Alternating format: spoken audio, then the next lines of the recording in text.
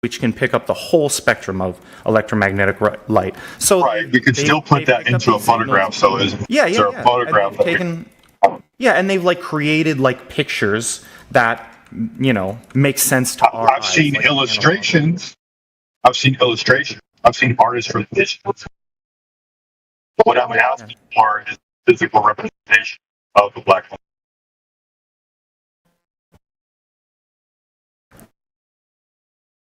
Yeah, but that's what I'm saying. Like, no matter what you can build something based off the data, but it's a constructed image, right? You can't take a photograph of I can create anything off of data, man. Come on, I can create an equation and demonstrate how 1 plus 1 equals 3. I mean, not one that's logically consistent with the logical axioms that we rely on in mathematics. I'll show you. I'll show you a video. Nah, it's going to be silly. It's going to use some abstruse logical leap that's not supported. Like it'll use infinity in a way that's not mathematically supported to try and do some little numerical games. You can do all kinds of fun games like that. The point of science is to build models again that can both describe accurately and predict the real world that we see. So it's not that they're perfectly fallible for all time. It's that we can get real, actionable, reasonable results out of them. We can get predictions. You can make any math equation stick.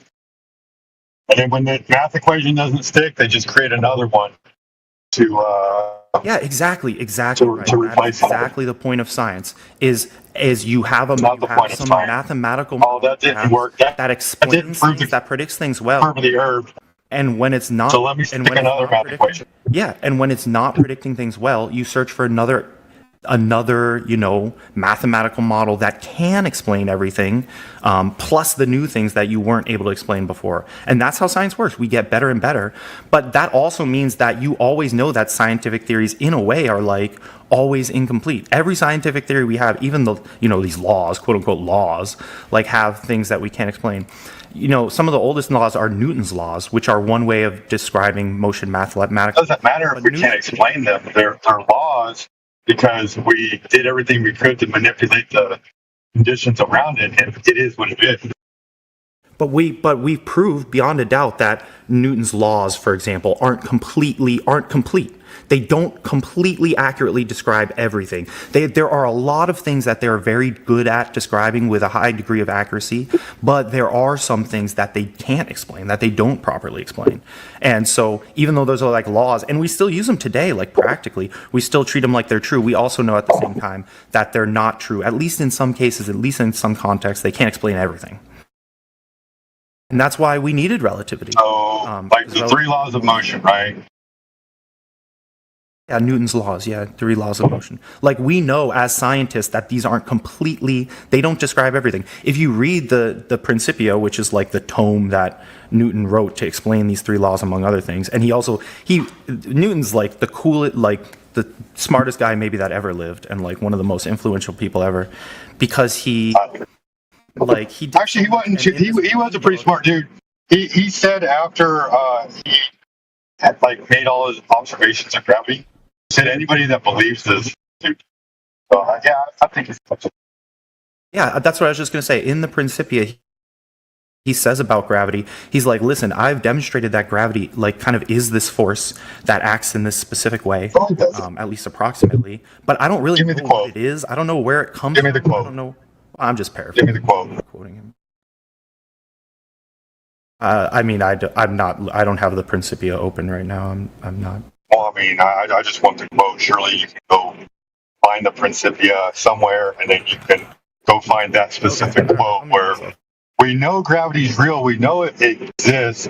We understand it. We can calculate it. We can do math with it. Go ahead and give me that quote.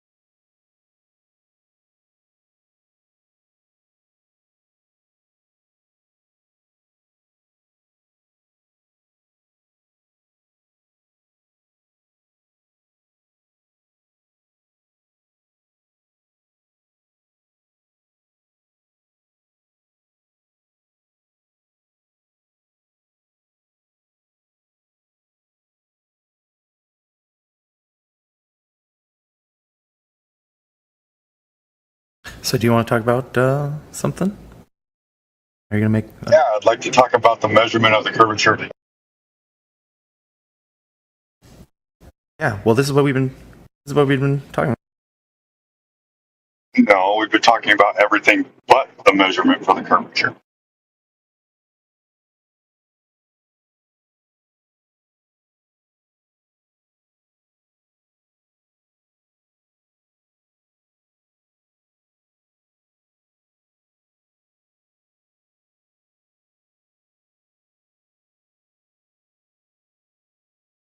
And somehow that will prove the curvature of the. Yeah, well, you don't really need the most sophisticated equation. You don't need relativity to explain the curvature of the Earth. But we were talking about like the reason light, bends through, different states of matter, and you do kind of have to start getting into relativity, or at least electromagnetism, to understand. Well, you don't need relativity to explain refraction.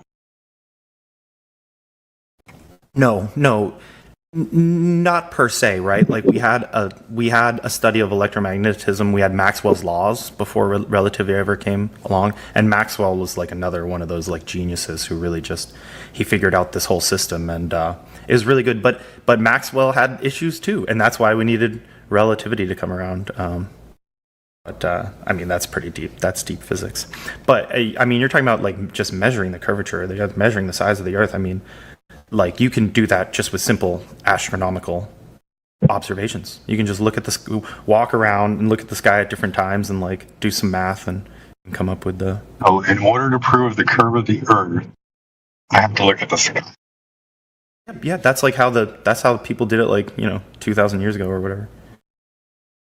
So, what am I looking at in the sky that proves the curve of the Earth?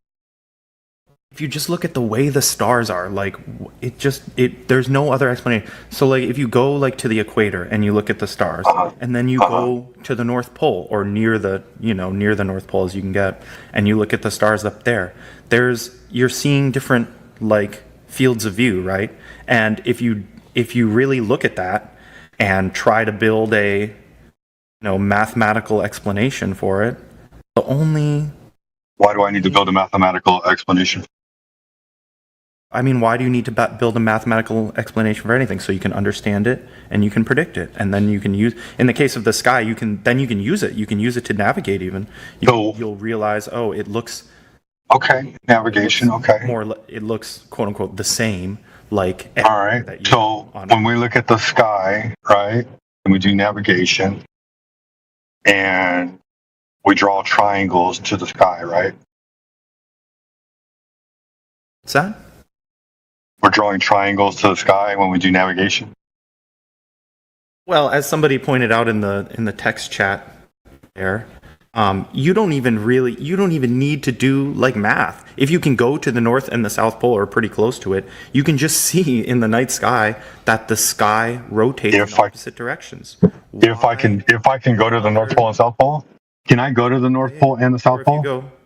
You don't have to go, because you can just go north or south of the hemisphere. That's actually enough to see it. No, I want to go to the North and South Pole. I don't want to be just limited to just my local location. So what else can we do to demonstrate the curve of the Earth? Like I said, that's really the simplest way. Like you do realize, like, if I'm in Santa Barbara and I look north, the sky will appear to rotate counterclockwise. And also from Santa Barbara, if I look south, the sky will appear to rotate clockwise. I don't understand. Whether you look north or south, the sky is rotating the same way, right? Right. No, I agree. The sky is moving east to west. Clock, and no matter how many times you turn the clock around, no matter how many different angles you look at the clock from, it's always going. The hands are always going clockwise, right? So that's just what you're saying is just not true. Hey, bro, you're from Santa Barbara. I'm not moving Polaris to the south. You're from Santa Barbara? I'm sorry, I don't know what you mean. No. Oh, you're saying that when you rotate, the sky appears to rotate counterclockwise? No. When I look up at Polaris, right? Like you say, when you look at a clock, the clock's always going to move clockwise no matter which direction you face the clock, right? So if I put the clock, and instead of the clock I have Polaris, Now Polaris is going to rotate counterclockwise, right? But I can't take Polaris and move it to the South Pole, right? No, Flatterday, I'm not from Santa Sorry, Barbara. I mean, what you can move is your own perspective on this. That's why I was using the clock. I know, but I'm not moving the there's a face of the clock on the clock. floor. I have two Sure, different sure. clocks And so okay, in two different directions. I'll give you another example, okay? No. If I have a please, clock- I can explain if- it. Please, Bert, I can explain it. Listen, dude. I'm gonna explain it Just to asked me you. a question. Now you're not going to let me respond. I didn't ask you a I question. understood it in the terms you asked. and I didn't now ask can you a explain it question. in the terms you presented. I didn't ask you a question. Let me explain to you what's going on. If you're standing in a room, right? Forget about whether it's flat or curved or whatever, and you put a clock on the north wall and you put a clock on the south wall, and they're both moving clockwise. If you look at the clock on the north wall, it's going to move clockwise, and if you look at the clock on the south wall, it's going to move clockwise. It doesn't look like that in the sky when you look out into the sky. Looking south, it's going to move clockwise. Looking north, it's going to move counterclockwise. That's the way the sky moves because the sky is moving east to west. Now, if you wanted to make a similar observation of the clocks, you could put the clock that's on the north wall moving counterclockwise and the clock on the south wall moving clockwise, and they both would be moving in the same direction if you were to look at them. They would both be moving from east to west. Okay, so just to try and make this clock analogy work, let's assume the clock is not, on the wall. I know that makes sense for humans for a clock, but we're talking about. Well, it's the only way you can hang a clock, right? Well, you could just put the clock on the ground, say. Let's say the clock is just lying on the ground and you're not moving it at all. It's like embedded into the ground. No matter, you can walk around the clock. You can change your own perspective, right? Which is what you're doing Right. when you're changing from pointing north to pointing south. You're not changing the stars. You're changing your own perspective. So in this analogy, the clock is on the ground. You're not changing the clock. You're just changing your perspective. And no matter what, I'll give you an example of why you're wrong. look at it from, the clock is still going to be moving counterclockwise. I'll give you an example of why you're wrong. Clockwise. Okay? That clock is supposed to represent Polaris, right? No, the clock represents the entire night sky. The whole thing is rotating, and it's the whole thing. So, I mean, it's not even rotating, really. It's us rotating. It's the globe rotating. so if that's But the it case, then why appears from do I, that's when I look true. south, it rotates in the opposite direction? I don't understand what you mean. It doesn't. You know that What you can direction does the only sky see- turn in the south? There's only certain constellations visible from each north and south side of the Earth, which also proves the curvature. No, it doesn't. It just means you're under a different part of the sky. You have limitations to your vision. You can track the sky while you boat from north to south pole, and you can see how this works. And yeah, Again, you have limitations of your I know vision. that's what like flat earthers say is like limitations to your vision, but it doesn't make sense because even if you accept that, it doesn't explain the movement. It doesn't explain why when you're on the North Pole and you look into the North sky, you see it rotating one way, and then when Which way does it rotate? you're in the southern hemisphere and you look into the South sky, it rotates the other way, right? Why would it rotate the other way then? Because you're on the opposite. I thought the sky rotates the same way. No, the sky, I mean, really, the sky, quote unquote, the sky is just the solar objects. And solar objects are moving, but relatively speaking, they're the same, right? The constellations. It's not solar, it's celestial, but whatever. Yeah, sure. You're right. It's not solar. It's the whole galaxy and the universe, which we can. So why does it, you just got done telling me that the sky turns the same way no matter where you are. So why does the sky turn the other way? So when I say turn, Rotate, quote unquote, whatever. turns, it looks from our perspective as if it's rotating. But when you think about what that really means, you realize that the only explanation that's consistent is that the Earth itself is round and that it itself is rotating relative. That's begging the question. I asked you why, when I'm under Polaris, does the sky rotate counterclockwise, and when I'm under the celestial South Pole, the sky rotates clockwise. I just told you that no matter where you are on Earth, if you look north, the sky will appear to rotate counterclockwise. And no matter where you are on Earth, if you look south, it will appear to rotate clockwise. You don't have to go to the South Pole to see the southern sky rotation. All you got to do is look south. I mean, it all depends on where you are, because No, it doesn't. yeah, All you got to do is turn around and face the other way, location of and the sky. does matter. Okay, I'll give you another example then, okay? You're looking north, the sky moves from east to west, right?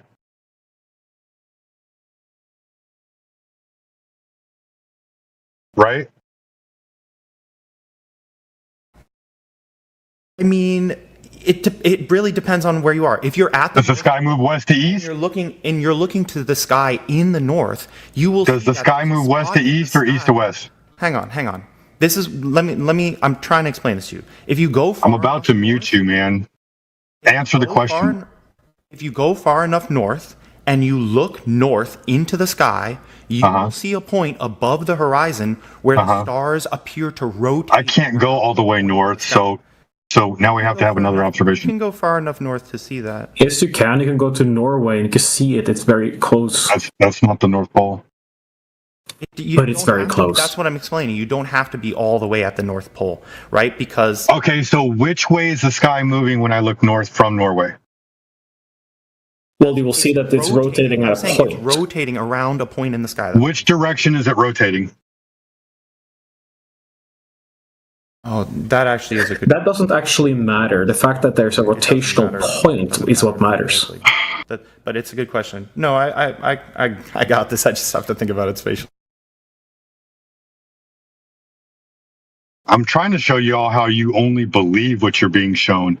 You have no I've idea literally what seen you're it talking with my about. own eyes. You could just go to Norway. We've probably never been that far north. Okay, so which direction is it rotating then if you've seen it with your own eyes? Clockwise in north. It doesn't matter what you're looking for. It's a Counterclockwise, rotational okay. point. It's counterclockwise. Okay, it's counterclockwise in Norway. You know what? Ask ChatGPT for all I give a damn, okay? If I'm standing at the equator and I look north, which way is the sky rotating?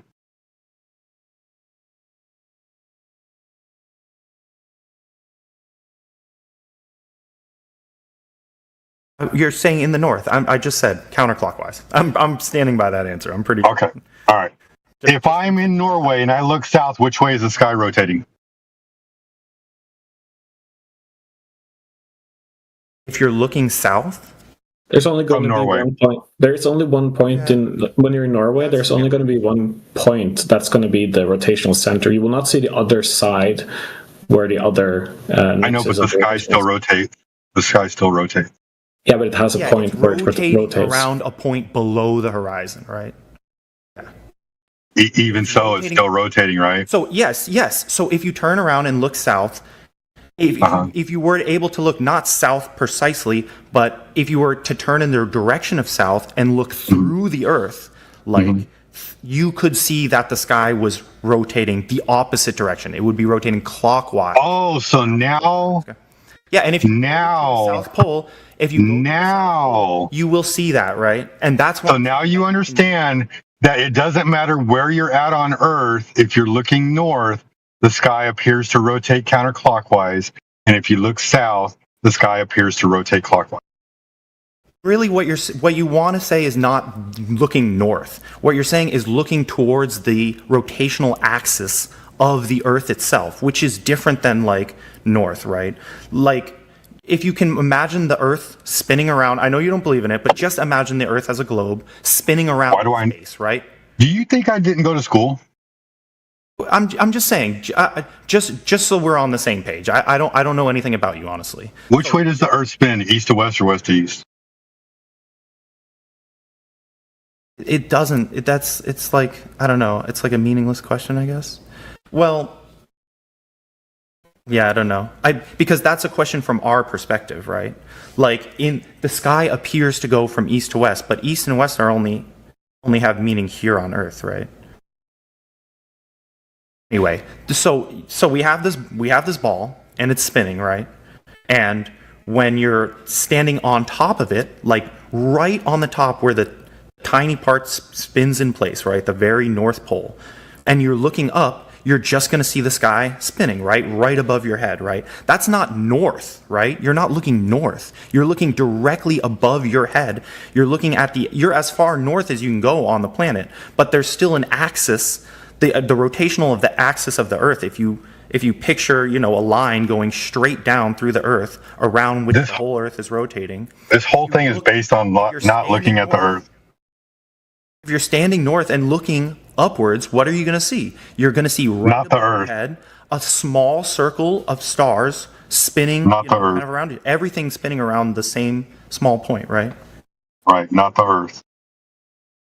You're saying that's not the Earth. What I'm saying is this model that I've just given you, this conceptual model, which you can just think through in your head. You don't need to do any math. How big is the Earth on your model? Understand that?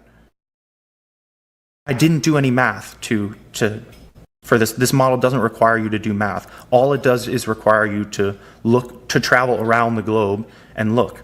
So now let's say I can't make it to the North Pole, right? Let's say I can just make it to a spot that's like, well, where Norway is on the globe. Not right close to the North Pole, but I'm still close enough that I can see where that axis, that rotational axis, that invisible line In the sky. speared In the planet sky. with, I can see the point where it points to in the sky. And so In I the can sky. still So you're not looking at the Earth, right?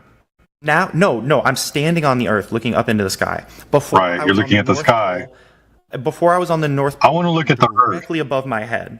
Now I'm in Norway and I'm looking kind of more off at an angle. So instead Look, of I was a nerd above for my head, space and the solar system and the heliocentric model and galaxies and all that stuff when I was your age. I was a huge nerd for it, right? So I know how everything works in the universe according to your paradigm, but I really want to stop having my imagination sucked out of the back of my brain where I'm imagining myself from a God's eye view of the entire galaxy. All I want to do is focus on the surface of the Earth. the Earth is bigger than you are, right? So you're going to have to imagine something How big is the you Earth? can see. Well, we can agree that the Earth is bigger than what you can see at any one time, right? Like you can't. Do you agree with that? You feel that you and I, who are just crawling around here on the surface. just of the wanna know how we big the can't Earth is. see- We can't see everything that's out there, right? We can agree on that at least, right? Yeah, I can't see the entirety of the universe or the entirety of the Earth, even for that matter. Sure. Right? So I can't see all the way to Russia from the United States. Right. So no matter what, right? No matter what, if we're trying to explain what the Earth is, if we're trying to have like a mental model of what is the Earth, what does it look like, what is it shaped like, ultimately we're going to have some model that kind of supersedes what we can actually. No, we can't have a model unless we know the dimensions of what we're dealing with. Image, right? No, I need a dimension. I need measurements, bro. Well, Hey, according to this guy, it doesn't have to be a paste. I'm talking now. Yeah, I'm talking. According to you, it doesn't even have to be a ball. As long as we can stand on it and look and see things spinning in the sky, we could be on a cube then, according to you. But how would it make sense? I mean, How would it make sense? Because Earth is measured flat. It's not measured curved. If it was measured curved, I would give you a ball. But since it's not measured curved, we can't give you a ball rotating in space. How's that? Got it? We can measure the curvature of the Earth. So, I mean, How big is the Earth? Sheepdog, you were just saying to me that I used to be so heliocentric, and I've gone through school and known. Yeah, how big is the Earth? Question you even need me to answer then? Because this is the whole crux of the situation. Has an answer to this question. Here's the problem. Okay, I'm gonna walk you down some logic, right? If the Earth is not the size they say it is, if it's bigger or smaller than what they say it is, does that change the distance to the moon, the sun, the planets, what the location of where the satellites are up in the sky? Does that change anything? If the size of the Earth is not, if does that change the appearance of the celestial bodies? That's an interesting. No, not the appearance, the location. The location of the celestial bodies? Correct. But the location, The distance. from our perspective, right? Where we The sit in distance. the sky, you're saying. No, the distance. If they tell me the moon is 238,000 miles away, based off of a Earth with a circumference of 24,901 miles, we would infer and know that the moon is that distance because it has to do the hell is the name of that? It has to do what is it called when two circles are equidistant?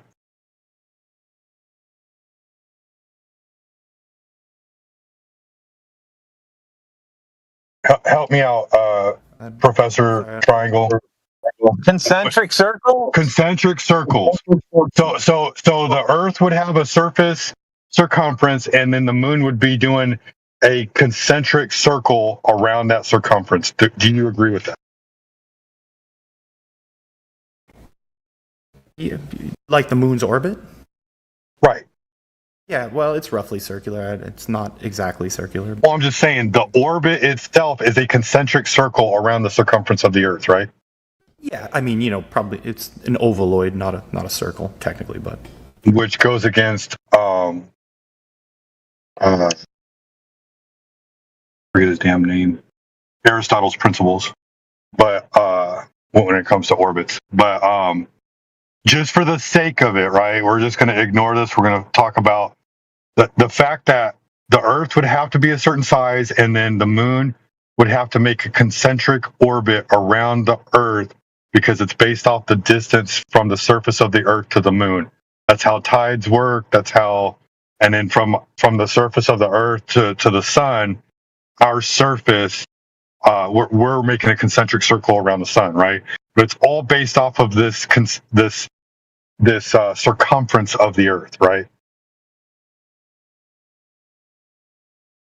like our calculation for how big the moon is and how far away from it is. Well, I mean, the orbit would have to be that location because it's making a concentric circle around it, right? Like we launch satellites up and they go in orbit around the surface of the Earth.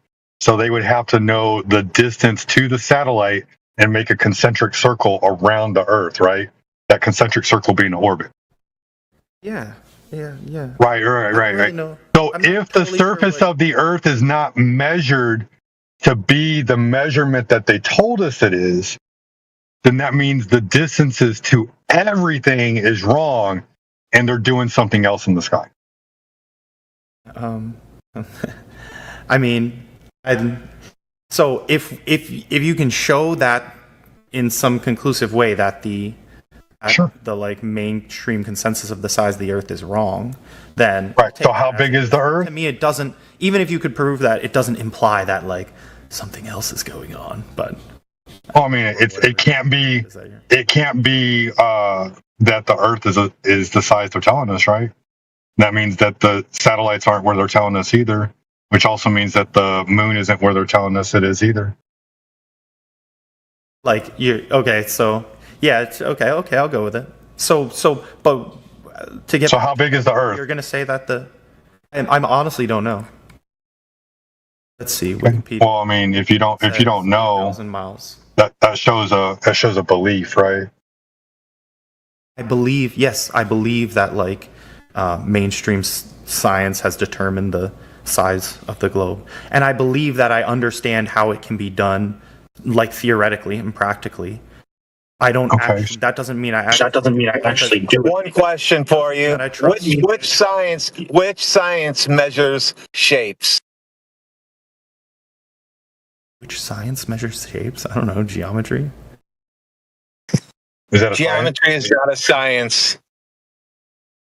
I'm not sure what. Well, you're the one who claimed the science measured the Earth, and so you're wrong. Well, and you're Okay. and you're right. So Geometry how does big measure is the shapes, Earth, but then? it's not science. So how big is the Earth then? It are you saying has a radius of 3,959 miles on average, and it's got a circumference at the equator of 24,901 miles. But what we're saying is that science does not measure spheres. What measures spheres is geometry, right? I mean, in my view, geometry is science, but I thought geometry was math. math is science to me. Yeah. Math is not science. Math is math, and science is science. Okay. Words mean whatever they say they mean, I guess. Science. Somewhere with this point. Science has to do with studying the physical and natural world, right? Like if you science something, then you basically you account for all the phenomenon I've never that's occurring in the experiment, and then you show cause and effect relationship in the experiment, correct?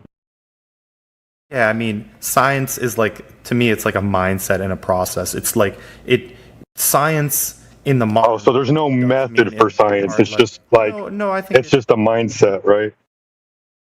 Well, no, I mean it's both at the same time. I think it is like I don't. So I consider myself, because I study the way I cut my grass in straight lines. Scientific method. I'm a grass cutting scientist. Scientific mindset. Yeah, I'm a grass. In the world. Yes, I'm a grass cutting scientist, because when I cut my grass, I want it to be fucking straight lines, right? So I'm a grass cutting scientist.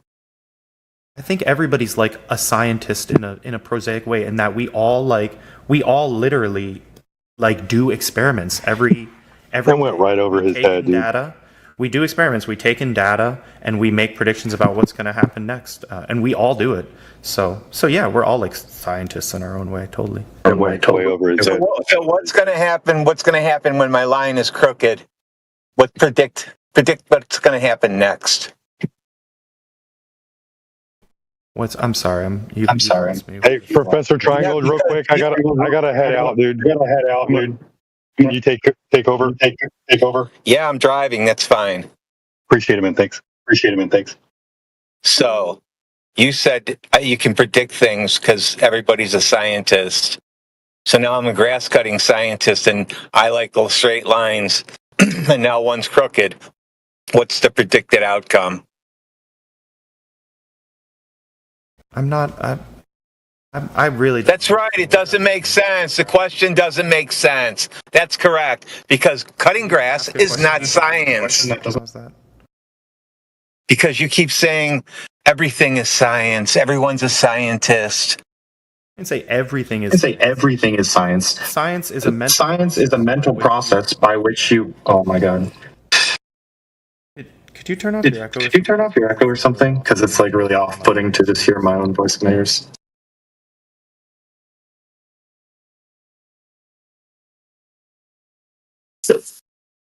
I told you I was driving. Yeah. I don't hear your echo. I'm sorry. It's. Yeah, because I'm wearing headphones. Yeah, because I'm wearing headphones.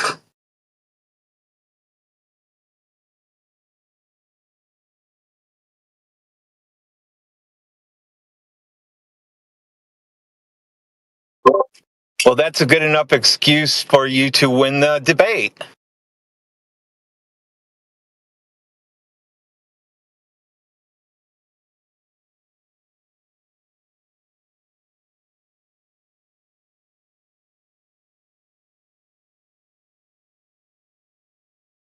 Sorry, man. I'm not trying to excuse anything. I literally can't talk when I'm hearing my own voice come in with like a 2-second delay. It literally makes it impossible for me to concentrate.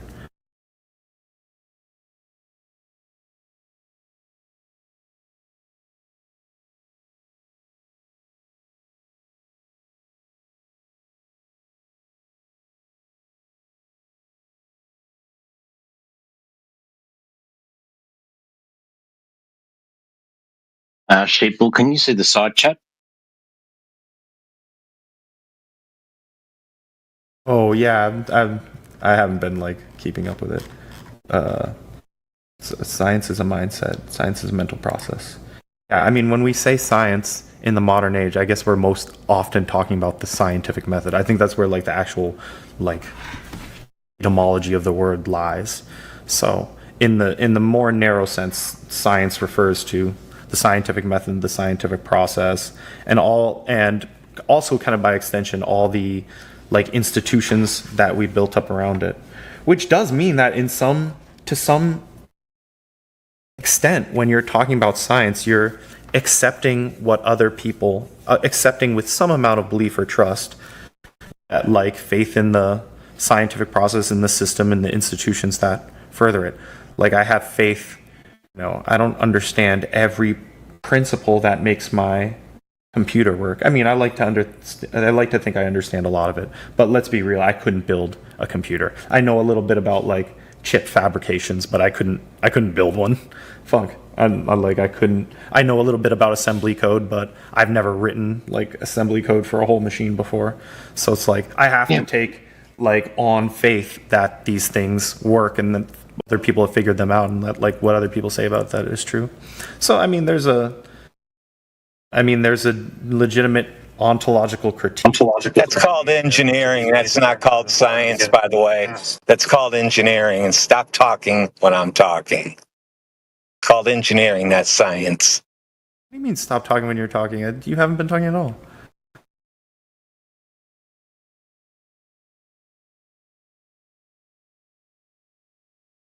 I mean, engineering is an outgrowth of science. We wouldn't be able to engineer fancy computers if we didn't first do all the science that enabled it. Like, we wouldn't have computers if we didn't have, the metals, the various precious and rare metals that make up the chipsets in there. Like, if we hadn't thoroughly done science on silicon and boron and all the other things that go into making chips, we wouldn't know what properties they have. That's incorrect. That's incorrect. Computers were made by wood hundreds and hundreds of years ago, and it would crank the handle to get the answers. So you didn't need metals hundreds of years ago. He's talking about digital computers. Sure, I'm talking about like modern computers, bro. I mean, you're right, but you're only really making a semantic point. Sure, you could say computers. Computer doesn't necessarily mean an electrical device with chips in it, but that's what I'm talking about. The devices that we all use and know as computers. Like, we had to do science to get to that. Surely you'd agree with that. Well, I don't know, maybe. He also had to develop the mathematics to do these calculations, like binary arithmetic and all that. What science do I need? Yeah, and I'm including that. Do everything. I'm including that in science. Like the Arabs, they came up with decimal notation. They weren't calling anything science. They were speaking a whole different language. The word science didn't exist. But in my, historical view, they were doing science. They were building a system that allows you to describe and predict things in the real world. That's what it's all about. So doing math is not science. And just because you want it to be that way doesn't mean the earth is a ball now. Okay. I mean, you're not really making any kind of argument. That doesn't make any sense, man. Like, mathematics and science is completely connected. Incorrect.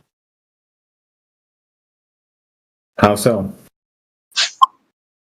Form a hypothesis with a mathematical equation.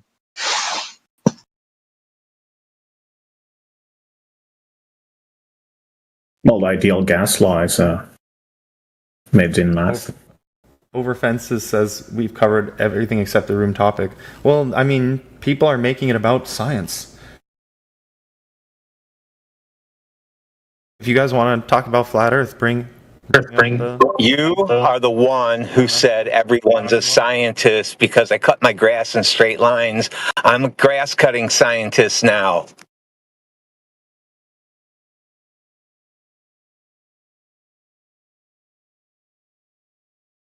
Oh, okay. I mean, that's not what I said, but come on, you can do better than that, surely.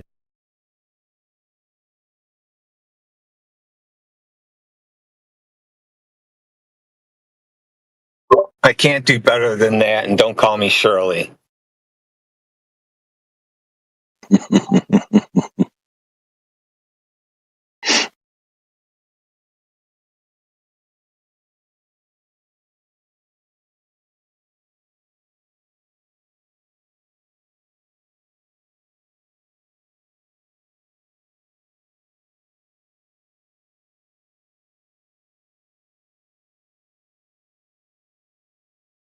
Geometry is a part of science because geometry is a part of mathematics, which is a part of science.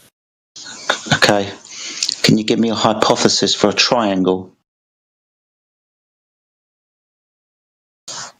Well, you can define a triangle in... Yeah, hypotenuse. No, hypothesis. Define a triangle. Yeah, that will be us giving it its identity and its constituent parts. Will be identifying it. Natural science and the scientific method doesn't identify things apart from the causes of phenomena. So, do you want to give me a hypothesis for a triangle? Well, the way you construct a triangle is to start with points, or vertices, as it's called, and then you connect the lines, and then you create a plane between the lines. Or you can define a triangle by angles. That's also the way that's conformal geometry. Okay. So is that the independent or dependent variable? Come on, what does this have to do with flat Earth? Are we really going to talk about flat Earth or not?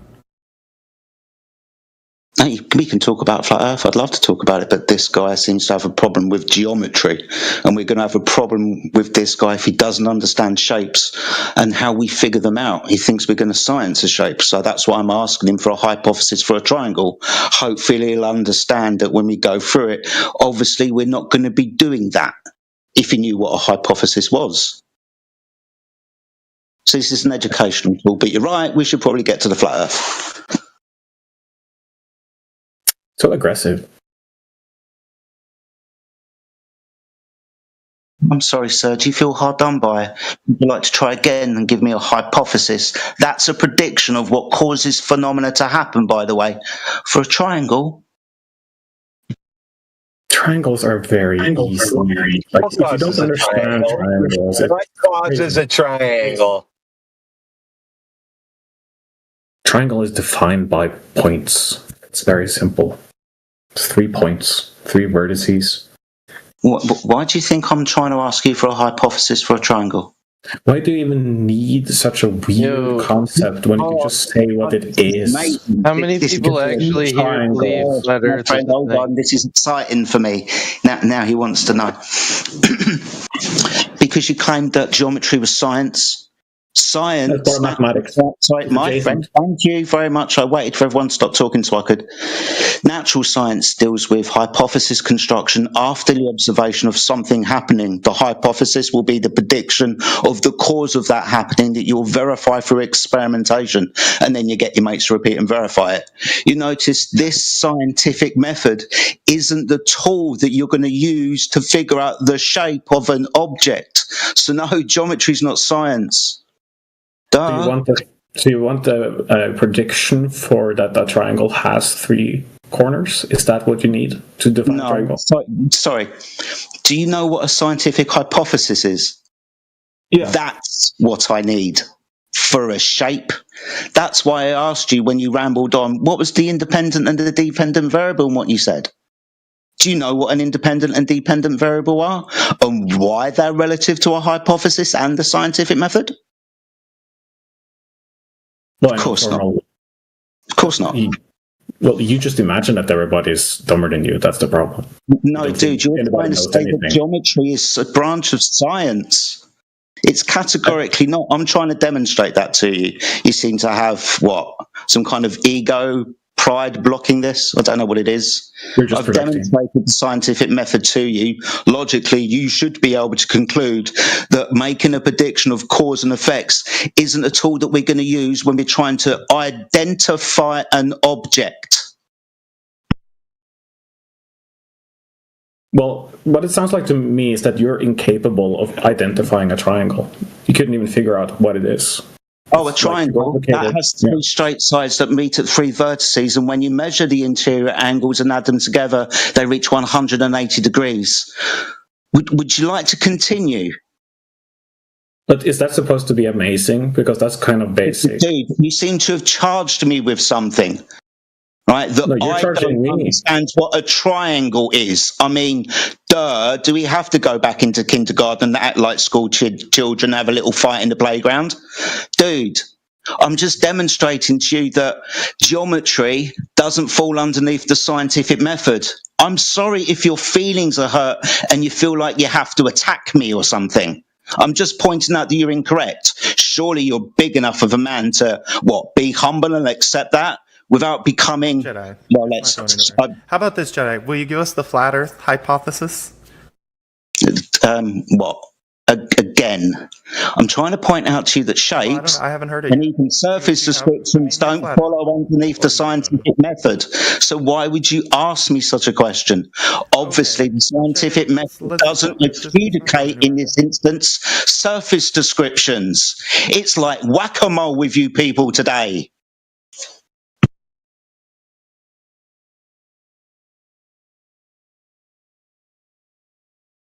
We're going to find out if he knows what a triangle is in a minute. I just walked in the door.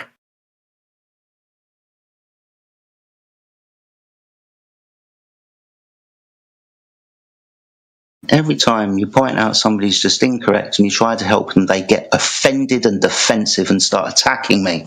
It's weird. You're just wrong. Just accept it. You know that geometry is defined mathematically, like a triangle. The way that you talk about angles is numbers, so it's all connected.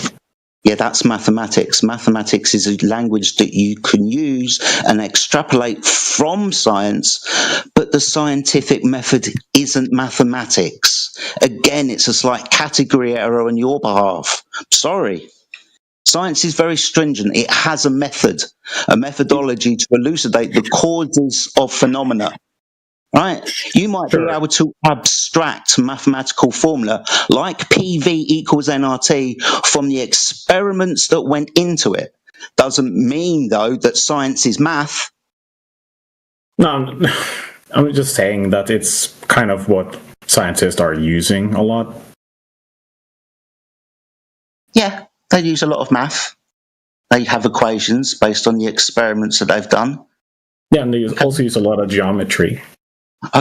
Really? Scientists, when they're doing the scientific method, use a lot of geometry, do they? Yeah. What? Like what? Help me.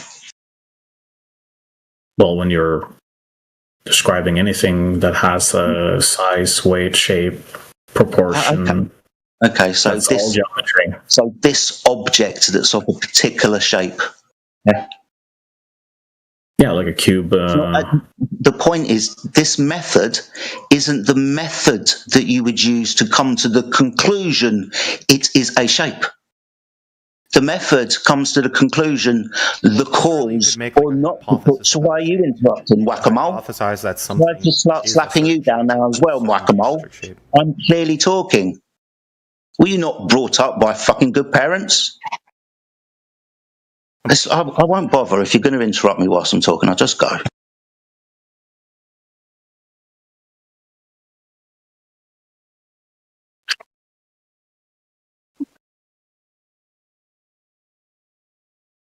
I think you'd like to insult people more than you like to talk about things, to be honest. I don't think people are as angry as you are. You're insulting, you're shouting people, telling them to shut the fuck up. It's kind of like you're trying to... Is that a dialogue? Is that good behavior? Did your parents teach you to curse that much? Why? Dude, you're insulting our intelligence by saying that you can science a shape. Okay? I mean, we can agree that like math and geometry, while not like part of, well, not, you know, defined by the scientific method itself, are part of the process of doing science. Like I get what you're saying, Jedi, is that can be hypothesis, dependent and independent variables. These are important parts of the formal process of science. But surely that's you right. agree that things like math and geometry, even though they aren't hypotheses in and of themselves, are an integral part of doing science. Right? They can. No. These are things that we take for granted, right? We take for granted that a triangle is what it is, and we can describe things. For example, like just look at any subject, astronomy, right? You're asking how does like geometry like apply to science? How do they use geometry in science? You know, you can make predictions about the geometric structure of celestial objects. You can say, my hypothesis is that the moon is X, Y, and Z a size, right? No, you can't. You keep monologuing, dude. Okay, they can be used in science, but they're not integral parts. They could be using them. They don't have to be used at all. Ah, yes. You can hear me just fine now, right? No echo. No echo. Yeah, I'm not hearing any echo. Thank you, Triangle.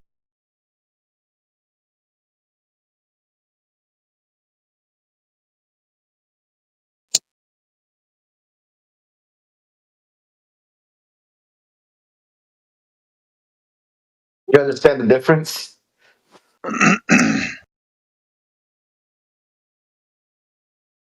Wait, what's that? They're not integral parts of science. They can be used in science. Don't have to be used in science.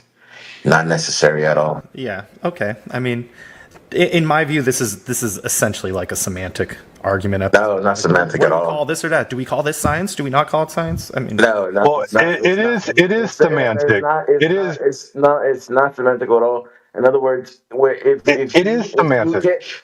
if you have just that semantical means definitional, and That's it. right. But we're defining two categories. If we can't use semantics and we can't come to an agreement on terms, then we're talking past each other, and there's no point in continuing the conversation. I'm not saying we can't use semantics, but no, I agree. Saying, but the only point is to come. Oh my God! Did I finish speaking, dude? Sorry. Yeah. So in germ theory, there's no mathematics at all.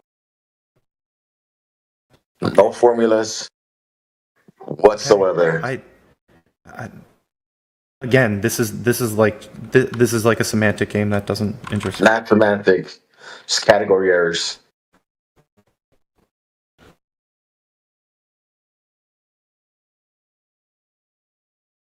Like if you're going to base your conversation on your feelings, then we can't have a conversation because the words are going to mean whatever you want them to mean when you want them to mean it. I mean, we decide on what words mean. We decide on it collectively. Fine. We're going to decide on what a triangle means here in a second. So go ahead and look in chat and answer that NASA IQ test question.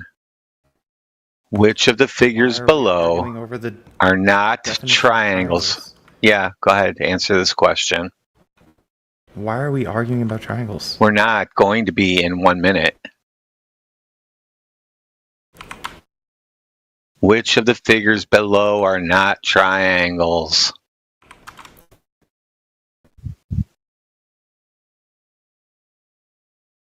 Are you talking to me? Seriously? Yes. Bro, I'm not going to engage you like this. I'm not interested in being quizzed. If you want, well, we're defining terms, sheeple. That's the point. We're defining terms, and we're trying to see if we can have common ground. If we can't have common ground, then there's no point in having a conversation. Dude, I got $10 so you can correctly define a triangle. Don't let me down, bro. Got $10 riding on this. I'm gonna DM you my. I'm gonna DM you my figures cash out. below are not triangles. At Sheeple, which of the figures below are not triangles?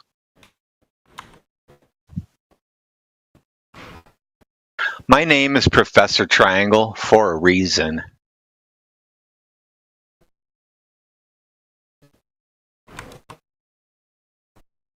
So you can't answer that question? No, I'm not going to answer that question. I thought I made that clear. Do you know what a circle is? I'm not interested in like being quizzed.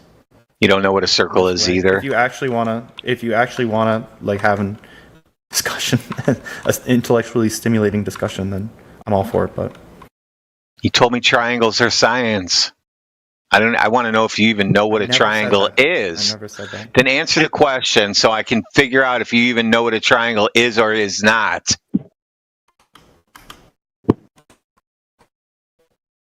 Trying to set some common ground here, dude. Is the shape of the Earth a philosophical question? I'm just curious.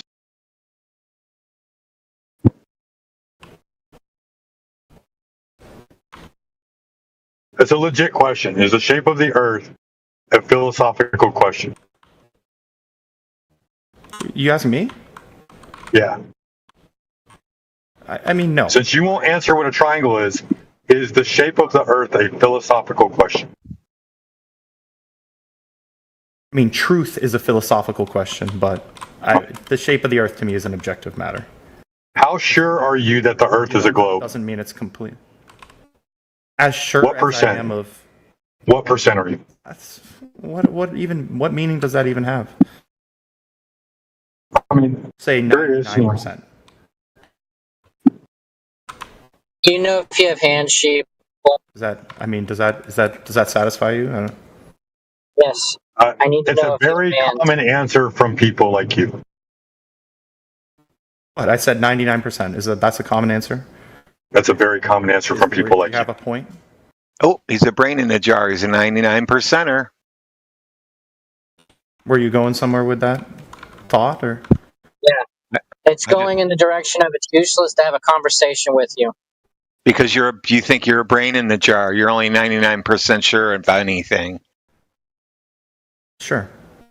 Yeah, I could be a brain in a jar. That's a possibility.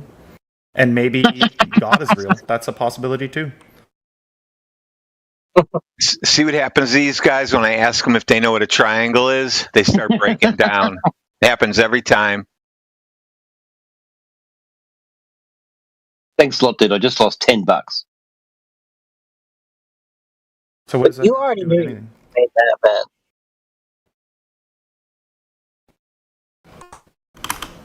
Yeah, but he lost $10, but he was getting 10 to 1 odds, so he would have made 100 if he could have answered the question.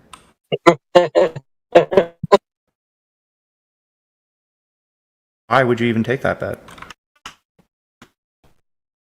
Dude, our odds are going to be for Globers like 250 to 1 soon.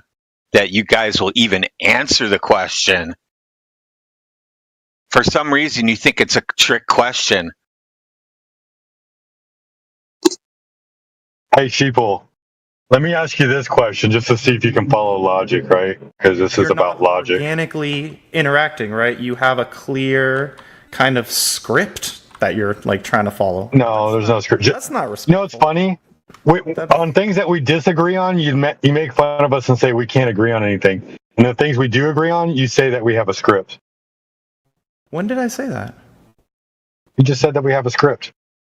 So let me ask you this. Agree on it. When did I say that we? I did say you had a script. No, not we. Flat earthers. So let me ask you this question, okay? This is a very logic question. You said we have a script. Yes. This is a very logic. I didn't say. This is a very logical question. Is flat. I know, right? If the surface of the Earth is not curving, then the surface of the Earth must be what? Sheeple. Black.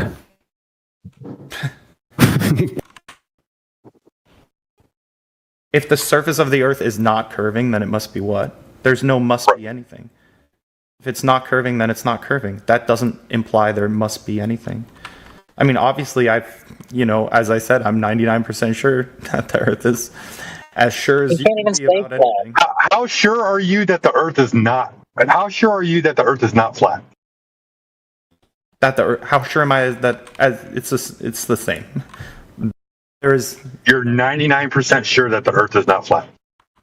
Yeah, the 1% only reflect, as somebody else put it, the sort of metaphysical uncertainty of all life and experience. What happened to the answer to the question of if it's not curving, then it is what? How did that not get answered? Because something could be more things than just curving or flat, which is the obvious answer that you want, right? It could be spiky.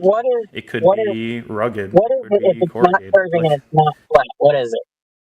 Give us the third option, It's not curving please. and it's not flat? Yeah, what is it?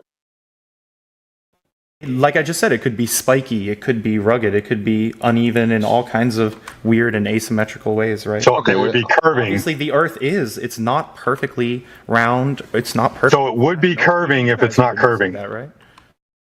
What's that? So it's spiky, uneven, wavy.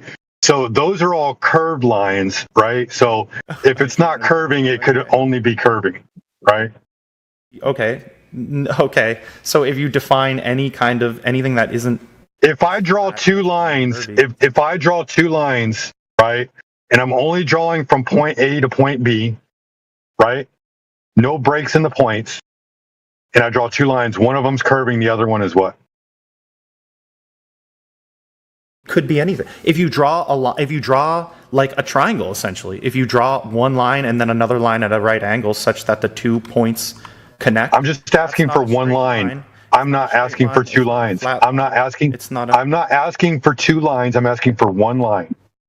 Even if you draw zigzag, right? Each zag and each zig is a single line. So if I have one line and it's not curving, what is it? It's clear the answer you want here is flat, right? Is there another option? Why can't you say it? Does it bother you that much to say the word flat now? Are you so like in reality? You're like going down the street with people, and there's a lake. Look how flat the lake is, and you're going to be like, "That's not actually flat. That's there's just a tiny curve to that thing, just a little tiny curve, but you can't. It's rigid. It's got ripples in it. It's not flat." Yeah, so I don't know what you're trying to get at with this argumentation. So if a line, if we're defining a line as something that A is not curvy and B does not have any angles or breaks or anything in it, then yes, it's a straight line in normal Euclidean geometry. Then yeah, that's a straight. I would say it's a straight line. I guess you could say it's flat. Flat to me, well, you know. I would for me straight line. Well, flat is a lack of curvature, right? See, that's important to your argument. Flat is a lack of curvature, right? Yeah, generally in 3D objects, though I would say not in. I mean, it can depend on the context. Just so I know your feeling on, just so I know your feeling on it. Like, is a vertical? Because if like the ground, when I go up a mountain, right? It's not I wouldn't really call that a curve, but it's also not flat, right?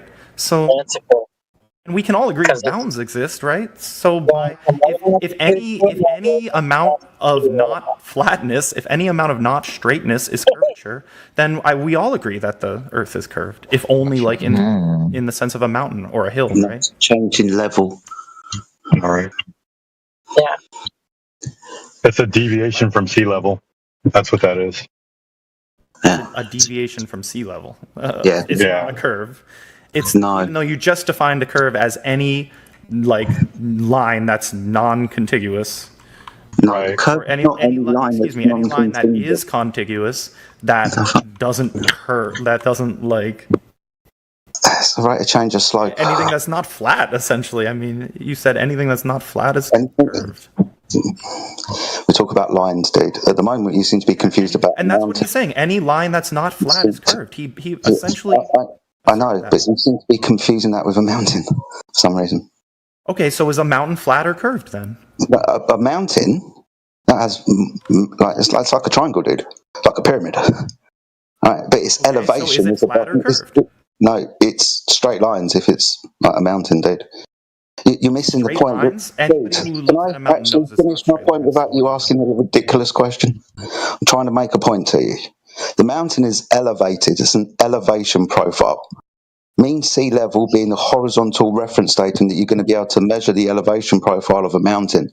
The mountain's got jagged edges, dude. It's not curvature, right? And the level itself isn't curved. It's just a change of level from one to another. Sea level, the height of the level of the mountain, or the level of the seafloor, or any valley or anything else that you want to describe is going to be an elevation profile taken from the horizontal reference datum of 0. That's mean sea level. Are you confused? So to the other commenter who I was talking to, is the mountain flat or curved? Mountain? Is it flat? I wasn't talking to you. I was talking to the other person. I know. It seems like you're confused with your own question. Can't you answer that? You can curve solid objects, yes. I'm not the one who's saying it's either flat or curved, right? You can curve solid objects, yes. So the mountain is curved, is what you're saying. It can be curved, yes. And the mountain is part of the Earth. Right. What about the water? So the Earth is curved. What about the water? What about the water? Earth is 70% water, dude. What about the water? The mountains. So when you Earth is 70% water. Fuck the mountains. So here's the thing, okay? We'll get you back to you, Professor Triangle. I'm going to say this, all right? So the elevation of the mountain, right? The amount that it's above the earth, it's all based off of sea level, right? Every elevation profile, as Jedi was saying, is based off of sea level. So what we're trying to do is find out what part of Earth could be flat, if any. And what could be flat would be the part that's level, right? Because you have to have a base point to base everything else off of, right? Okay, sure. But then, at least by the terms presented, the Earth is curved, right? The dirt is curved. The dirt is curved. Level is flat. The dirt is curved. Hold on. Okay, so hold on. The dirt is curved. Okay, the dirt is curved. So if I fill up a cup of water, is the surface of that water flat or curved? It depends. How? I mean, well, think about it. If you have, let's say it is perfectly flat to start, and then let's say you leave another drop of water, you splash a drop of water right into the middle, you're going to see ripples, right? And those are curves, okay. So clear curves. Water at rest is flat, right, on the surface. Yeah, sure. I mean, there's no water at rest because there's always Brownian motion, but sure, we'll say water at rest is flat. I'll take that, whatever. There's a mean level, right? There's a mean. Oh, that's even better. Sure, there's a mean level. Yeah, that's even better. Right. I like average of levels. Awesome. There's an average of level. Good. You could agree, like, to if we're going to measure something to be higher or lower than something else, like to see if there's a change in elevation, you're going to measure that from a straight line reference, I would think, right? To then say the mountain is this high or this low, or the water ripples this high or this low in reference to a straight line. What would you use? Yeah. What would you use to? Yeah, exactly. What would you use to implement a straight line? To implement or to measure a straight line? No, you would have to introduce a straight line to make your measurements from. So what would you use as a straight line reference in reality? Like with modern technology, we have like surveying, it's a whole discipline, and they have like specialized tools for that. They have this thing, it's like a tripod and like a little camera with like a, It's a receiver at distance that uses the mirror, works on the law of refraction. I do. Yeah, like I can give you like a walkthrough demonstration. Yeah, so there's a tool called that are pretty sophisticated at measuring. Well, one of them is called an auto level. Like I can give you how that works, right? So like an auto level is a two-man operation, right? You have a measuring rod and you'll have the auto level. Auto level, you try to set it up so that it's perfectly vertical, and you look out horizontal, perpendicular to vertical. The other guy, he's going to have a measuring stick, sheeple, right? And say he has a measuring stick and he's on the land and he sights it. He just looks at it, right? The one guy's standing looking through the auto level, the other guy's holding a stick. Say it says 40 inches, right? And then he starts moving the stick away, right? Holding it vertically. He starts moving the stick away and it starts to read 41 inches, 42 inches, 43 inches. That would be a change in elevation from the straight line in the horizontal orientation. And then you'll be able to measure, survey the land to be going up and down in reference to that. That's the tools they use. Is that the tool you would use? I mean, I'm not an expert, right? I'm not a professional, but yeah, like I mean, that's what I'm saying. Yeah, use like modern professional tools. Well, I did ask you. I said, what would you use? And then you said you would use that one. That seems like a good one. If I was trying to like literally survey the land, yeah, but I mean, I don't do that. I'm not a surveyor, and I don't go about doing that. But what else can we use then to measure deviation from flat? That's what you use. Yeah. What else can we use to measure deviation from flat? If you don't know how to use it, what else can you use? What would I mean, I would use one of these tools. Like why? I don't understand. I don't understand what the question is. Okay, so using those tools as a direct line of sight observation, right? Well, part of it, yeah, but like I don't know. At least the levelers that I've just done like worked on some like amateur construction projects, and like the stuff we use, like we used a laser level, which part of an integral part of the function of it is gravity, right? You're relying on gravity for a laser. For the level, to get the level. I mean, that's the way. I mean, just if you're building. Why are you relying on gravity to get the level? If you are using like one of those yardsticks that has a little measuring bubble in it, then you are using gravity, by definition. So you're using water. Yeah, that stick that I was referencing, there's no water in it, just so you know. It's just water. I think it's like, some kind of like. Yeah, there was no water in it. It was just a stick with the little millimeter marks, just so you know. It's just a stick with millimeter marks on it. I'm not saying that you have to do it this way. I'm saying.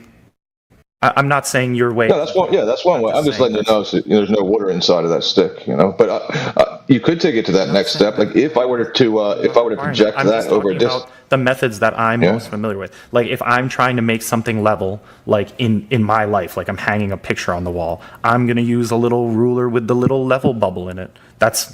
Yeah, I understand. Yeah. So I'm just now putting the two. Yeah, I'm putting the two together now. So now if I do what I get the auto level and I get the stick, right, where it's reading 40, say it's got 40 inches, it's reading it, and I walk away from that, and everywhere where it measured 40, millimeters, I make a mark, right, and then I build a platform where everything lies upon that straight line, right. I just say, okay, well, it's 40, 40, 40. I'm going to make a mark, and I'm going to construct like a concrete pool along that mark. Now I just build up, say 3-inch walls on either side of it, extend that straight line. If I fill it with water, right, that straight line that I made, will the water flow, or will it just remain still? So you use like you just use your simple auto leveler to build like basically a basin. Like I don't know. It's a straight line, and then everywhere I mark that straight line, like I mark it on a wall or something. Now I build a little basin, and I fill it with water. Yeah. Would the water remain parallel, like the surface of the water? Would that remain parallel to the platform that I built? Yeah, roughly, yeah. There we go. I mean, there's factors in the mix. There's like roughly tension. It'll bulge a little bit. Like if you fill a glass all the way to the top, to the very top, you'll see that there's a point where first the water is like, it looks very level, it looks very flush, but you can put a little more liquid in it, and the water will kind of rise above the edge of the glass. But so what kind of surface tension happens over 540 trillion cubic gallons of water? Well, surface tension is like between the molecules, so I don't think it really matters the overall volume of a body of water to like. I mean, the surface tension. When you slap your hand, like in the water in the pool, it's you feel that slap, right? That's the surface tension. And when you slap the ocean, you feel the same slap, right? It's not like there's not more surface tension just because the ocean is 20,000 times as big. So I can pour water on a ball, like a basketball, and then surface tension will keep the water on the ball? No, it's not surface tension that's keeping the... Sorry, I just mentioned surface tension because that's something that affects like the shape of the water, like whether it's flat or not. Oh, that's because of air pressure. That's because of air pressure. Is because of gravity, not because of surface tension. Nope. I took a basketball and actually poured water on a basketball, and I put it in a vacuum chamber, and when I pulled the vacuum on it, the basketball got bigger, and the water evaporated. Yeah, that's obvious. I mean, so water doesn't stick to a ball. If you put water on the basketball, it actually will probably stick to it to some. Water on a molecular level is kind of like gluey. It's kind of sticky. So it's nothing to do with gravity. It is sticky. I tell people that all the time. No. It's very sticky. The reason water sticks to the earth is because of gravity. Surface tension is an important dynamic of water, but it's not the reason that like water sticks. Oh, that's caused by air pressure pressing on water. I mean, why is the air pressing downwards? Because of gravity. Don't ask the question. No, the reason why the air is water's being pressed down by the air because we're in a container, and that's how we got 14.7 psi at sea level of air pressure. It doesn't go up or down, maybe a little tiny bit, but that's it. It's because of gravity. It's because gravity is pulling all of the air towards the center. I've never been able to feel wind going past me, going downward.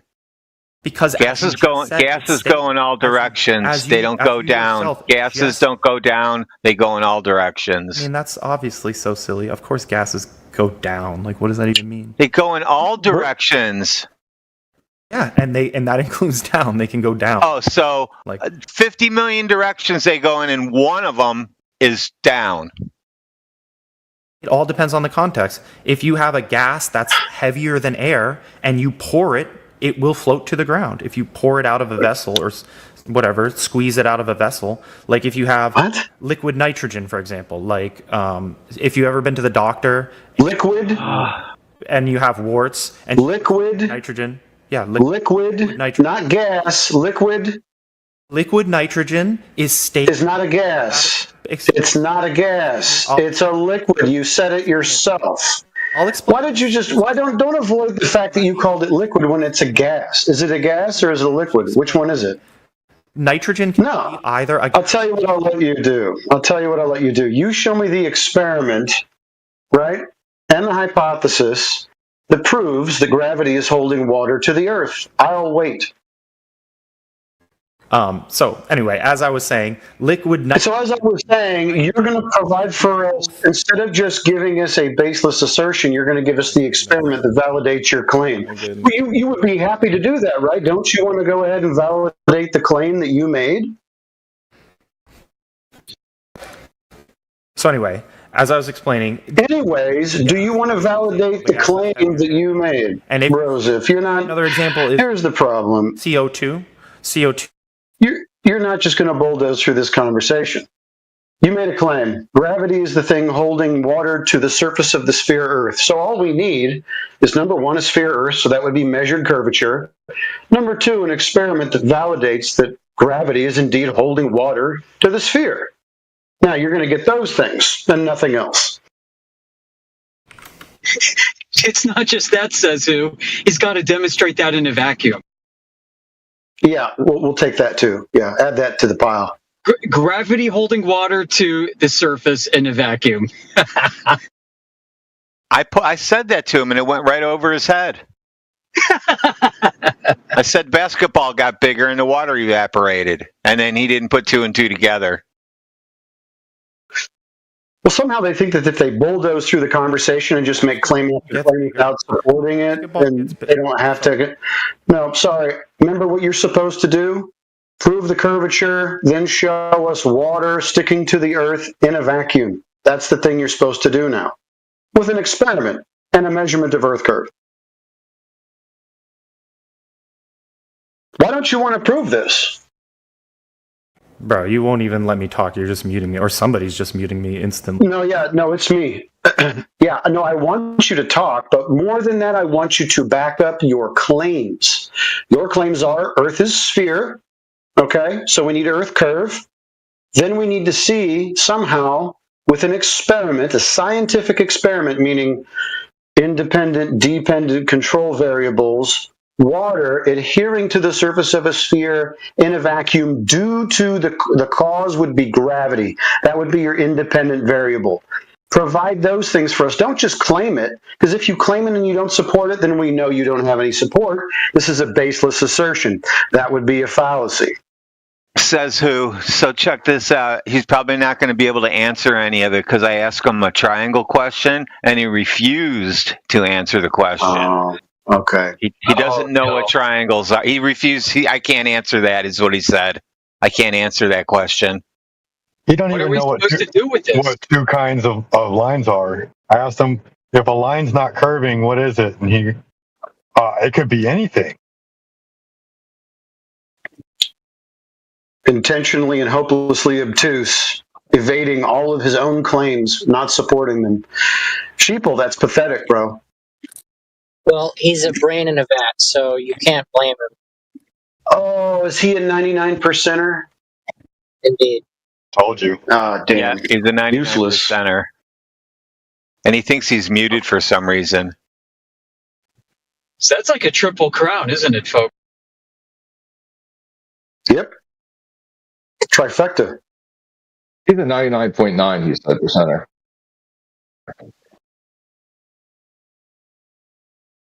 Aren't trifectas 200 to 1 odds? I think so. He's got the 0.9. Well, that 0.1% has jacked him all up. Here's the funny thing, right? He's 99% sure that the Earth is a globe, and the 1% is not that the Earth is flat. And he thinks he's muted right now. That's crazy. He's muted himself.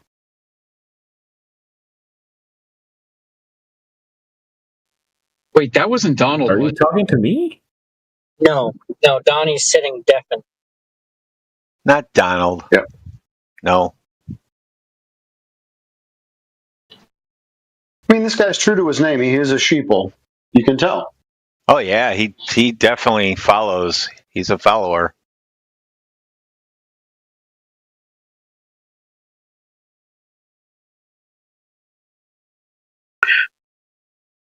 If you read the rules for the room, one of them is, a suggestion that you can make a claim. So you've made the claim. Now, can you support the claim? That's the next bit. Otherwise, why make the claim if you can't support it? That's just kind of strange to me. See, like Professor Triangle here, he has a vacuum chamber. So when he tells you that if you pull a vacuum on water, well, it turns to gas. So the Earth is exposed to a vacuum.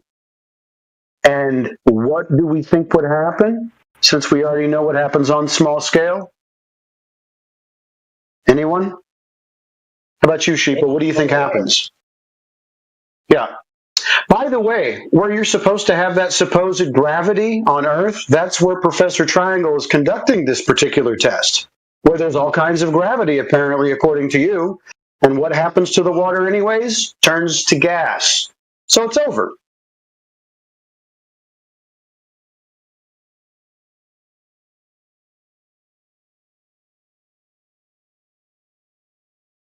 Yeah, but surface tension. Oh, yeah, surface tension. Is surface tension gravity? Oh no, that's from air pressure causes that. Yeah. I can prove that by removing the air pressure. There won't be any more surface tension.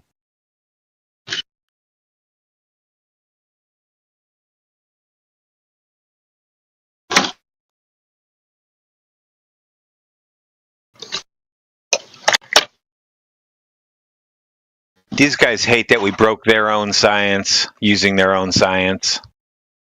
Yep. The problem is they believe pseudoscience. And when you try to hold them to science, they call you the anti-scientist.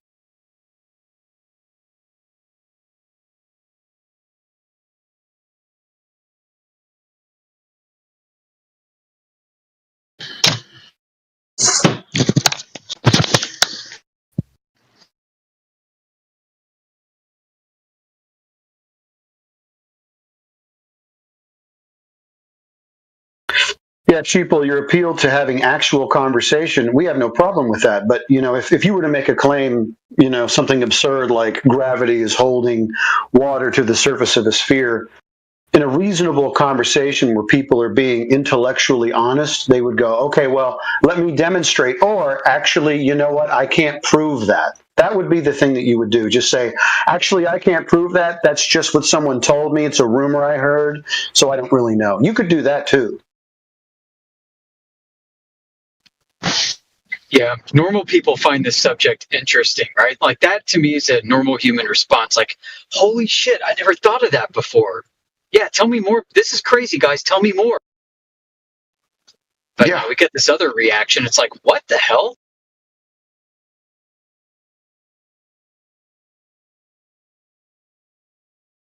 Yeah, just like I was talking earlier, I don't even know if he heard what I was saying. Somebody I was talking to, we were talking about refraction and why we can see over the curve. And I was like, okay, can you give me a demonstration of refraction bending around the curve using the air as a medium, not water, not any other condition, just air, heat, or air, temperature, and pressure. Those are the three things that I want to see bending around a curve in order to demonstrate that we can see around a curved surface to see an object that normally would be obstructed by the curved surface. Because what happens is I can give you a demonstration on a flat surface using temperature and pressure and air to demonstrate bottom-up obstruction on a flat surface. So I can give you an example of why the Earth is flat and why things tend to disappear bottom up over a flat surface. Can you give a demonstration of why we can see over a curved surface using only air, temperature, and pressure?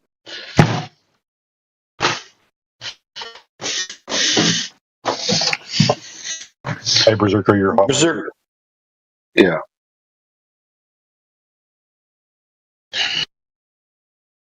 Berserker, you're hot, Mike and Bub. Probably asleep.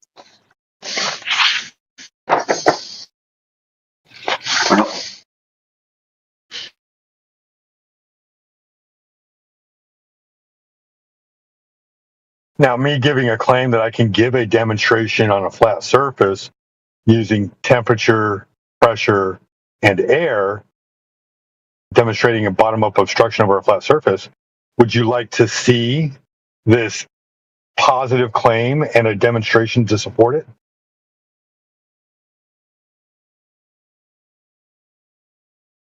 How do you guys explain the Coriolis effects on large storms? There is no Coriolis effect of large storms. You got to prove there is one, my friend. But why are they going counterclockwise on the north and clockwise on the south? Go study turkey. Those are relative directions. Counterclockwise to what? To the globe, of course. What globe? The one that's causing the storms to always be clockwise in the north. Okay, I'll ask you the same thing I asked the guy before. Yeah, so what you would need to do is go ahead and somehow prove one of those claims. Yeah, because right now that's very circular. LOL. Well, you can just look at the direction of the storms on the ground and see where you are on the And earth. make up a story about it. Yeah, stop doing that. Yeah, well, why do they always go clockwise, the hurricanes? They don't actually.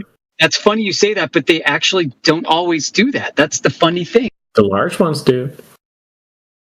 The large ones? Are large compared to what? Have to pretend the other ones don't exist. We're just going to cherry pick now? The larger they are, the more clockwise they will go. I got it. So they start off small, they spin one direction, and then when they get really large, then they spin the direction he wants you to think.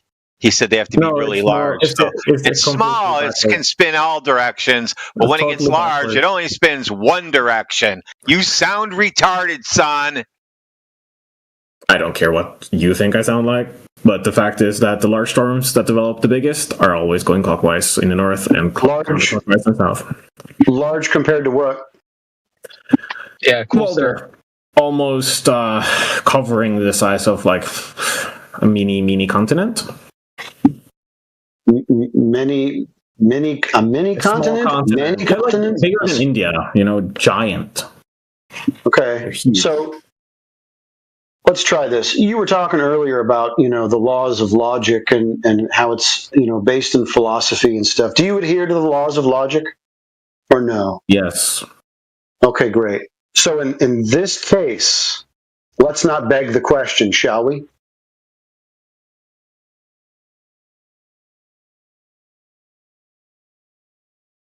You okay with that? Should we not beg the question? Sure. Absolutely. Okay, great.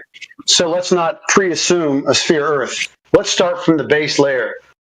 Can you show me, if you think that you live on a sphere, can you show me the measurements of Earth curve and how they were taken?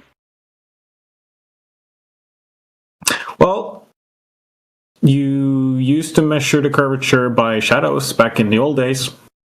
Hold on. Before we do the old days thing, were there any begging the question fallacies within that calculation? They are assuming that The Earth is a sphere, right? No. They were not assuming that. They were. No, they weren't. Okay, so in this calculation, they're not assuming a sphere Earth, and they're not assuming the light rays, which is a reification fallacy, light rays, to be parallel hitting the Earth. So we're going to take those two out of this. So you have two shadows.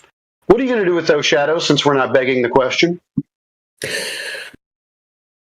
Do you assume that the sun is where it is, or is it multiple suns? I don't assume anything. Sorry, we're not begging the question. No one's assuming anything. You and me have two shadows. What are we going to do with them?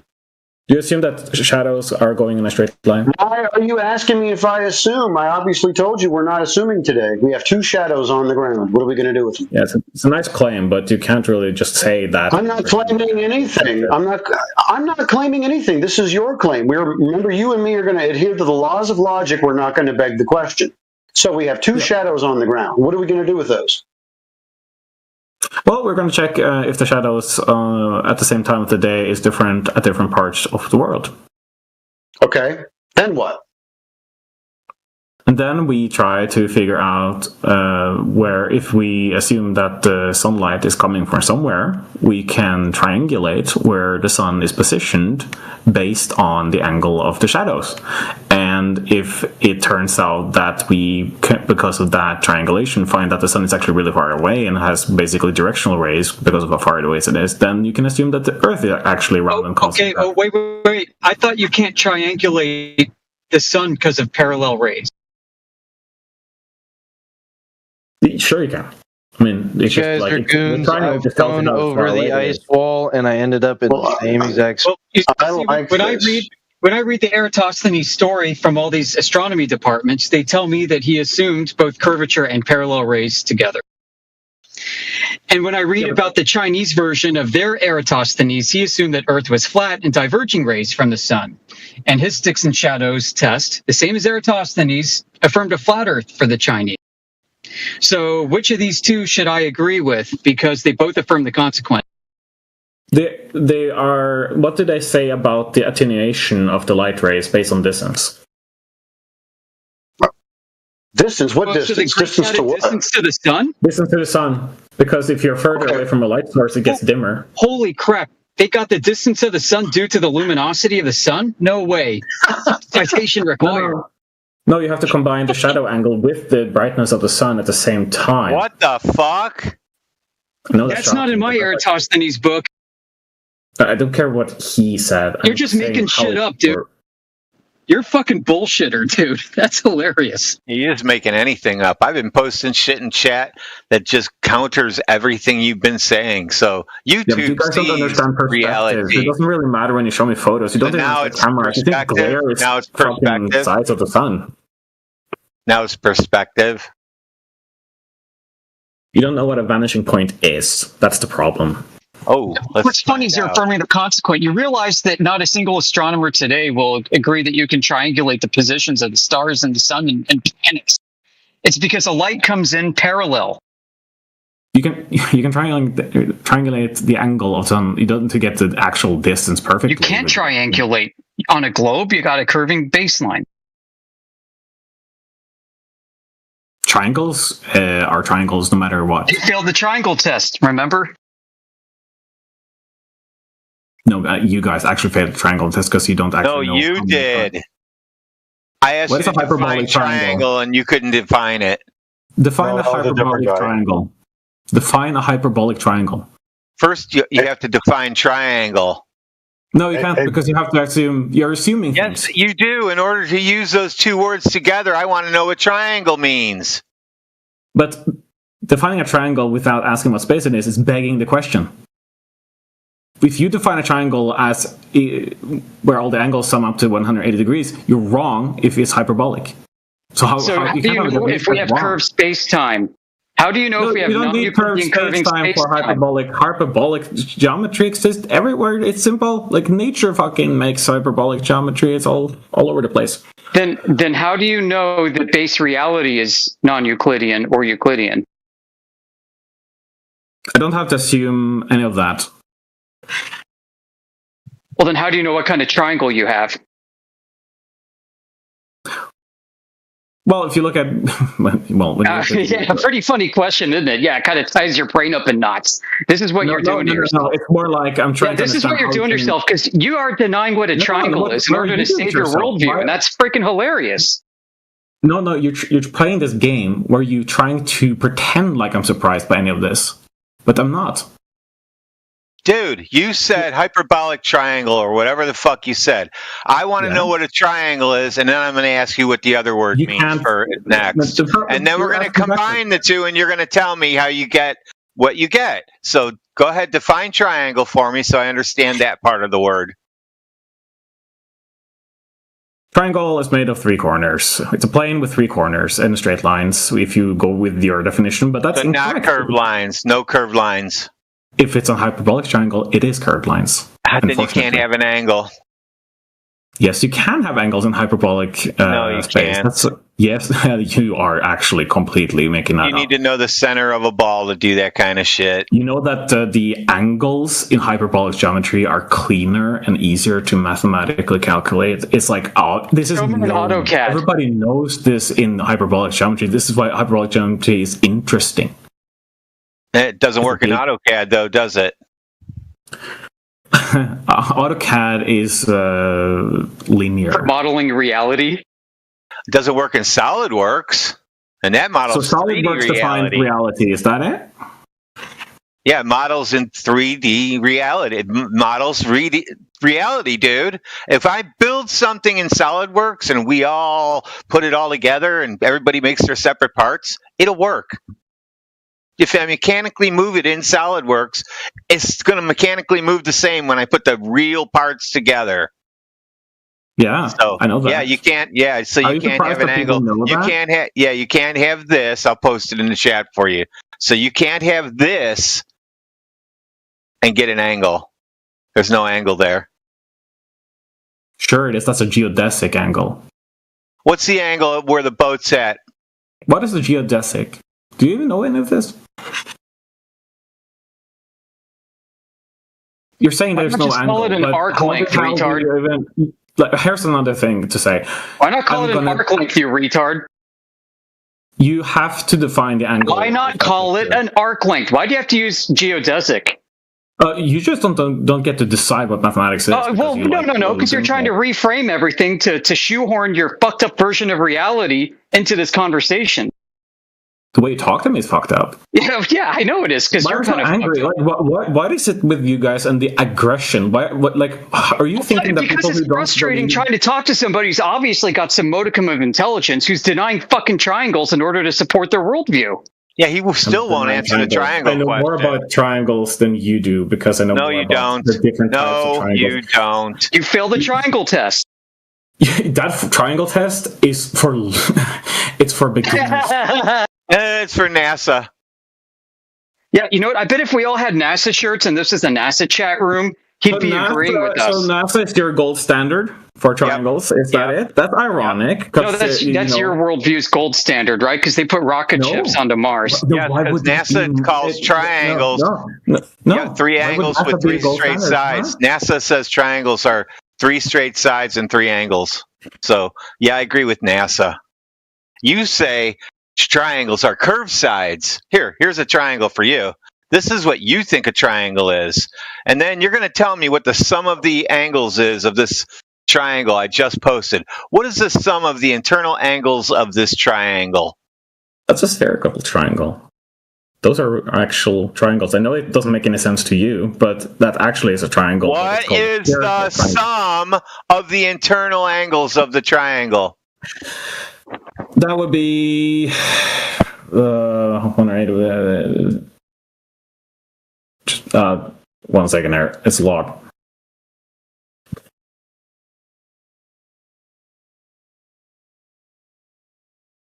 Well, the angle of that thing, like the sum of the angles, would be 540. We got a Peter. Yeah. Just like a hyperbolic triangle, sum of angles is 108. The actual answer is it's a red circle with 3 dots on it. Yeah, for a child, yeah. Congratulations, dude, you think triangles have curved sides? There's something wrong with you. You think you can make an angle from a curve and a straight line touching? You sure can. You know what's funny is that circle with the 3 dots on it. The sum of those internal angles is all 360 degrees now, not 540. You guys need to look into principal curvature because you don't understand curvature. Principal curvature explains all this stuff. It's standard geometry. It's very useful. Tells you what rate of you're just working it up. Principal curvature is the rate of curving. If the surface of anything, is not curving, then that surface must be what? Flat. Thank you. So how do we measure curvature? How do we measure curvature? How do we measure curvature then? Rate of change in angle. Against what? A tangent? Well, you take an angle sample and then another one, and then a distance between them, and then you divide the distance by the angle, and then you get the principal curvature between the 2 points based on distance. All you need is one line. You just need a tangent and then a deviation from the tangent, right? No, that's not. You can't calculate curvature with one sample. You have to have 2. Well, you've got a tangent and then you've got the deviation from the tangent. Drop over distance, right? Right, and that point is actually a Taylor expansion. So you got like an infinity. You don't have anything that's resolvable to an angle.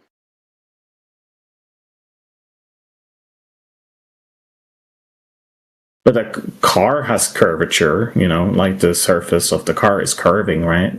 Yeah, so we need curvature of the Earth measurements. That's the issue. And nobody can present any. No, you just don't believe in any of it because nobody has ever and can ever. If you think you can, then why don't you do it? You've been here for days. The bed of my truck. I have only been here for 2 days. Yeah, days plural. No, I think it's more like my actual question is, why is it that you are so angry with people who think the Earth is round? Like, what is the answer this? It's frustrating talking to somebody who denies triangles to preserve their worldview. Which is just because you keep saying that, you don't. It's true. It is absolutely frustrating. No, you seem reasonably intelligent, and you're like trying to destroy and mangle the definition of triangles because you think flat earthers are retards. So you're revealing a very deep held bias against us this whole time. I honestly don't of course, I find that offensive. I'm sorry. I'm sorry that you think. I think you guys are stupid. Yeah, but you think we're retards. I get it. Yeah. No. So, hey, retard. I posted something in the chat for you. Here. I posted a globe, and a guy's putting a plane on it, making it horizontal. He calls it. Tell me what the angle is when he does that. What's the angle between the globe and that horizontal plane? Depends on where you're measuring from the plane. Okay, go ahead and draw it out for me. Well, it's just putting. What are you even asking? Like, it's just putting it on the. What is the angle where they meet? Well, if it was really precise, it would be 0. Oh, there you go. So nothing. Yeah, that doesn't prove anything. You guys never learn. You guys never learn to stop answering my questions. Nobody understands what you're saying. You never learn. You should not answer Dr. or Professor Triangle's questions because every time he asks a question, it's a gotcha in your face. Dr. Triangle doesn't know about hyperbolic triangles, so how much of a doctor is he? I don't use them. Oh, sorry, professor. I said doctor. Dr. Triangle sounds pretty cool, though. No, but seriously, like, pretending like triangle is somehow some kind of gotcha for logic is kind of childish. Yep, I gotcha. Yeah, you still need it for spherical triangles, too. Hey, Sprague, he said it's 0. Yeah. The angle is 0. Wow.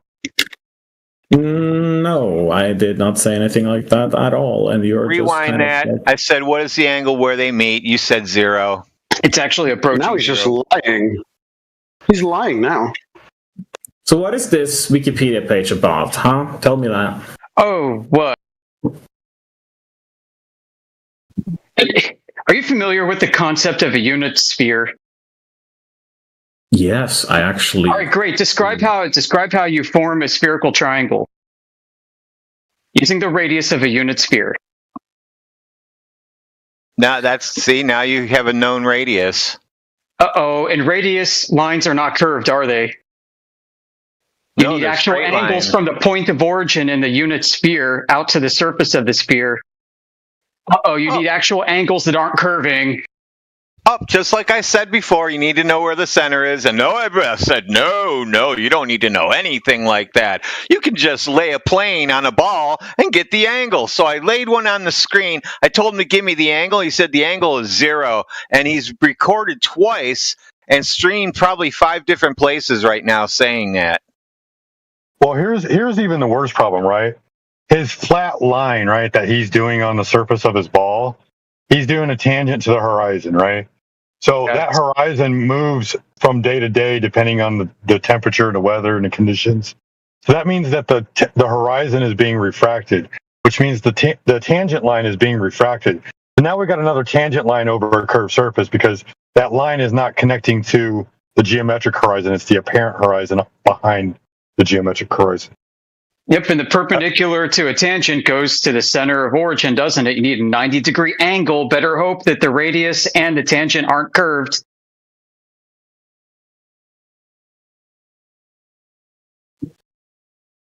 Yeah, it seems we actually do understand geometry a little bit.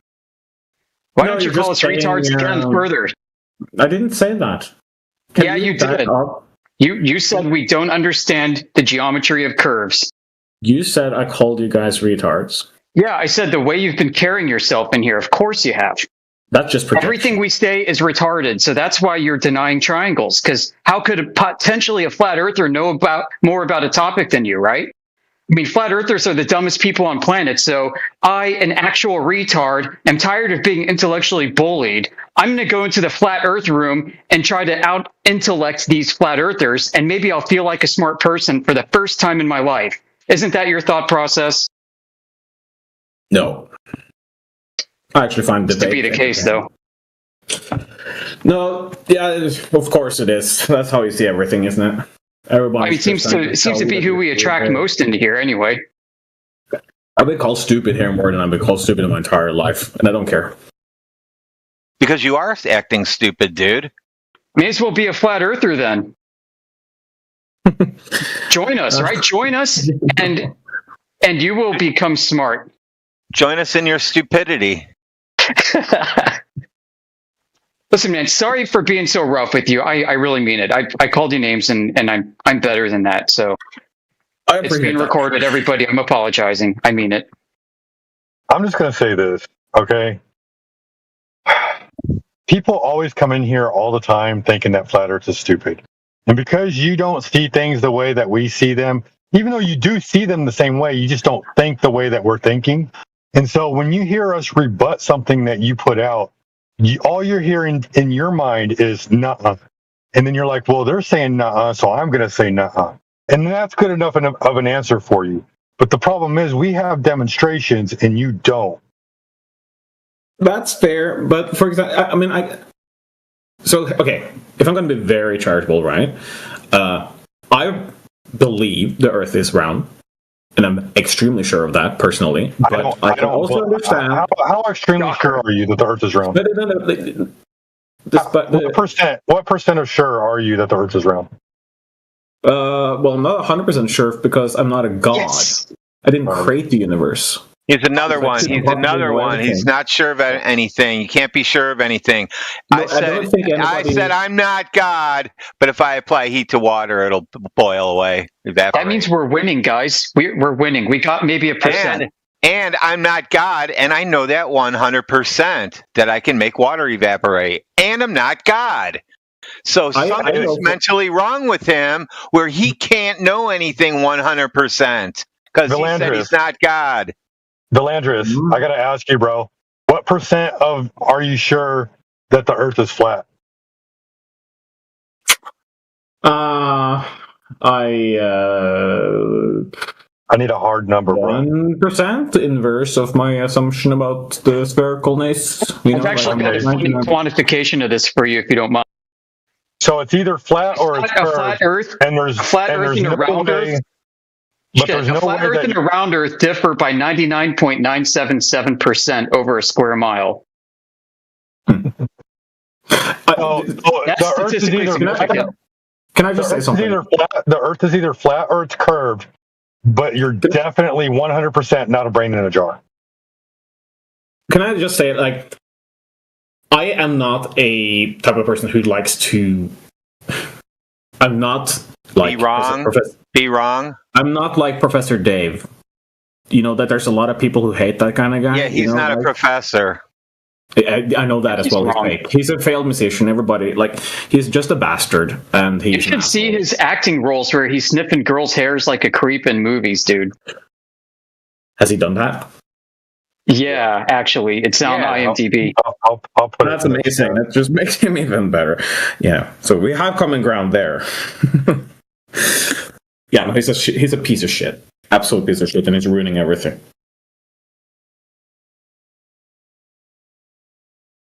Like he's a flat earther.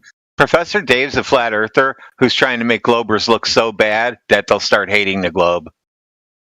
It's like flatearth.ws, the website. But okay, so like that too. I can just tell you, like, my perspective is that I can understand why majority of the people in the world would think they were like the world looks flat because it's big, right? Like there's 10 million people in South America that are flat earthers. Like I think most people don't even know that, right? That's like, just Brazil. Yeah, and it's 11 million, not 10. From the vantage point of being that was in 2018. That was in 2018, so the number might be a little bit bigger now. Probably doubled by now. But the point is that there's nothing strange to me about thinking that the Earth is flat. Like, I understand where that comes from. It's like not. It's kind of like, yeah, you look at the sea, it's like, right? Then why are you I think most people, if people are intellectually honest, everybody agrees that it appears to be flat, right? But for me, it's like, yeah, but and then if you look really deep, you see different things. Like, for example, depending on where you are on the Earth, like I live far up north, right? So like the sky moves differently here, and you can see the fucking point in the sky where it's still, right? Earth. We're talking about Earth. Yeah, no, you don't like the sky. Oh, we're talking about the Earth. The Earth's not in the sky, is it? Yeah, your globe coordinate reference system comes from the sky. But that's just an observation of the sky, right? Yeah, and an interpretation of that observation.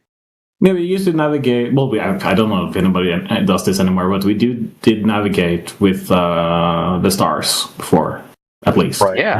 And you use that baseline to draw a tangent to the horizon, right? And there are different ways to use the stars, not just as a sphere.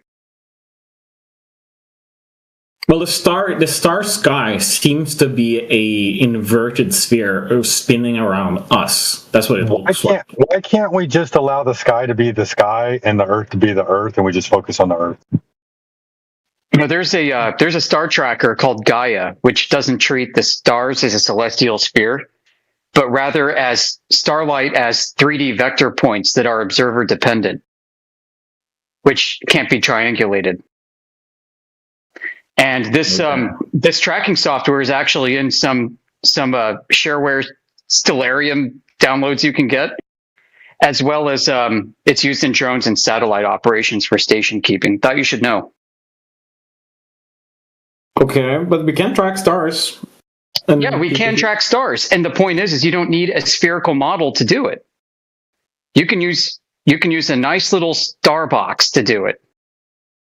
You can make a camera that just kind of use optical balancing, right, to just track a star. Like, it doesn't need to know anything about anything. It just needs to look at this object and try and follow it, right? Yeah. And then if you track the motion of the camera based on that, then you will see that it's arcing in a circle.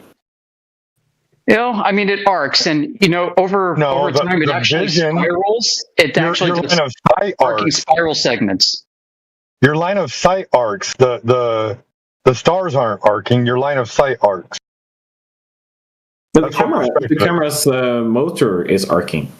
Yeah, so the star trails form arcs, and the camera motor has to arc to track it. I get it. Yeah. I get it. But over time, I mean, my point is, look, these stars don't actually form a sphere even over time in the celestial sphere model. That it's actually a helical thing, okay? Because the stars will come out in the north, they will wander towards the north partway through the year and come out higher and higher in the sky towards the north, and then they reverse course back to the south again and come out at the same point in time higher and higher, or lower and lower in the sky. So the composite result is almost like a slinky that's rotating and expanding and contracting. Through the seasons? Yeah, exactly, for the seasons. Yeah, I know. That's very. And you track this using declination and right ascension, which are, arbitrary coordinates that you use in a spherical fashion in the sky. But that's not the only way to provide a coordinate system for these. Sure. Right? So the coordinate system's spherical, but the stars don't actually do it, and you track the stars using spherical coordinates, but the stars themselves are not spherical. Kind of like how you project land into that spherical skybox, even though the land is not exactly spherical either, just like the stars aren't exactly spherical. You're just projecting geometry. Yeah, sure. That's how we do it. That's what we believe in. Yeah, it is how it's done. And it doesn't work perfectly, which is why there are all kinds of adjustments that are made, like geoidal adjustments. And we do know that's what you believe in, so I appreciate you validating that. Right? Geoidal and refraction adjustments, they call it. That's what they use. And you know what's funny? What that math actually does is flatten Earth out again.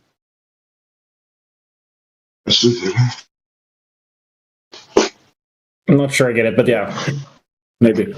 Well, so sky coordinates, latitude and longitudes, derive from when and where certain points are in the sky.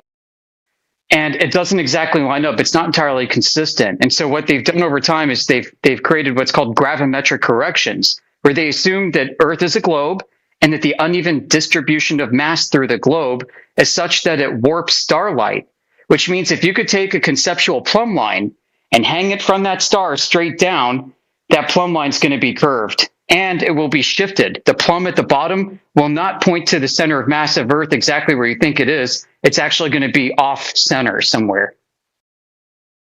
Oh, right. You're talking about how the atmosphere is going to distort the position. No. This is how they say gravity does. Gravity is actually, they say, bending the starlight. No, that's for vertical, that's for plumbs. Okay, for horizontal, yes. For horizontal, they call it astronomical refraction corrections. Yeah. And so they incrementally correct. They measure Earth flat using planar surface geometry, and then they incrementally bake in corrections for the globe. And, with the kind of surveys that they're doing over such small distances, remember, the difference between a flat and a curving 1 square mile is 99.977%. You start baking in that error every incremental mile, and you will get a globe eventually, even though it doesn't really exist. Are you starting to see the picture here? This has been going on for like 150 years.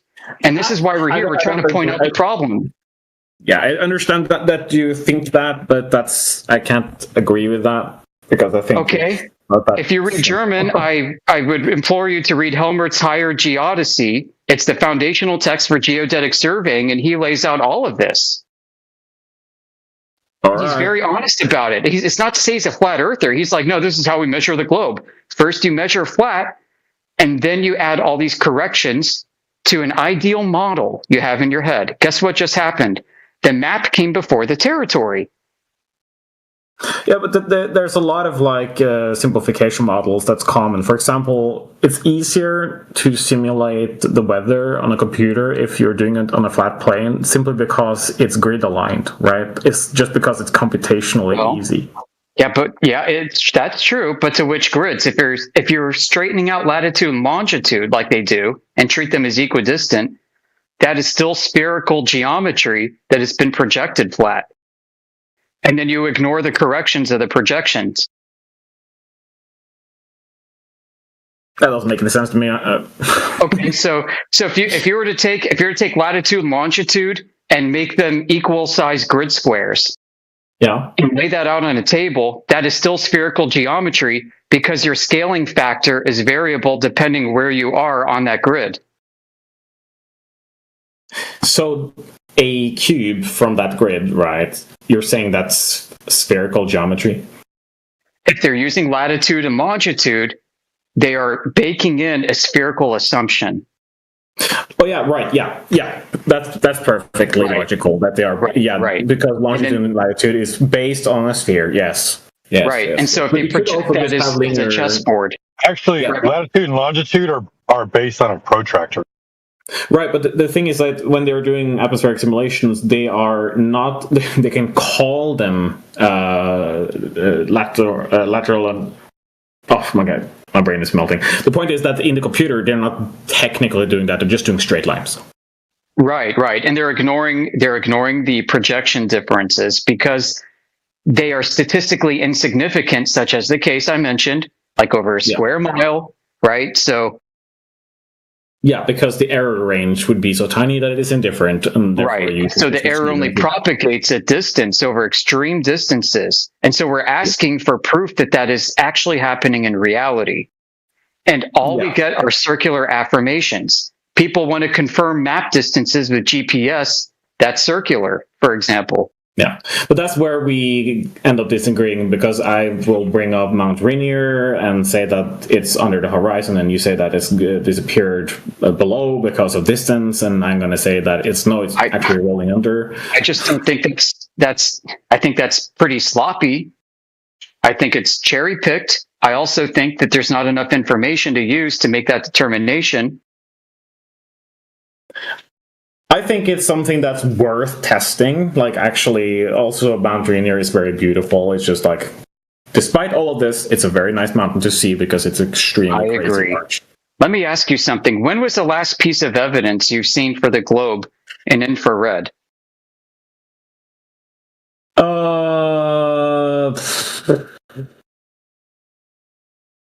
And do you realize that we have entire channels dedicated to infrared flat Earth observations?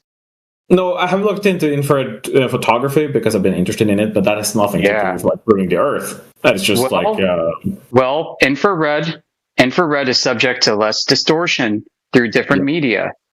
Okay, so we can mitigate claims of refraction simply by changing which frequency we're viewing it through. So one of my favorite observations is from northwestern Texas, looking at the Baja Peninsula of Mexico, a 760-mile globe distance from infrared at an altitude of 35,000 feet. The horizon curvature should be at about 230 to 250 miles. I'm recalling this from memory. However, can you say that again? Hold on, I'm almost done. If Earth is a globe, the Baja Peninsula should be 180,000 feet behind the curvature of the Earth, descended below that point that you can't see past. But in infrared, you can see everything on the ground. He zooms right in and you can see it, and it's quite clear and labeled. Yeah, how far did you say that was away? 760 miles from about 35,000 feet. Right, 760. Goodness. This is one of so many observations that entail measurements. And listen, the reason we like some of these kinds of observations is because we're operating at such distances where being extremely precise doesn't matter. Who cares if the Baja Peninsula is 180,000 feet below the surface of the curvature of the Earth, or like 50,000 feet below the curvature of the Earth? In either case, you should not be able to see it. Atmospheric effects, temperature gradients, and pressure gradients can do quite a lot. 35,000 feet, the air is super thin. You can barely breathe up there. And using infrared. 35. That's really high. Yeah, so the horizon on a globe could be about 230 miles away. Is there more refraction with infrared? No, it's less. It's less. Longer wavelengths are harder to steer, basically. If anybody has the observation I'm talking about, go to 24/7 Flat Earth Discord and type Baja, B-A-J-A. I posted some stuff there. I posted a write-up and some media. I can't get to it right now because I'm walking around with my phone.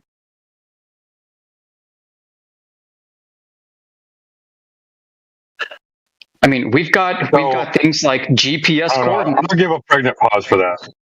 Okay. I got something I want to add though. Not to this, it's something else. I don't want to derail. So when you're done, when we're done with this, let me know because I want to go back to the Mount Rainier observation. Yeah, that'd be good. I mean, I diverted into this to demonstrate how rigorous our side is versus how flimsy and weak with data his side is. So right, let me just wrap it up real quick. Hold on real quick. I'll wrap it up. We got GPS coordinates from the observer. We've got his azimuthal heading. We've got all of that. And we've got maps. We've got measured globe distances. Not measured, I should say calculated, but measured on Google Earth. All right, so take a look at that, and Sheepdog, take it away. Yeah, so I'm going to post in the chat. You said on Mount Rainier, why does the sun hit the bottom of the clouds, right? I'm guessing that's where you were going with that? No, but that's something else I talked about where sun can hit under the cloud. But the point with Mount Rainier was that it can be seen from 230 kilometers away. And from that vantage point, from sea level, it's very much sunken under the horizon, like about 2,500 meters are missing from the base, even though you can see the top clear. So it basically seems like it's been pushed down behind the horizon. And that is where I think that it's kind of obvious that the Earth is curving, because that's a lot of shifting. And it's... okay. So do you think it's smaller when they move further away? Yeah, on the globe, any object that is very, very tall, so you can see it very far away, will appear to sink before it, basically, if it's big, if it's as large as Mount Rainier, it will never get small enough to disappear. It will only roll under because it's enormous. It's going to roll away from you. So there's no possible way that something could get so small enough that it's imperceivable and indistinguishable from the horizon. For me, that doesn't make any sense because I simply cannot agree with that kind of perspective logic. It doesn't make any sense to me. I can't diagram it or anything like that. Okay. All right. So if I place a penny on the floor and place a camera on the floor, and I move the penny further and further away on the floor, I would be able to see the penny forever as long as the floor is flat? Yeah, if it's perfectly flat, and the camera is not garbage, of course, then you will see it. Well, of course, it will eventually get small enough to hit the pixel size of the sensor, and then, of course, after that, it's irresolvable. Right. So then you understand what angular resolution is. You understand what the Rayleigh criterion is. Amen, brother. Yeah, what's up, dude? Yeah, angular resolution is also something that I actually employ in my 3D work because it's how you stop. Well, if you have an expensive 3D object, don't render it when it's smaller than a pixel. It makes no sense to show it. That kind of define it. Stuff. Explain it to us, please. Yeah. Listen, man, I love that you're in 3D work. I actually did that about 25 years ago, and I gave it up. I used Lightwave, Maya, True Space. Keep going, man. I'm extremely into 3D. That's for sure. Like, it's my profession, and I use Maya, 3ds Max, Blender, Houdini, everything. Wow, Maya's still around. Sorry. Yeah, Maya is also a piece of software. It's become garbage, so it's ruined, and everybody's still using it, but it's very bad, very crashy. Dude, I was doing it before Blender was even a thing. Yeah, now Blender is better than Maya. Blender is always better. Yeah, that's funny. It used to be like the free shit. Yeah. No, now it's the free and the best. It's just superior. All right, sorry guys. Sorry, I'm just like reminiscing. Yeah. Anyways, that's actually offered me a job back then. Yeah. Don't leave. No, I have a quick question and sporadic. Shout out to you, brother, and thanks for reminiscing because it takes me back to 1998. I was working with I don't know if you guys remember AutoCAD, 3D Viz. Right? Like I used to work with that stuff. Yeah, man. Yeah, bro. And it takes me back too, right? That was me in college, first year, learning to work this stuff, AutoCAD 10 and all that. Amazing. Dude, man, it's all about like hacking computer games, building your own models. I mean, that was so much fun. Amen, brother. So I just wanted to ask. So go ahead. I just wanted to say on the Mount Rainier observation, like, I'm trying to find this image of a guy was put in the air, or somebody else has it, that's great, where it looks like he's getting ready to step on a bunch of people, and then off in the distance there's a mountain, and it's all done over a flat surface. I think it's in the Bonneville Salt Flats. But the image itself, the mountain looks damn near unresolvable. It's on a salt flat. There's a reason why they call it a flat, because it's flat. And it just has to do with perspective. Like, things shrink as they get further away from the observer. That's just perspective. Now, as far as I can't find that image at the moment, but as far as the Mount Rainier observation where light hits the top of the cloud, or the underside of the cloud, I'm going to give you an example of how light can hit the underside of things due to perspective. So I'm going to post that. It's loading right now, and as soon as it's loading, you're tagged in it. So feel free to watch the video. It'll explain why things hit the underside of other things from a person's perspective. But Sheep, if I may jump in for a hot second and ask, like, brother, could you define, since you said you had such expertise with it, could you define what Rayleigh's criterion is, angular resolution, your understanding of it? Would that be okay? I don't want to overstep, right? Because I just walked in, existing conversation on the floor. I just want to be clear about where we're at. Thank you so very much. You said the Rayleigh, what did you call that? Rayleigh, RAYLEIGH apostrophe S. Like exactly. Rayleigh scattering. Yeah. Sorry, I got an incoming train. I got to mute up. Go ahead, brother, please. Yeah. No, I actually don't know 100% what that is. I just know about Rayleigh scattering because it's the only thing that I am interested in for my 3D work, because it's like nice atmosphere colors. Cool. So I'm blue likes to go everywhere. Oh, go ahead, Spread. I was just saying, blue likes to go everywhere. No, it's true. So yeah, I mean, in this case, Rayleigh criteria has to do with the criterion. Has to do with the criterion at which two objects can not be resolved when they merge closely together to each other. There's a certain angle, and it depends on the size of your aperture and the wavelength that you're viewing. Oh yeah, right.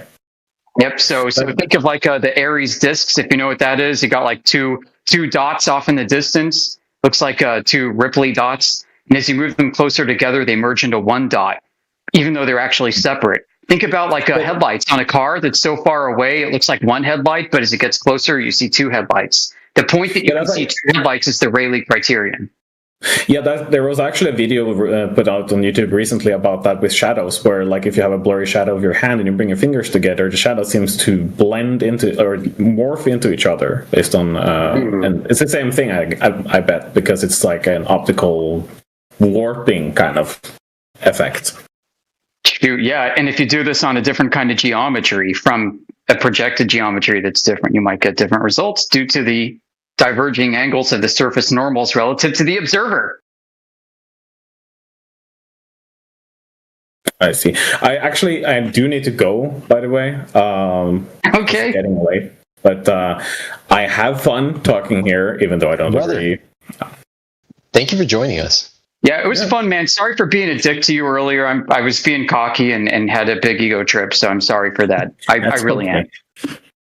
All right. Brother, hey, listen, let me just tell you, Brother Sporadic offering this olive branch. Please take that. And again, feel free to come back whenever you like, brother. We do this all day, every day. And thank you so very much for the audience for listening to what we do. Amen. All right. See you later. Bye-bye. I kind of think he's genuine, guys. Like, he's obstinate, but he's genuinely retarded, and I love it. He's going to come around. Yeah. He's going to be the next flat earther. He's going to be gold plus in 6 months. Wait, that's not a guy, is it? That's not a guy. No. He sounds a bit different. Wait, is that a guy?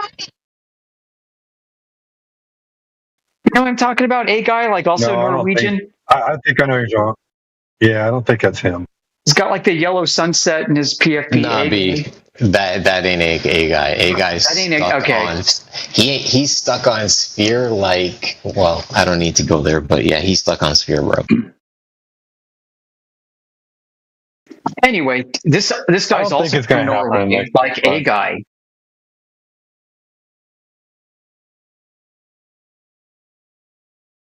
That was, you know what? So he's a 3D modeler designer. I kind of think like he might be able to come around because he's going to understand how to think in 3D. One thing we keep coming across, folks, is that globe earthers seem to be like spatially retarded. And it's one of the biggest challenges we have is describing and getting them to understand intuitively scales and distances, the difference between like seeing in angles and measuring in absolute sizes and stuff. So I think he might have an advantage here. And I think the reason why he keeps coming back and spending freaking hours with us is because he's troubled. Next time he comes, have him go on a computer program and try to get an angle measurement on a curve with a curved baseline. I'm glad you brought that up. That's something that Radwin was doing earlier. Radwin popped open AutoCAD once, like in live time, to show a Globey. He did a curved line and he did a tangent to it, and he tried to get the angle, and AutoCAD was like, retard, what are you doing trying to get an angle from this? And he took a screenshot and plopped it in the chat. It's like, I can't get an angle from this. Yeah, so I mean, tell him. Yeah, even if it's over zoomed in. Yeah, the more you zoom in, the more of an angle to zero, closer to zero you get. That's the fun part. Right. But like, yeah, he may be able to grasp some of those concepts. The only problem is I don't know, man. Like, he can think in 3D, but people like that, they separate perspective as an art, not as reality. Right. I mean, yeah, that's true. You think the way the computer projects geometry is kind of the way your eye does, and it's not true either. Your eye is a bit more complicated and nuanced. Distant objects can appear out of proportion and out of scale due to biology and perception. There's a great article I posted yesterday for him to read. I'd like to follow up on him about this, which discusses the nuances of hyperbolic perception of distances. So here's the hard thing, right? Like, in order to understand even how that perspective is not art, it's science. Yeah. I mean, there's well, it's projecting. It's more it's more deterministic than science. Right.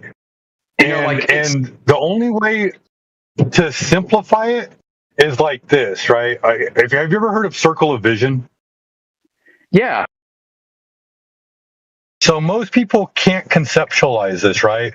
But the easiest way to conceptualize it is to get a piece of paper, get a pencil, get a thumbtack, get a string, put the string on the thumbtack on one end, and then put the pencil on another end, and then put the thumbtack in the middle of the paper, and then extend the string all the way out and try to draw a straight line. Right? And you can't draw a straight line, but what ends up happening is if you go all the way around, that's the limitation of your vision in that circle. But here's the problem. We don't see in 2 dimensions. We see in 3 dimensions.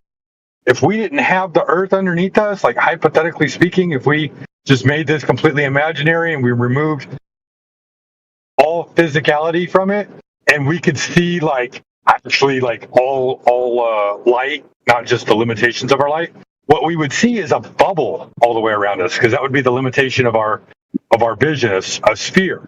But now we have the land, the physical land in our way beneath us, and so we can't see 180 degrees underneath that sphere. So we see a hemisphere. We see a dome of vision. And people are like, oh, you're into your dome of vision. So there's your dome. But no. That's just how perspective works. Whatever's going, the sky is probably flat too. We just can't tell from our limitations here on Earth. All we know is that we can measure the surface of the Earth.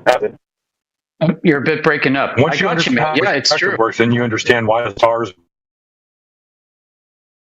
So your eyeball has spherical geometry in it too, and that's part of it. What I think is interesting, what I like to think about, I'm going to offer this up, and it's absolutely playing on this point. When you look straight down at your feet, you're looking perpendicular to a flat surface. If you find some point on the ground in front of you and look at it, that surface has rotated from being 90 degrees to about 45 degrees. As you look further out away from you, it rotates to about maybe 30 degrees. As you keep looking farther, it's 25 degrees. As you keep looking farther, it's like 10 degrees. And if you look on the horizon, it approaches 0 degrees, but it will never actually get to 0 degrees. Amen. Because of Rayleigh criterion. Amen, bro. It will get to negative 0.02 degrees, just below 0 degrees. And the only reason I was interrupting, agreeing with you on that is because you asked for that at the beginning, right? But dude, you completely said it, because again, that is the idea of how perspective works, right? Yeah. We know that my relationship with that horizon line is set by my altitude / elevation above the ground beneath me. If I gain altitude, I gain altitude, I ride up that 90 degree vertice, I go higher up, and it's just like the relationship of a triangle.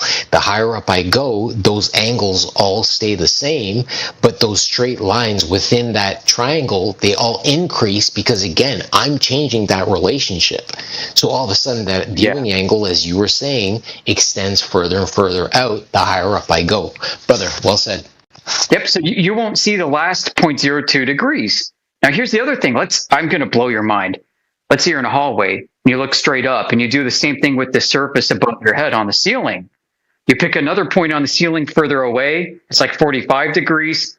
Further down, it descends in your field of view, but it rotates, okay? It's rotating. It's going to be about 20 degrees and 15 degrees and 10 degrees, and that too will end at 0.02 degrees.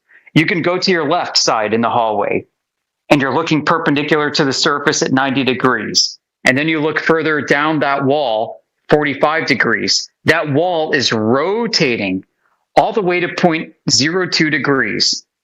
Same with the right wall. And what's going to be left is that middle vanishing point. It's going to be about 0.02 degrees in diameter. The point I want to capture here is the rotation. You can complete that rotation, which is almost 90 degrees, by looking the other way and doing 180 degrees, looking up and behind you and 180 degrees, but it's not quite 180 degrees, is it? It's 180 minus 0.02 degrees in one direction, minus 0.02 degrees in the other direction. Your field of view on a flat surface, based off of your eyeballs, your own sight, is actually less than 180 degrees in all direction. Amen. Because of that 2/100ths of a degree, right? And precisely. That 2/100ths increases because, again, it's a degree of an angle. As you go further out, that window increases exponentially. Yep. Amen. So what you're seeing on the outside world is like a movie projector onto the back of your eyeball, like a drive-in movie screen. Okay? And along the center of that screen is this narrow band of 0.02 degrees that you can't resolve. And you can resolve everything above it and below it, but not directly in the middle. And that middle point on the back of your eyeball that the world movie's being projected to in the back of your eyeball from the outside world, that point extends out through the focal point, through the center of your lens, through the center of your iris, through the center of your cornea, out into your world. That's a blind spot everybody has. Which is peripheral vision. Now again, the peripheral vision.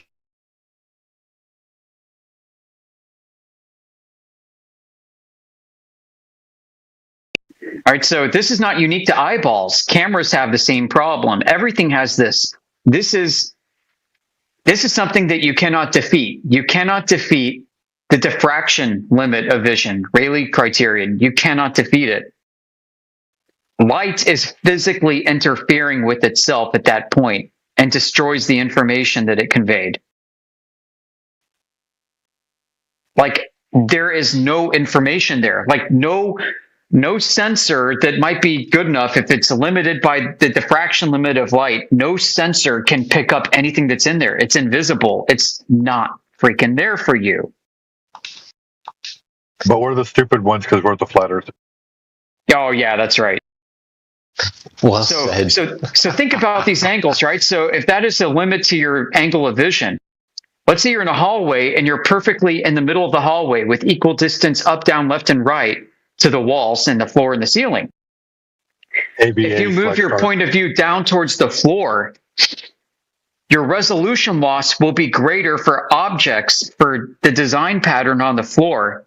That's going to collapse into a blur at a closer range than something on the ceiling. You can continue seeing the pattern on the ceiling much further beyond that, because everything on the floor is going to mash together into a blob, while everything above the ceiling is going to be spread out all the way down to that single point of 0.02 degrees in diameter. As you move up in the hallway, that pattern in the far distance on the rug in the hallway is going to become clearer because the angle is opening up and you'll start to resolve it more. And as you get closer to the ceiling, the opposite's going to happen. Whatever patterns on the ceiling, whatever lights are spaced apart on the ceiling are going to merge together and become unresolvable the closer you get to that surface. So things absolutely do disappear bottom up on flat surfaces, because if I'm standing in the hallway and I'm staring at a small object that's below my horizon line in my vision, that's sitting on the floor of the hallway, the hypotenuse of my angle to the bottom of that object where it meets the floor is a longer distance than it is to the top of the object. Oh shit, hold on, sorry.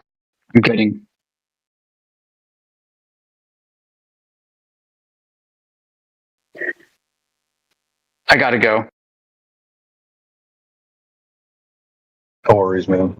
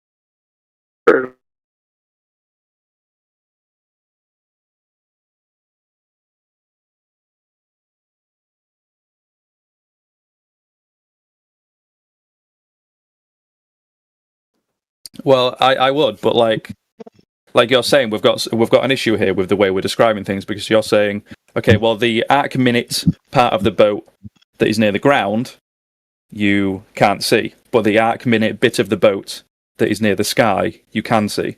So because it's larger than an arc minute. From the arc minute and below, you basically have a line of sight to the top of the arc minute, let's say, of the boat, going up and down, and it's gonna the one going down is gonna blend into the horizon, and the portion going up just keeps going up to the sky, so you can resolve it and just keep seeing it. But why does the part near the surface blend in with the water? Why doesn't the part near the top blend in with the sky? Because it's larger than an arc minute. But it's not larger than an arc minute. I'm talking about the 1 arc minute section of the boat at the top. But it's larger than an arc minute. But it's not larger than an arc minute. The entire boat is larger than an arc minute, we'll say. But if you know what I'm saying, you take an arc minute portion of it that's blending down, going down into the horizon, from the horizon line to 1 arc minute up, you're not going to be able to resolve it.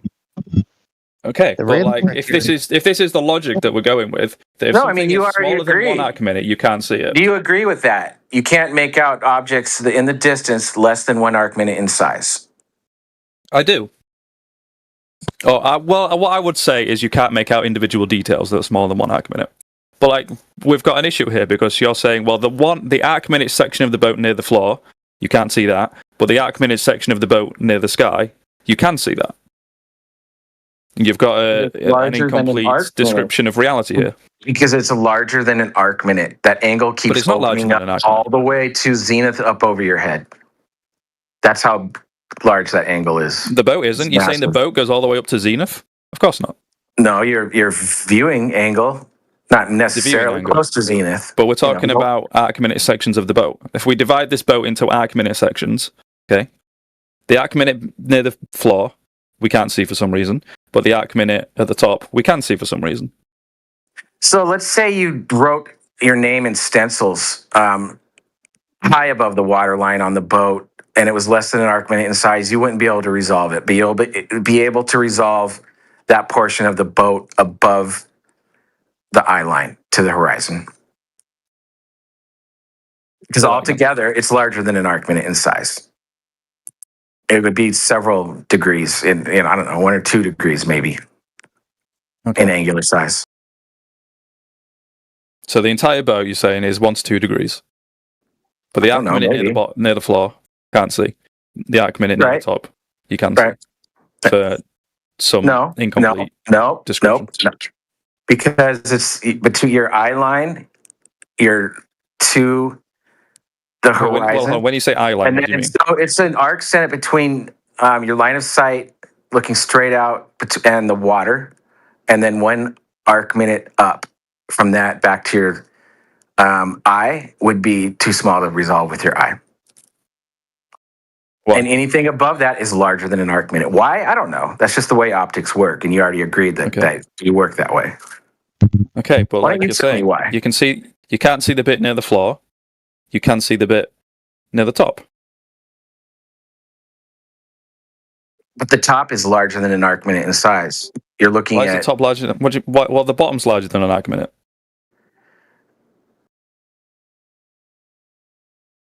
We're looking at the water line? Yeah, the bottom of the boat goes all the way from the bottom of the boat to the top. The top of the boat goes all the way from the top of the boat to the bottom. But that's larger than an arc minute. Why is the 1 arc minute of boat near the top I can't see, but the 1 arc minute of the boat near the bottom I can't see? I don't know. You're just trying to troll. No, I'm not trying to troll, but I'm trying to dig through your understanding of things, and it's pretty clear that it's incomplete. Line of sight straight out. You're looking straight out horizontally. Okay. Okay, I'm looking straight out horizontally. At a distance, at something 3 miles away, straight out. Okay. And then 6 feet down to the water line. That might be an arc minute. Okay. Angular size. You can't resolve it with your eye. It starts blending into the horizon. Anything above your line of sight, straight out, up from that, it's larger than an arc minute, so you can resolve it. Okay, so let's say I'm looking. I don't know how you can explain it any more simple than that. So let's. I'm 6 feet tall. I'm looking across the water. It's a 12-foot boat. 6 feet of it is above my eye level. 6 feet of it is below my eye level. The 6 feet below me, I can't see. The 6 feet above me, I can see. Is that what you're saying should happen? Not necessarily. I'd have to look at the numbers, come up and figure it out exactly. Well, the specific numbers don't matter. We were just talking about an example where the bottom part of a boat we can't see, and the top part we can. Yeah, the top part above your eye line is larger than an arc minute in size. The lower part below your eye line to the water is smaller than an arc minute in size. It's just that simple. No, I'm saying the top and the bottom of the boat. Can't resolve something smaller than an arc minute in size. If I'm 6 feet tall, and I'm looking at a 12-foot tall boat, okay, so 6 feet of this boat is above me, 6 feet of this boat is below me. Why can I not see the bottom 6 foot of the boat, but I can see the top 6 foot of the boat? Because your eye line to the water line, parallel to each other, at that far of a distance, the angular size would be around an arc minute and you wouldn't be able to resolve them. Anything above your eye line, up to the sky, zenith to your head or something, you would be able to resolve it. Because it's much larger than an arc minute in size. But my eye line to the top half of the boat would be less than an arc minute as well. I need to see measurements of that. You need to find me a picture of what you're talking about and show it to me, and show me the arc minute measurement. We're just talking about hypotheticals. It would be because it's larger than an arc minute in size. Part of the boat is underwater. It's not larger than. I don't need an example of exactly what you're talking. Find a picture and show me what you're talking about. We're talking about a boat where half of it is above me, half of it is below me. I can't see the bottom half. I can see the top half. What's your point, anyways? The point is, this way of explaining why we can't see the bottom bits of the boat as they sail away is completely incomprehensible. It's complete nonsense.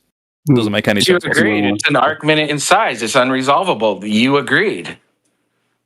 No, I'm agreeing with you that things below a certain size do become unresolvable. But you using this as a way to explain why boats disappear bottom up as they sail away is completely retarded. I think you don't probably have the capacity to understand it. I think it's just over your head. I'm pretty sure I do, because I've gone through with this with you like 4 or 5 times now, and you don't really seem to be able to explain why these things happen. Explained it to you because we've obviously seen examples of boats. You were also the one, yapping about measurements and stuff. So, I mean, he's doing better than measurements of what you're talking about. It doesn't matter how many feet are above or below, it's the angle. If the angle to the bottom is smaller than the resolution limit of the eye, you can't resolve it. Okay. But I've seen boats, where, say, cruise ships, where you could resolve individual windows on the cruise ship as it sails away, yet multiple, floors of the cruise ship will disappear bottom up. Whilst you can still resolve individual windows. Here in Sydney. It's the angle between eye line and the bottom has gotten too small to resolve. The things above that you can resolve. Okay, but then in this example, the resolution, of the individual window will be much smaller than whatever section of the boat is disappearing. So you have this explanation for why things disappear bottom up is completely nonsensical. That's you making a claim. That's just you making a claim you can't substantiate. Because I've got videos of this. No, I agree with what the effect that you're saying, but you're saying that the windows should do this and that. No. You can't substantiate the windows should do X. So if you're saying if the angular size of the bottom of the boat is too small to resolve, then the angular size of like individual windows on the boat should be way too small to resolve. But we have examples where entire halves of boats will disappear bottom up of cruise ships, but you can still see the individual windows. It's the angle, not the size. Yeah, it's the angular size.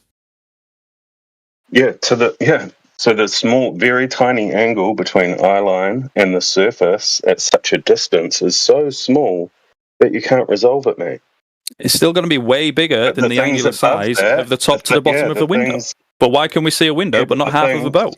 Because the things in the bigger angle that are still resolvable, you can resolve parts of that still because it's the bigger angle. It's a smaller angle. Yeah. No, the angle from eye line to the top is a larger angle, right? And it's still in the resolvable limit. But the angle to the bottom when it falls to the unresolvable limit, you can't resolve any of it. But the bit in the resolvable limit still can be resolved. How is something smaller than half a boat within the resolvable limit, but the bigger thing isn't in the resolvable limit? Because it's the angle between eye line and the bottom and the angle between eye line and the top. And although the boat will be becoming unresolvable equally, top and bottom, the angle to the bottom is smaller. The angle to the bottom is smaller. The angle between what and what is smaller? That was a good explanation, Huey. That was good. Thank you, bro. The angle between eye line and the bottom. So horizontal is what we're talking. Yes, the angle between eye line and the bottom, right, at a huge distance, is far smaller than the eye line from eye line to the top. And as it gets further away, the angle gets just too small to resolve, while the angle to the top is still within the resolvable limit. But you know, the horizon doesn't raise to eye level, so how can the angle from eye line to the bottom, an angle from eye line about eye line and eye level? No one's saying horizontal to the eye. Well, I just asked if it was horizontal, and you said yes. No, that's eye line. So I didn't say the horizon. I didn't say the horizon. I said the right. Well, if boats are disappearing below the horizon or over the horizon, they're not disappearing below. It's becoming unresolvable. There's no obstruction. Okay, but wherever the horizon is in our vision, that's where the boats. You're just making up. You're just clasping at straws, mate. You're just. I'm not really grasping at straws. I'm trying to pass out whatever the fuck you think is going on. And clearly, it doesn't make any sense. It's simple, but you're trying to say, "Oh, the horizon must be here. The horizon must be." No, I didn't say anything about where the horizon must be. The horizon's apparent. It shouldn't be necessarily anywhere. Okay, well, wherever the horizon is, boats are disappearing, wherever that is in our vision, as they sail away. Oh no, we're losing resolution. Just the horizon's just the resolution limit to the surface. The horizon is just the resolution limit to the surface. Yeah. What the fuck does that mean? Prediction. Dude, what's up, Rich? Rich, what do you think about brain this? cells together. Okay, I'm rubbing my brain cells together. The horizon is the resolution limit of our vision. To the surface. No, it doesn't make sense. Distance. To the surface. It's the furthest you can resolve the surface at distance. It's pretty simple, bud. It's not very simple. Maybe not for you. But if the Earth is flat, okay, and it's a either infinite or non-infinite. Either way, we know there's more land beyond wherever the horizon is. No, it's not an if question. It's measured flat. We don't have to say if it is. Okay, well, hold on. Stop scattergunning. Let's stick on one thing. Okay, hold on. There was no horizon, I said your point. There was no scattergunning. I repeated what you said. So you're deflecting and going off onto different things. Don't try and make up fallacies that aren't happening to make yourself seem like you got an argument. Okay, well, I'm going to argue against whatever you said and not move on to this whole measured flat thing, which is also nonsense. So, if the Earth is an infinite or non-infinite flat plane, either way, we know there's more land beyond where the horizon appears to be. It should be raising more and more to eye level the further and further it goes away.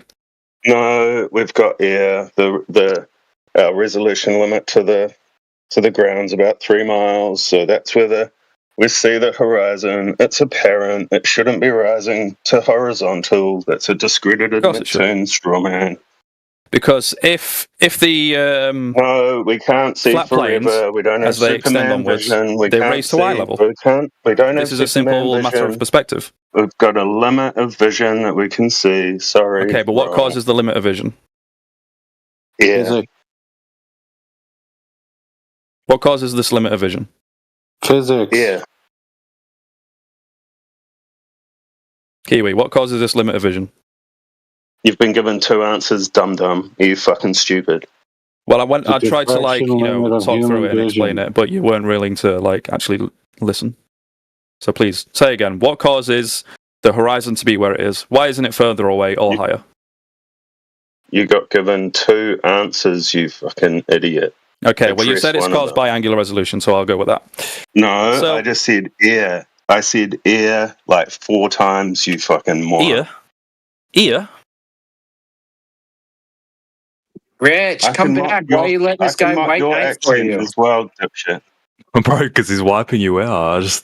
No, he ain't doing nothing. But we were talking to you, and he started doing Captain Savaho because you were getting Kiwi's stomped. falling apart. You're begging for me to come back. I mean, it's not looking good. Falling apart by explaining bottom-up resolution loss, and you sound like you're shaking, bro. Breathe. Hold on, hey, Rich, let me ask you, what is an arc minute?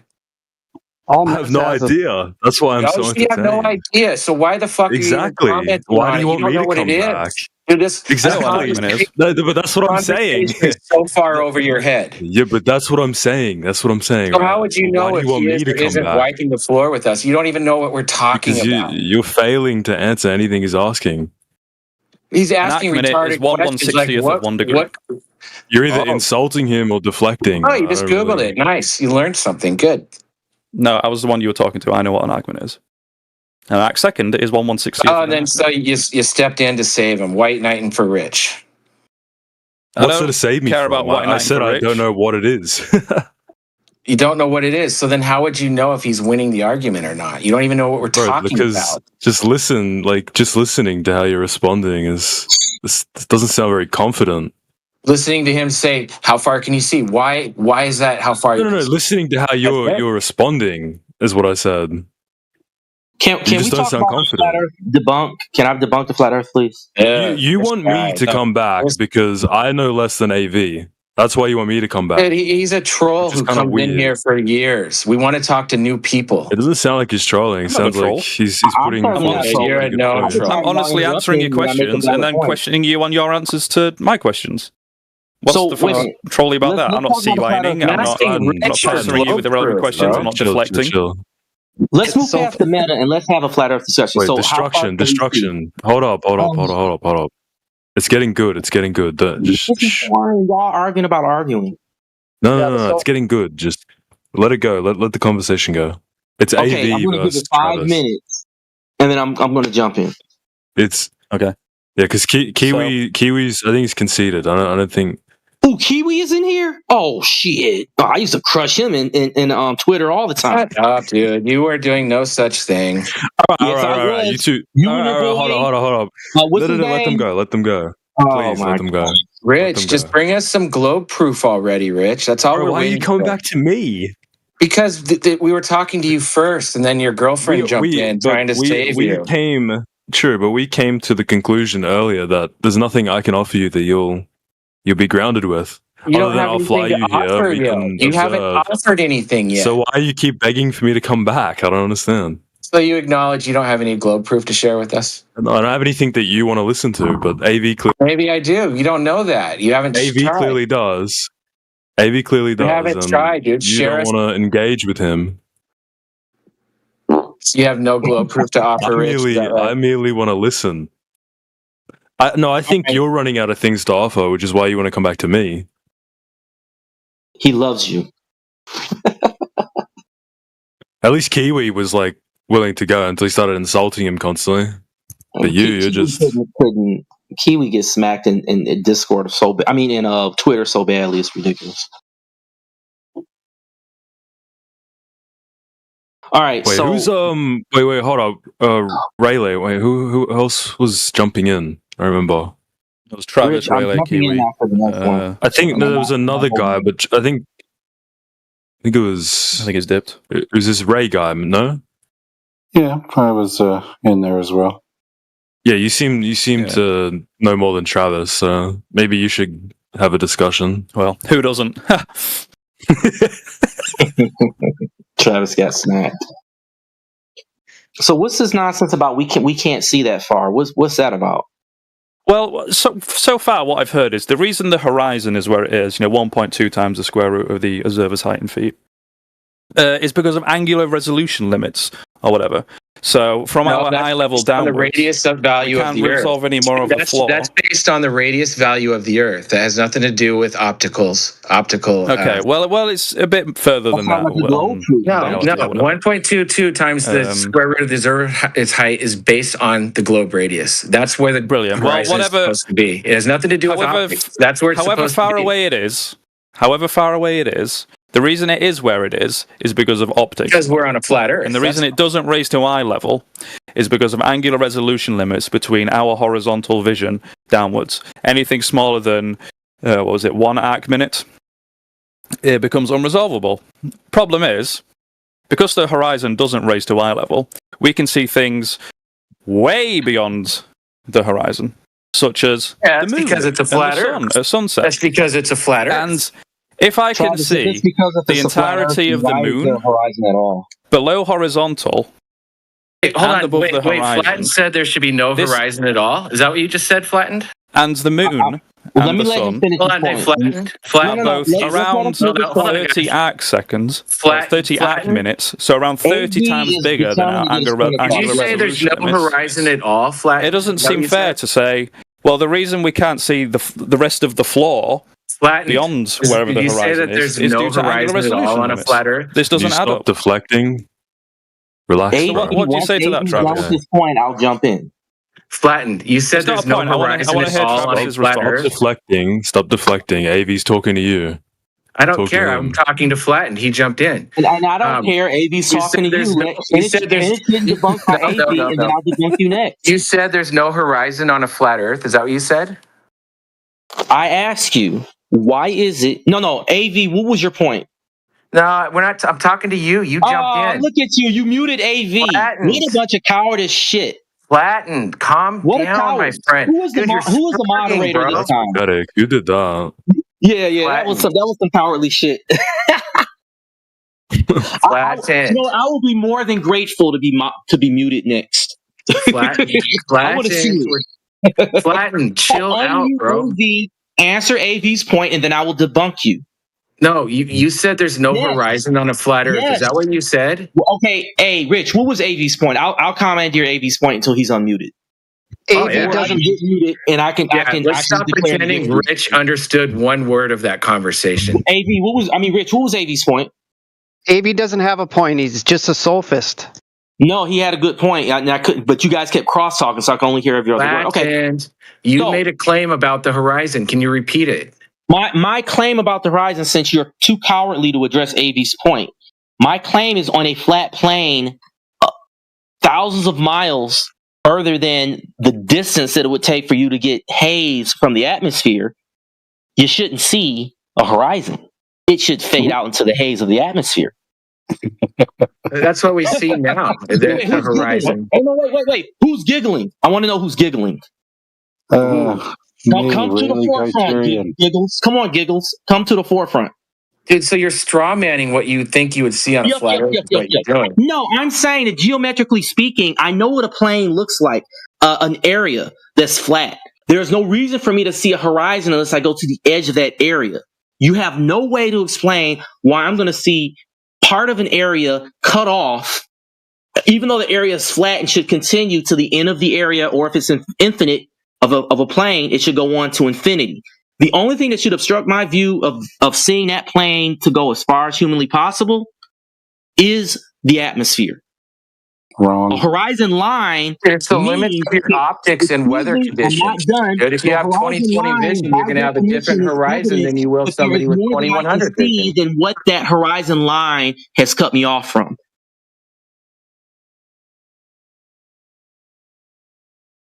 And bonus, my binoculars and my telescope is not bringing what I am seeing as obstructed or what is limited by the horizon line into view. It's only making what is already visible look larger. No. Oh, wait. Everyone, he said no, so I guess I'm debunked. Oh. Binoculars will increase your angular resolution a slight bit.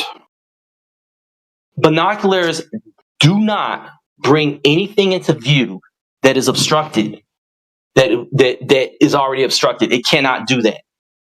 Well, they're not Because here's the thing, I can increase the magnification again and again and again. Yeah. That's all binoculars using binoculars, bring a 14-inch telescope. I've got one right here. I got one right here. I got two.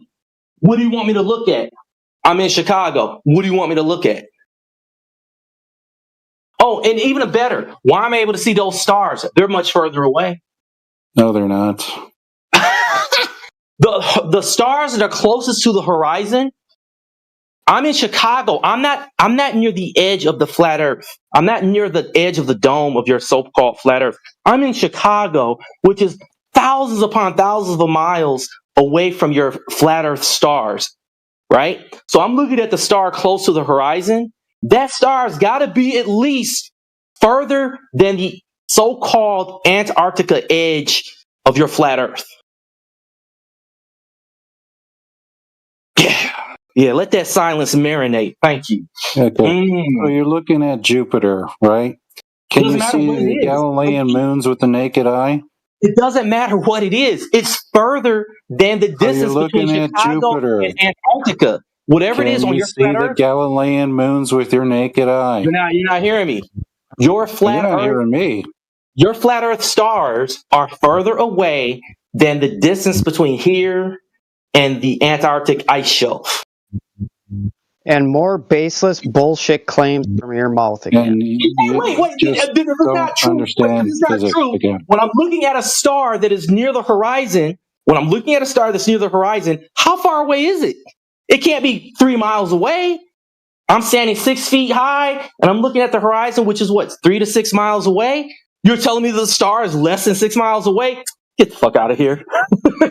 Get the fuck out of here. Okay. Do you understand how range works?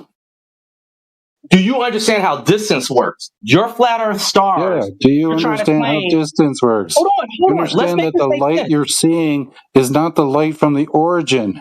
It's the light that's traveled through you. Still, I'm looking at an object that is further away than what you claim. No, you're not. You're looking at the light that's traveled to you. You're not looking at the origin. The light that's traveled to is from an object that is still further away than what you're not looking at the object. You're looking at the light that traveled to you. Those are not further away. So if the stars are not further away, if the furthest star is less than 6 miles away, the origin doesn't matter. It's the light that reaches you that matters. Moderator. If the star is if the stars are less than 6 miles away, the furthest star is less than 6 miles away, then how close is the closest star, son? You don't measure distances to stars that way, because you never get to the origin. Bro, an object somewhere out there is somewhere out there. It's some distance away from me, the observer.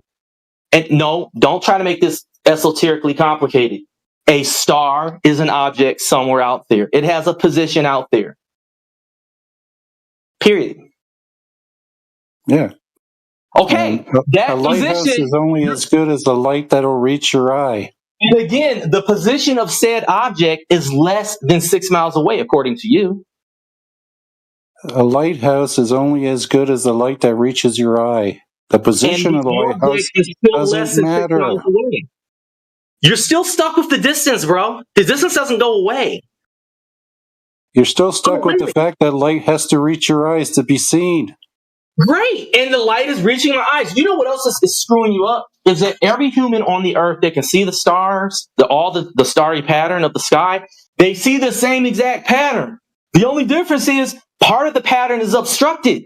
That's the only difference. So if the Earth was flat and these stars were near and all this other bullshit, there should be some distortion from one observer to the other. But every single observer sees the same exact picture. It's just this part of the picture is covered at night, while that part of the picture is covered at night.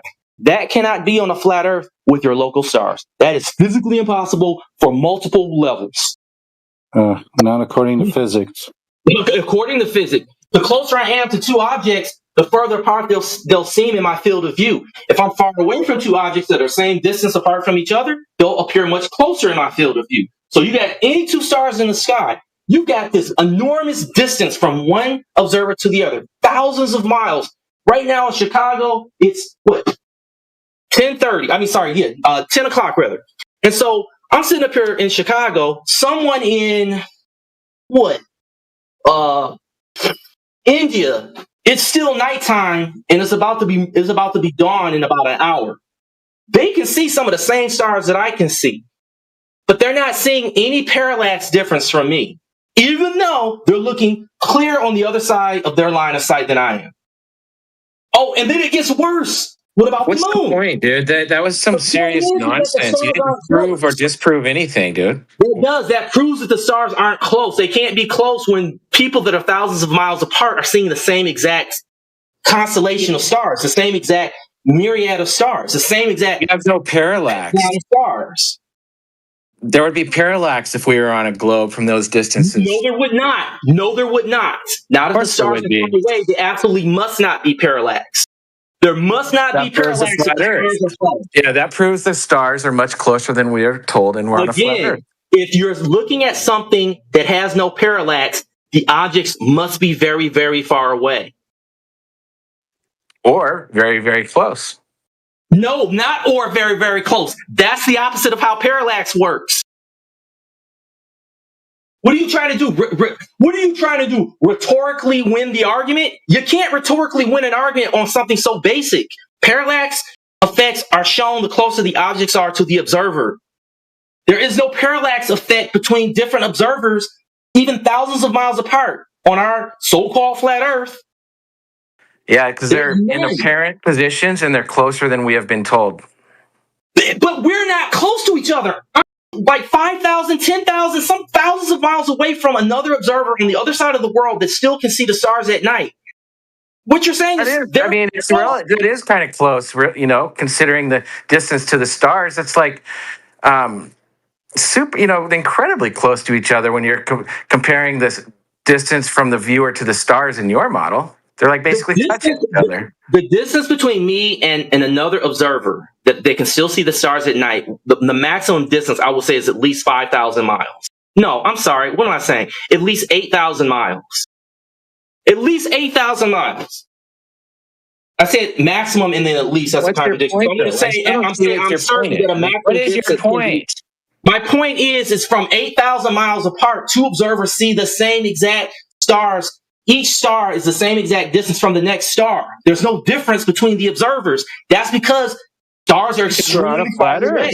That's because the stars are closer. We're on a flat Earth. Being a flat Earth is the fact that the Earth cannot be flat and it cannot be having close stars. You can't have that on a flat Earth. You're just being rhetorical. You're just saying, "Oh, show me an example." And you'll just say, "Oh, it's because the Earth is flat." Dude, show me an example of you taking pictures of the night sky and your friend in India doing it at the same time, so we can compare.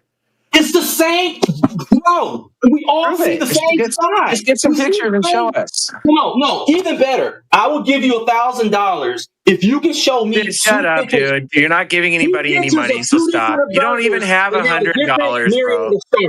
You will never see it. The only thing you're going to show is a different part of the sky. If you empty out your pockets, there's not even $1 in there, so stop it. Stop it, bro. You don't have any money. You're like, oh, show me a picture from someone from India. I can get a picture from someone from India right now. You're just going to say that it's a fraud picture, but I debunked you.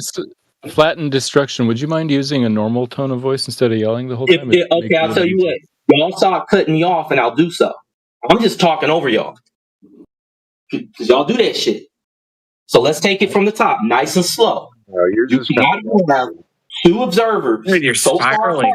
You don't need to repeat yourself. You already said this 3 times, dude. Repeating it's not going to make it.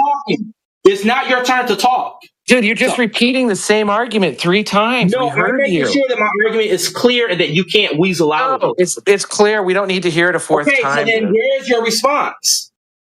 That's not exclusive to a globe and it would happen on a flat Earth. It can't happen on the flat Earth if everyone all over the world has the same view. If it was on a flat Earth, There's limits to our vision, so I wouldn't expect everyone to have the same view. We're in different locations in our eyes, and we have optical limits, so I wouldn't expect everyone to see every single you don't understand same the star difference. at the same time. It's a big sky, and we have little eyes. You can't see every inch of the sky. That's not the issue. The issue is that the stars appear to rotate. And that rotation on a flat plane should only be in one direction, and it should be the same direction. Now wait, dude, stop it. Now you're talking about. Don't tell me to stop it. I'm making a valid point. No, you're jumping around and discounting, dude. Now you're talking about star trails. Now you're talking about circular star trails, dude. Mute this guy, because he's just talking over people. Dude, you're just jumping around topics. Now you're talking about circular star trails. Nope, making a valid. All right, I'm done listening to you scream into the microphone, dude. Flat destruction. You either learn how to control yourself or somebody else is going to control you. You punk little child. Thank you. So let me steel man what he was saying. I think he was saying that, for example, Orion's belt, about half the world at a time can see Orion's belt, and everybody everywhere on the whole Earth, they appear about the same angular distance apart.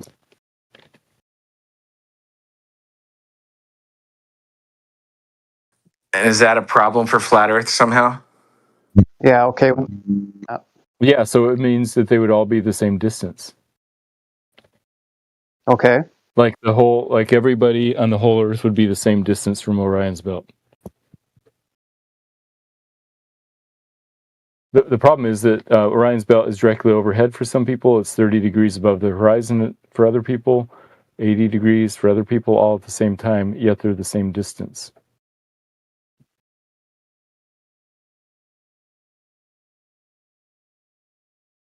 Yeah, I don't know. I don't see why that's a problem for flat Earth. But just geometry, like basic geometry, try to draw it out and see how on Earth could that happen.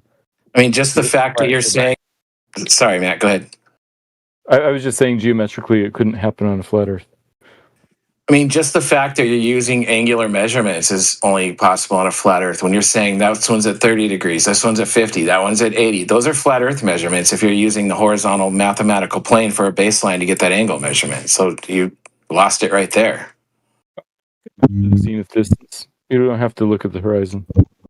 Well, that, and we don't know what the medium is from between us and those stars. It could be anything. Air?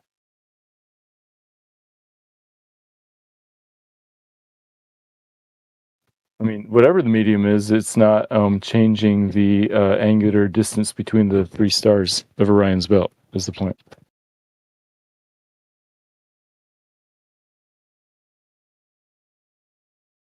I don't know. I mean, did you guys measure this with you talking like micro arc seconds and angular size change or something? Has this been measured and you have measurements of this? You can look up the positions on the star charts, and the star charts don't have any correction for different times of day or different seasons or different locations, because you don't need them because they're always in the same spot relative to each other. You don't think that's a problem if they're blasting, if these stars are blasting through the sky at millions of miles per hour and they never change position? The night after night after night. I mean, I don't know how many, it was like probably 5,000 years ago, Orion's belt was first cataloged by the Babylonians and it hasn't changed at all since then. You don't think that's a problem? No.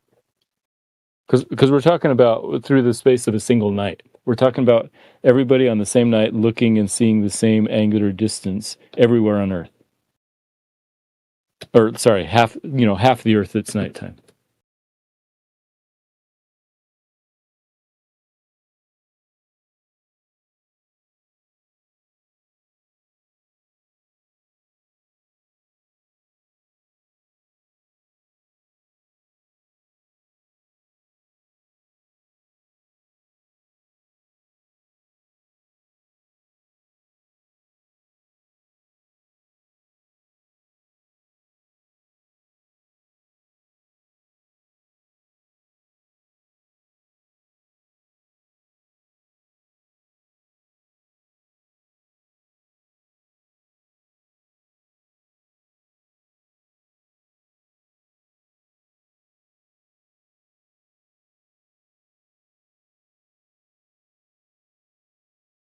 Well, I will say I would like to learn more about that argument, Matthew, and I'm going to start looking into it now.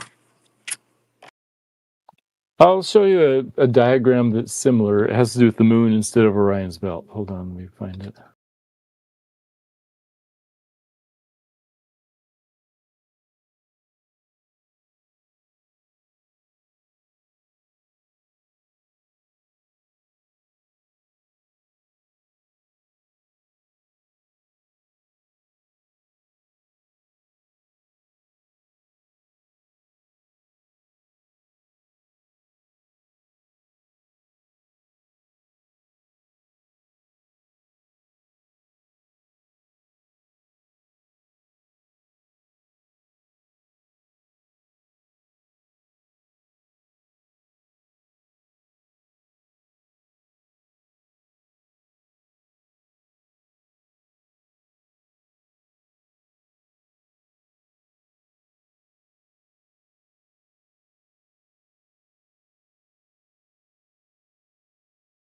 Okay, there's my standard full moon or moon argument, where why does the moon appear the same size at distant cities if it's twice as far from one city compared to the other? Because the moon is not a terrestrial object. Right, it's a physical object in the sky. The light source. Right, light sources follow the rules of perspective also.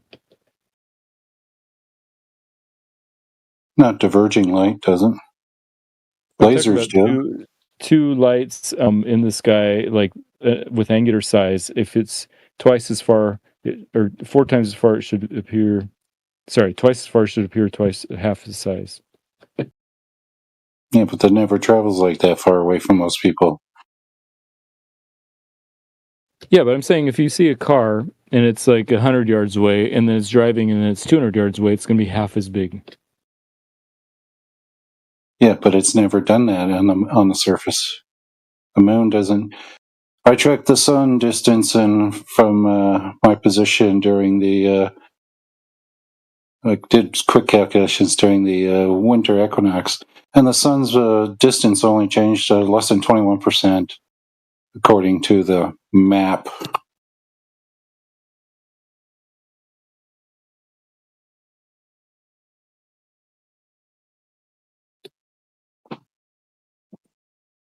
Now, if you moved your car 21% further, do you think anybody would be able to tell the difference? Right, it would be 21% smaller. Yeah, but could you tell that difference by the human eye? Maybe if you had some sort of reference, you might. But if you took a picture, you definitely would. Just count the pixels. That's the beauty of the sky. There's almost no landmarks to test sizes. Yeah, so you can just use some kind of measuring device or use a camera and count the pixels. What I'm saying is that the moon is the same size. The full moon is the same size all night long. Yeah, when it's in our visual field. Because I have a feeling, well, it's in our visual field that it doesn't change size very much at all. Very minor. Would it appear bigger to someone who's like closer? If they're half the distance, could they tell that they're closer? The only time the moon appears closer is that the paradox, and when it's near the horizon, it appears larger. Yeah, I'm not talking about illusions. I'm talking about measuring it with like some kind of instrument or by counting pixels on a camera. True, but it still could be an illusion up above us. Just because it's an illusion down by the horizon doesn't mean it's not an illusion above us. Yeah, I'm not talking about illusions. Optical illusions are ways that our minds are fooled by the way things appear. I'm talking about doing measurements. Yeah, but it still could be an illusion because it's a light. Again, I'm not talking about illusions. I'm talking about actual measurements, angular size measurements. Not subject to illusions if you're doing raw measurements. Yeah, but you can measure an illusion, but it's still an illusion.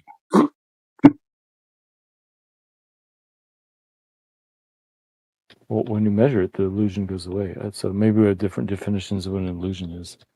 Because what would be a more practical, well, not practical, but A more ideal measurement of the moon would be that I go up 100 kilometers above the surface and now take a look at how the moon looks. Yeah, I don't know if that's gonna. That'd be nice. You're right. That would be one way to do it. But you could also do it by going to a high mountain, and it turns out that the moon looks the same from a tall mountain as it does at sea level, the same angular size. Yeah, but I would like to go up higher just to the fact to get outside the majority of the atmosphere. Well, if you're on a tall mountain, you're already above the majority. If you're on a plane, you're above what, like 70% of the atmosphere.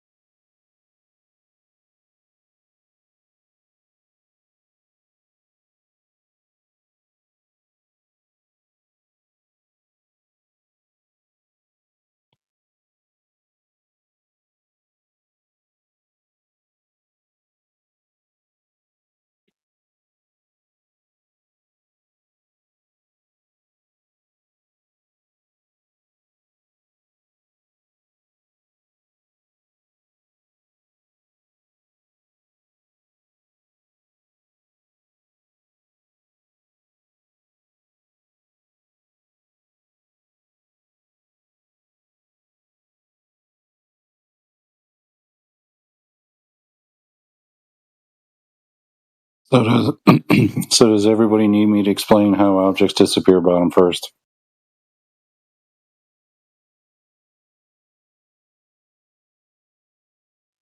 Sure, I'd be interested in hearing your reasoning. Well, thankfully, I've had the opportunity to live near Lake Ontario and Lake Erie. I'm in a Niagara Peninsula my entire life, pretty much. So I've gotten to see things that most people don't have the ability to see because they live in areas without great lakes or oceans.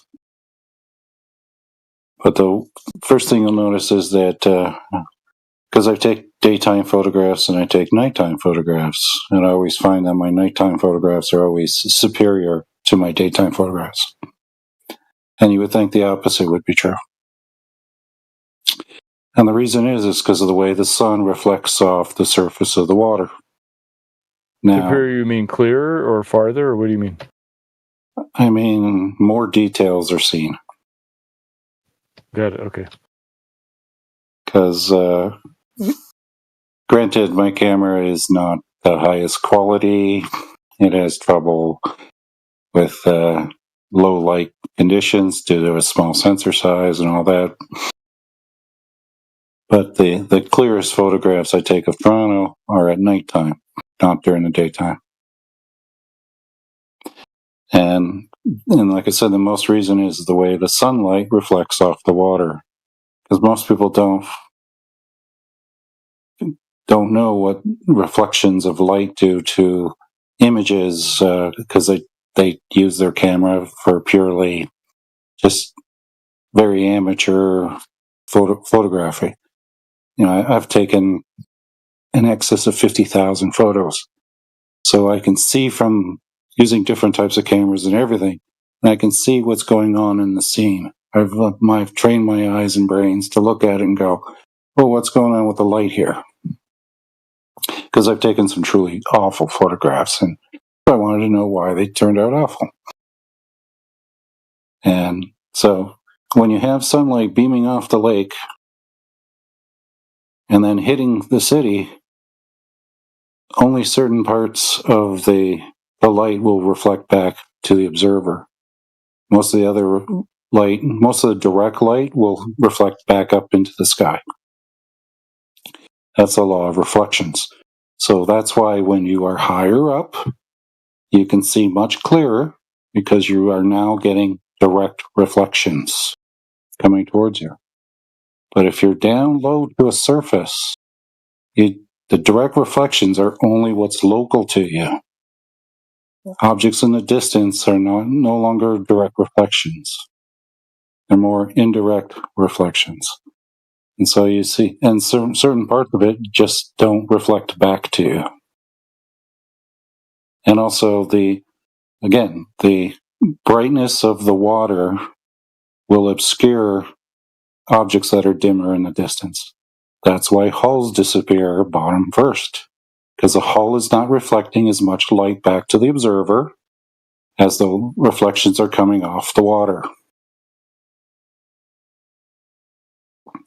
And when the sunlight was at a certain angle on Lake Ontario, I actually had a vessel in the distance in which the sunlight was reflecting off the vessel, reflecting off the water, and then coming back to me. And now this vessel is actually sailing above the water, above the horizon. And so that, and the fact that, as I show in my railroad videos, you get a diffraction pattern as well.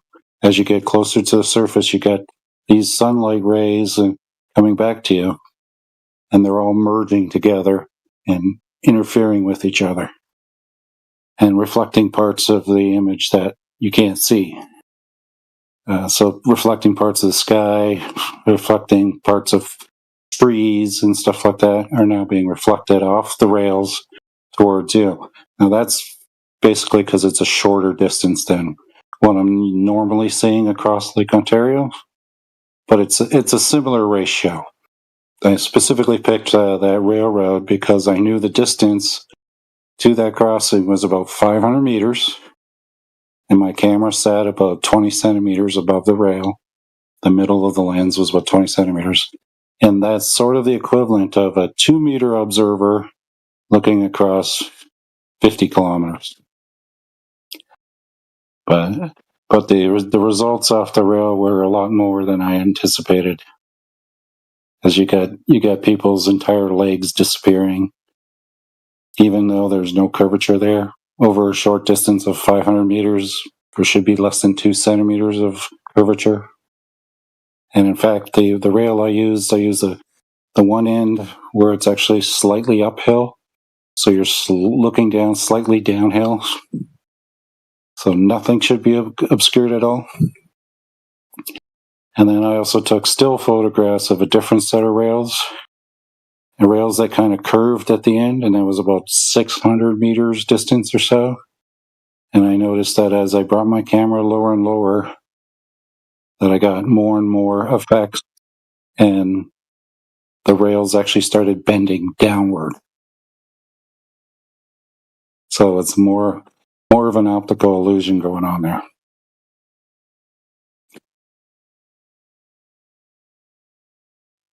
So what about the light that doesn't reflect on the water, that just comes straight to your eyes, right? Like the bottom of the hole? Shouldn't there be some that light happens that comes only over short distances. Doesn't happen over longer distances. Why not? Because the brightest the hole will ever be is when you're standing next to it, right. And the dimmest will be.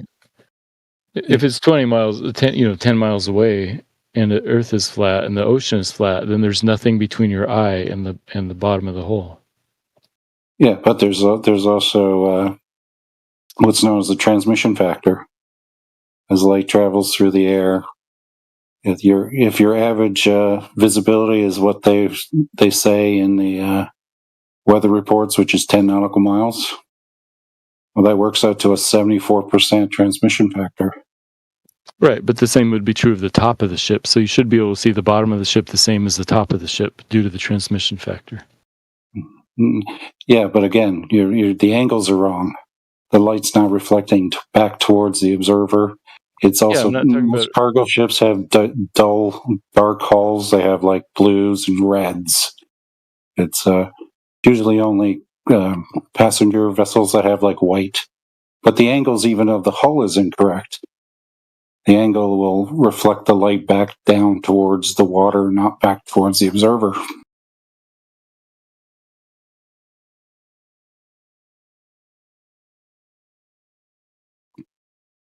Because I have a picture from one of my videos in which I saw a vessel crossing in front of Toronto, and it was crossing in the mirage, which is the reflected light off the Toronto, off the water, and it was disturbing the mirage. But only recently, looking at that video again, I noticed that there were bright white flashes of light along the hull, and that was when the water was being, the bows was creating that wake, and the white parts is where the sun was reflecting perfectly off the water back to the observer.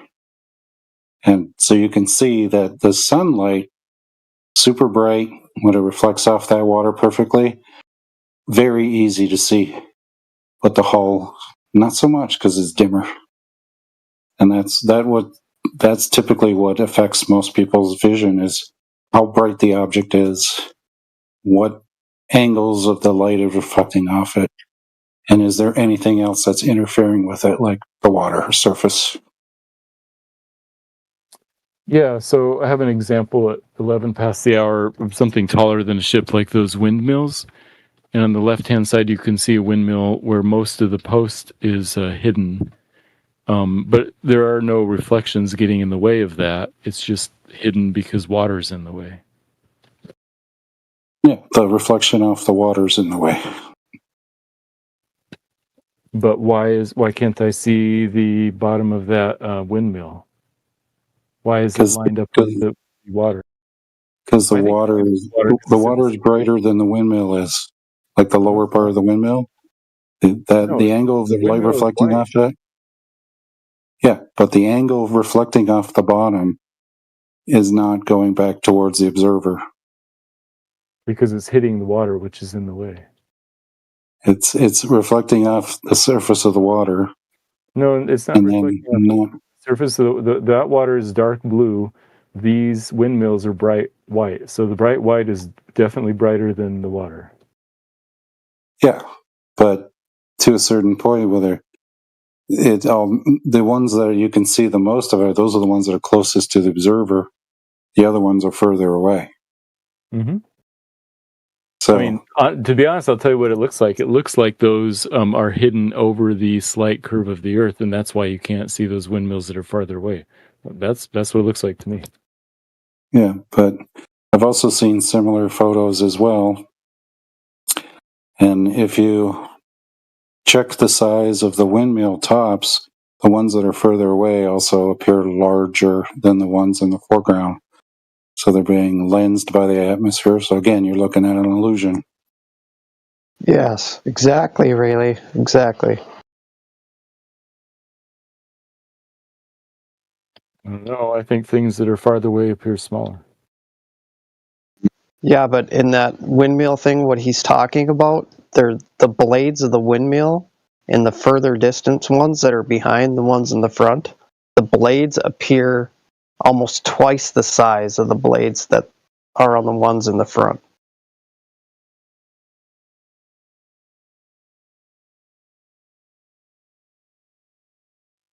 Yeah, I don't know where you're getting that from. Like the angular size of those blades is smaller for the farther ones. Yeah, in the image you posted, but there's another image of those, is what we're talking about. Oh, yeah, sorry, I haven't seen the other image.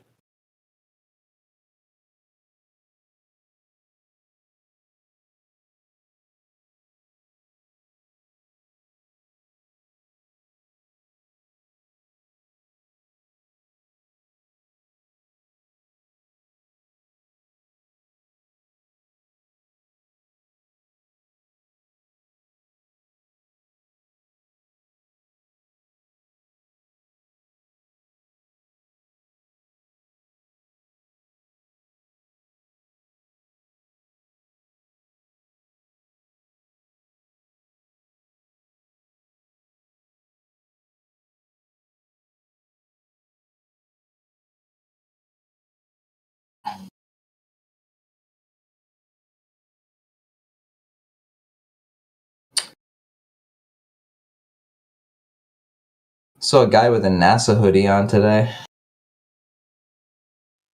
I have a NASA t-shirt. I was bold enough to wear it to a flat Earth meetup in Huntington Beach. I did want to say something to the guy about it, but I didn't bother him.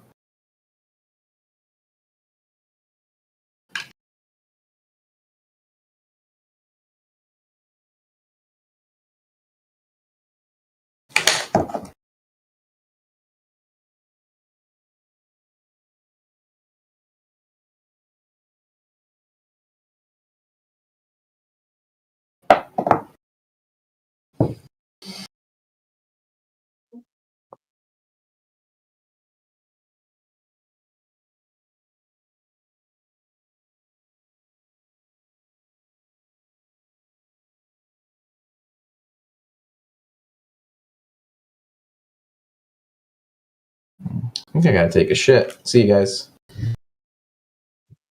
Thanks for sharing.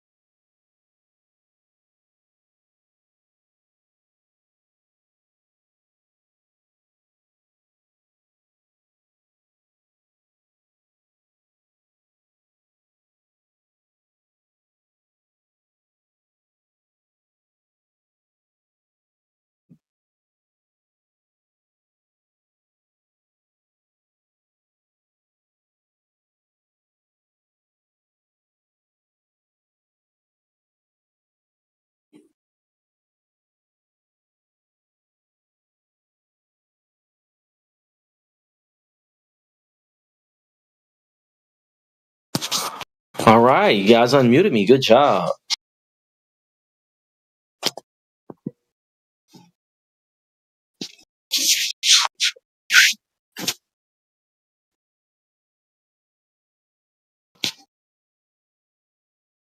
So you guys ready to address another flat Earth debunk, or are we going to just be nice and quiet and docile now?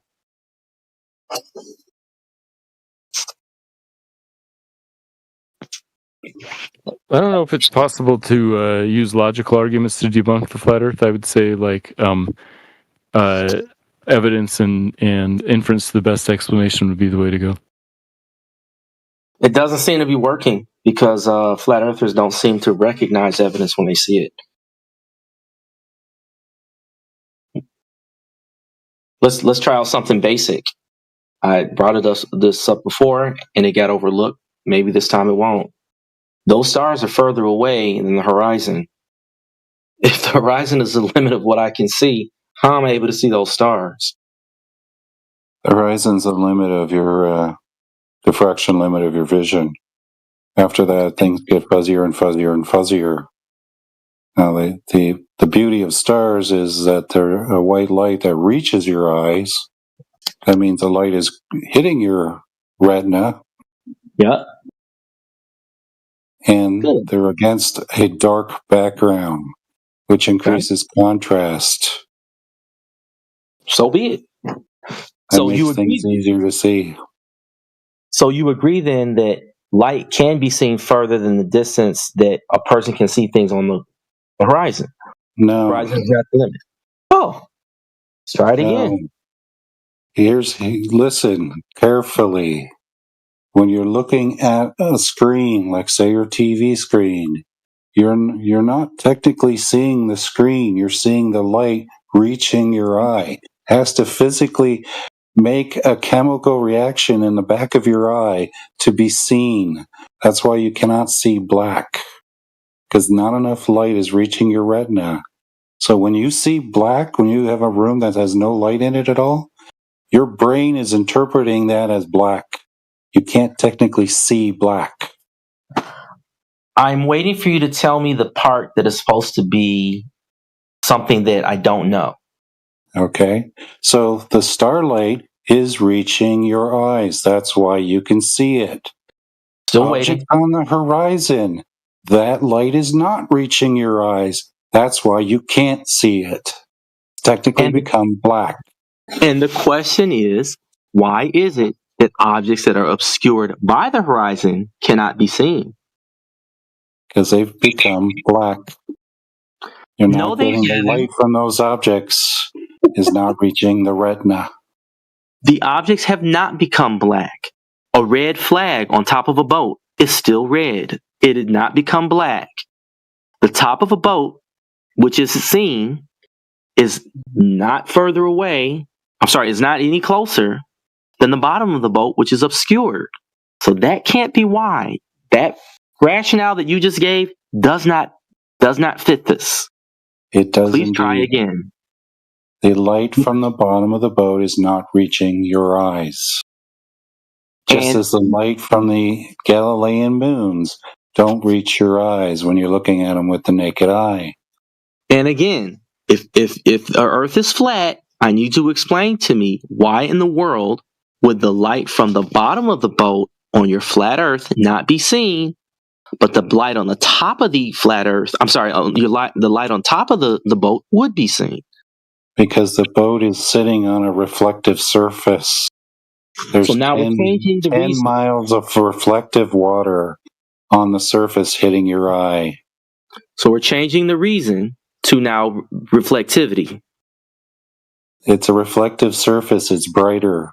If I hold a 1 watt light next to a 1,000 watt light, which one do you think you'll be able to see? I would see the 1,000 watt light, but reflectivity doesn't make things. That's what's happening when you look at the bottom of the boat. That's not what's happening. Reflection. The water is the stronger reflection. You've got 10 miles of water reflecting at you. You've got a few hundred, maybe 1,000 square feet of hull reflecting to you. Which one do you think will be brighter? Let me respond. Please don't interrupt. Reflectivity is not a matter of brightness or not brightness. Reflectivity is merely reflectivity. The hull of the boat is no further than the top of the boat. Okay? There is no reason why reflectivity would cause the top of the boat to be seen when I'm not looking at the top of the boat off of a reflection. I'm looking at the top of the boat as a direct line of sight. The proof? You can watch the boat move away from you. Let's say the boat is much closer and it'll move away from you. At no point will you see that boat somehow invert or change position because of reflectivity. The line of sight between you and that boat is the same. The only thing that changes is once it gets past the horizon, its absolute height will go down. That has nothing to do with reflectivity. In fact, reflectivity would cause the boat's height to go up. At least it would cause it to appear to go up. That's what I mean to say. So if you want to see the hull of the boat, what you want to do is you do it at nighttime when the sun is not reflecting off the water. You put a retroreflector on the bottom of the hull, the part that's supposed to be obscured. Now fire a laser at the ship and watch the return of that laser back to you. I am not going to see the bottom of the hull of the boat. But you know, one thing that can make me see the bottom of the hull of the boat is to go to a higher elevation. The boat is now technically further away than it was before. And now you have another problem, that I should not be able to see something that's even further away from a higher elevation. You were speaking of absolute distances being a limitation. Now you're speaking of reflectivity. Reflectivity cannot cause something to be seen that is obscured if it's being reflected off of the bottom of a surface. The boat is at the bottom of the surface.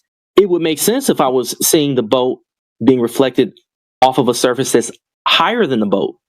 You're trying to make it seem like I'm seeing the boat being reflected off the surface of something that's below the boat. That's not making sense. That's called looming. And we're not seeing looming. Explain why going up higher makes things easier to see. Looming is what you're describing, but the effect that we're experiencing is sinking. You can't cause something to appear to be sinking by a looming effect. Oops. Sorry there, bud. Let's let someone else give a crack at it. Good luck. Maybe you'll get them next time, Tiger. Anybody else want to take a crack at it? So put a coin down on a flat surface, like a basketball court, at one end of the basketball court. Is the coin easier to see if you're standing above it, or if you're halfway down the court and your eye level is right at the court level? Yeah, so that debunks your argument earlier that light is the amount of whether or not you can see an object is affected merely by the distance. So you're just reaffirming the fact of my point, which is that yes, if you increase elevation, you'll see the coin. But you can't see the coin. You can't see the coin and claim, well, the reason why you can't see it at the low elevation is because it's too far away. See what I'm saying? You forgot that you changed your argument.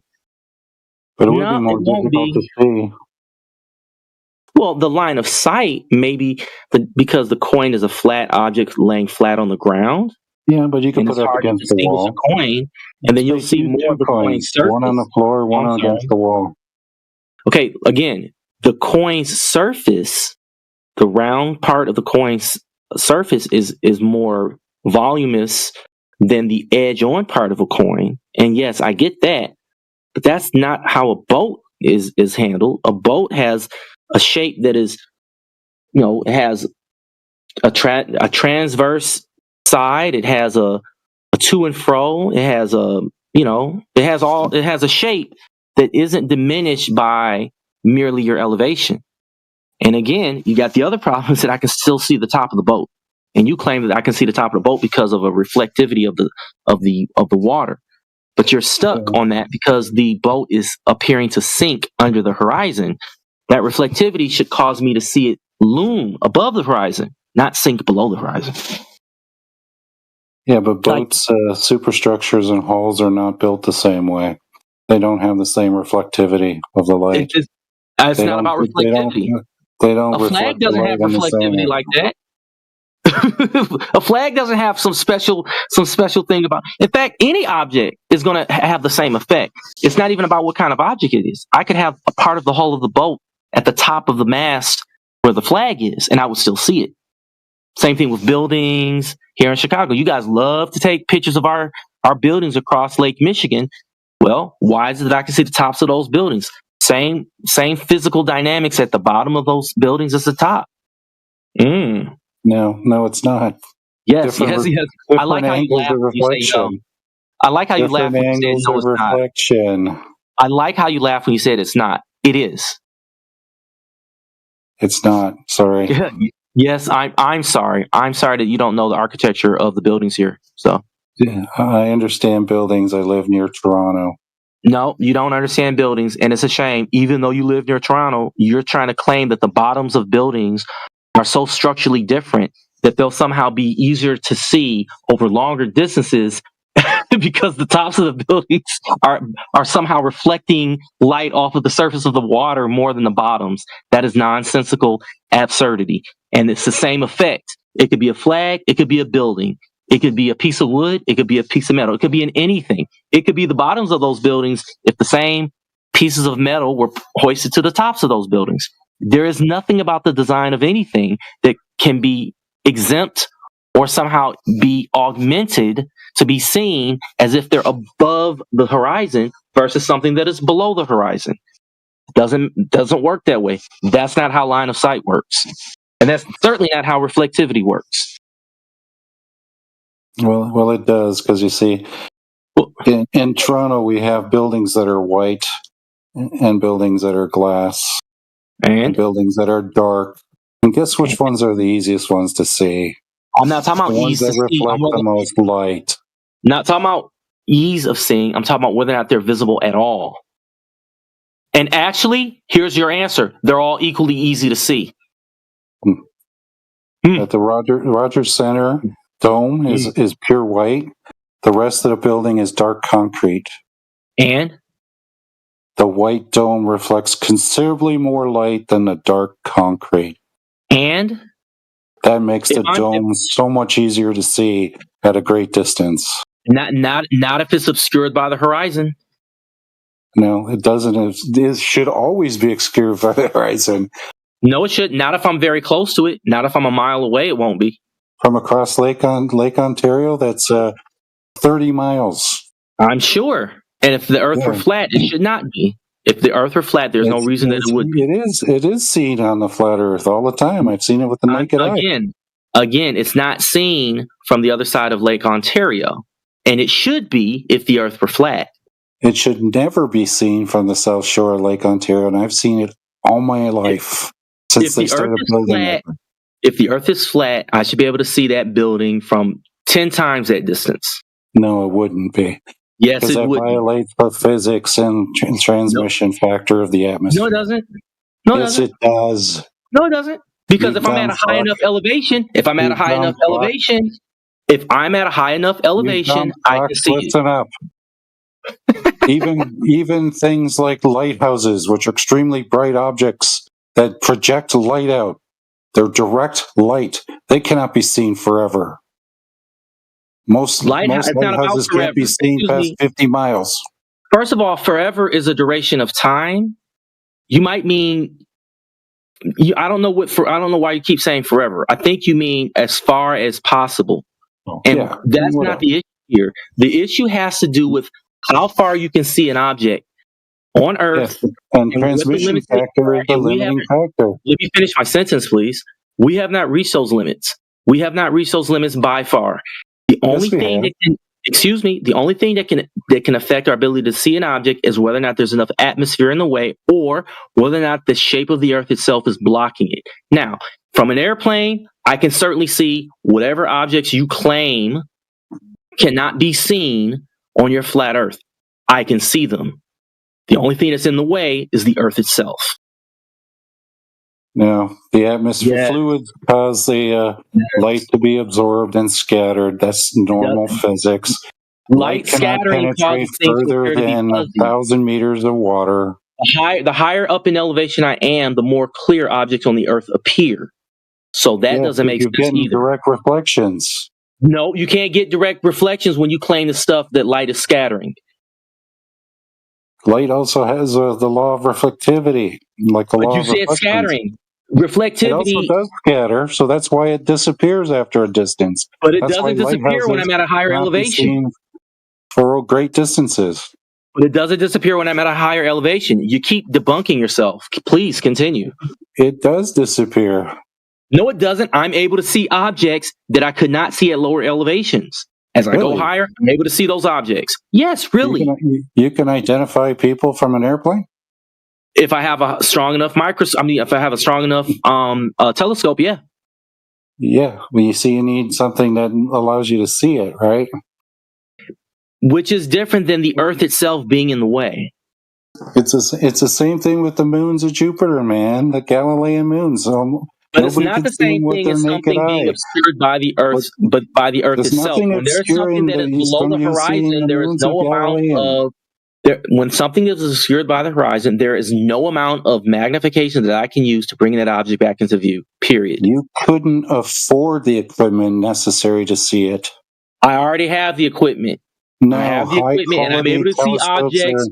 I am able to see objects. Stop interrupting. Stop interrupting. You don't have $100,000 telescope. Shut the fuck up. Stop interrupting. I don't need that much money. Shut the fuck up. You don't have $100,000 telescope. Now you're descending. Shut the fuck up. Now you're descending. You lying fuck. Now you're sitting up here getting debunked, and you're descending. You're a lying fuck. You don't have the equipment necessary to see it. And those telescopes are more than enough to see objects that would be visible if the horizon wasn't in the way. And now you're unraveling. Unraveling. You're lying. You're unraveling. You got debunked. You got busted. You're a lying fuck. You don't have the equipment necessary to see it. You lying fuck. I've got the telescopes right here. You dumb lying fuck.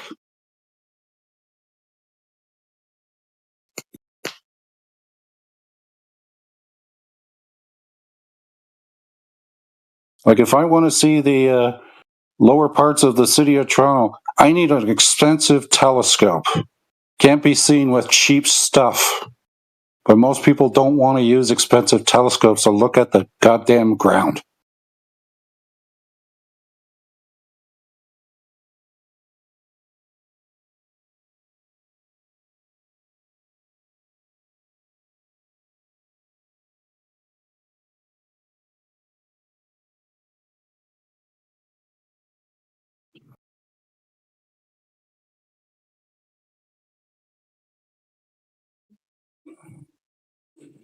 It's like this. We have this history of that because Sirius, the star, has a binary. Sirius B. We couldn't see it until we developed a telescope large enough to see it. It had to be 18-inch reflector telescope. We didn't have the technology until the late 19th century to do that.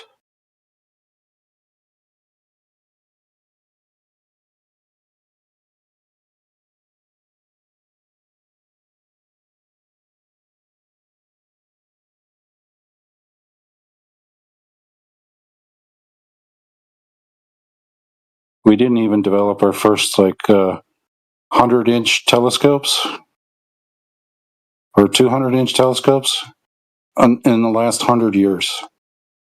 And they're damn expensive. Telescopes now that they build cost like $1 billion. Just the cameras they use for those telescopes cost $20 million to build. And this guy thinks he'll be able to see it with a cheap little telescope.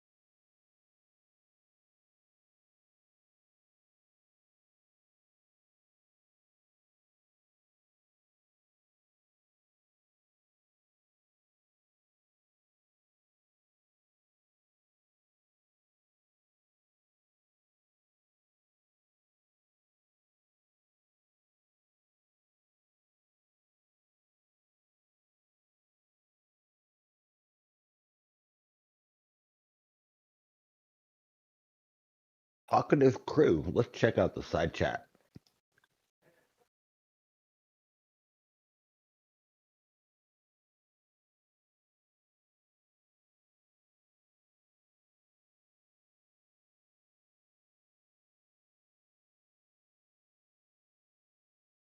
A really good telescope can cost 6 figures, and they weigh too much to take to the beach. Okay.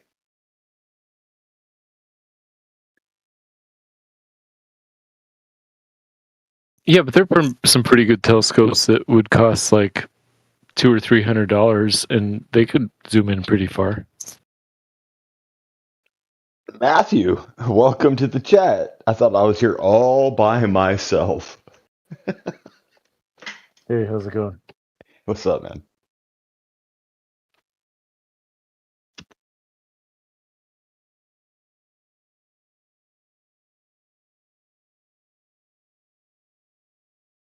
Not too much, apparently.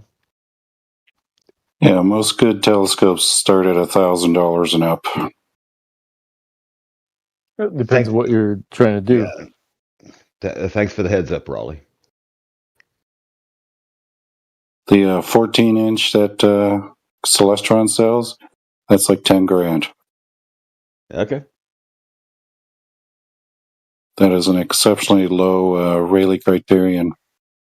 It's angular resolution. Is this the economics chat, or is this the 24/7 flat Earth chat? I'm confused. Well, some people if you have to ask that, then you probably don't know. It's just a joke. It's just a joke. It's obviously the 24/7 flat Earth chat. But you guys are talking about the economics of telescopes. You guys are already like halfway in the rabbit hole.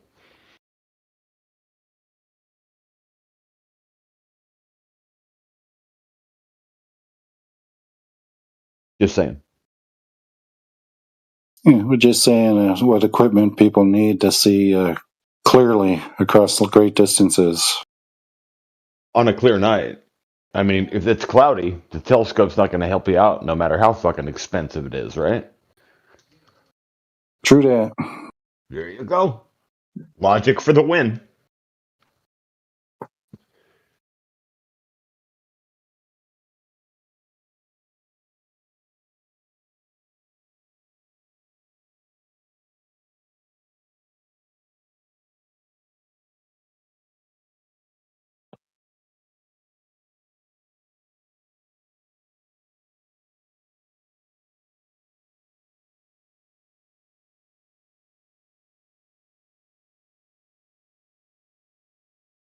You guys could always rename it to 24/7 economic chat to make it concise.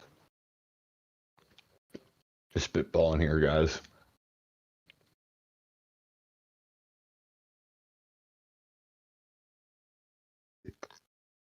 Yeah, because we could talk about Elon Musk trying to defend his $1 trillion pay package. Oh, you could talk about that in 24/7 flat Earth. Yeah, he goes, I don't feel comfortable building a robot army here. Okay. Yeah. I'm not comfortable with you building a robot army either. Sounds kind of sketchy. I prefer you didn't. Yeah, he said that unless he's got full voting control over the company, he doesn't feel comfortable building a robot army. Well, it sounds like you and Elon Musk agree on that point, and I'm glad you do. No, I think he should be deported. He violated immigration law. Should be deported. Okay.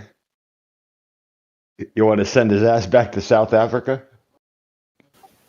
Oh, sure. Why not? He can pick. Maybe someone will take him. You could be like, hey, does anyone want to take this guy? Dude, use the resources available to you. Vote or whatever it is that you do. Make it happen. Unless you just want to fuss about it on Discord. I don't know, dude. Yeah, so he wants $1 million because he feels like he's being outed out of NASA because of asinine recommendations made by He wants another $1 million. He's a got trillion millions of dollars. He wants $1 trillion. Oh, a trillion with a T. Okay. Yeah, like Dr. Evil. $1 trillion. Actually, Dr. Evil said $1 million. That's why the joke was funny. Have you ever seen the movie? Yeah, I saw it. Okay. Yeah, because they said, I'll write you a personal check. You know, there was no T in the movie.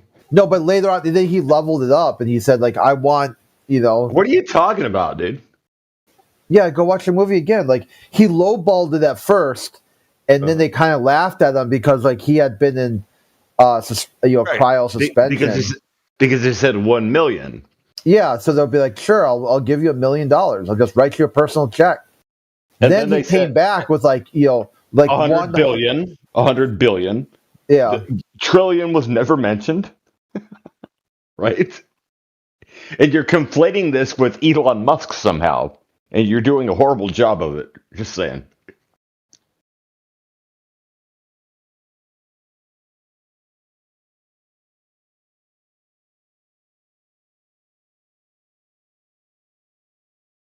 Maybe you saw the second movie, the Austin Powers 2. I'm not quite sure exactly what's going on here. The third one?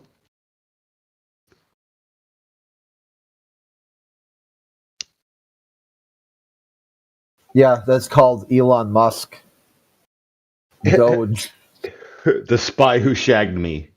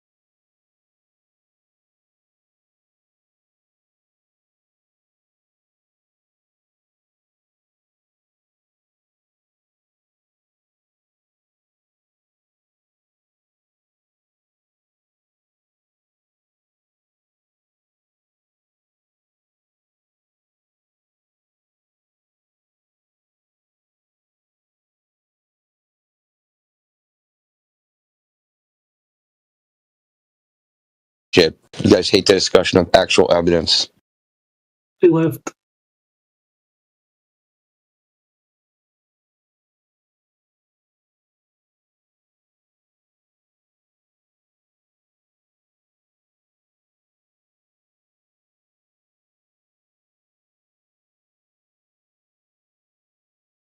Yeah, there's all kind of, let's just call them speculative theories and conspiracies, for lack of a better term. But there's all kinds of those attached to the stars not being balls of gas, and the things in the sky not behaving in the manner in which the mainstream, allegedly scientific consensus would have you believe.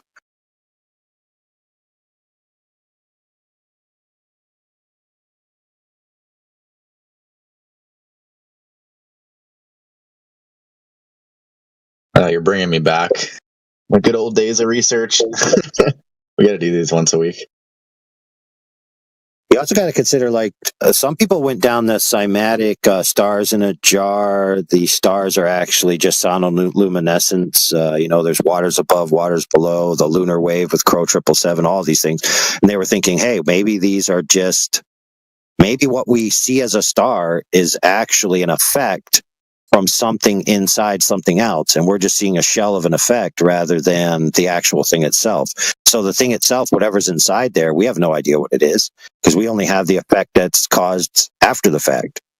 And so, when they do their little spectroscopy and stuff, and they say, oh, it's made of this, it's made of that, it's made of this, it's like, well, you're only getting the form lines of the effect, and you're claiming, well, it must be uniformitarian, because if I get these lines, spectral lines, in a closed laboratory setting, then I can then say anytime I get these spectral lines, it means I know exactly what this thing is made out of, how it was created, how old it is. It's like, no, that's not necessarily true. Now, maybe if you go to a star and validate your claims, then maybe you have a good point. But up until then, it's like all you have is, a similarity.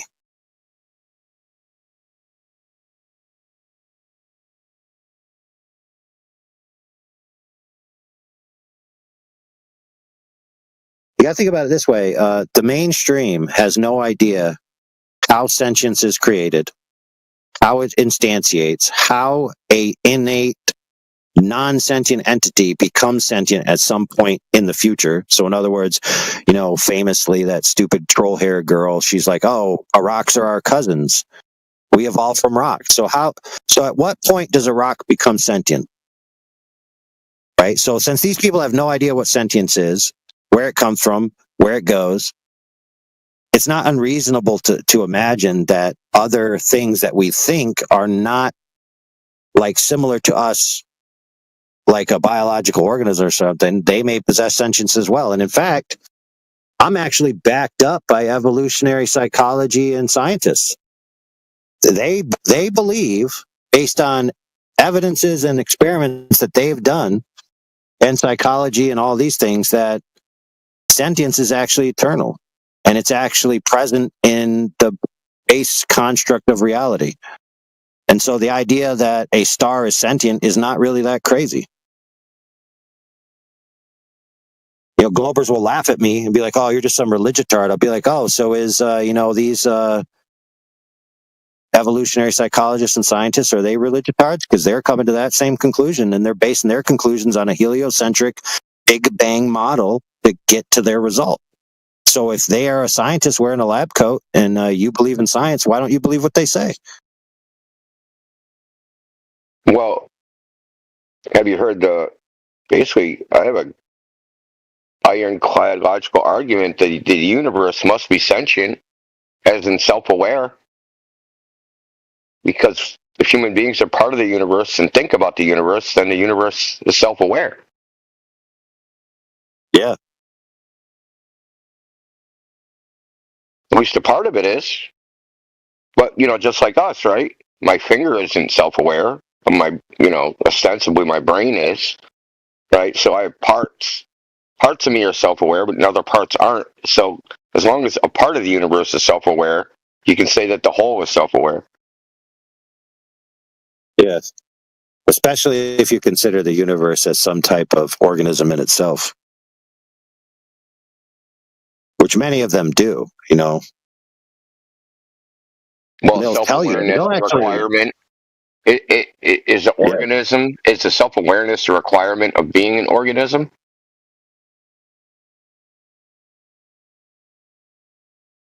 To put it differently, is like not all organisms are self-aware, but everything that's self-aware is an organism. Yeah, that's a good point.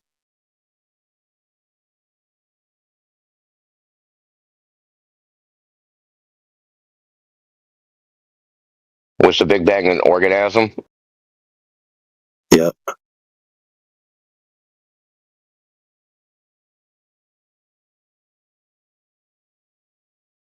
And God said, "I'm coming," and the universe came into being. Which came first, the chicken or the egg? Nothing. This is Indio on Speculation Sunday. Yeah, we'll have to have this event more often. Very spicy. It's fun. Let you vent, man. It's always intended to, discourage this type of speculation on the regular thing and isolate it to one day so it could be not interfering with the regular scheduled programming, but have a chance to shine on its own. Oh, for sure. Yeah, that's what we talked about before. Yeah, and then when people are speculating through the week, just tell them, wait for Speculation Sunday. We'll put it on the agenda. Sorry.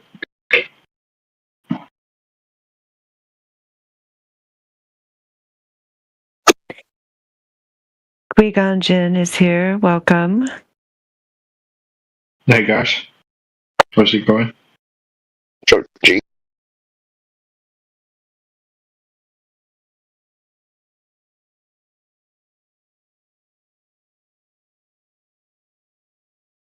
What brings you?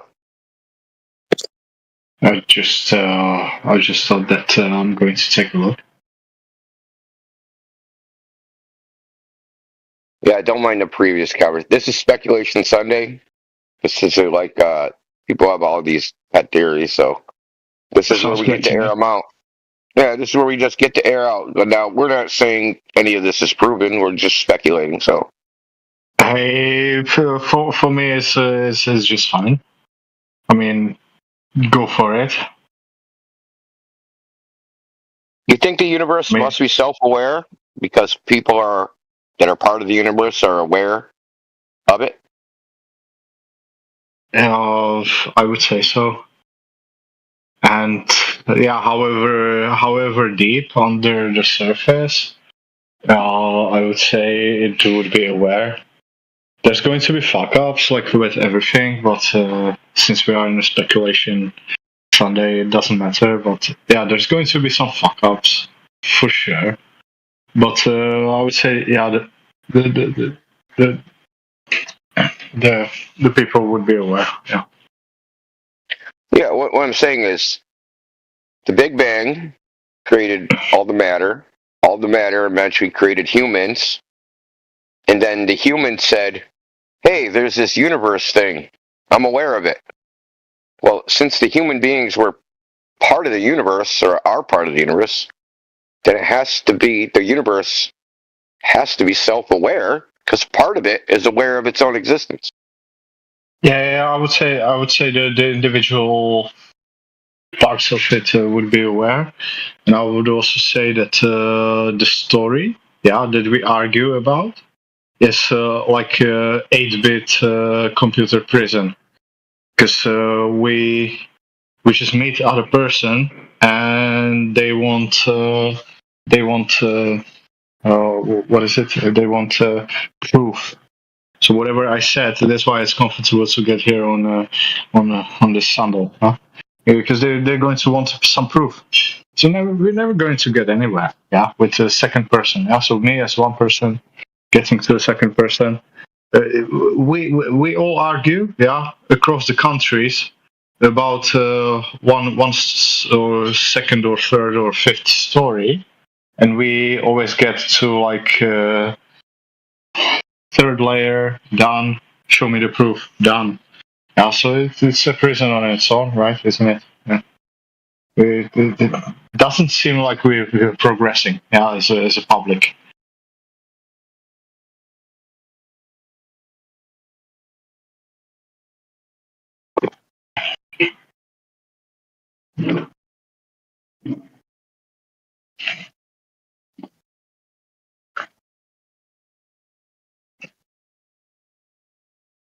I mean, I think you made a good point about the second person thing. I think we assume too much, thinking the reality is intrinsically a shared experience. Yeah, so the thinking. So the thinking is in that shared experience. So the thinking is, how we might explore beyond the borders of the shared thought construct, and how is it imprisoning us? We all know, oh yeah, it's shit, or in this way or that way. So we're just going to chat about that shared construct that we all understand. Yeah. We all have been raised in, it's part of what they tell you in school, sort of, is it flat, is it global warming, is it this or that, and within the constraints of that, we just play ping pong.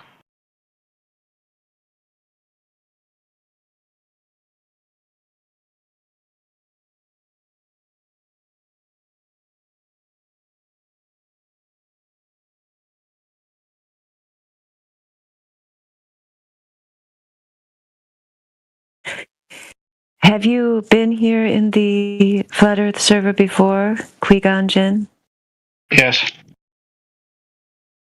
And what are your thoughts about the globe? Hey, my own reasons. I would more inclined to be flat. Mm-hmm. You're more inclined toward flat. Yeah. What makes you more inclined that way? What makes me more inclined to, aside of the feeling, which the feeling, what the difference in feeling? What feeling would give me this? What feeling would give me that? Aside of that, the reasons would be. I'm not going to bring this here. I'm not going to. I would make my own checks and I would see how it is. Yeah, I would check with the map.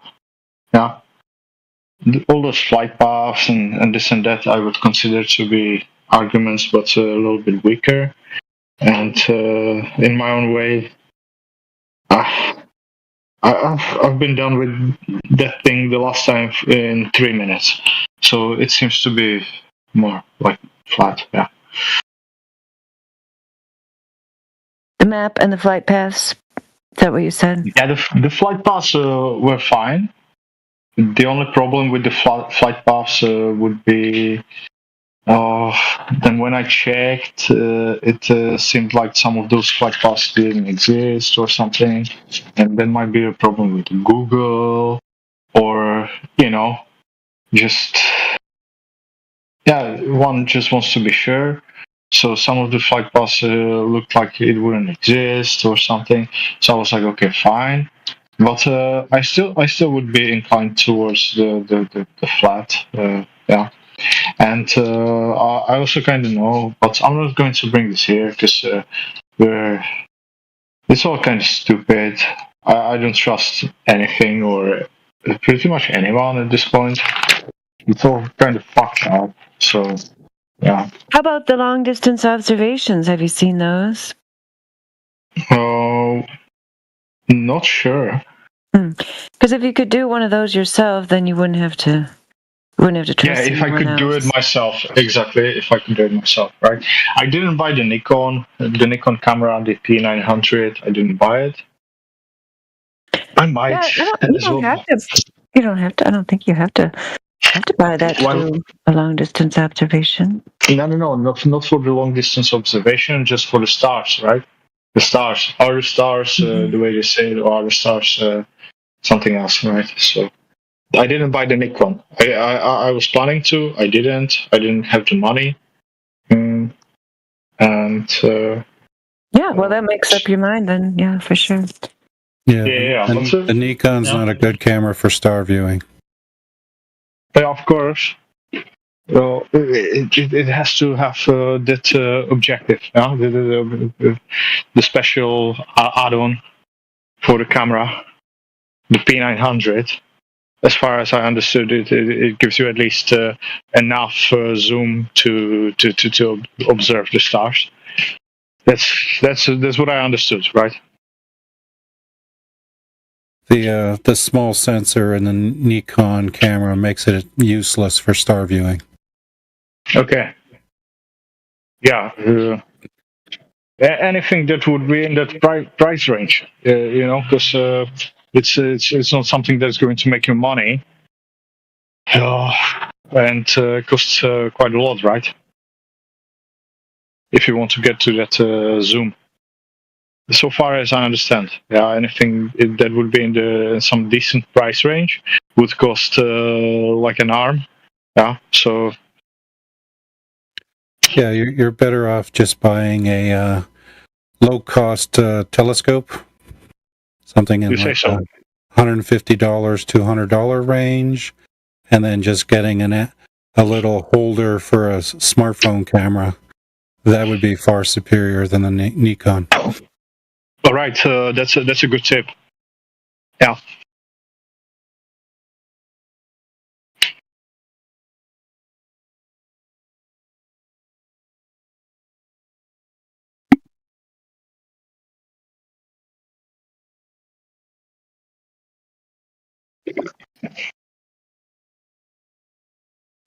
Yeah, but anyway, it gets you to the point where you don't trust anything, so it gets quite difficult to even freaking talk, right? But what can you do, huh? Yeah, are you anywhere near a large body of water that you could make an observation without a camera? Hey, it's not about the body of water. It's not about those rays of sunlight. It's not about this. I would say I understand this. You're talking to a builder. Yeah, I'm in a construction for years already. It's like 15 years already. So I understand how the sun rays go. I understand what is level. I understand all of these things. I wouldn't have anything to calculate this thing in that way. I did get to it in my own way. I do not share it because I do not trust anything or anybody. Yeah, it gets difficult to talk even. It's stupid. Yeah, you guys in America, I don't know you. Yeah. Oh, yeah, well, I guess, yeah, if it was stupid to talk at all, then yeah, none of us should be here. But yeah, I hear what you're saying. I mean, the way no. I'm just addressing the stupidity of the whole thing. Yeah, like okay, yeah. We me and the second person meet. We talk. We're going to do something about it. I mean, you guys in America. I mean, the amount of checks, right? The background checks on anybody I would like to do, it's like out of the table. Yeah, it's a joke. Yeah. Yeah, I mean, how can you trust this, that person, this person? How can you trust this or that? No, you can't. Yeah, that's the end of it. Yeah, you can't. It's like so it's not defeatism. It's just me raising my little hand. Hey, how about this? It doesn't get answered, does it? Yeah. So I'm just saying this. Yeah, a little bit drunk also. Yeah. Okay, I got it. Full disclosure. Yeah, it's only 1:30 p.m. here. Yeah. So so I mean, what I'm saying, I'm in the United States of America. What I hear you say is that you just it makes sense to you that it's flat. You know, building. You understand what level is. It's the practical. We always use the Earth practically as flat. I used of course, I used my own method. Yeah, what I figured out, it was way easier than all those ones. Yeah, I understand the buoyancy. Yeah, so it's not gravity. It's density. Yeah, that's great. I can see that. I could see that. Yeah, all of those. Then I go one day. I go think about it, check, and I say, oh, it's way easier. Yeah, you just check this and you know. Yeah, and that's it. but I don't say it. Why should I? Once I see how easy would it be to check the layers of fucking propaganda, then I'm like, yeah, man, this is a joke. It is a joke. It's a fucking joke. Yeah. Like I say, I would be more inclined to flat, but it's a fucking joke. Yeah. To be honest, really honest. Yeah. Yeah, well, you don't have to, go around talking to everyone about it, but sometimes it is good to have. Myself. Yeah. Yeah, sometimes it's good to have other people to talk to, even if they're people. Oh, it's great. Yeah, it's great. Other people. Where are the other people? Yeah, where are the other people? Somewhere in America. Yeah, so that's great. That just that just means that if I want to meet the other people, I might as well just disassemble all the infrastructure I made on my own for the place where I live currently, and just go for the wild hunt again. Yeah, just to meet the second person, just to for something. Yeah, just just to meet them in America for what? Man, you're trying to do too much. It's not that deep, man. You don't need to go personally meet them. Why? I think you need to do all that. Why not? I mean, did they lie to you? I'm asking. Why are you relying on other people? Oh, because I do believe in 10 other things that I would prove in the same way. Like you guys go on this hunt. It's flat. There's 10,000 other things going on. So, I mean, since somebody lies to you since you've been a kid, right? That's a problem. Yeah, that's a bit of a problem. Yeah. You didn't get the right information. So what is the other? Yeah, so there's another fucking 10,000 things. Great. Yeah. Let's solve it and let's live accordingly. Yeah. That's the thing, right? With the person that understands that it's not brainwashed. Great. Yeah. Just this practical,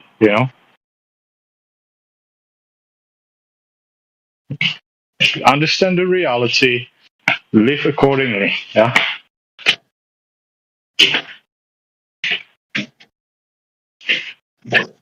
So you don't have any duty to, like, some people don't realize. You realize that not everybody is as capable as you are, right? And they need a little help. That's another thing. Yeah, that's crazy, right? There's a whole. Yeah, I'm missing the words. I'm sorry. There's a whole, not establishment, but sort of, kind of a lot of logistics. Logistics, not as capable. Exactly as you said. Yeah, a lot of logistics involved in such a thing. Well, what we do is try to teach people how to figure it out themselves. Yeah, in 1,000 years. No, it's simple. It's a simple thing to do. It's not complicated. You said you do it. You said you did it and figured it out yourself. Right? Yeah. Not everybody's as capable as you, and they need guidance on how to figure it out themselves because they've been taught not to think in the government school system. Right? Newsflash, they don't talk to me. Yeah, they don't talk the same language as me. The same language meaning if they don't wish, I'm not going to meet them.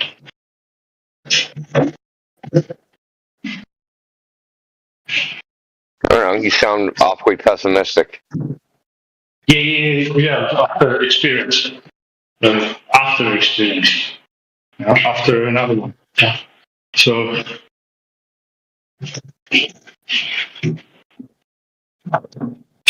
Well, I'm not pessimistic about it. I'm actually optimistic about it. There's a guy, Dr. Shiva. He's doing a science summit. He's MIT. He's got 3 degrees. He ran for president of the United States. So he's doing a summit for to come up with some experiment to figure out whether the Earth is flat or globe. So Oh, okay. Hey, to be honest, maybe give me your secret method.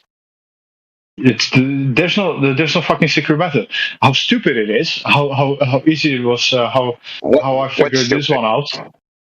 No, easy, stupid, banal. It's just as easy as it gets. If somebody. Why don't you tell everybody your secret? Because you're not telling us. That's what makes it a secret, right? Yeah. That's what makes it a secret. The secret ingredient of the chef. So stupid. Usually it is the chef fucking just spits in the soup. That's a secret ingredient. Yeah, I'm just kidding. That's actually what I think. I think you're full of shit. I think you've never done anything. And maybe you just want to. I'm calling you out, bro. You're full of shit. You've never done anything. So I'll just shut up, right? And just listen to you guys, because that's why I came. No, you don't even have to. I'm not going to say shit. Go out the door. Why should I? I was happy to come here, right? Yeah, you guys asked me. You're not constructive. You're not constructive. What am I? You're counterproductive. Yeah, or 10,000 other reasons. Hey, sometimes I even say stuff like this, like that. The people on Discord just find the reason. Huh? I told you where my stance is, and I told you your why. stance is I have a secret method that's so easy a freaking caveman can do it, but I'm not telling everybody. Yeah. And not to sound smart. Yeah. No, you never done anything. Okay, what exactly did you test? You don't even have to tell me what you did. Just tell me what you tested for. What property, right? A distinguishing property. It's not even testing. It's so stupid. Your troll mask is falling off, bro. Yeah. Yeah. No, it's not. Yeah, it is. It's completely gone.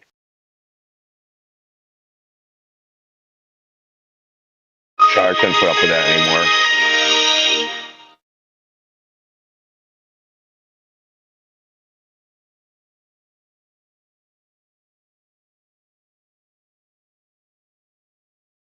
Yeah, so is somebody that we know participating in this Dr. Shiva thing? We don't have to sign NDAs to figure out their method of measuring the Earth to be a globe.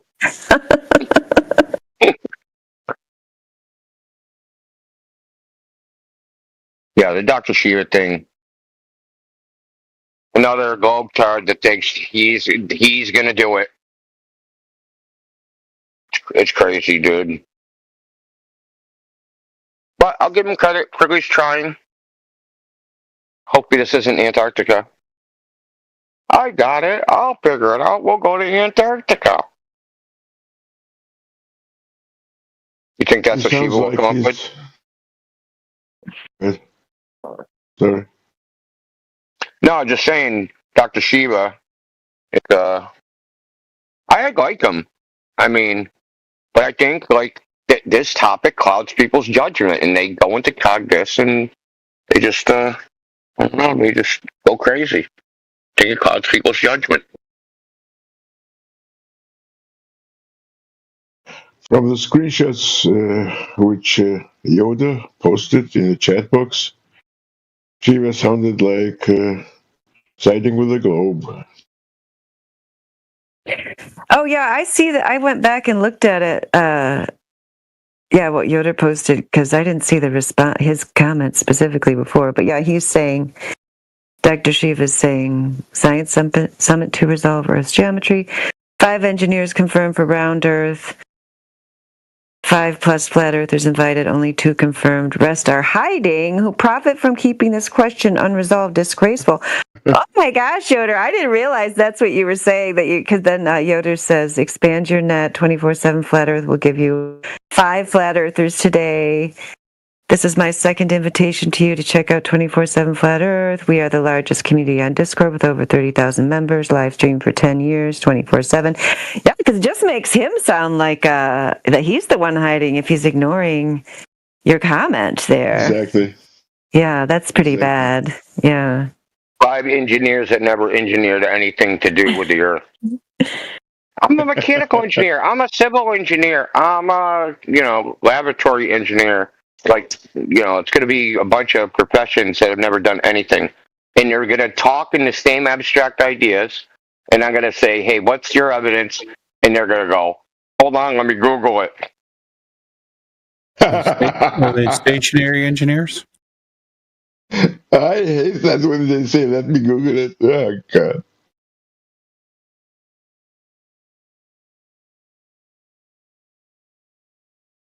And after they Google it, they become an instant expert.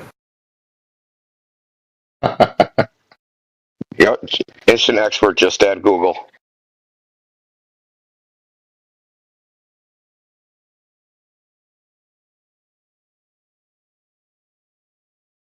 Are these engineers? Are these 5 engineers like Professor Dave, who is not a professor?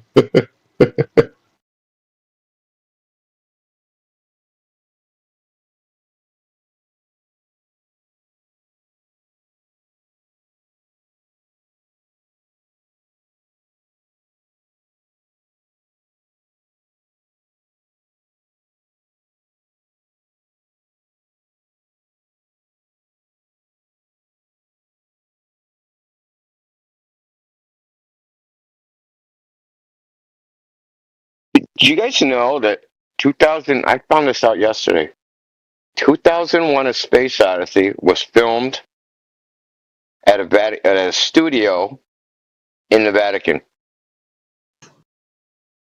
Fuck off. No way. Oh, really? No way. I saw it yesterday. I haven't confirmed it yet, but it was like an X channel that does that's what they do. They feature like movies, like facts about movies. So like they said, filmed at the Vatican. I gotta double check that shit.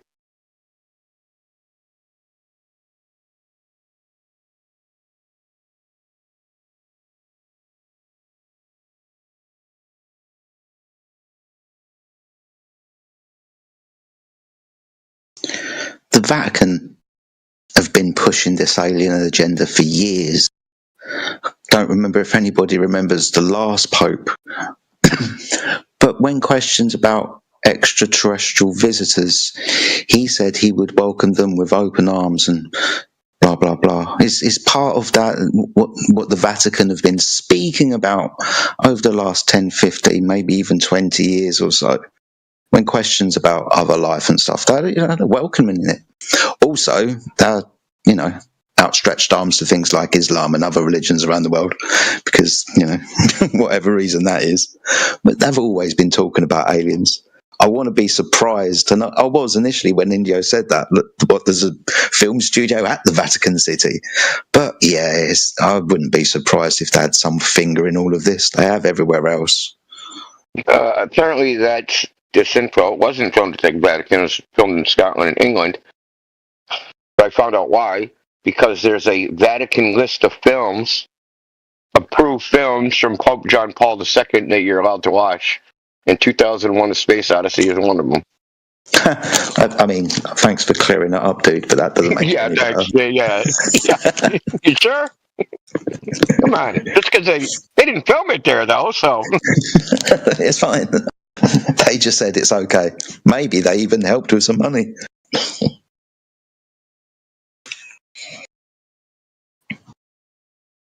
Hey, look, I'm not blaming religions for looking up at the sky and stuff.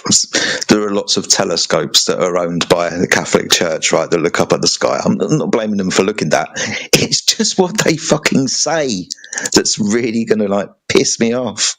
They've been talking about aliens for ages, this religion that gave us the heliocentric model.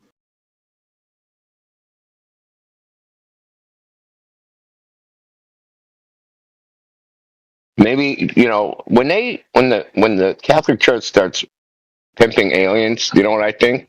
I think they're trying to get off the hook. They're like, oh, we're caught. Okay, it's all over. Closing up shop. Aliens. There's no Jesus. Goodbye. Have a nice day. They're just done. They're they don't want to do it anymore. They're trying to pass off aliens as Jesus. Oh, believe in the aliens now. We're good.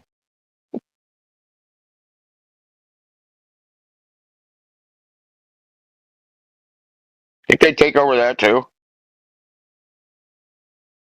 Sorry, what was the question? Think they take over that too? They would just like, oh shit, Jesus was an alien. You know, the aliens told me. Now the Pope talks to aliens. I got a direct line. They communicate with me through my fish hat. I think there's enough blurring of the lines recently by what the Pope or last Pope or even the Pope before has said. So, yeah, they've blurred the lines, dude.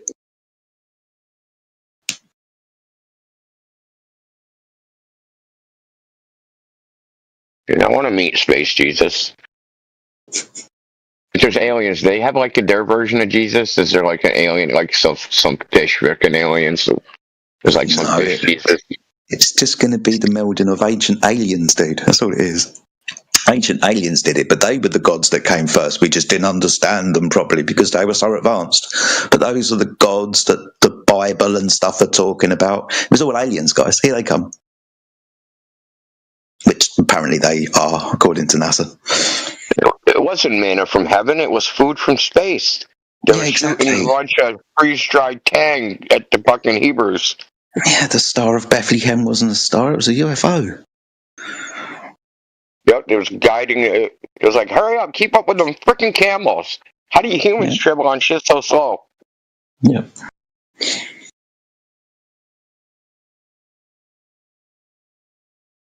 I just found it amazing when you told us what you told us earlier about the executive order with regards to Trump and NASA and NOAA and all of that stuff, dude.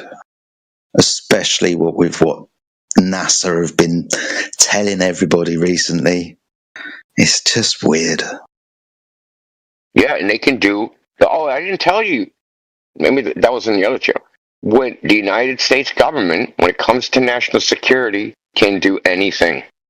Anything. Lie, make up stories, whatever they want. They can just do whatever. Isn't that the same with... It's open season, dude. It's literally open season.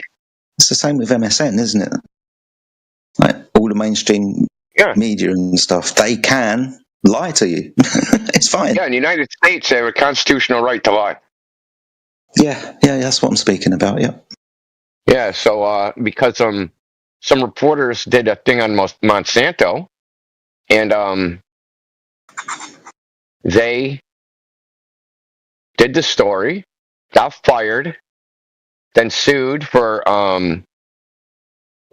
saying that firing was unjust because they had to lie in order to justify firing them, and the court held that it's okay for them to lie. They have a constitutional right to lie. But as far as the national security thing goes, I forgot that one of the agencies that I didn't list is the United States Patent Office.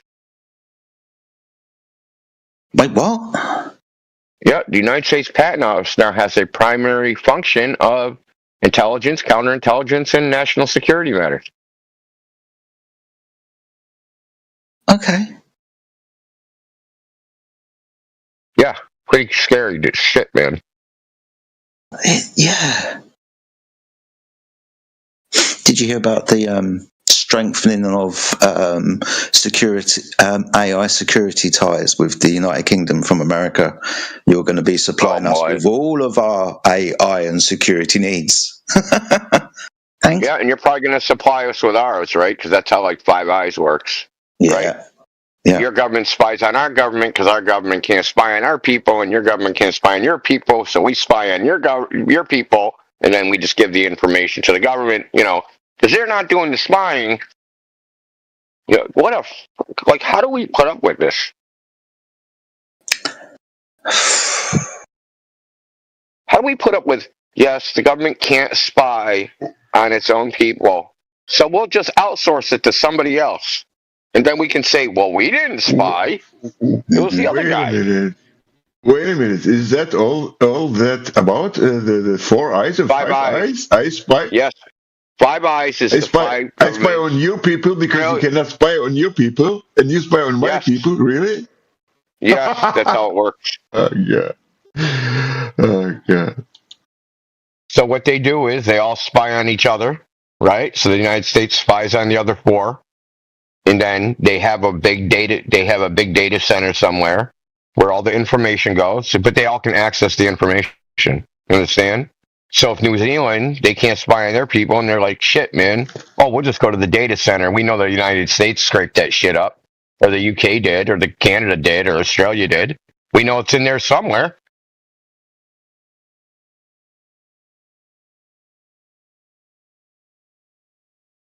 But they can also specifically task.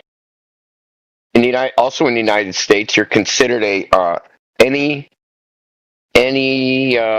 can't spy on you. The CIA can't spy on you unless they can connect it to a foreign person, a non-U.S. person.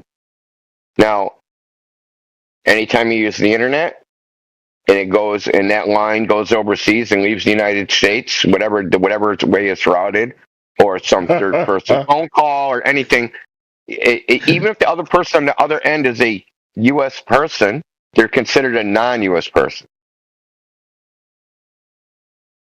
Yeah, it's a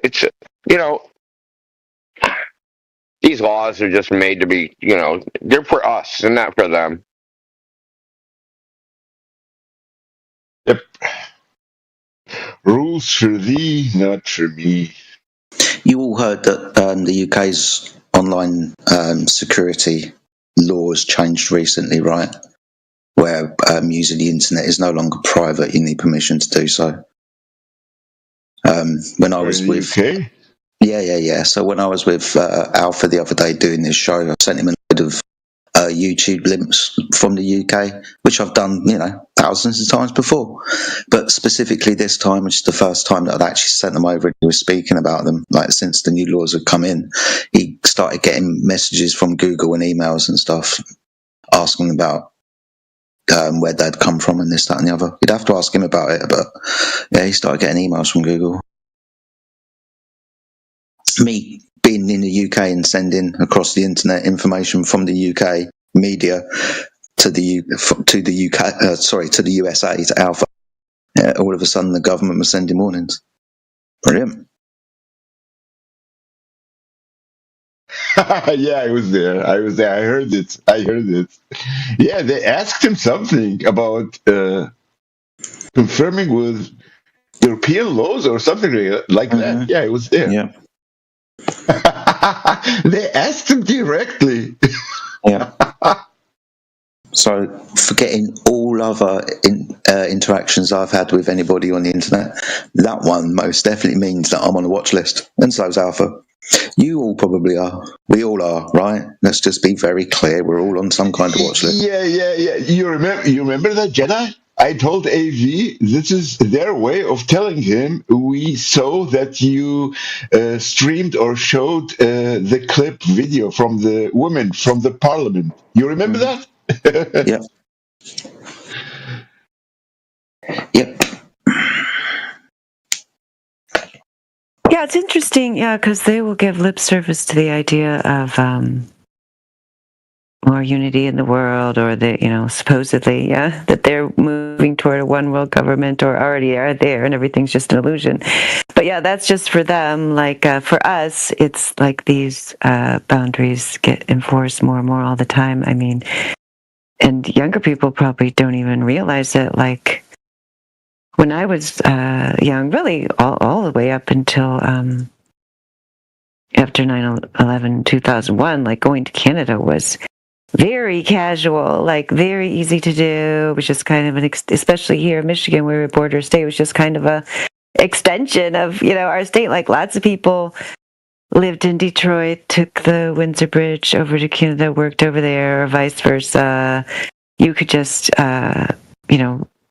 drive your boat to Canada and nobody cared or even paid any attention. It's just very casual. Yeah, now it's just so locked down. It's just sad. There's no good reason for it. Yeah, I stopped going over the states when the U.S. Border Patrol used to put their hands on their guns and ask me to open my trunk. That's bad. I actually haven't been When was the last time I went? I think it was before they started asking for the passport. Because you didn't used to have need a passport. You just drive over, and then I think they would say they would stop like every. They'd say that we're stopping people randomly. Back in those days, I don't remember like if we ever got stopped. Occasionally, I feel like I never got stopped. Yeah, because everybody was just doing their business. Like, yeah, I just remember driving over there. Yeah, and now, it's a big deal. I don't think I've gone over since it's been a big deal. I think the last time I went over there was like 2009, 2008, sometime in there. That's right before they did the passport thing. We said, oh, we're going to go over one more time. We went to the air. There's a really good air museum in Sault Ste. Marie, Canada. So we were in Sault Ste. Marie, Michigan. We went over there to show the children because we didn't know if we are going to be able to bring them over there after that. I guess you can, but it's hard. Is it even worth the hassle? In most cases, no.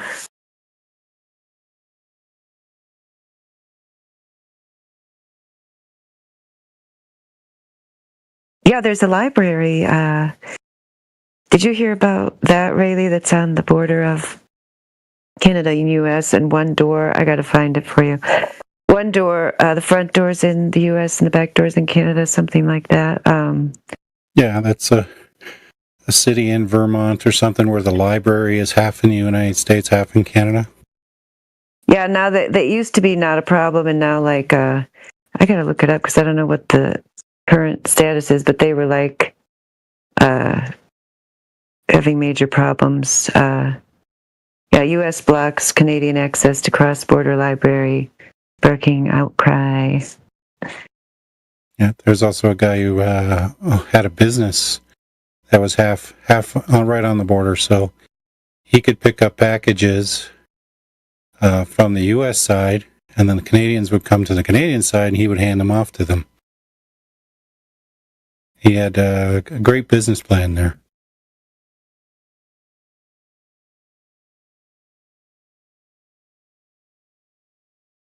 Yeah, feds curb Canadian access to library on the border.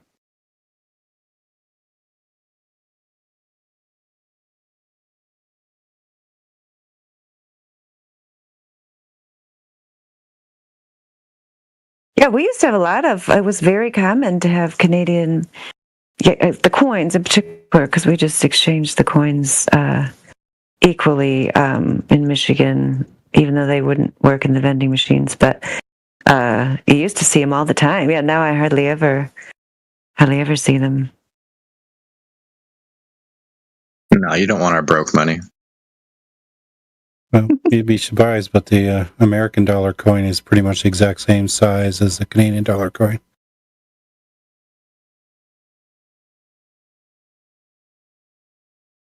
Which dollar coin, like the Sacagawea one or the president's ones, or? Yeah, that's the Sacagawea.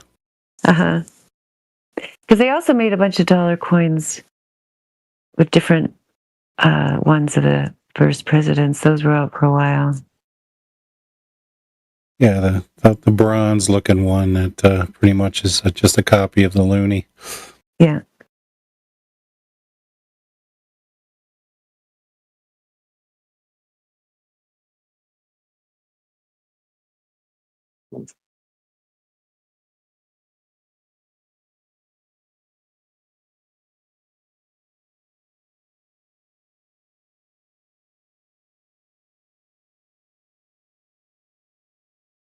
Yeah, I would like to go over there though, because my son has a Lighthouse of Lake Superior's poster. I actually didn't realize he was crossing them off when we went to them, because we've gone to a bunch of them on the Michigan side, but a bunch of them are on the Canadian side. So I should take him up there someday so he can cross out his lighthouses. I don't know what they have to have if you're a child. Do you have to have a passport to go to Canada? I'm not sure. Or it used to be just a birth certificate, but they might have changed that too.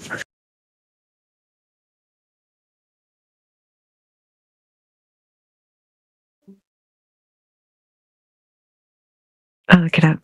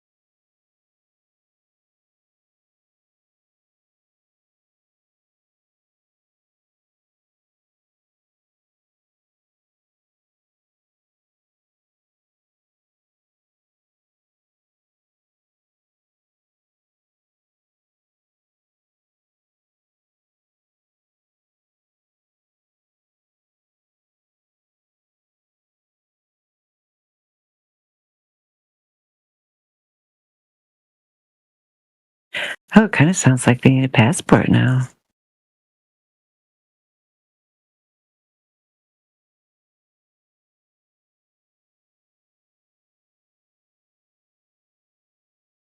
Yeah, if you're 14 or under, you need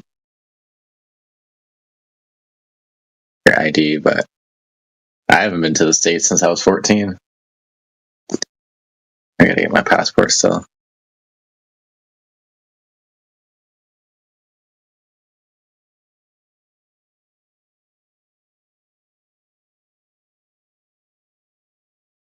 Are you going to get one, Neil?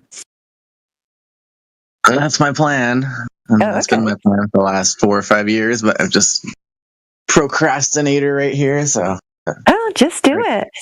I know I'm turning 30 next year, and I want to go and travel because I've never been to hot climate places, so I want to see nice beaches. And awesome, man, do it for sure.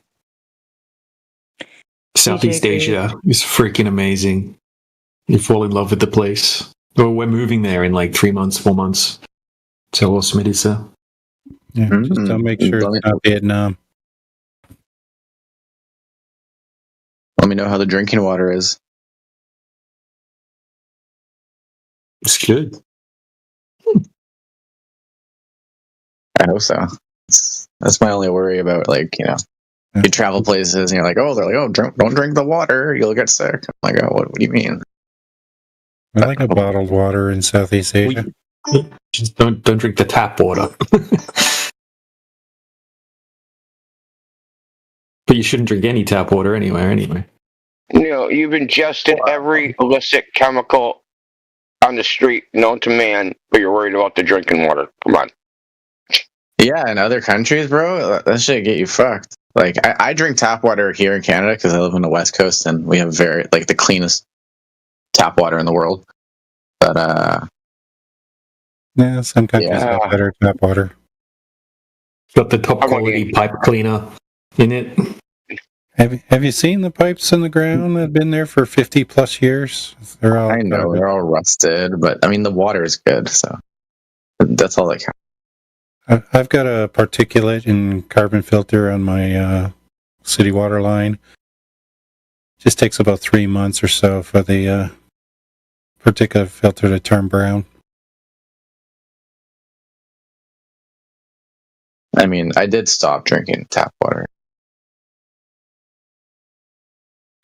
Well, if I put it through a filter, it's fine. It changed my healthiness. Yeah, anywhere with good drinking water, I'm down to go.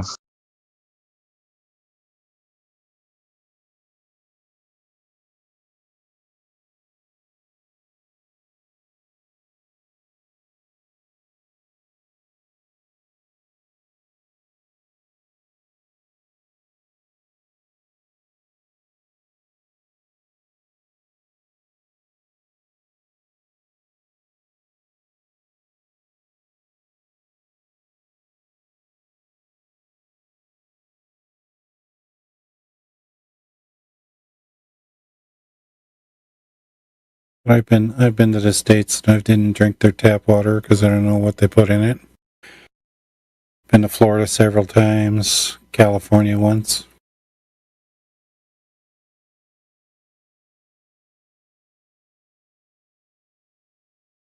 My hotel in Florida in Orlando was 1 minute drive from the 24-hour Walmart.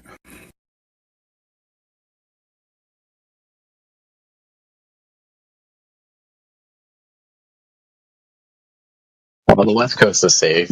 I don't know. The East Coast is like, I don't know. It's really old. The East Coast is like broke.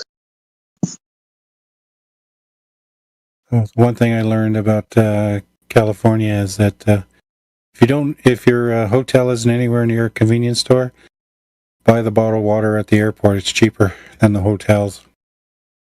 Hotels wanted like $7 a bottle for bottled water. The airport only wanted $4.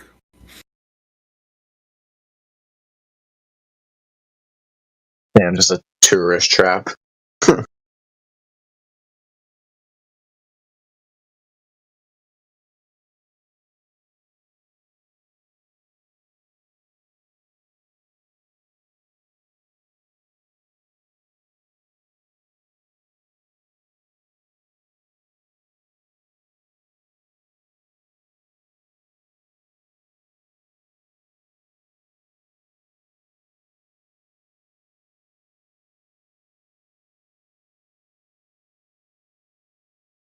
And the one thing I hated about the Miami hotel I stayed in, their safes were too shallow to put my camera in it.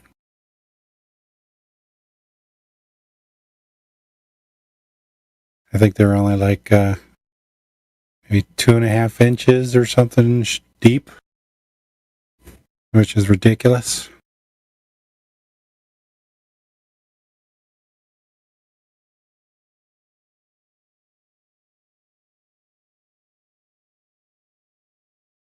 Yeah, they should give you a bigger one. Well, they built them into one of the shelves for in the furniture there, and that was the problem.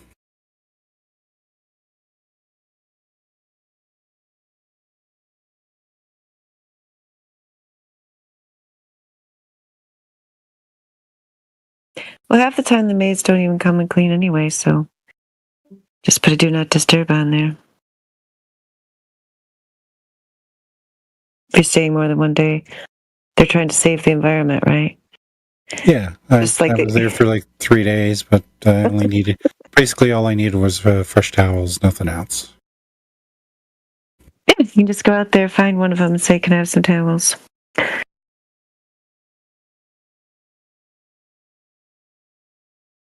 They're protecting the environment just like the Antarctic Treaty, right?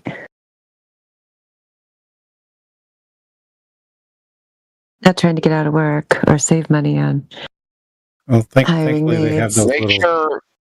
Well, hold on, dude. Make sure when you go out in the towel to ask for a towel that you're not wearing a towel.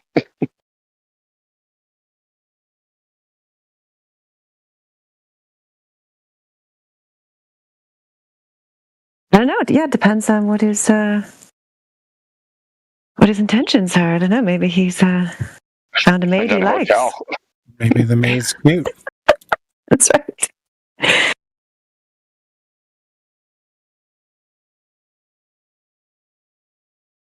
Yeah, but probably you should be dressed when you introduce yourself.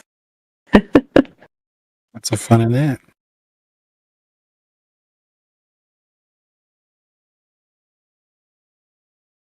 We need to get some globe believers in here speculating about the globe. Where are they? Got to be some YouTube hecklers that could come in. We're in the home server. YouTube hecklers, come tell us about your globe. Yep. Tell us about your fantasies.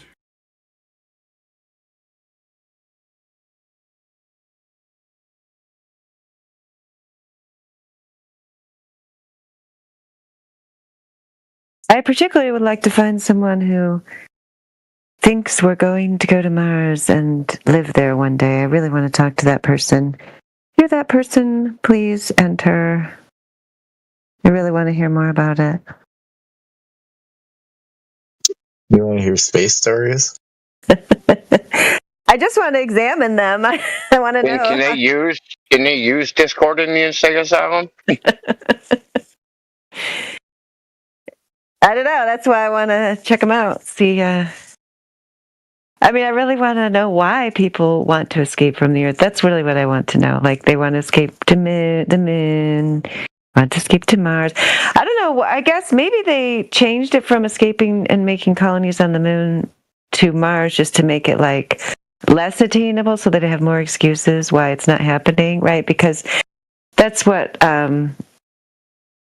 like last night I shared that article, Moon Colonies by 1978, I'll put it back up there. The 1969 newspaper NASA sees colonies on Moon by 78. I mean, that's such an embarrassment to them. Yeah, that's the weirdest part. They think they're going to colonize Mars. They couldn't even colonize the moon.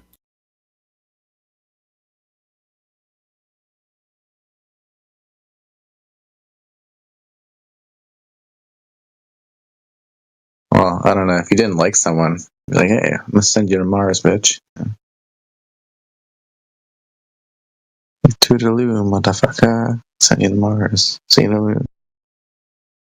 Yeah, like a prison colony. You're gonna buy them a one-way ticket to Mars. Exactly what I was thinking. We need the Trump administration to send the Air Force, no, the Space Force, to the moon and to Mars to colonate the prison. We can send the terrorists there.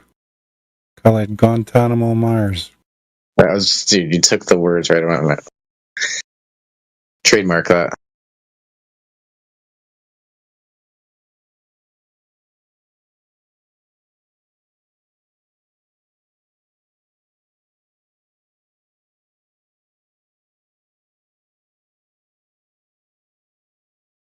Like I said, with all the technology we have these days, how come we don't have a 24-hour feed showing the Earth from Mars or from the moon?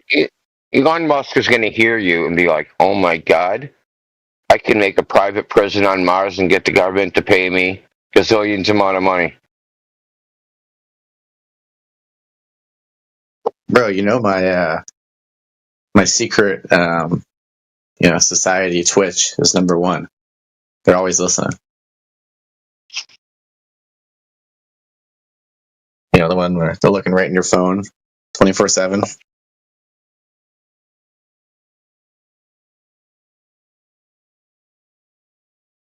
Yeah, that's why you should always ask the AIs. How come all our traitors haven't been arrested yet? Oh, that's good.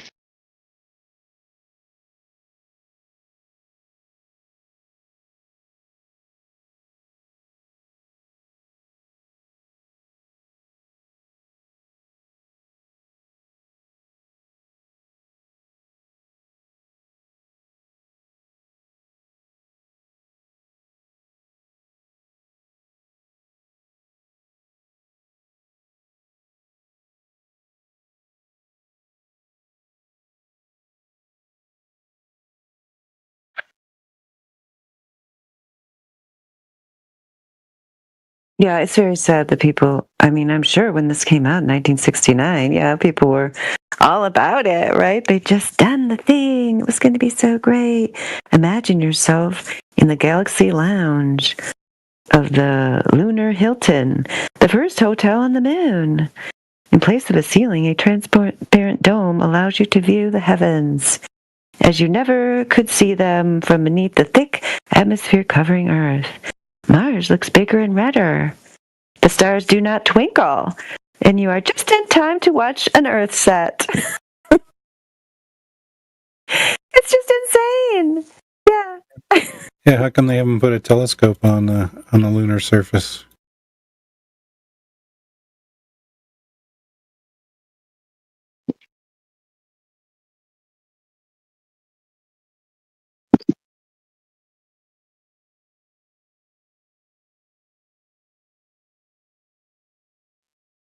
I guarantee if I asked, how does day and night work on Mars? Some stupid glober would have an answer. Why would Mars look bigger from the moon? It's barely closer.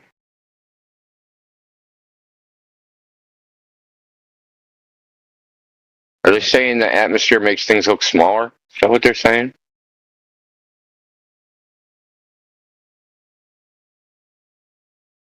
I guess, yeah. I don't know.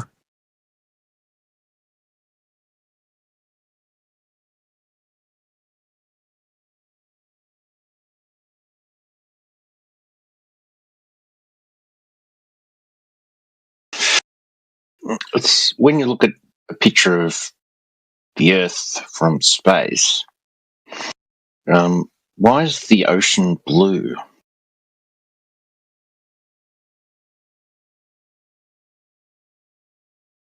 Because it's reflecting off the sky, but you can't see the sky.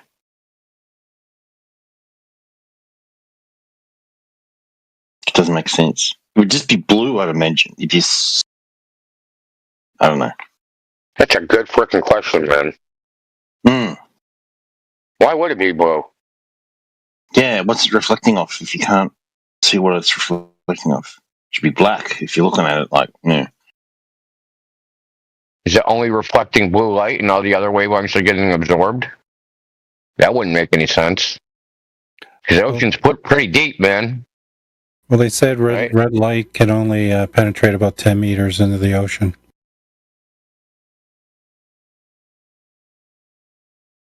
Okay, so that's fully absorbed. Well, I mean, obviously, if it gets black at 400 meters, then at 400 meters, all the light's got to be absorbed. So, yeah, you're seeing reflected light. What's being reflected again? Everything is being absorbed? Huh.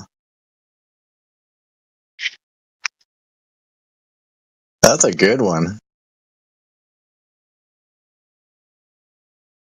It has to be like G-Dub said, it has to be a reflection of the sky. That was Daz. Or Daz, yeah. Yeah, sorry.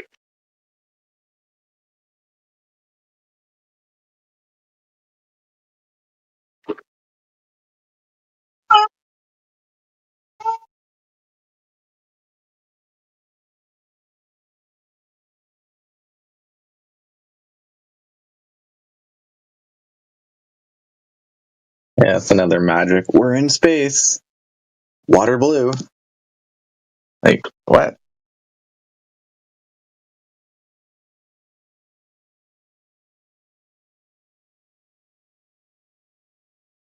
We're in space. Earth's a ball.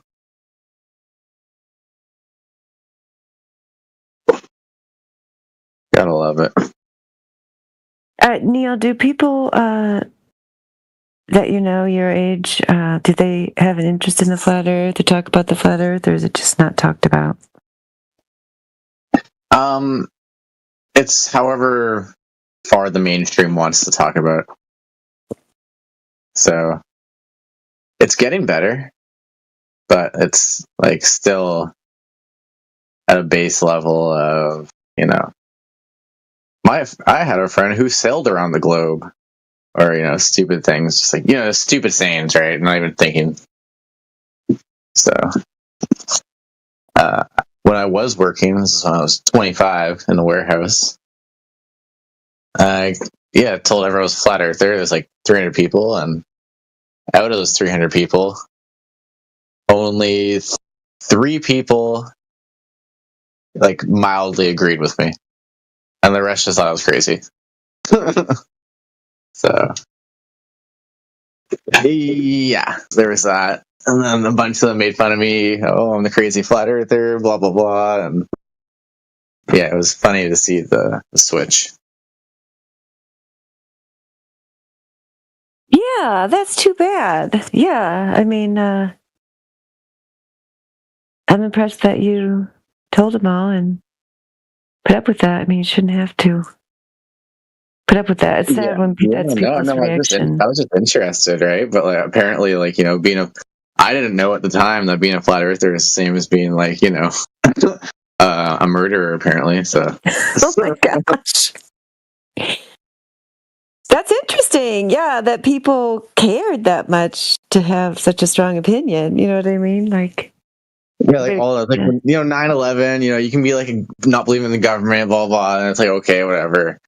But then as soon as you mention flat Earth, it's just like trumps every single other like thing out there, and it's just like it's so interesting. That's why I'm like quite interested in the topic, just to see how people like spiral so quickly, right?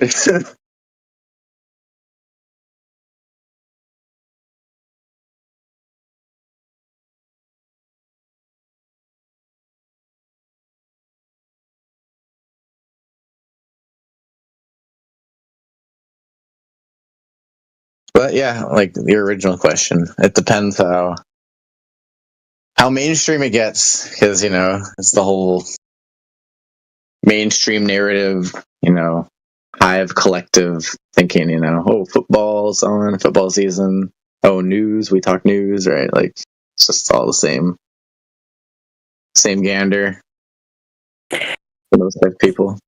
Yeah, that's what I was wondering, because did you see that recent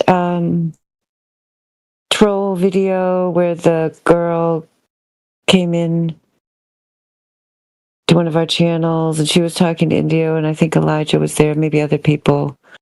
I didn't actually watch the entire thing, but do you know the one I'm talking about? No. Okay, I can post it.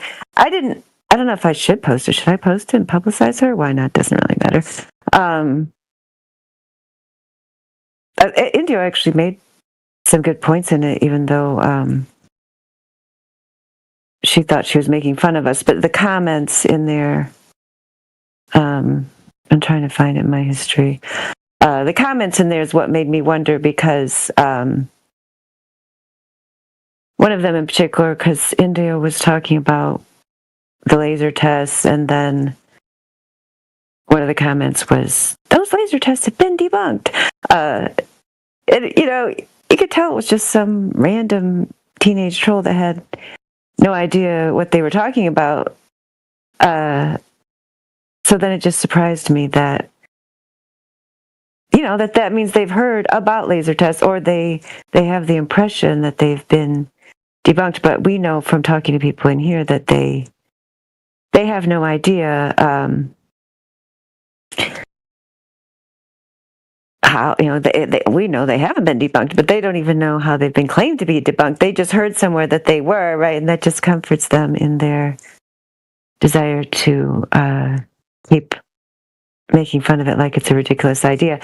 Because I'll just open it again so I can see these comments I'm talking about. Because the information that is put out in here is actually really high quality information. Like, he was able to say way more to this troll girl than he was to Clown Show Blitz, for example. I didn't watch it at first because of the ridiculous, thumbnail there. I didn't really know what it was, but then I saw people kept posting it, so I decided to see what it was. I mean, it really is just our people doing exposition on Flat Earth. I mean, I think it's actually pretty good content, to tell you the truth. If you made me listen to this over or some of the other garbage that's been on recently, I definitely listen to this. Oh yeah, here it is. Yeah, Gaming Night Error. Funny part is that Flat Earthers did laser tests hundreds of times, and every single time they did prove themselves wrong, and all they said, "Oog, something must be wrong." Like, you know what I'm saying? Like, that's what I want to know, is where we know they're totally wrong. Like, the only thing they could maybe be referring to is Jiren, which wasn't a laser test, the Netflix thing, which was apparently made into a TikTok thing. But even that was like one thing, right? And this person's claiming hundreds of times, every single time wrong. So, I mean, my impression recently has been... India was in this one? Oh, no way. It's hilarious. Yeah, you gotta watch it sometime. It is quite funny, actually. Yeah, it is. Right. It's so cringe. Like, it is cringe too. She's just asking questions in a stupid, sarcastic tone and considers that trolling. Doesn't have any arguments or anything like that. And then Indio just lays it all out, like, answers every question eloquently. And she has nothing to say in rebuttal. And then the comment sections is like, the comments even more brain rot, bro. If the Earth so brain rot, would push everything over the edge by now. So that, ladies and gentlemen, is the number one comment. And so, yeah. So that's our youth. Apparently, that's unfortunate. Just a bunch of we're doomed. They're doomed. But those are like the brainless ones who just mindlessly parrot. Like, it's also members only commenting, so take that into consideration. Yeah, that makes much more sense. Yeah. Okay.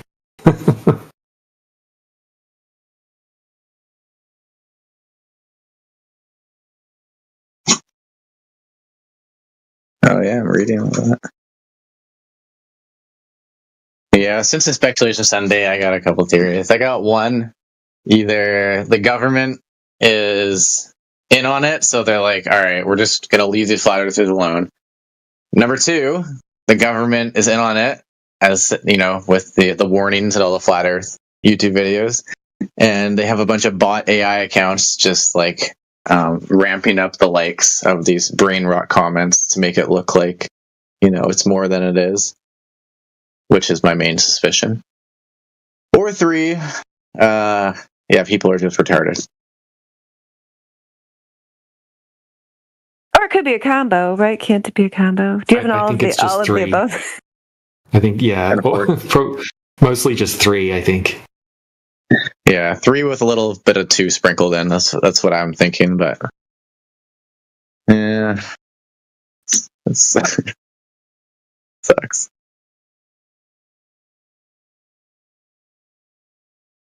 Well, yeah, obviously, things are being pushed in a direction, and propaganda exists, and but then once the train gets going, it kind of has a momentum that it keeps going. The train of like making something an unpopular idea, or making something be ridiculed by allowing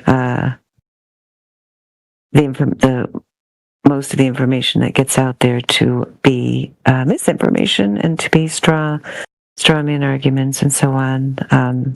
Like, for example, just like Professor Dave,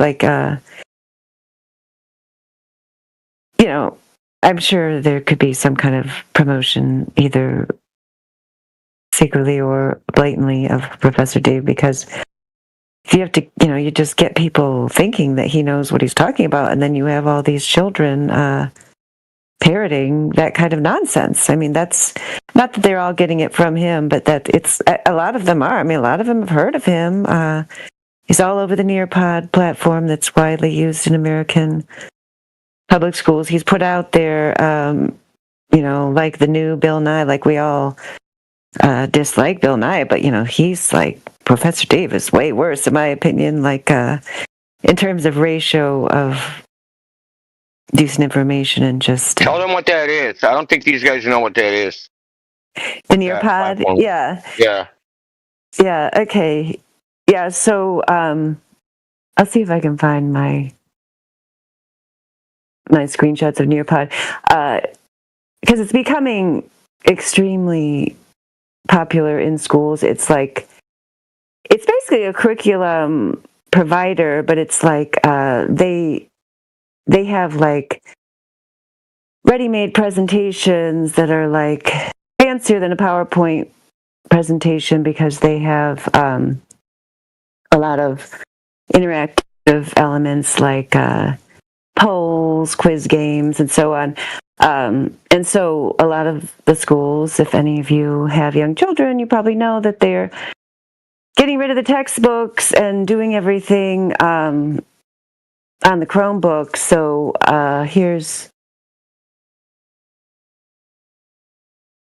this was written in 1921, 2021 article. It's probably even more now, that says how popular Nearpod is. I'm finding it for you, because then I'm going to get into the Professor Dave of it all after I show you this. I think it said 75 million. Yeah, 75%. I'm sorry. Nearpod, which is now used by teachers in 75% of K through 12 public schools in the U.S., experienced rapid widespread growth after the last year. That was 2021.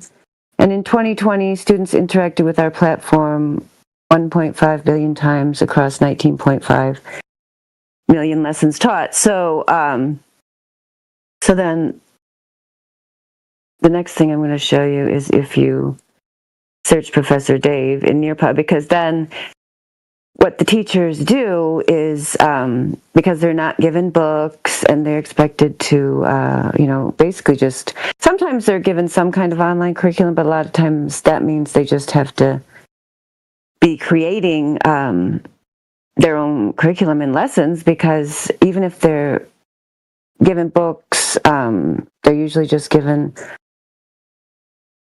a classroom set, not given enough books to for everyone to have their own book. So you can no longer just like open up the book and find your information in there. So they're using this Nearpod thing. Plus, it's like the kids like it because it's interactive and there's competitive stuff in it and all that. It's like gamifying, really.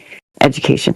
So anyway, so then you search the next screenshot I got there. You search Professor Dave in Nearpod, and so all Nearpod, he's got 126 videos and lessons. The first three you can see there: the skeletal system, understanding exponents and their operations, evaluating logs and graphing logarithmic functions. I'd have to look again and see what else he's got in there, but yeah. So now all of a sudden, yeah, Professor Dave is, an expert in American public schools on like all these different topics, widely varying. He's even got some on history in there. Like all of a sudden he's like the expert on everything. And any average school teacher who's going into this thing, because the schools had to pay for a license, and then you're getting your information in here, like they're just searching up whatever the topic is, the skeletal system, and then they're like, oh, Professor Dave explains. And then this is being reinforced, throughout the public school system. So when you see kids come in here quoting Professor Dave, they're not just randomly finding him at the internet. Their teacher at school is presenting him as an authority and a source of information. That's how bad it is. Yeah. Meanwhile, he's just reading scripts. Yeah. Well, and meanwhile, they go on the internet, type in flat Earth, and they get that goofball space. Yep. It's deep. Wow, it's deep. I can't believe that they're actually promoting this guy as well, as in a useful tool to explain the syllabus. Right, hey everybody, I know you're already on YouTube, and this guy is on YouTube, and I can get through to the kids by using YouTube. This guy. And the teacher probably hasn't even verified anything that he's actually said. Really, it just follows the syllabus that the teacher's got to follow. Interesting. Yeah, that's the thing is, the average teacher, probably doesn't even have time to verify, the stuff, hopefully they would at least like preview it before they show it. But yeah, they're not sitting there, like verifying. I just want to know what kind of royalty he's getting. That's what I want to know. I want to know how much he's getting paid. That's my question. Yeah, I'd like to. Or how much did he pay to get on there? Because he could pay to get on there, and then that pushes people onto YouTube, right? Where he'll make money from. Yeah. It's considered like advertisement, basically. Yeah. Classroom after classroom after classroom. It's a lot of subscribers.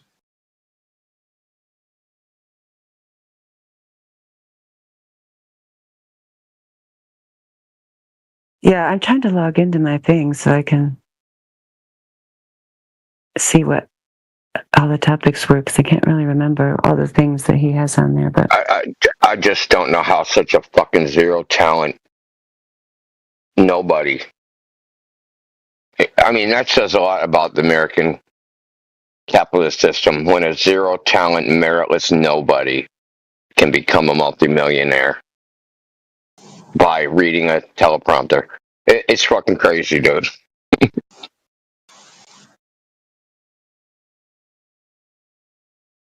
I know the people like in the news, like I know they just sit there and read teleprompters and they're millionaires, right?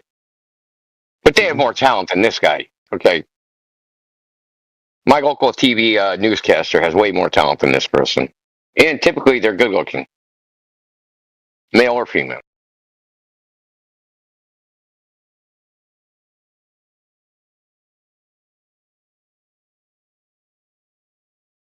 I guess Dave just did a stream with Jaren, where they took the piss out of Flat Earth.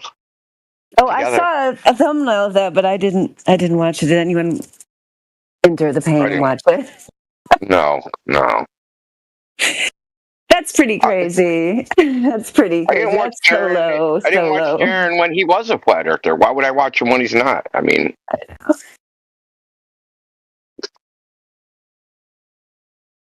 if he ever was, or if he isn't just chasing whichever the way the wind is blowing.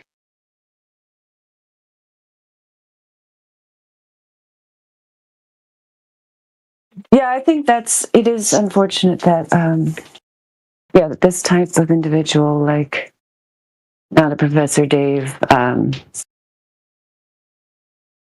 rise to prominence. And I guess, yeah, I did long ago, I guess, when I was younger. Look, you know goddamn well you could sit him down at an AP physics test and he's going to bomb it. Bomb it, dude. Not do bad, bomb it. AP English, AP, that's just high school, advanced high school level. Go college level. He is going to bomb it. This dude is a dunce. I don't know how he has any freaking merit teaching anybody anything. I wonder if he gets questions in the street, like just walking along or to the airport, some kid comes up and says, Professor Dave, what's the foremost reaction? Like, what's that? You know what I mean? Look, I was watching a video on it. Yeah, it's probably got to hide. You know about it? Don't you know about it? You did a whole video on it. Oh, I don't remember, kid. Here's an autograph. Bye.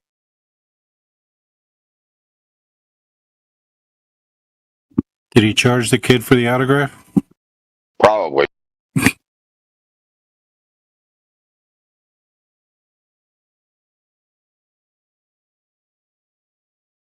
Professor Dave is also a flaming liberal. So. There you go.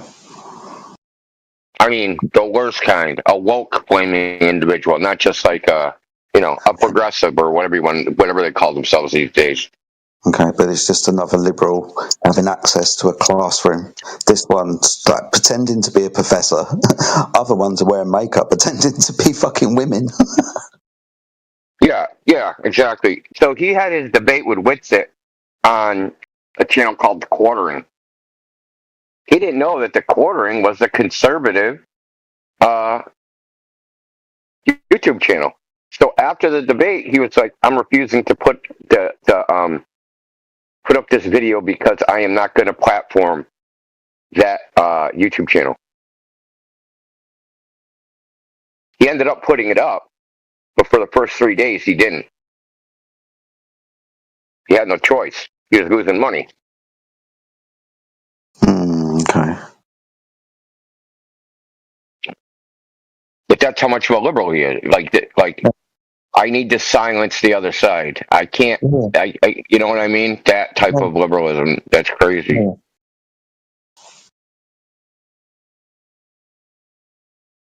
Everybody must be included, apart from people that disagree with me. People. Now imagine Whitsitt, right? Whitsitt debate. Instead of on that channel, they debated on like Destiny's channel, who's also a flaming liberal, and was like, "I'm not putting the video up because I don't want to platform Destiny's liberal ideas." Come on, dude. Yeah.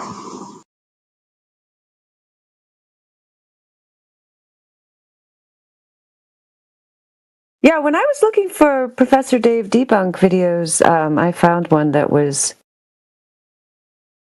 some kind of conservative, debunking him or going against him, about one of his liberal stances. I can't actually remember what it was right now, but I was impressed that other people besides flat earthers see through his fraud.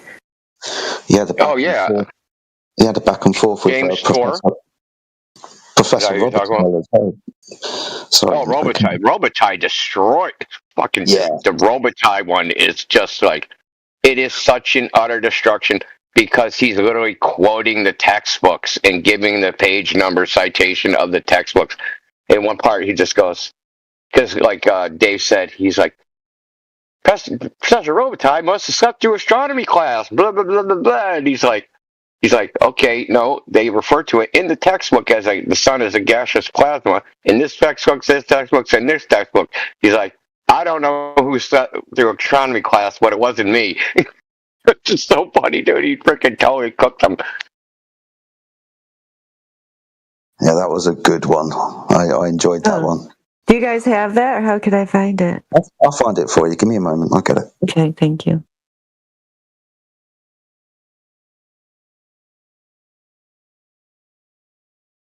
Robitaille has a hypothesis that the sun is metallic hydrogen, and it has a solid surface.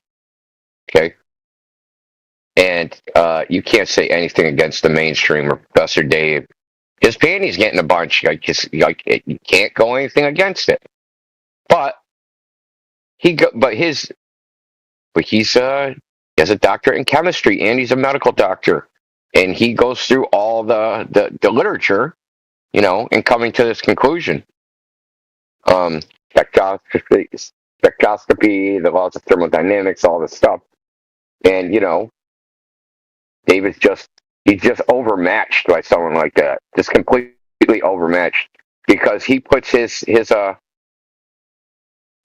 academic knowledge into practice. Like literal practice. He has the world record for the highest resolution MRI. He developed it. He developed the methodology, the technique, the hardware, all that shit. So he knows what he's doing when it comes to chemical reactions, image formation.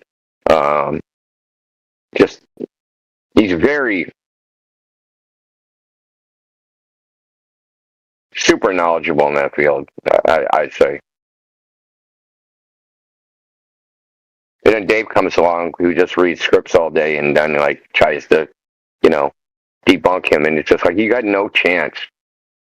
He's read everything you've read, or your freaking handler, or your your interns have read, and they've given you notes on that you're just gonna speed read, while taking a flight between, Los Angeles and San Francisco or something. And he's a pretender clown. That's the only way to put it. Pretender clown.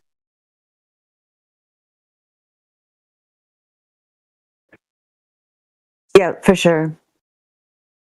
I posted the Professor Robitaille versus Professor Dave debunk in the chat. There was a previous one. I can find that one for you as well if you want to see what the Professor Dave said. If you want the laugh, but this is Professor Robitaille's reply. Like Injo says, just fucking destroys him.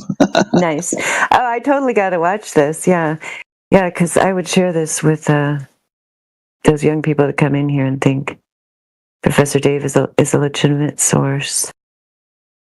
Yeah, but listen, that's the thing, though, Dandelion, is that if they can't tell the difference, there's no way they're going to be able to parse through the information and figure out what the truth is.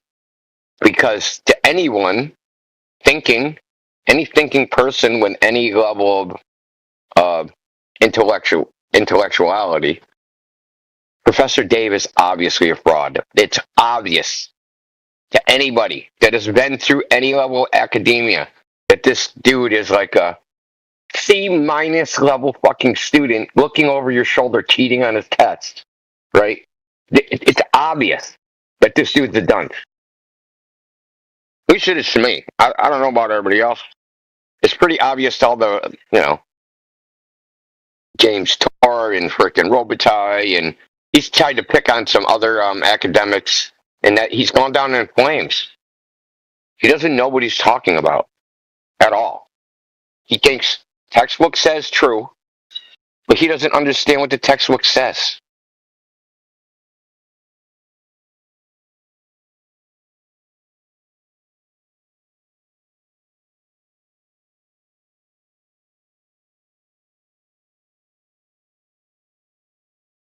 Yeah, I mean, I think it is pretty obvious, but children are getting further brainwashed by thinking he's an authority. Let's say you're in university, right? And you ran into Professor Dave in the cafeteria and started talking to him about one of these subjects. At no point in time would you go, man, this dude's smart. I'm going to try to get him to tutor me. Okay? There's no point would you ever say that to yourself. Yeah, that's definitely true. Like, I got to hide my frickin' work, man. This dude's going to try and plagiarize me.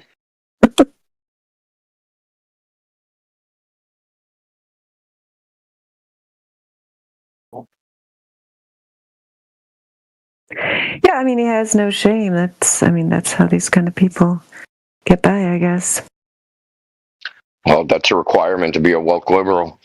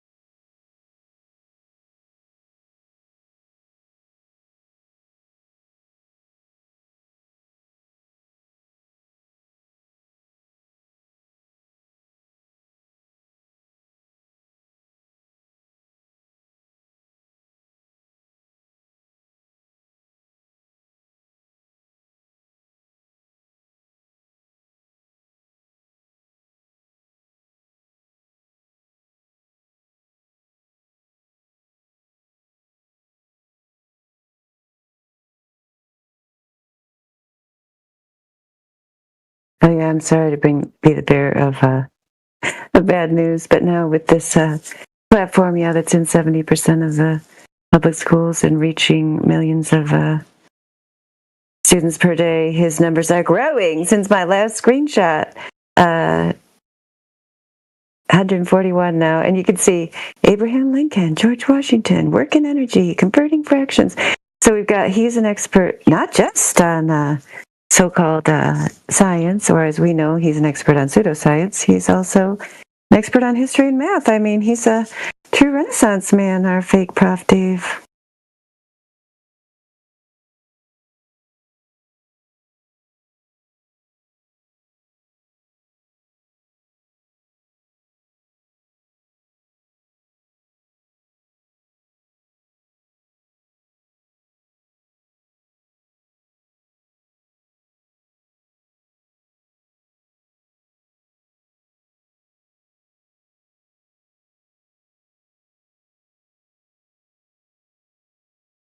Oh, I see what you've got there, Jedi. The original one, Professor Dave explains. Pierre-Marie Robitaille is clueless. Sky Scholar debunked. Oh my gosh. Yeah, he has no shame. You wouldn't think, he's, it's like this little first grader, throwing rocks at, the captain of the high school football team or something, Then he gets stomped on. I mean, you wouldn't think he'd be surprised. Does he actually think he's smart? I don't know. Maybe he does, Professor Dave. Maybe he does.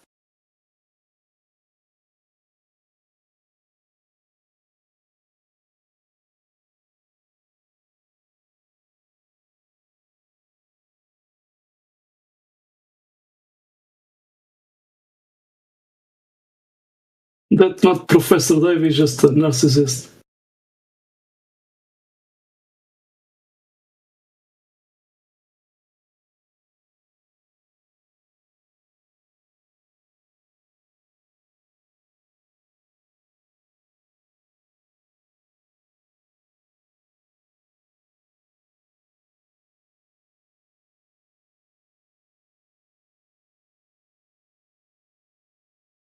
He's more of an actor playing his role, and now he's really he's really feeling his part now, like it's really him. That is good. That's a good way to put it, Travis. Yeah, I like that. I think he said he hires experts, so-called experts, for pretty much as to come help write the scripts for each different show is what he does. It's none of his own research or anything, but he's got a very successful, probably multi-millionaire from all this crap that he's sharing. It's like a Muppet, that likes to talk these things, and but he's how you say puppet. The strings, he pays to those people to give him information, and then he just talks about it just like that. A puppet. That sounds about right.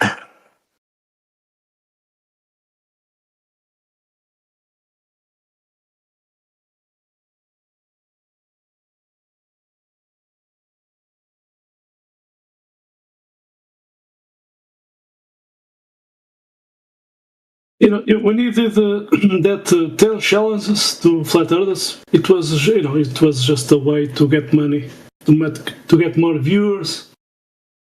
It's a propaganda going on with this guy. And he did confess that he did read a script. Someone wrote his script to him.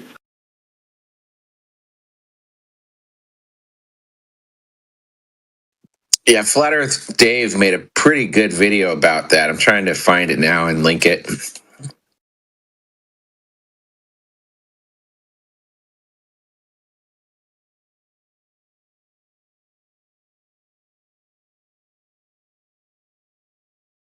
I have this one.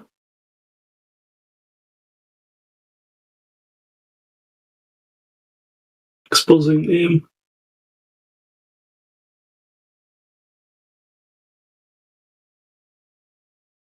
This is the original link. Let's see.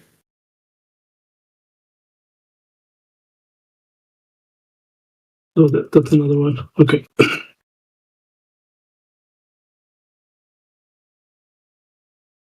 That's right. Mindshock made some just awesome ones about him.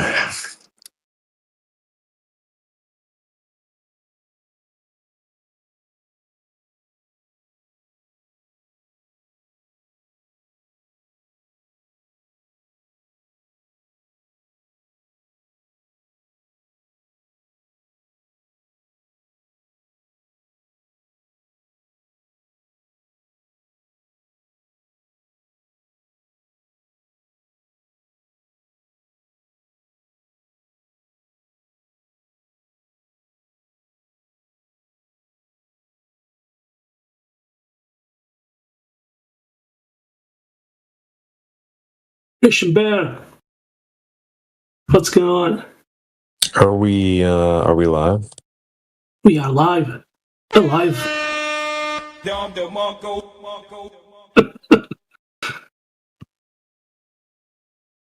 You know, in the ranking rules, Sheepdog wants to do a fight between flat earthers. So I think it's a Muay Thai, and you are kickboxing, or what you are?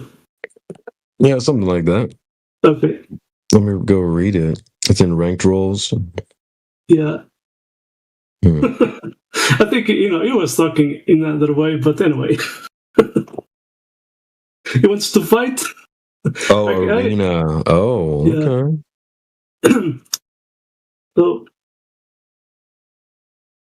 I could do a little of Kenzie. It's a fight hard. The new one. It's a mix of a lot of martial arts.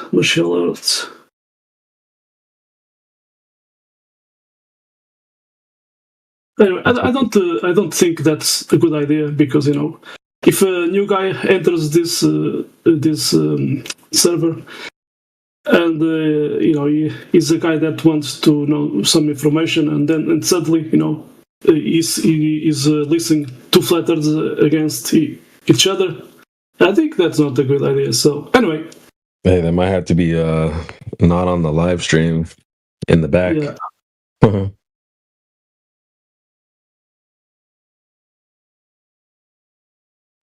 All right. Well, I just saw you guys are in here. Figured I'd pop in and see what the vibes are. You sound different. Do you have a different mic, or is it just because you just woke up, or what? Yeah, I just woke up. Yeah. Does it sound good? Does it sound good, Daniel? You like it? I'm not going to comment, Christian Bear. You're just fishing for compliments now. All right. I'll try to wake up more often. It's just I thought you had improved your mic in some way. I'm just using my iPad right now. Yeah, you can infer whatever you wish from that. Okay, that sounds good. I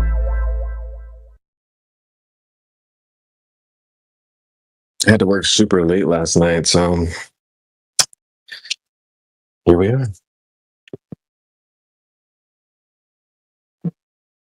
Yeah, we're reviving the Speculation Sunday. Oh, yeah. Yeah, that's what we're doing. Nice. All right, well, let me switch to a different mic and I'll wear some headphones and get the show started. Neil, are you the lead speculator, Neil? Please. Neil's been speculating. Yeah. I'm tireding out today.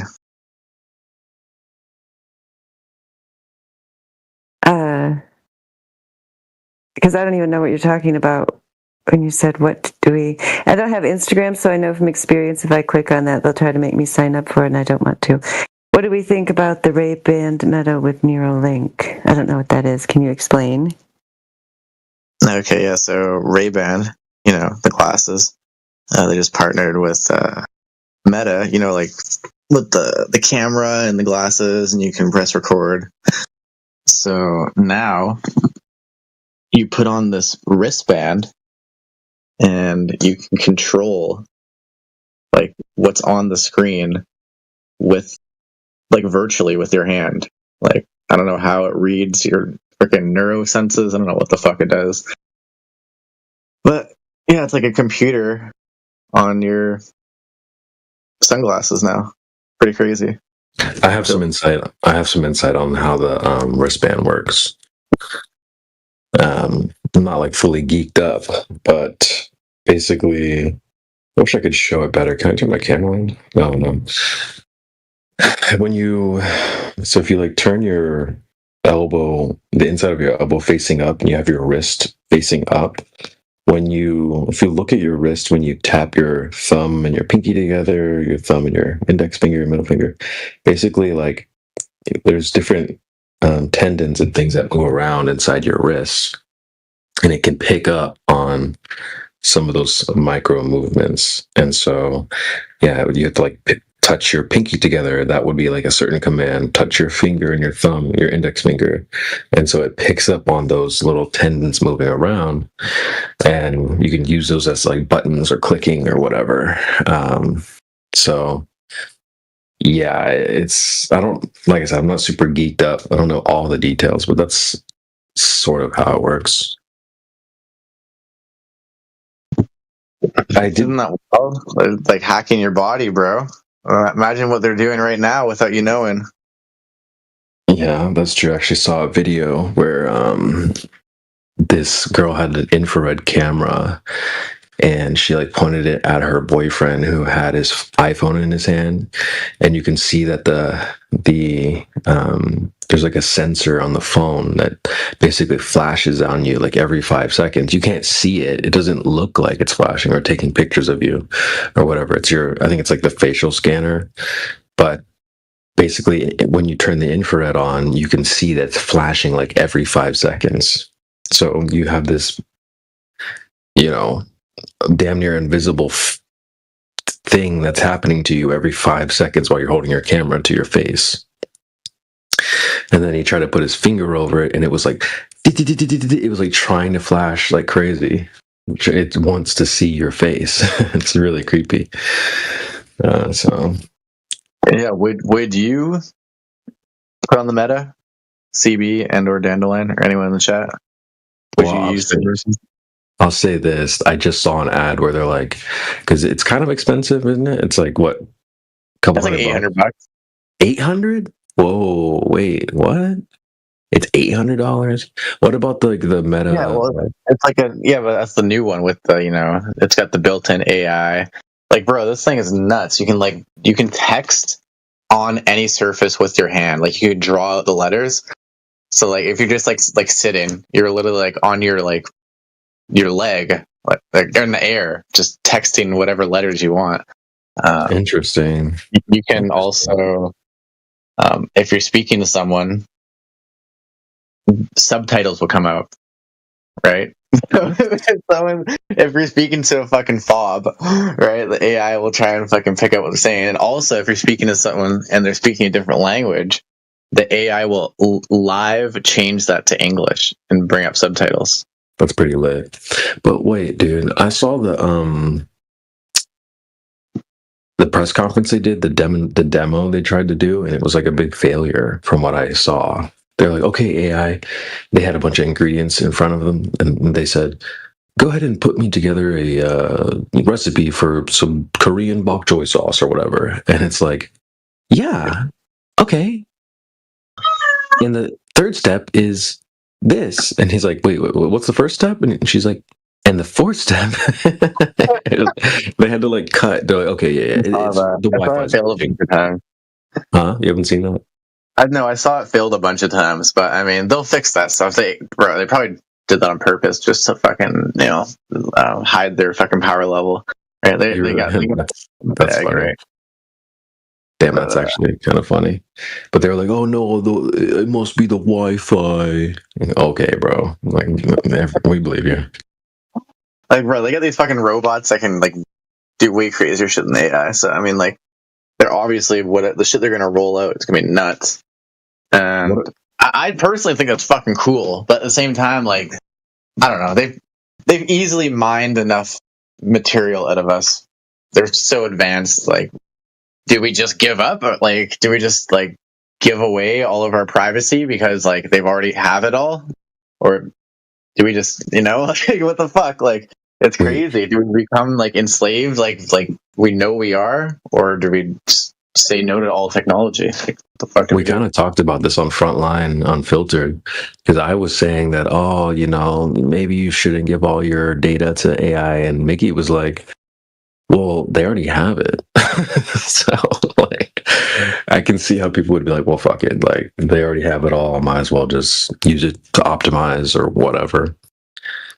Yeah, and then you look at, like, you know, it's all the movies, right, where they're like, you know, you and like 50 years ahead of you, and it's like, no, stop. Yeah. Before, like, oh, I'm gonna do this, ooh, and it's, you know, exactly that meme. Fuck. Yeah, some Matrix type shit. Well, I don't know. I mean, I think about where life was even just like 5-10 years ago. I mean, should we flash back? Let's flash back to like 2015. There was like no AI, bro. And not like this. I didn't, if you were in 2015, put yourself into, we're in 2015 now, thinking 10 years into the future what it's going to be like, I don't think you would imagine where we are now. At least in terms of AI, right? I mean, you got it writing emails and, you know, ChatGPT and Grok, all this stuff. I could not picture that. Self-driving cars, yeah, all that shit. Like, it's just like, and how far do we let that go? Like, what? Like, there's no like legislation for any of this stuff. I don't think. Like, what the fuck? Like, are we just gonna let this like crazy intelligent, like whatever the fuck it is, like take over? Because it's clearly one AI is smarter than a, like, I don't know, like it could be not. Like, it seems like it is. Yeah, I mean, I guess the question is like, what can't AI do? Yeah, is there something that it can't do? And I think I've seen it in some examples, but I have to really think about what those are.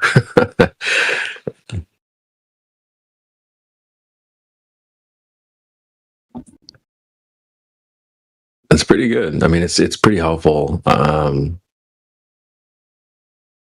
To what extent they'll take it, I'm not sure.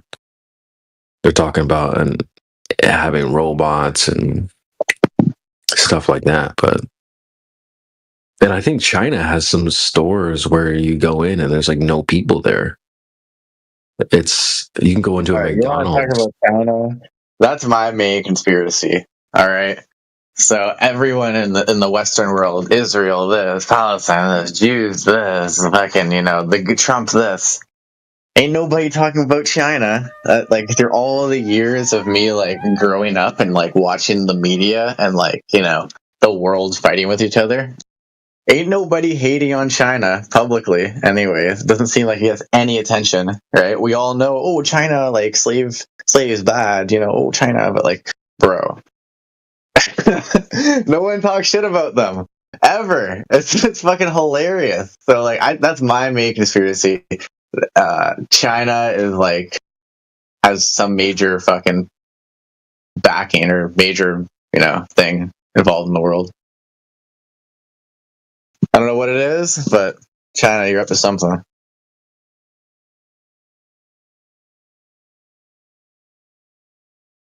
And that's my conspiracy of the day. Dude, I get talked about China all the time, bro.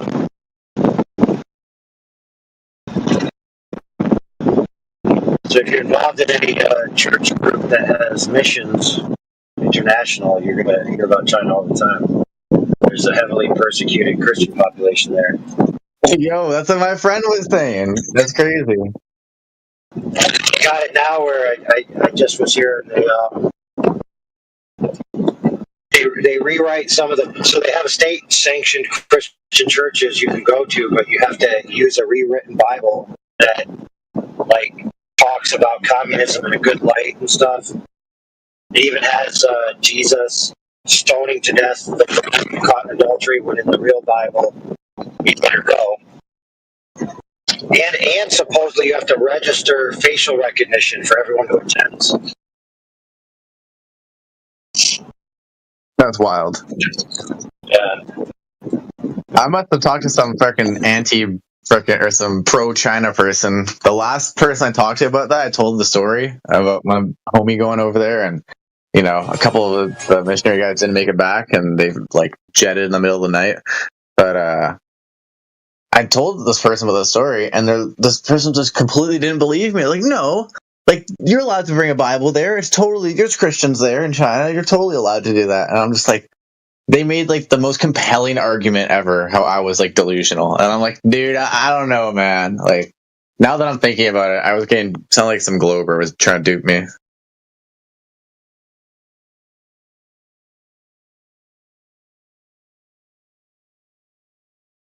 This is interesting. I don't know too much about this, but I've heard people say that they want you to think that China's this big, powerful entity when really they're not. But I don't know. I'm not sure entirely. I haven't done a lot of research on this. I could see it. I mean, you saw when IShowSpeed went to China. You saw how fucking technologically like advanced they are, because like, you know, their corporations aren't stuck on gas, right? They're on electric shit, and you know, they're on robots and fucking everything in China, like going to 7-Elevens and stuff, and you know, I mean, they have it now, but the Payless stuff. But don't they have some incredible bullet train technology? I mean, I think that was a long time ago. Yeah, they've had that shit forever. What can it do? What does it do?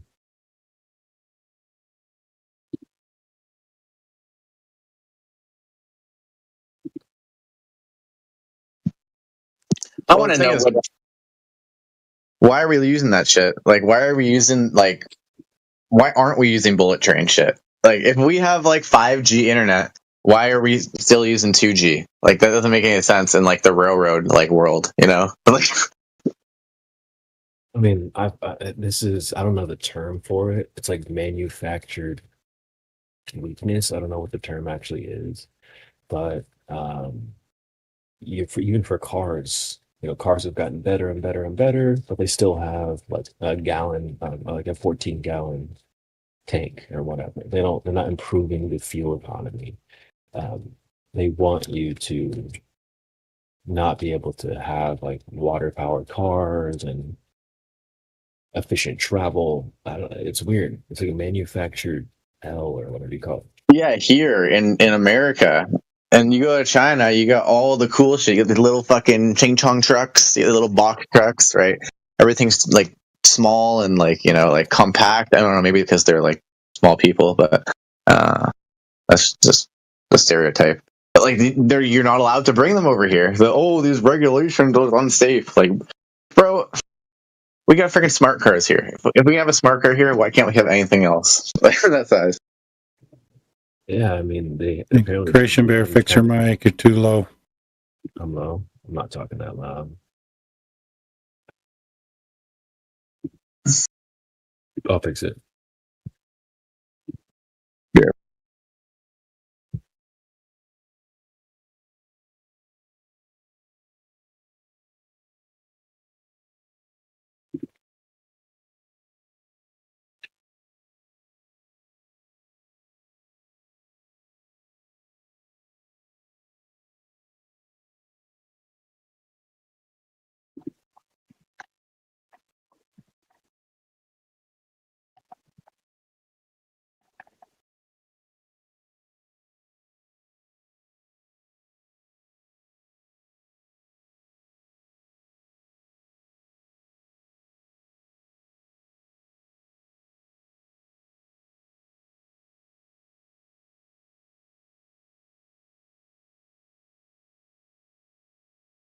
Wait, is it really low?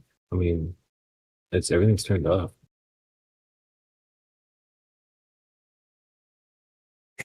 It's lower than it was. Yeah, when you first came in, you were like sounded professional and high quality. I don't know, just lower. Yeah. Are you just talking lower? Yeah, hold on 1 second.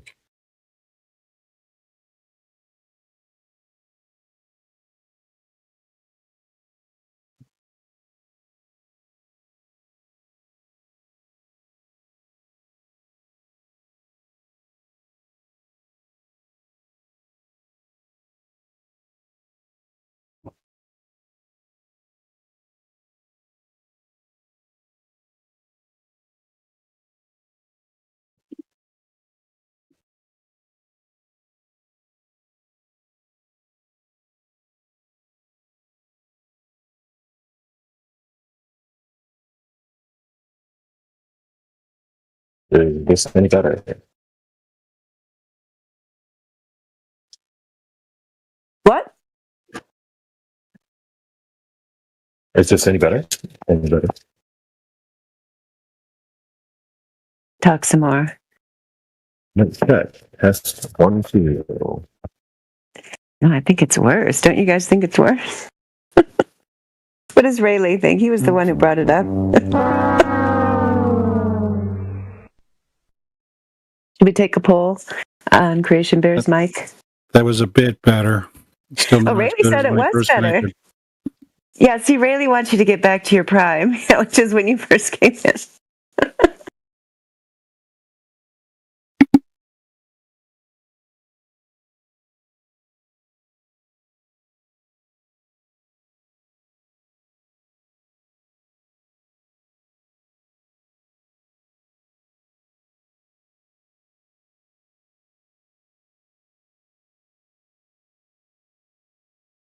I'll see if I can fix it. It seems like everything's turned up on my end. I'm not sure. You guys have me at like 100%? I can hear you now. Yeah, I mean, it's yeah, I don't know what it's like on the live stream. I'll just turn you up a little bit, but yeah, we can hear you. I've got you cranked up to 200, and you're barely minimal. It's so weird. Hold on. Let me move stuff around.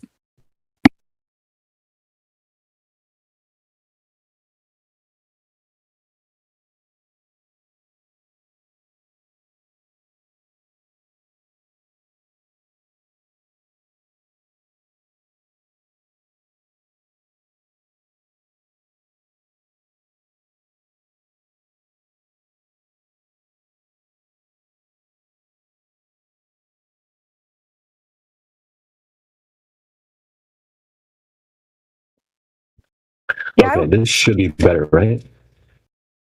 Yes, much better. Okay.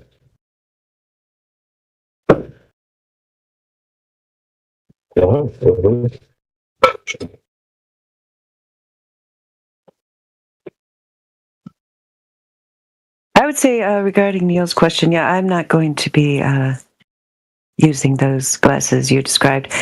And I think, it's still possible for persons, at least in America, to disconnect from everything if they want, if they're concerned about being spied on and so on. It is still possible to live without technology. Like, we don't have those things we're discussing that is happening in China with using facial recognition technology in order to enter a place. So it's still possible for us to function. I mean, you could not have a phone, not have any electronics. You could move somewhere more remote. There's still places in America where you can hardly get any kind of signal at all. You could get away from all the signals. You still could do that. I don't know, like I've done it before back in the 90s. Like Antarctica? Well, golly gee. When they couldn't give us a 24-hour live stream? That's right. That's right, really, yeah. But then you're also disconnecting yourself from, the world and having an impact on society. I mean, I guess it depends on, but, these days, I don't know, are you really required to have an impact on society? I think it's people's choice. Anybody who wanted to do that, I certainly am not going to be mad at them. I mean, because the way things are, like if somebody wants to get away from it all, I'd say go for it. People used to do that, even before all the technology, though. There's the stereotype of the guy like meditating in the mountaintop in his little cave. People have always tried to get away from it all. I think now it's just because it's so much harder to get away from it all, even in your everyday life, that there might be even more of a temptation to really get away from it all. Some people live on their boats, and they just. I know a lady. Actually, one of my first online teaching jobs.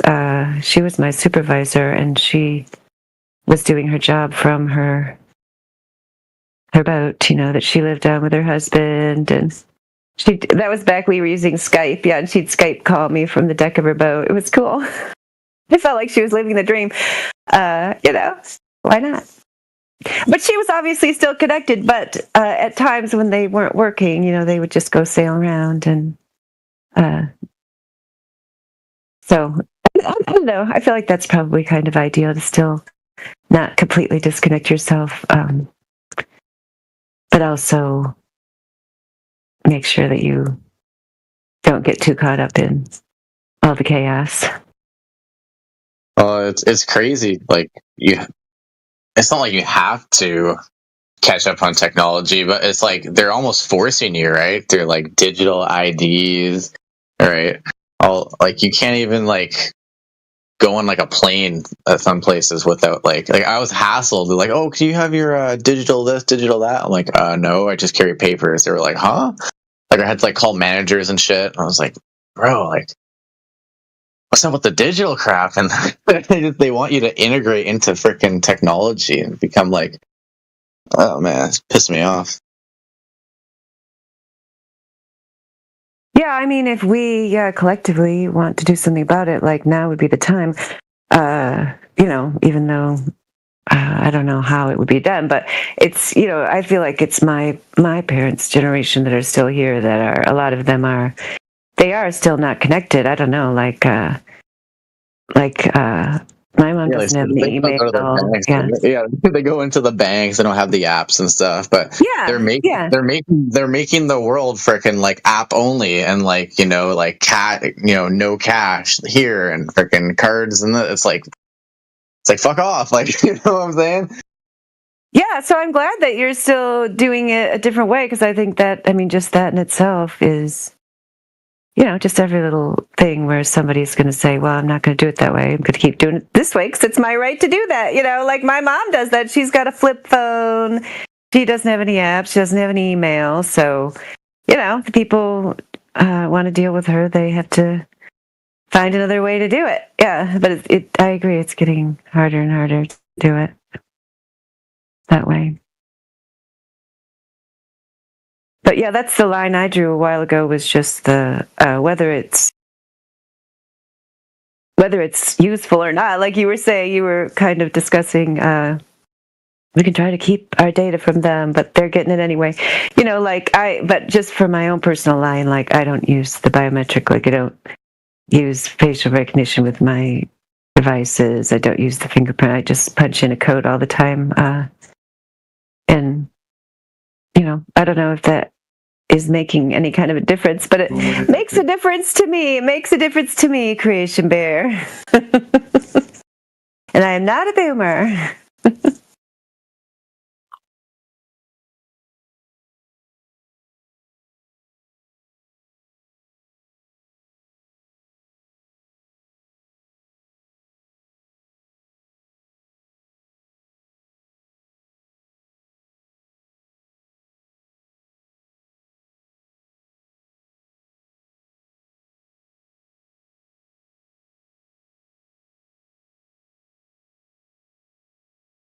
Well, since Dandelion's in the house, I might as well ask a cleaning question.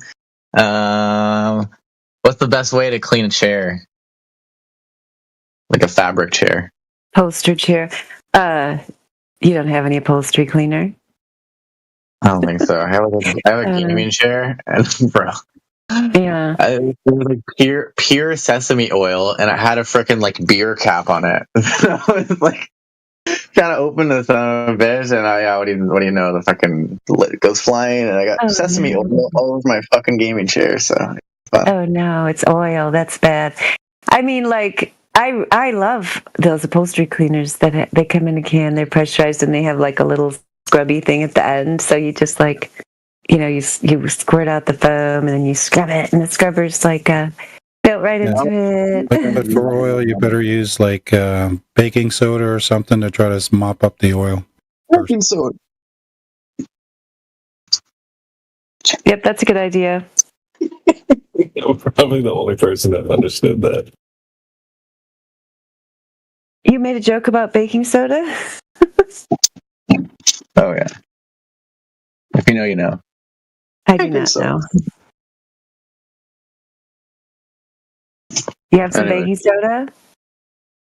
Oh no, I'll go get some now.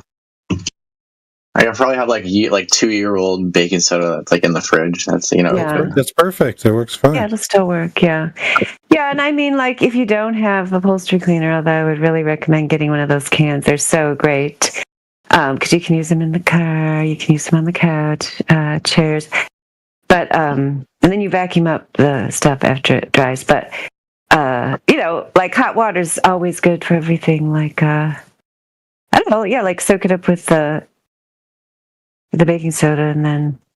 I just put a bunch of fucking water in dish soap and it didn't really work out. Yeah, did you use hot water? No, I guess I some boil some water. Yeah, because like if you're trying to get grease off of a pan, you use hot soapy water.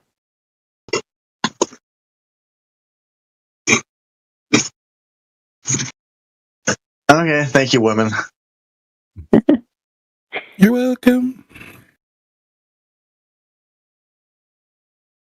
You really need the can, though. I'll show you an example of what I mean. It's so great. It works really well. Although, unless you're only into natural cleaners, is that what you're telling me? Or you just don't have any? No, I don't know. I don't have any outlets right now. It's really been cloudy, so my power is really low, and I'm gonna gas my generator. I just needed something handy, like to hand scrub and some sort of fucking cleaner. But yeah, I'll look for that shit. Canadian Tire, that bitch. Nice.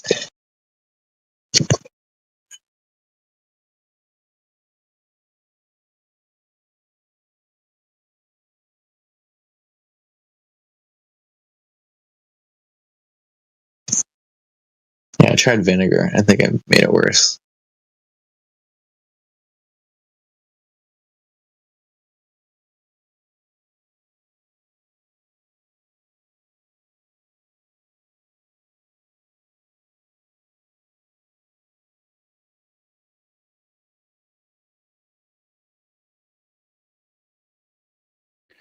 Yeah, vinegar to oil, you're going to make a salad dressing.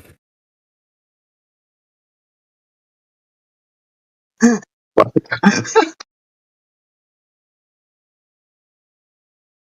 you're going to need croutons and lettuce and all that stuff.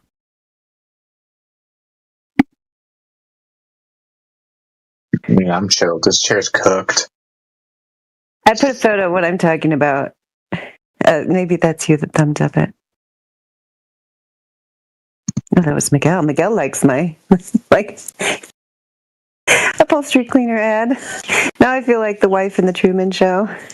Woolite carpet and upholstery.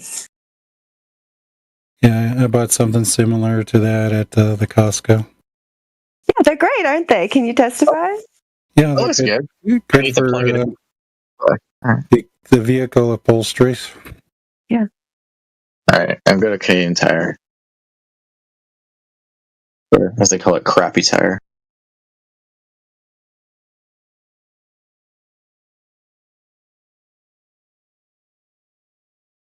That's crazy. Y'all don't got Canadian Tire.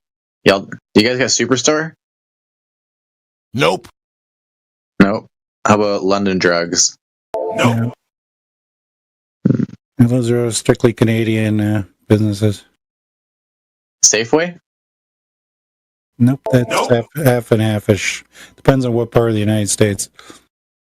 Yeah, the West has Safeway. I think it was the West. I've lived in so many places. I'm pretty sure they had Safeway in Montana. We don't have them in Michigan.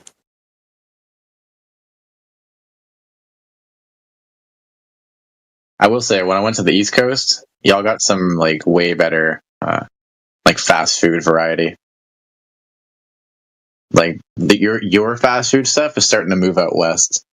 Like Fat Bastard burritos. What else? Firehouse Sub. Jimmy John's. Yeah, we don't have that shit.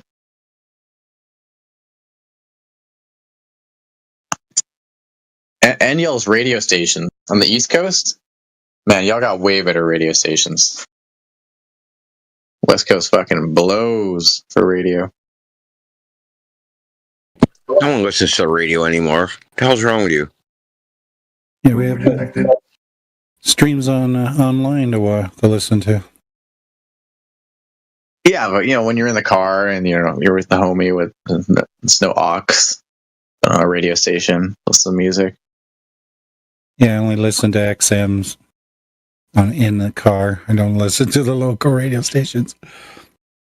Yeah, because it's all ass. The music sucks. But like they play like ads every couple minutes.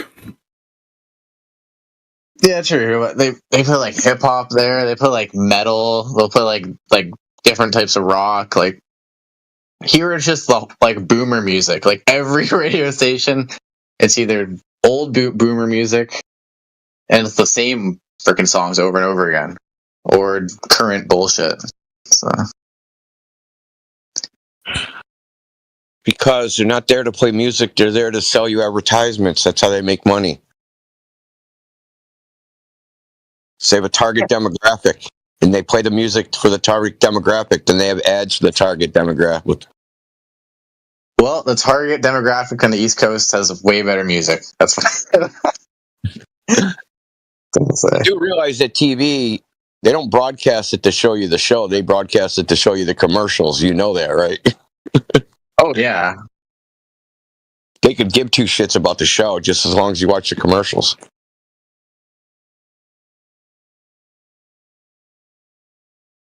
Yeah, let's say different times of the days, different freaking ads, right? You get your... Yeah, it's a commercial masquerading as a television show.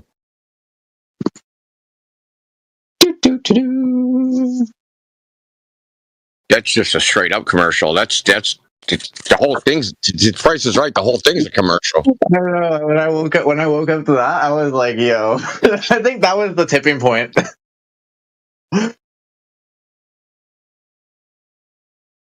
They even have you guessing at the prices, like that's some activity, like some intellectual achievement. Oh my god! I guessed the price of macaroni and cheese. Oh, I'm so smart. Oh my god! I know, dude.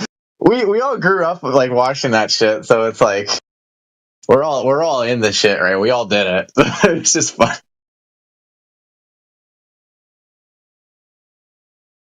Like, yeah, that like becoming a fucking athlete for money, right? Where was the barter system? And they're like, how many cows does these 3 ducks cost? What? 1 shekel, 2 shekels. I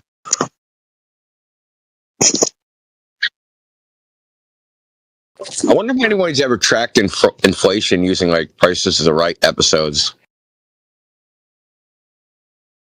There's definitely a Reddit fucking stream, but yeah, there probably is probably a whole Reddit thread on that, no doubt.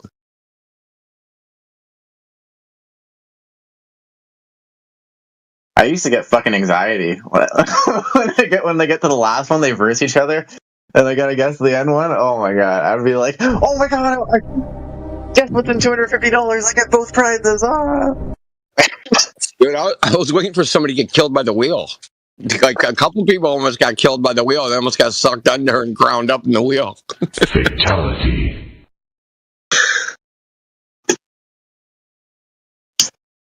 They gotta do a what is that thing?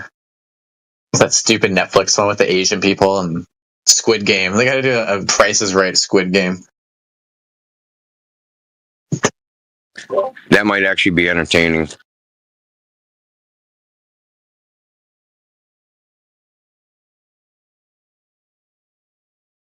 I mean, like, they show this stuff on movies and TV shows. Like, there's gotta be some sort of, like, you know, some shit going down where only, like, you get access, these rich people, like, they're gonna sign NDAs and shit, and you get fucking access to see these crazy things, or like fucking Mexican slave prisoners, the cartel fucking games.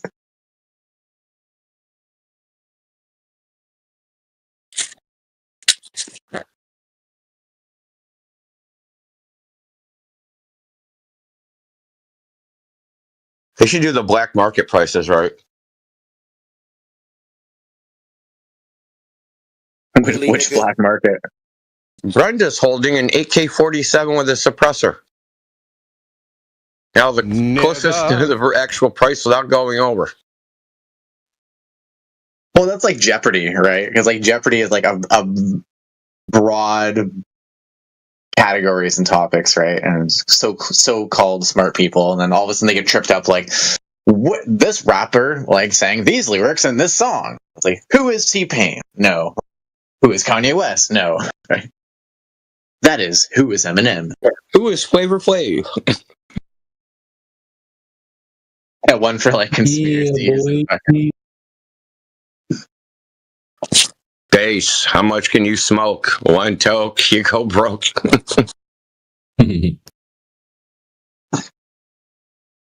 on, Mr. Beast, listen to our fucking calls. Make one of these fucking things happen.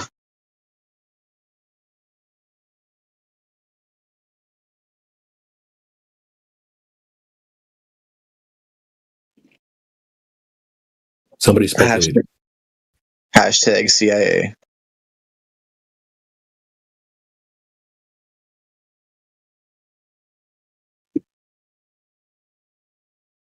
There was this girl the other day. She was like, "They're definitely cloud seeding. They're the reason why the weather is so like random because they're cloud seeding." Dude, that was the same convo I had with a girl yesterday. That's too funny.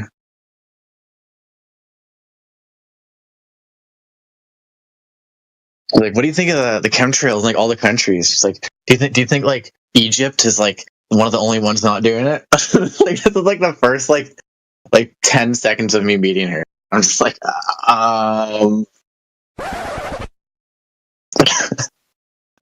you know, I was like, I haven't seen a chemtrail in over 5 years now, living in the big island of Hawaii, because there's no airports near me, so I don't think they can play it off. But what I have seen early in the morning is those type of planes about 50 miles off in the distance, and I think it just blows over to the island. But I've never seen one over my head here. It's pretty amazing. So the Hawaii song is true.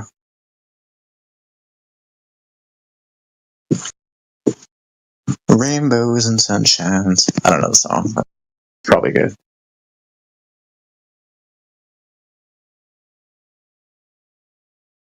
Where I didn't expect to see him was in like North Idaho by the border of Canada. I went there to go visit a relative, and I figured it's so far out there wouldn't be any, but it was just like a tic-tac-toe pattern across the sky constantly. I'm like, what is that? Why do they do that? That shit used to make me so mad.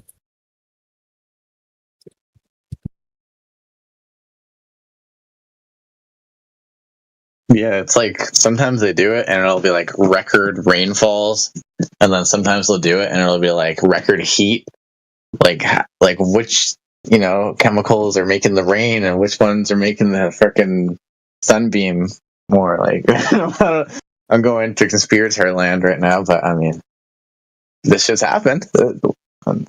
Maybe I'm correlating it to it, maybe I'm not, but seems like it is.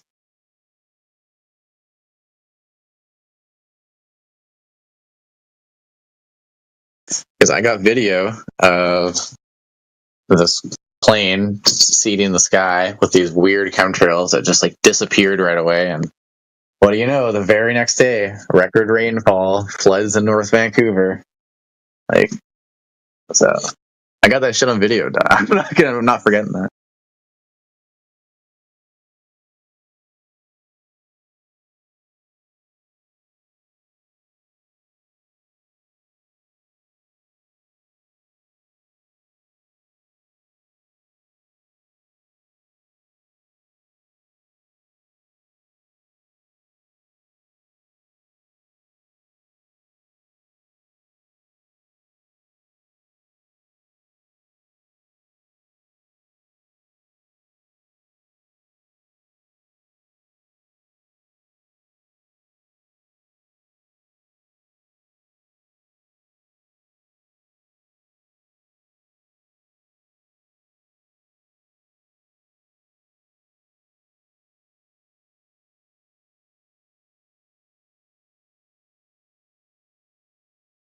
All right, who else has got some speculation?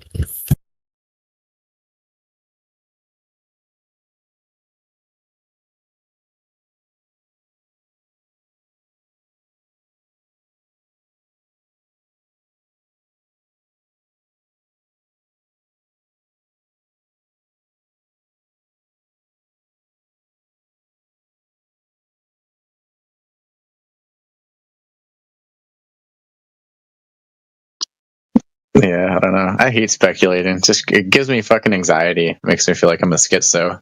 Like, you know, because like you go into all these things and like all of a sudden the whole world around you is just melting, and then you're like, oh my gosh, we're all enslaved. Oh my god, people are so crazy. Nobody knows anything. Cooked. It's like bring it back to reality and get on with your daily tasks, and you know, try and improve yourself every day. But all that crazy wild shit's out there everywhere. So it's the crazy freaking world we live in.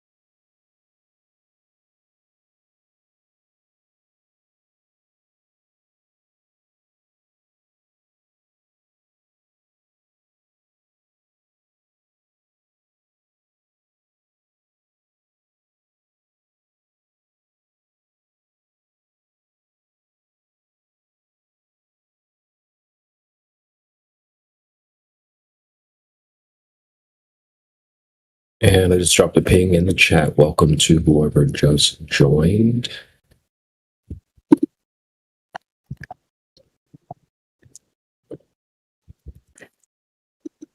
Yeah, I was just thinking, speculating, you know, but on a flat Earth related topic, because I think it was before you were here, Creation Bear.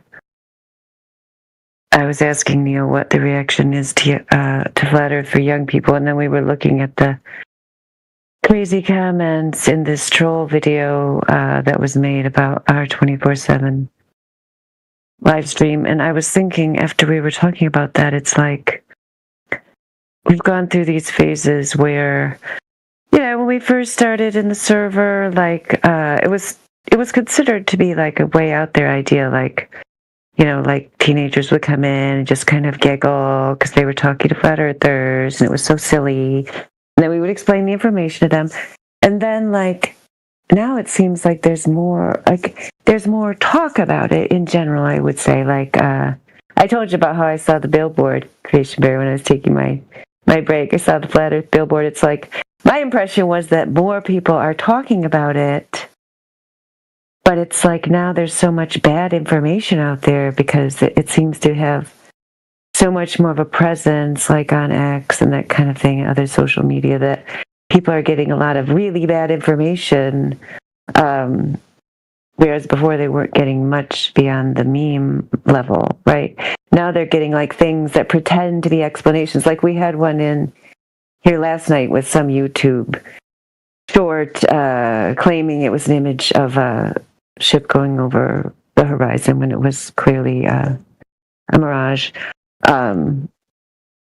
But my point is, it's not enough to just become more aware of Flat Earth or to have more information about it is not necessarily a good thing. I mean, I think it seems like even though more people are willing to talk about it, and it's not as like out there as it was at one time, like everybody seems to know, an uncle, cousin, coworker, whatever, who's Flat Earther, but that doesn't mean that any of those people who are calling themselves Flat Earthers know the real hardcore empirical arguments. In fact, we know they don't, because they come in here and they don't know, So I guess I'm just saying, like the saturation, even though when I first came back to Twitter, because I wasn't on there for a long time, and I saw after the regime change there that there's a lot of Flat Earth content on there. At first I was like, hey, this is cool. They're letting people talk about Flat Earth, but then I was like, oh, this is not so cool. They're letting people talk about it because there was so much nonsense on there, so like, I don't know. It's like there was this, I mean, there's still censorship, but now it's almost like there's this saturation, but so much of it is poor quality information that I don't know how much traction we're getting. And we've talked about this before. Even if, they could come out tomorrow, NASA could say, oh, yep, sorry, guys, because of national security, we tried to make you think it was a globe. We were just mad at Russia or whatever, excuse they want to come up with, but really it's flat. Like, that's not going to fix the problem we see here day after day where people can't reason their way out of a paper bag and they're ready to cede their own intellectual authority and reason and will to, to another authority figure without question. Like, that problem is still going to be here, no matter what people think about the Earth or the globe. Yeah, that's the worst. I can't stand that. It's like giving up your brain to some entity that you've imagined exist. I find that so frustrating. That's that phantom expert syndrome. Like, they don't even know what to appeal to besides some sort of self-created ghost that's smart and has answers. So ridiculous. Yes, that's the problem. Yeah, and then we know that person doesn't exist that has these alleged answers because there's no globe. Neil has to heat up water on the stove. You don't have hot water out of the tap, Neil. That's what Creation Bear is saying. Hot water? Huh? I'm looking for some. Yeah, but you gotta heat it up. Unless your hot water heater's turned way up, don't hurt yourself. Don't make sure you don't pour boiling water on yourself. But you want it to be like boiling or near boiling. Okay. Well, I just found out I actually have water. It rained a couple times, so my water collection rain thing actually filled up. So that's a good sign because I had no water all summer. So that is good. And then you're going to heat it on the stove. Yeah, that's what I'm going to do. And I'm getting ready to go to Crappy Tire to grab that frickin' thing that you tagged me in. So appreciate that. And I'm just soaking a couple things of clothes because I sat down on that chair and now the oil is on my clothes. Great. What thing that who tagged you in? You, the magic scrubber. Frickin' vibrator thing. Oh, yeah. That thing's great. Yeah, you need that. You're going to get one? What are we talking about? India thinks we're talking about vibrators. That's what you said, Neil. Yeah, the cleaning vibrator. Clean my chair with the vibrator. You have to push it. It doesn't vibrate by itself. It would be cool if it did, though. You have to push it back and forth. Stevie, what are you doing, man? You're supposed to be playing the Pornhub fucking sound. What are you doing? You're messing up.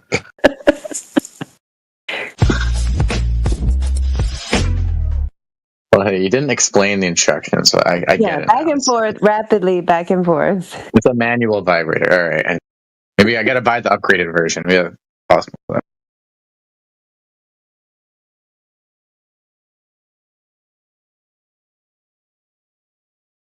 Oh, there's all kinds of people in the lobby. Why aren't they in here? Yeah, so back and forth with a repetitive motion. Exactly. India understands.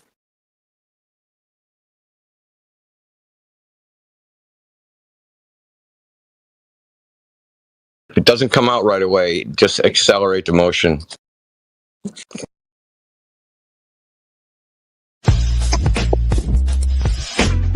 I mean, my arm's gonna get tired eventually, so yeah, I'll do my best. Thanks. Yeah, I'm sure that's what the problem will be. Elbow grease, elbow grease. Okay, I'll just switch hands.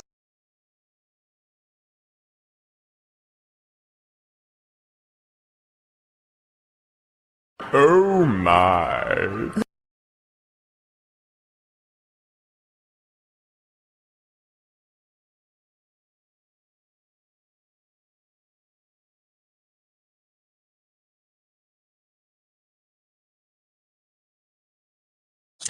So I got a question. Can a grifter not know they're a grifter?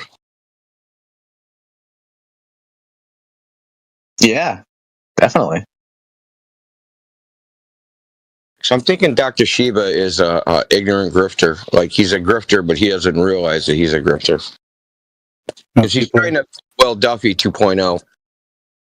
If people are throwing money at him, then he don't know he's a grifter. Yeah, I guess. Because he's like doing this science summit thing, and then Yoder posted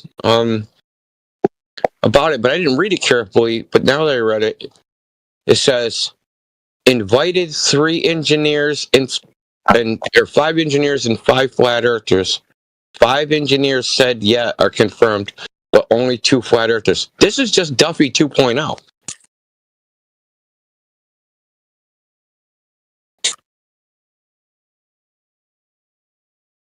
Right? The whole flat earthers don't want to know the truth. Nonsense, dude. But he's going to invite whoever he feels like inviting that nobody even knows who the hell they are.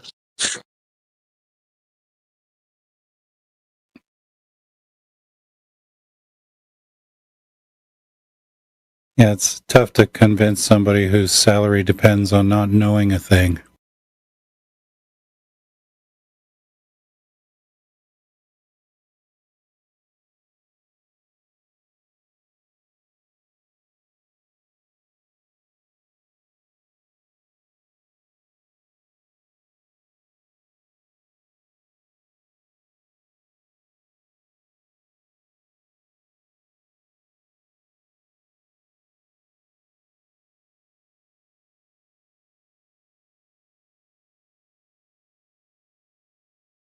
Oh, I see this thing that Adam put in there. It's a series. I didn't know.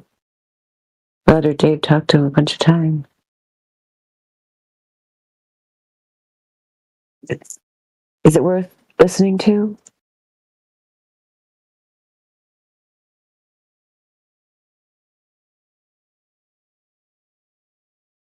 Not really. He doesn't really listen to what Dave's saying, dude. He's just like on his own shit. Like typical Globetard, right? Not actually listening. Mm-hmm. Just waiting to talk, basically. Even though I only watched about 5 minutes of it, but it just seems like he's just waiting to talk.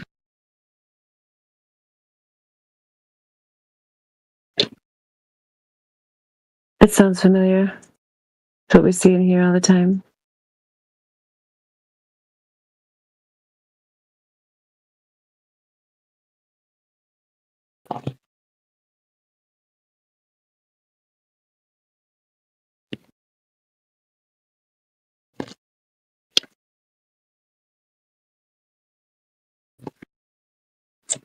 Adam's confirming that. Yep, he says I'm about half hour in and it's interrupted a lot, but he's entirely combative.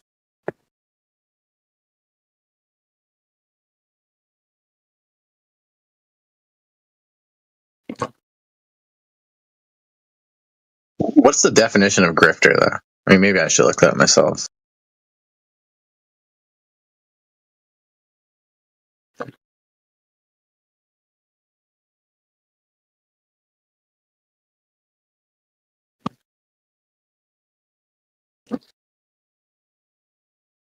So someone who gets money dishonestly by tricking people. Yeah, they do. They do set up scams and things like that.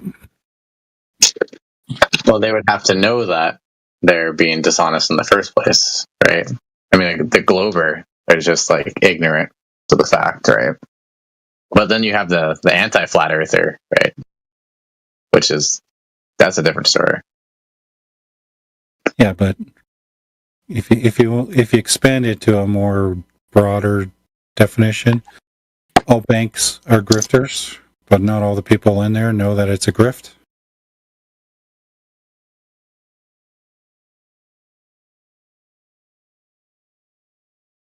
Yeah.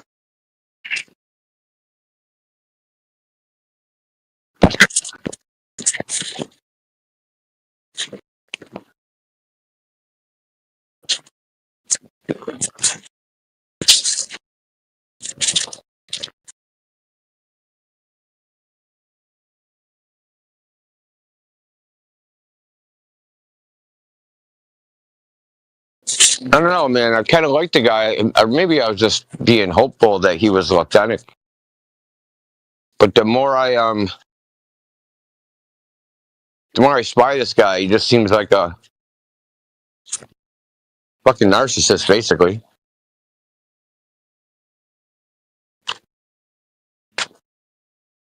And I've been keeping an eye on him for a few years now.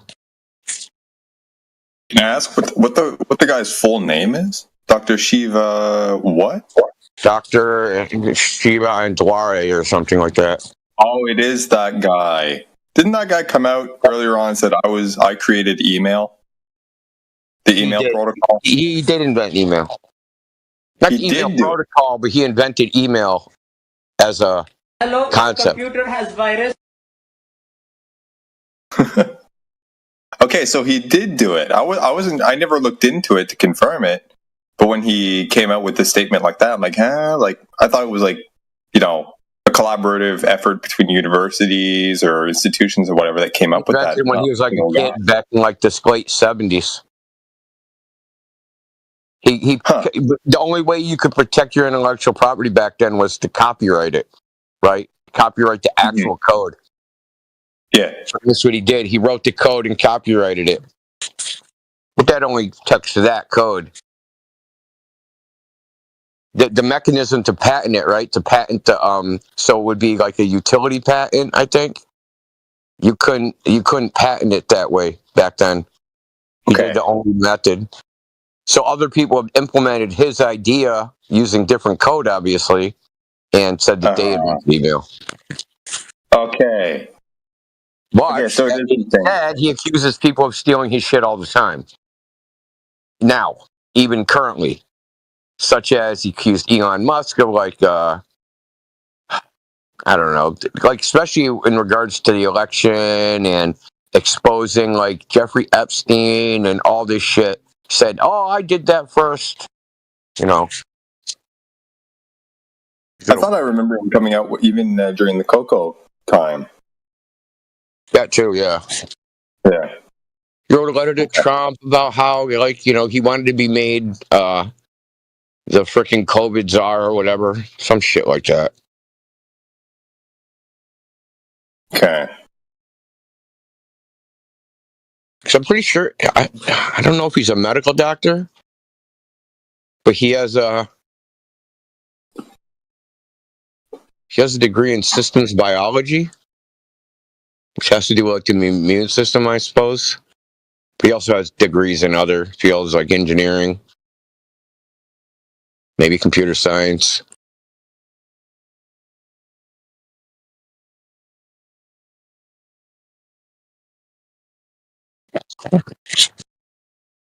He's got a PhD in something. He has a doctorate. Three things. He's got 3 PhDs. 3? Shit. 3.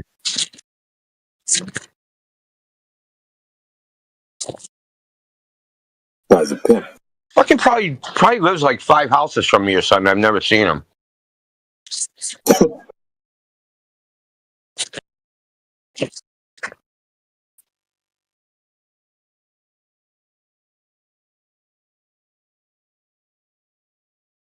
We got Danny Boy. Oh yeah, there's some new people in here. You have Revenant. I unmuted you if you wanted to say hello. Revenant. It's still not flat. It's not even solid, y'all. Tell us more. Tell us more. Are you talking about your ass? It's just like pizza dough. When you step on it, there's a footprint. You drink something? What the hell kind of restaurant did you work in?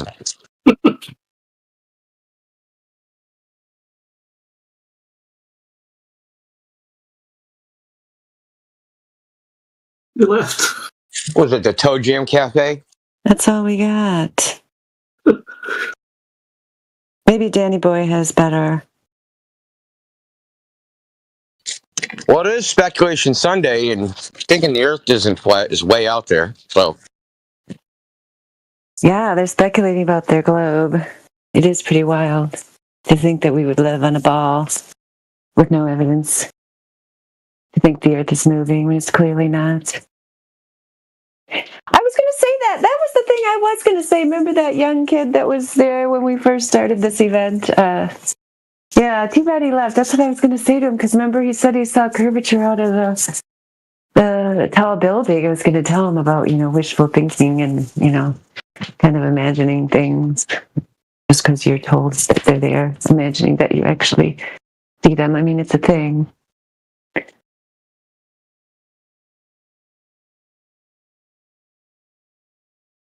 Because I can remember laying on the ground and thinking, oh, they said it's moving. I'm not really feeling anything. But I was trying to, if I tried a little harder,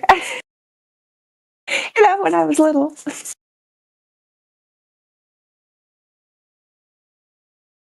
Maybe I just didn't have good enough imagination.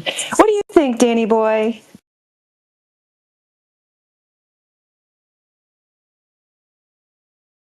I wonder how many times a day people sing Danny Boy to him. I feel like he's just asking for it.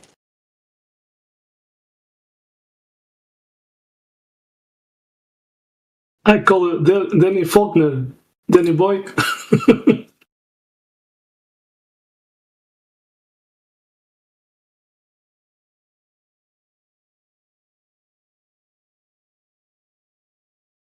Danny Boy, welcome.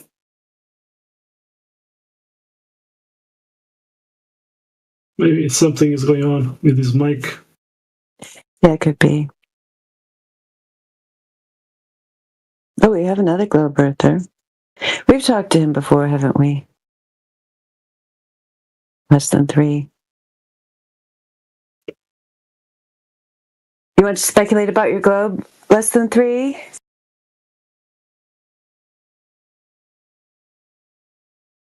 Can do. Pardon? Can do. Oh, you can? Let's hear it. Tell us about it. What makes you think you live on a globe? My lived experience.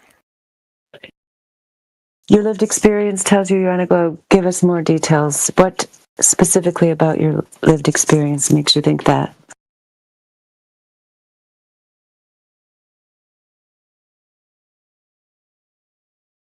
Physics and shit.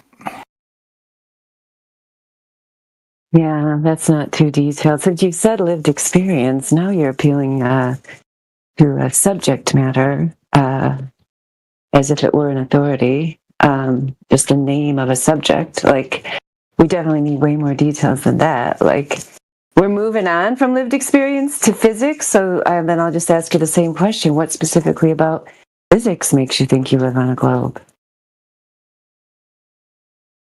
The way that stuff works, isn't it? No, it isn't. That is, stuff does not work on a globe. It works on a flat Earth, in fact. since there's no curvature. There's nothing useful or substantial that flatness can determine about where we are. Where we are on the Earth. To anything. You can't provide any formulas that are actually useful. Just a mess. It's just nonsense. Are you Chief Cagwin? Are you Chief Cagwin, or you just have the same? Okay, that's what I thought. Yeah, because you sound the same, and you have the same PFP. So just making sure you didn't have a twin out there. Yeah. Okay, so you have not seen the formulas that would be necessary to be accurately predicting the rate of curvature, for example, or the maximum distance to the geometric horizon. I mean, there's two formulas right there. You must have seen those before, right? Yeah, they're both oversimplified and useless. In what way are they oversimplified and useless? So this geometric horizon, there's too much that is just not being considered. It's not. We don't just live in an empty void that's just shapes. Like we, I mean, we kind of do, but it's a bit more complex. There's obviously the atmosphere at play, and if you have an understanding of lensing and you know how like different materials. What observations have you done? Sorry to interrupt. What observations have you done there in the field? I've just looked with my eyes everywhere. Oh, you just happened.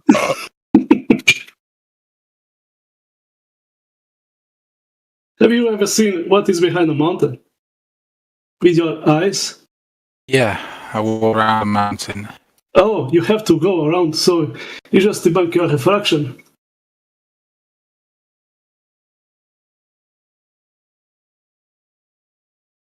So you don't have real observations, you know. You talk about reality, but what observation have you done? So you're missing the point a little bit. Yeah, it's a reality. Missing the point, reality. You're jumping to like single proof conclusions. And I'm talking about reality, man. Looking at reality. You think you are, but you're not. No, you are. You are the one thinking that you are. So, you know, you came here talking to us about reality, but it seems that you don't know what is reality, you know. What observation you have done? No, I don't know what it is, but I have a lived experience within what I can determine about it, and I can find out information as to why certain things are the way they are, and what I come across substantiates it very well. It's not precise. It never claims to be the absolute answer. It just claims to be precise enough until we come to better conclusions. Yeah, how about you show me, you know, water curving, you know, the big lake, even a frozen lake. That will be more substantiated, you know. You know, a bunch of gibberish is not going to roll today, buddy. You're going to need something of substance. So are you. So, yeah, like, get rid of the sales pitch. Okay, argument. You're just trying to reframe what I'm actually saying. No, I'm trying to... No, you've been asked for evidence over and over, and you just keep balking at it. Evidence, dude. Oh, I know. You guys hate that shit. You guys hate the discussion of actual evidence. He left. He ran away.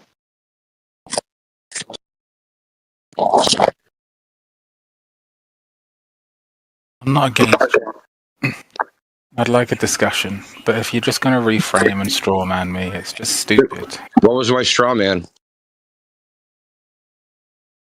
Just completely misunderstood what I was saying. No, what was my... I want to know what my straw man was. Not what I misunderstood, what my straw man was. That'd be me saying something, mischaracterizing your statement. Oh my goodness, if you just want to talk, go for it. No, I don't just want to talk. I want to get to the substance of the matter. No, you just want to belittle me. Because you No, I can do that. I can do that very straightforward, okay? You are doing that. That's what you're doing. Oh. It's just silly. Yeah. Not what I'm having doing. a discussion with someone else before you piped up. This is the same old routine, the Glober routine. Oh, my guy's bullying me. Bro, just get to your evidence or shut the fuck up. No. Like, I'm here to figure out if the Earth's flat or not. This guy, I got thoughts and I gotta say words to stall because I got no evidence. We hear it all. No. Yeah, I don't have it. I never claimed to have any. You, Elijah. Listening to what I'm saying. You don't have it. You're unable to provide any.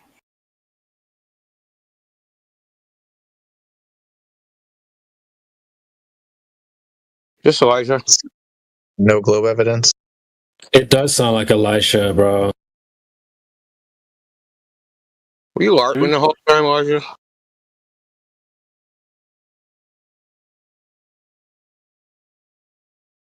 I like you. Still liked you until you started whining.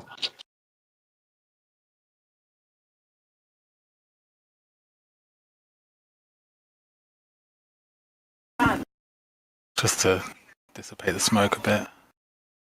I'll angle it up so it's not on you. Okay, let's start from first principles. How can we determine if the Earth is flat or globe? What can we do? We can make observations of the Earth, just around us. Okay. In these observations, what observations are going to differentiate one from the other? What do you mean? Okay, we're going to make observations, and they are what they are. How do we know which observation supports one idea versus the other? What's the difference between globe and flat is what I'm asking you, and how can we figure it out? We can pay attention to what greater minds are telling us, and we can test it. Lord, dude. We can test it. Pay attention to what greater mind's not great enough. I need someone else's. Stop making it so absolute. I'm using it in a loose sense. No, you're talking about I'm asking for the evidence. No, dude, we're not observing. You're not asking for evidence. You don't know what the evidence would look like. Oh, you don't know, or I don't know? You're not thinking. You're just not thinking. I don't know, or you don't know? We don't know. Nobody knows. You're not thinking. He's not thinking. You just wanted to outsource your thinking to someone else, and then you accuse him of not thinking. But I'm willing to substantiate why I go along with it. You are not. Who cares? I asked you, how do we make an observation? You conceded we make an observation, and then I said, in that observation, how do we differentiate one from the other? And then you said, well, don't observe that. Observe some person. I don't want to observe some person. I didn't say that. No, you're not listening. You're not. You said appeal to greater minds. No, you're misunderstanding what I said. I know what I'm thinking better than you know what I'm thinking. So stop telling me what I'm thinking. Then try to choose your words more carefully, right? So why do I need to look to greater minds to figure out what my observation means? Because some of us don't have access to tools and resources that are necessary to do these observations with our own eyes, as you guys seem to require. No. So at some level, we have to. Okay, which tools? Can you give us an example of one of these tools? Microscopes. Microscopes. So we're going to determine the Earth is flat or round from a microscope. Kind of.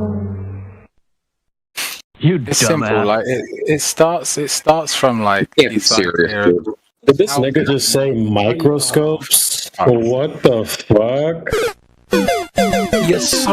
Your attention span is like less than a goldfish. Like nigga, you said microscopes. What the fuck? Here's a dude out. It's speculation. For sake, man. All right, it's not absolute. What else? Like toddlers. So we don't have microscopes, so we can't figure out the shape of the Earth. That's what you're saying. No, that's not the absolute of what I'm saying. I'm starting with which just tool. small aspects of just a huge, giant picture. That's like of the entire universe. Like, that's great, but we're not talking about that. We're talking about. You are. Yeah, like everything plays into everything. Like for it to be true, it has to coincide with everything else. Literally everything else. No, it don't. No, yes, it don't. It does. Prove it. No. What the fuck? Yeah, prove your claim. Just get your microscope out, bros. Everybody get your microscope out. I don't have one. Yeah. Well, if you did, you wouldn't be fucking brain. Bro, if I was on acid, this would sound like great. Like, I asked you, what instruments did they have, right, that we don't have, that they use to determine what the shape of the Earth is? Satellites. I mean, we have sticks. We can do that. Satellites. Sticks. How did they know? How did they know before satellites? What did they use before that? The observation of ships disappearing over the horizon, the sun going down and not changing angular size. Well, you can't do that. You have to use tools. The way the celestials move around the planet. What plan? You're presupposing the thing you're trying to prove, buddy. No. Like you're not paying attention. Like you're trying. Wait, but you said you have to use tools, though. You said you can't just make observations. I was just. Oh, for fuck's sake! I was just. You can't be for real, dude. Oh, he's crying. So let's address those one by one. On every word and not taking the whole. Let's address them one by one, then. Let's address them. Let's address them one by one. Ships over the horizon. What's blocking the ship? The Earth. How do you know that? Because we can't see it once it's completely disappeared. Okay, so what? How do you know that's the Earth blocking it? Because we don't have render distances like in Minecraft. No, that's not an answer. Yes, it is an answer. We don't have render distances in Minecraft. Is how you know the Earth is blocking it? Yes. Go on mute, dude. You're an idiot. Dude, literally, but you just get your microscope out. That was crazy. He also said, well, you guys can't use your own observations, but they can. Huh? You still retarded? Yeah, because Minecraft they put a coding limitation in Minecraft. We know the ships go over the horizon or blocked by the curve of the Earth. You're a fucking retard, dude. Pull your head out of your ass. But, like, Earth isn't Minecraft, so, like, then it means it's a globe.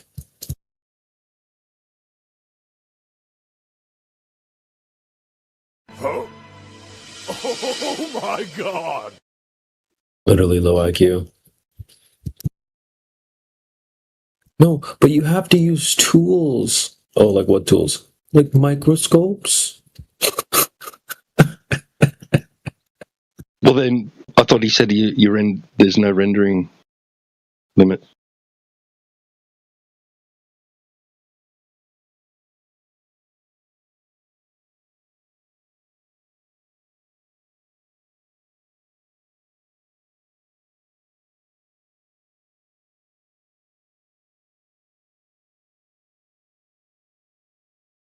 Your eyes are good enough. Your eyes aren't good enough. You need tools. You don't need tools. Yeah, that was crazy. How are you going to say, well, you guys can't use, you don't have the tools, like microscopes. You can't just use your own eyes and observations.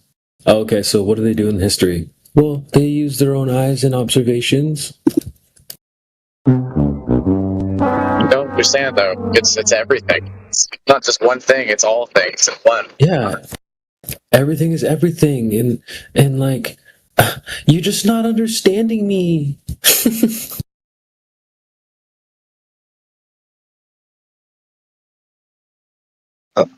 You need to rely on greater minds. Oh, you're just not thinking. Okay, name a greater mind. Well, like, I don't know, but they're out there.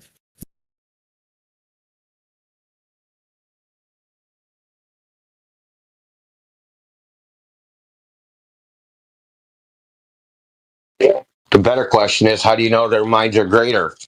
And the answer will be, because they figured out the Earth was a globe. Exactly. Well, name the person. Well, I don't have all the names on me right now.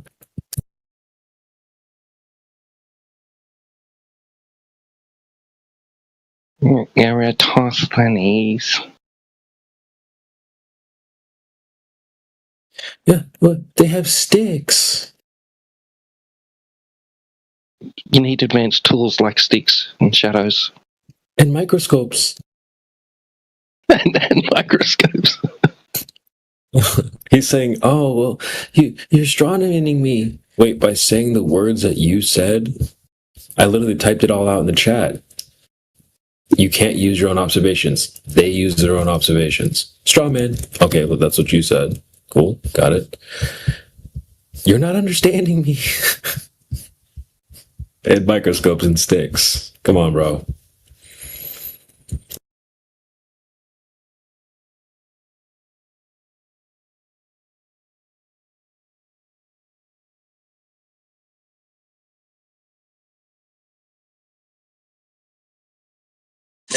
I'm pretty sure you can't straw man what someone meant in your mind, and you can only straw man what they actually said.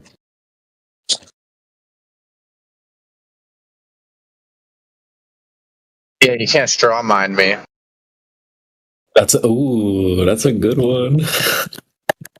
Straw mind me.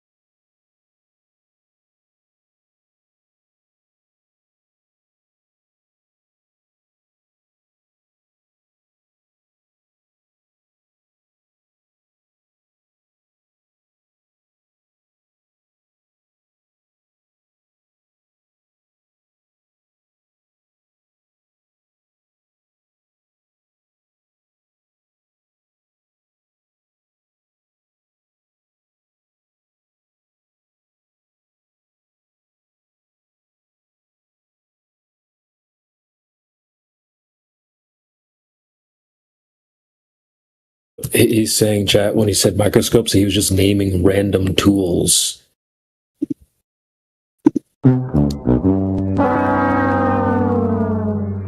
No, that wasn't the context. We weren't just naming random tools. Hammer, spatula, wrench. Why would that would never be part of the context.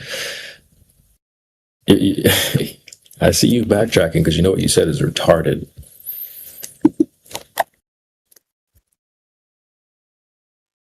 You know, the problem is the guy probably meant telescopes, but it's taken him this long to still not even correct that.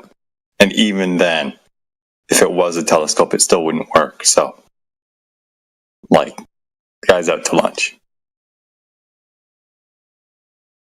I actually don't think it's retarded in the context that like everything is all in one encompassing. So I think he's got a point there.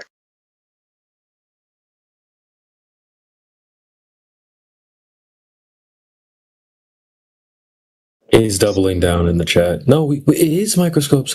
We can use scanning electron microscopes and sticks.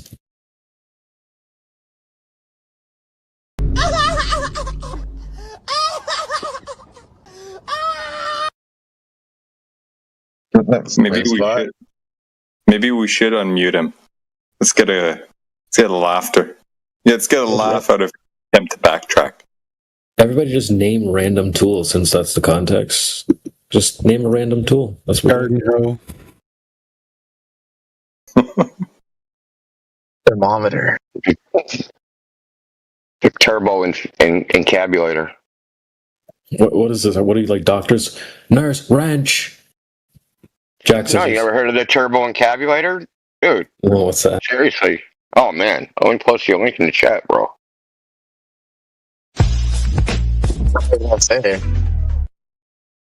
Oh, my.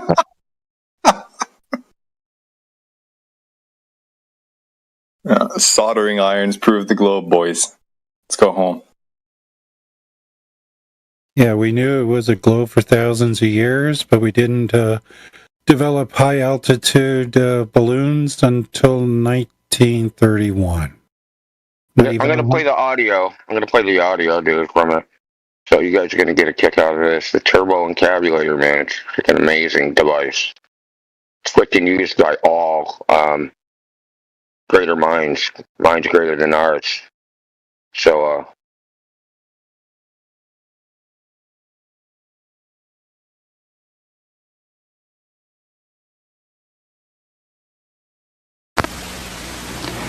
For a number of years now, work has been proceeding in order to bring perfection to the crudely conceived idea of a transmission that would not only supply inverse reactive current for use in unilateral phase detractors, but would also be capable of automatically synchronizing cardinal grammeters.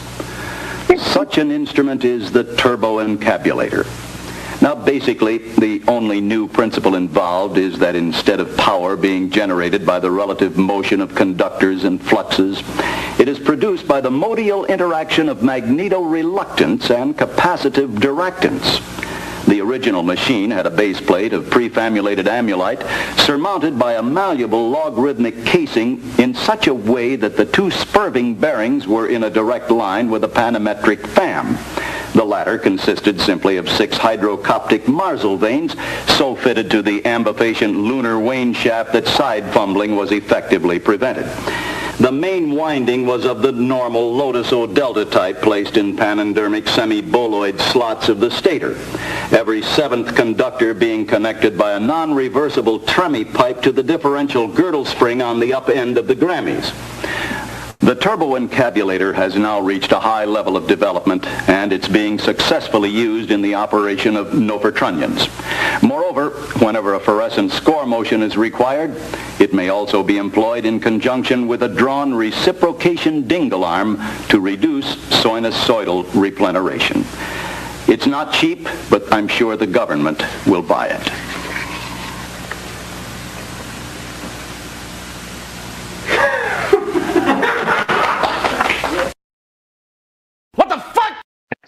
that's what we need, man. Turbo Encabulator. Then we can figure out if the Earth is round or flat. The gluteus maximus of the question. We always first ask ourselves, what is the molecular harpsichord of the foie gras in the quantum realm? Speaking from a sort of crustacean zeitgeist, calcium deficient paradoxical exfoliation sort of juxtaposition.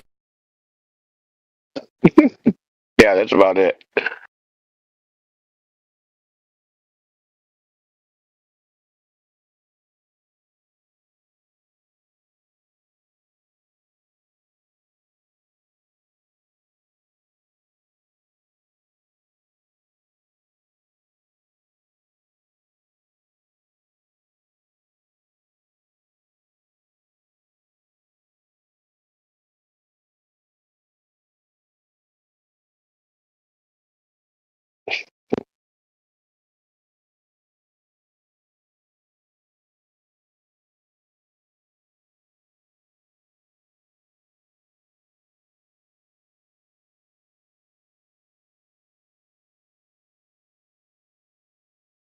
Maybe came in here to sales pitch us on a new device that Greater Minds invented. Then we could figure out,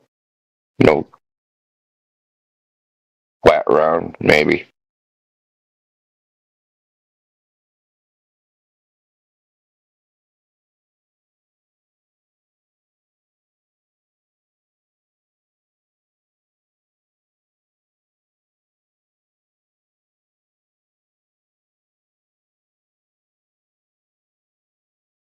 No, I have to go get a clip of this retard saying things he said he didn't say, so I'll be right back.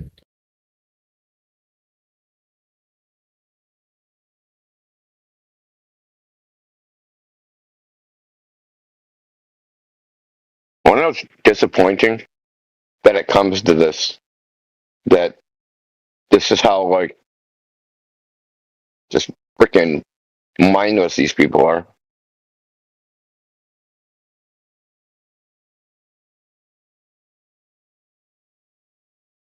He even said sticks, dude.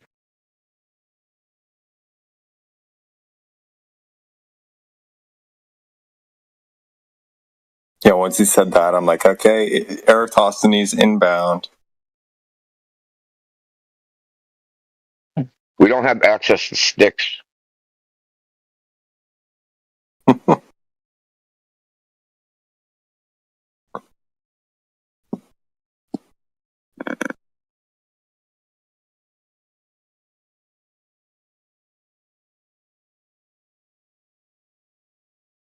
This topic is starting to get weird, man. You have to admit. Some of the people are just getting stranger and stranger.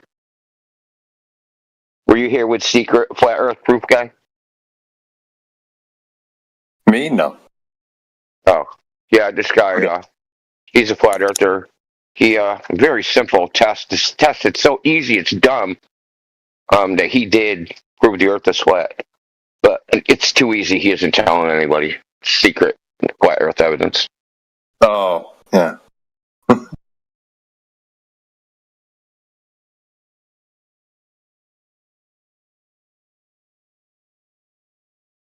I would have signed the NDA, man. Look, I'll sign the NDA.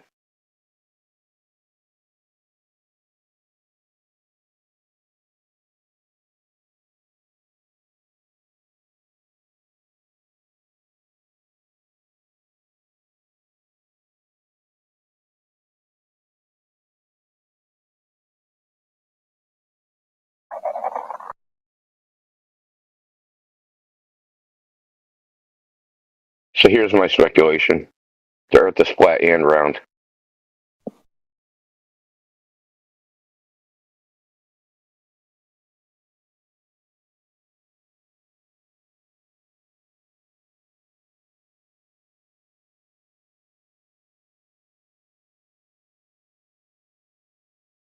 It's like quantum mechanics, right? It's in two places at the same time. It's flat and round at the same time. Round like a ball or round like a... I guess round like a ball.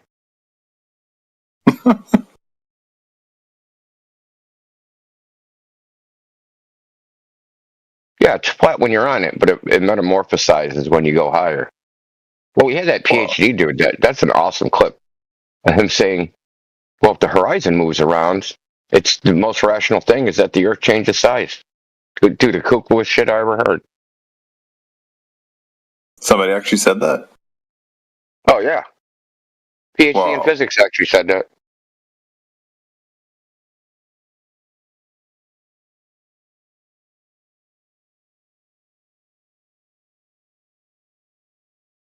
But wouldn't we feel it move if it were? Like, come on.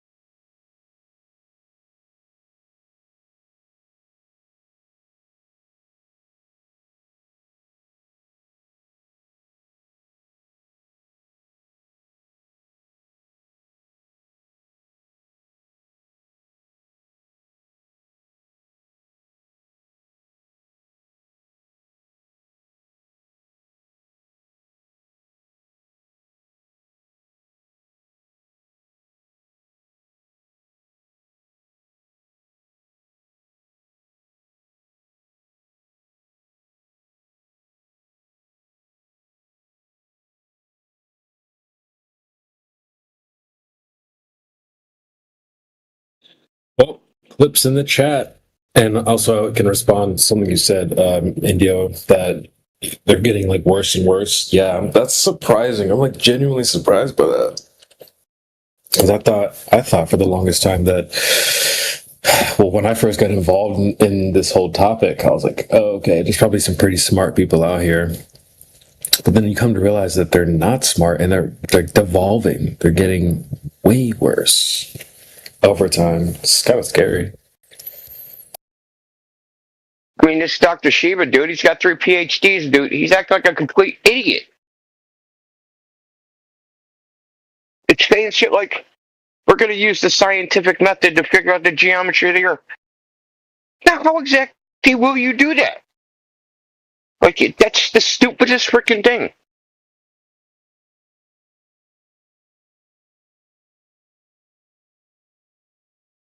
I'm going to go to, like, the Carpenters Union. Be like, listen, y'all are building houses all wrong. Y'all are just measuring shit, you know, using squares, using measuring tapes. You're doing it all wrong. You're going to start using the scientific method to build a house. Because it won't be a house unless you use the scientific method. It'll be something else. I mean, imagine that, dude. They would just whip out their hammers and just beat you to death.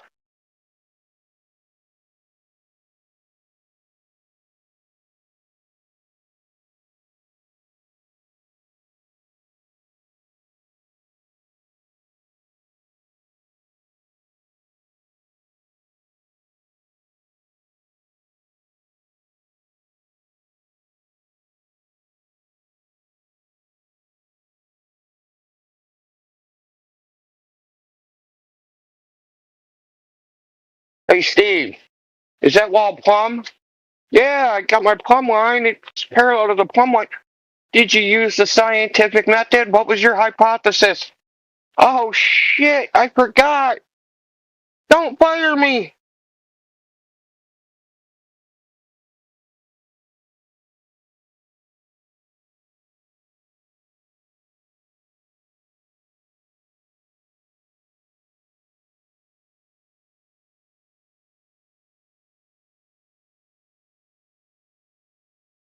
Okay, there's some really good clips in the chat there. He tried to say that we were just randomly saying tool names because that was the context of the conversation.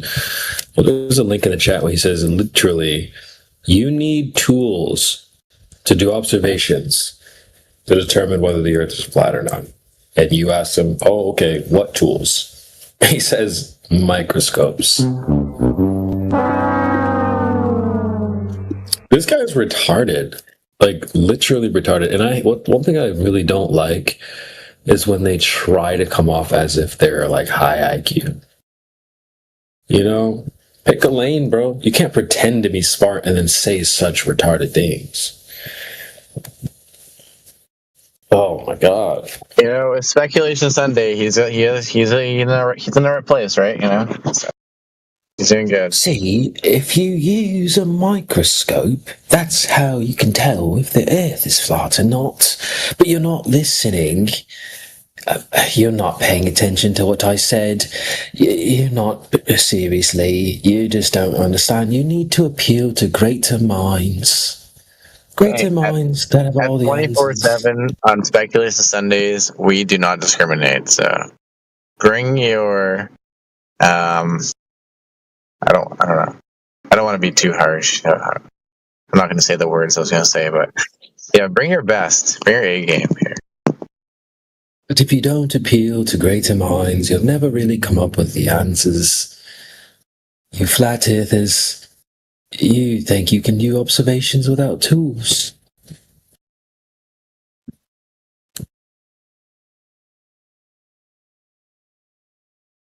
Funny thing is, we appeal to greater minds. We're still not coming up with the answers. There's somebody else's answers. Yeah. I was going to say, CB. You're just not thinking. If he comes back, speak to him in that accent. He might actually listen to you. I think you're one of his. You're not thinking properly. You're not thinking properly. You need to appeal to others. I just wanted to come out and be like, have you guys tried ayahuasca? That's if he said that, then I'd be sold on his ideas.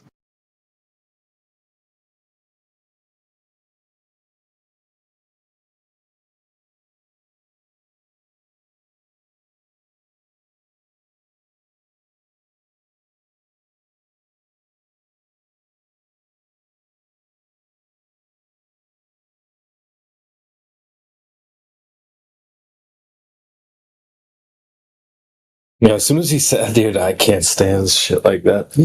They're greater minds. Who? Name one. Edison. Thomas Edison and these others. They're just greater. So whatever they say, you've got to cock yourself to whatever they say. The funny thing is, if you couldn't name any, he would refer to another greater mind who he still can't name to give him a list.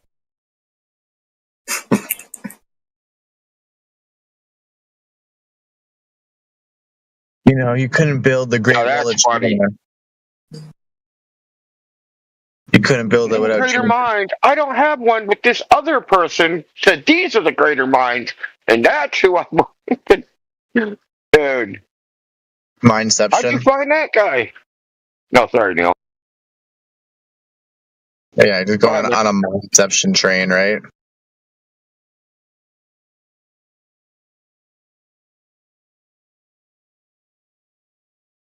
It's like, who's on the top of the leaderboard for the greatest minds? Who is the biggest brain out there?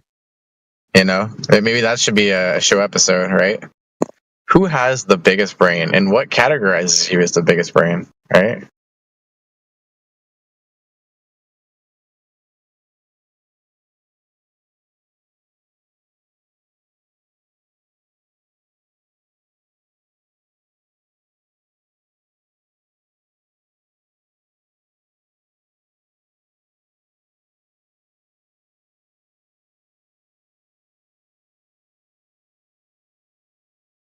Would having the biggest brain be like how many different categories you know knowledge in?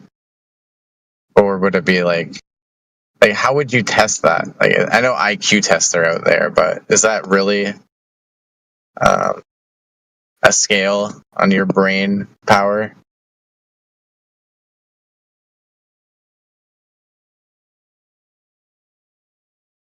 That's an age-old question. What actually is intelligence? Is it being able to regurgitate a bunch of facts? Is it ability to solve problems? Is it ability to learn new knowledge? Like, what is it exactly?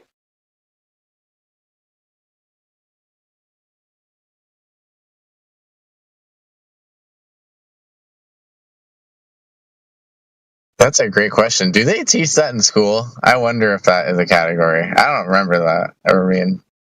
What is intelligence? That's so fascinating. I don't know. I'll say that is fascinating.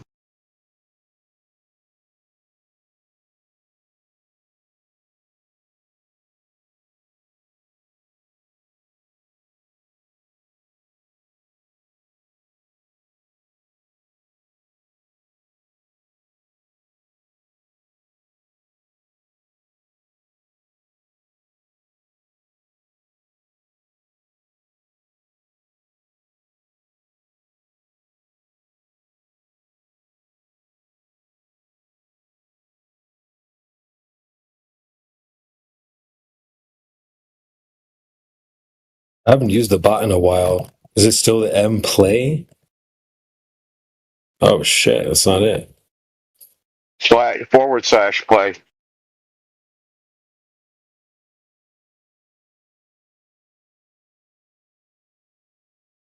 The Muzak spot, right? Yeah. And the other channel was less than sign play, like the alligator. Look, and I'm a brokey, and I have to pay $4.99 a month, so I expect all 330,000 members to subdivide that $3.99 into equal increments and pay me the appropriate amount.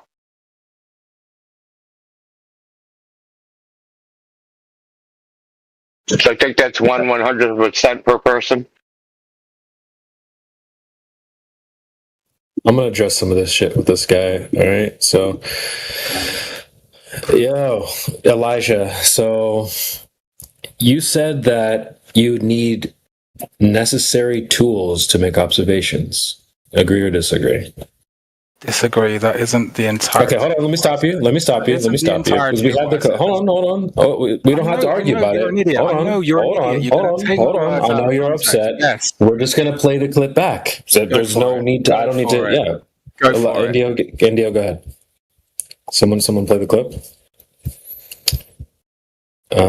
Let's get this one, the longer one. How do you? So what is it? Play. /play, bro.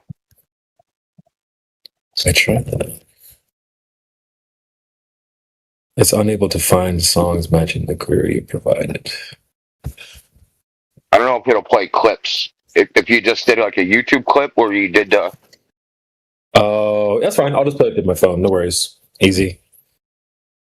This is my favorite thing to do as well, because they'll be like, I never said that. It's like, oh, well, good thing it's live recorded. No, you're taking me out of context. Oh, well, you said it, so don't be mad at me. Yeah, and context matters, doesn't it? Yeah, I agree. Yeah. Cool. So tell me. So let's take a listen. Tell me what you think. No, we'll just listen to what you said. We'll just listen to what I'm saying by that. Go on. We'll just listen to what you said, exactly word for word, bar for bar. Because you're unwilling. Whoa! Why are you like acting like this, bro? You don't want to hear your own words? Let's all take a listen. Because you said some stuff you don't like. Now I'm the bad guy. No. Oh, okay. Go on, play it. Hold on. We're gonna play the clip. Okay. Yeah, we're gonna play the clip. Play it. What do you say? Oh, before we play it, now let's set some different context. No, let's just play it. He doesn't even want to hear his own words. He's gonna cook himself. Go for it. All right, here we go. All right. I know you're taking it out of context. I'm taking it out of context. All right. Some of us don't have access to tools and resources that are necessary to do these observations with our own eyes, as you guys seem to require. Some of us don't have access to tools and resources that are necessary to do these observations with our own eyes, as you guys seem to require. Okay. All right. Cool. So about it. Tools are necessary.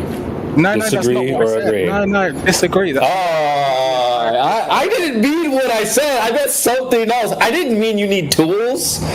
I just said some of us require tools, but you don't need tools. Why don't I even say tools are necessary? Actually, just you want to discuss? Go ahead. Explain yourself out of a box. All right, go ahead. No, dude, there's nuance to what I was saying. Oh, it's nuance. So when I said tools are necessary, tools aren't actually necessary. Got it. Okay, go ahead. Goldfish. Go ahead. No, because you're an idiot. You want to discuss? Oh, I'm an idiot because you said some stuff that you don't like, that I'm the bad guy. Okay, that makes sense. I said those words. But there was around those words. Okay, so when you said tools are necessary, you actually meant tools are not necessary. No. There's a little bit in between. Okay. Some tools are necessary for some observations, and in that context. Oh, so some tools are necessary for some observations. Sometimes necessary for some observations. Yes. Is a microscope necessary for any observation? Sometimes it's necessary for some observations. Yes. Okay, and so we're talking about in terms of the Earth, you need a microscope to do what? To determine aspects of what's around us, and then we can work from that. Such as? Figure out why. Such as electrons and particles and. No, we're talking about the shape of the Earth, which you said you want to discuss in good faith. No, you're an idiot if you think. Whoa! It's in the chat. It's in the chat. You typed it out in the chat. Hold on. You said it here. I want to engage. I'd love to actually engage in a thoughtful discussion to figure out the shape of the Earth. Okay, so we're talking about the shape of the Earth, and you use a microscope to do what? Sometimes, we need to determine other things to come to a better conclusion about what we're observing. Okay, so we use a microscope to do what about the shape of the Earth is not detached from the things around it, the particles that make up why the Earth would be the shape it is. All right, so we're going to take our microscope and aim it where? Oh my goodness! Like you just look. He's mad. He's mad at you. You said it, bro. Why are you mad at me? You said it. Framing this in a ridiculous manner. I was just making an example of. I literally just read out the words you typed in the chat. I know. You don't like it. We played your clip in the VC. You don't like it. You're an idiot. You don't like the words you said. Don't be mad at me. That you're reframing them disingenuously. Like, okay, so wait. Let's listen to the second clip. Let's listen to the second clip, all right? Because he wants to be mad at me for things that he said. Let's just listen to the second clip here. To tools and resources that are necessary to do these observations with our own eyes, as you guys seem to require. No. So at some level, we have to. Okay, which tools? Can you give us an example of one of these tools? Microscopes. Microscope. So we're going to determine the Earth is flat around from a microscope. Yes, we can work from observations using microscopes. Yes. We're going to determine the shape of the Earth with a microscope. Okay, go ahead and walk us through that. If you're actually willing to work through it and think about it. Yeah, go ahead. Go ahead. Yeah. Well, the way that particles seem to interact with each other. All right. Inside gravity. The way that, okay, so let's build this out.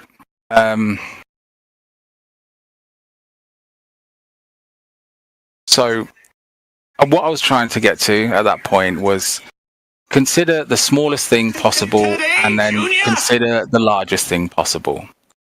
All right? And so in the flat Earth logic, the largest thing possible would be the Earth, apparently.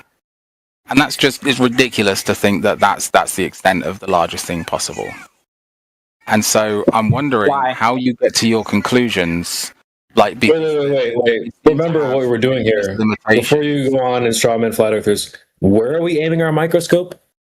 Oh my goodness, dude! I wasn't even going into a specific example. I gave an example of a tool. You can listen to the clip. Give us an example. No, of a tool. But remember, India asked you if we're going to use a tool like a microscope to determine the shape of the Earth, which you said you want to discuss is the shape of the Earth.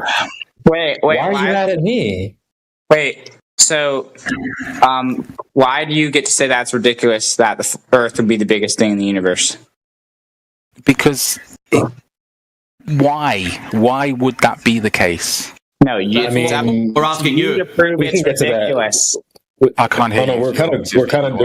We're mid grill session. Don't let him off the hook, chat. We're trying to get you to justify They're trying to get you to justify your claim that that's ridiculous.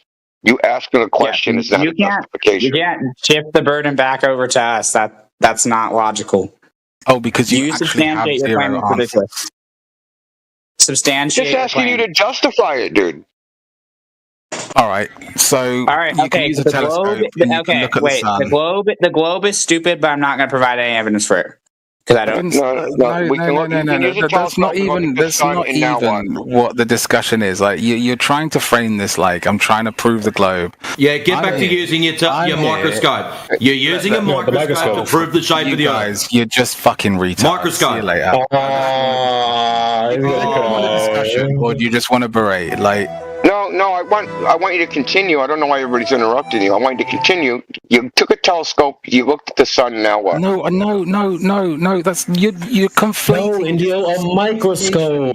We asked you for your justification that the Earth, it's ridiculous that the Earth would be the largest thing. Your justification you started with, you get a telescope and look at the sun. Now what? Mm-hmm. Now what? You can observe the what it's doing, and you can make. What we observe is the sun moves over there.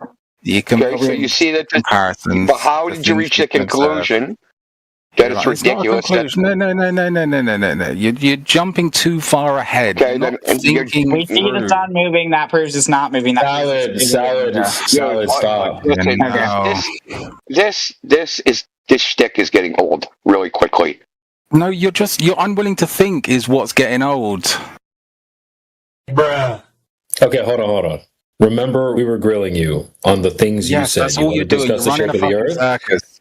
So and then keep running a circus. Fine. I'm just playing the words that you said into the microphone. You're calling that a circus. And you're completely waiting and taking them out of context. No, we're not. That's yes, you are. I'm telling you are, because that's not what I was trying to. We're giving you a chance to. We're giving you a chance to say what you do with the microscope. I wasn't planning on talking about a microscope. You asked for an example. How would you bring it up? Used to determine our environment. No, the shape of the Earth being flat. The shape of the Earth. And you said a microscope. What do you mean, whatever? That's what you said you want to discuss. We're not just naming random tools, dude. Look, all right, should we play the clip one more time?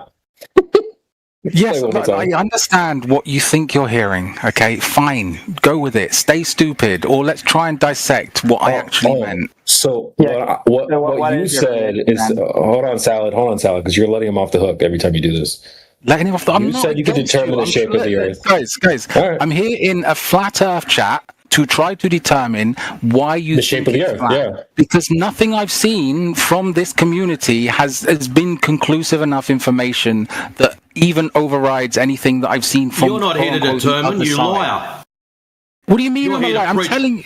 Yeah, listen carefully. You're here to preach. If you were here to prove the globe, you wouldn't be talking about. I'm not here to prove the globe. I've told you this every single time I come here. So why are you trying to defend it so much? How you can determine the shape with the microscope, chat?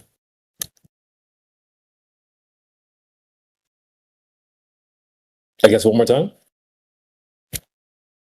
To tools and resources that are necessary to do these observations with our own eyes, as you guys seem to require. No. So at some level, we have. Wait. It's just playing it live. I'm not even misinterpreting. I'm just playing your words back into the microphone. You're saying, "Oh, that's wrong. What I said is wrong." I'm not prepared to think.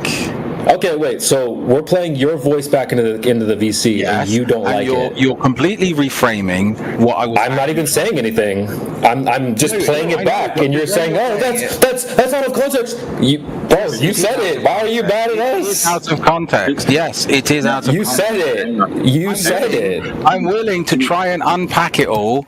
If you're not, we're trying to have you do that, but now you're saying, "Oh, well, flat earthers say things that are ridiculous." Well, we're trying to hold you accountable to what you said.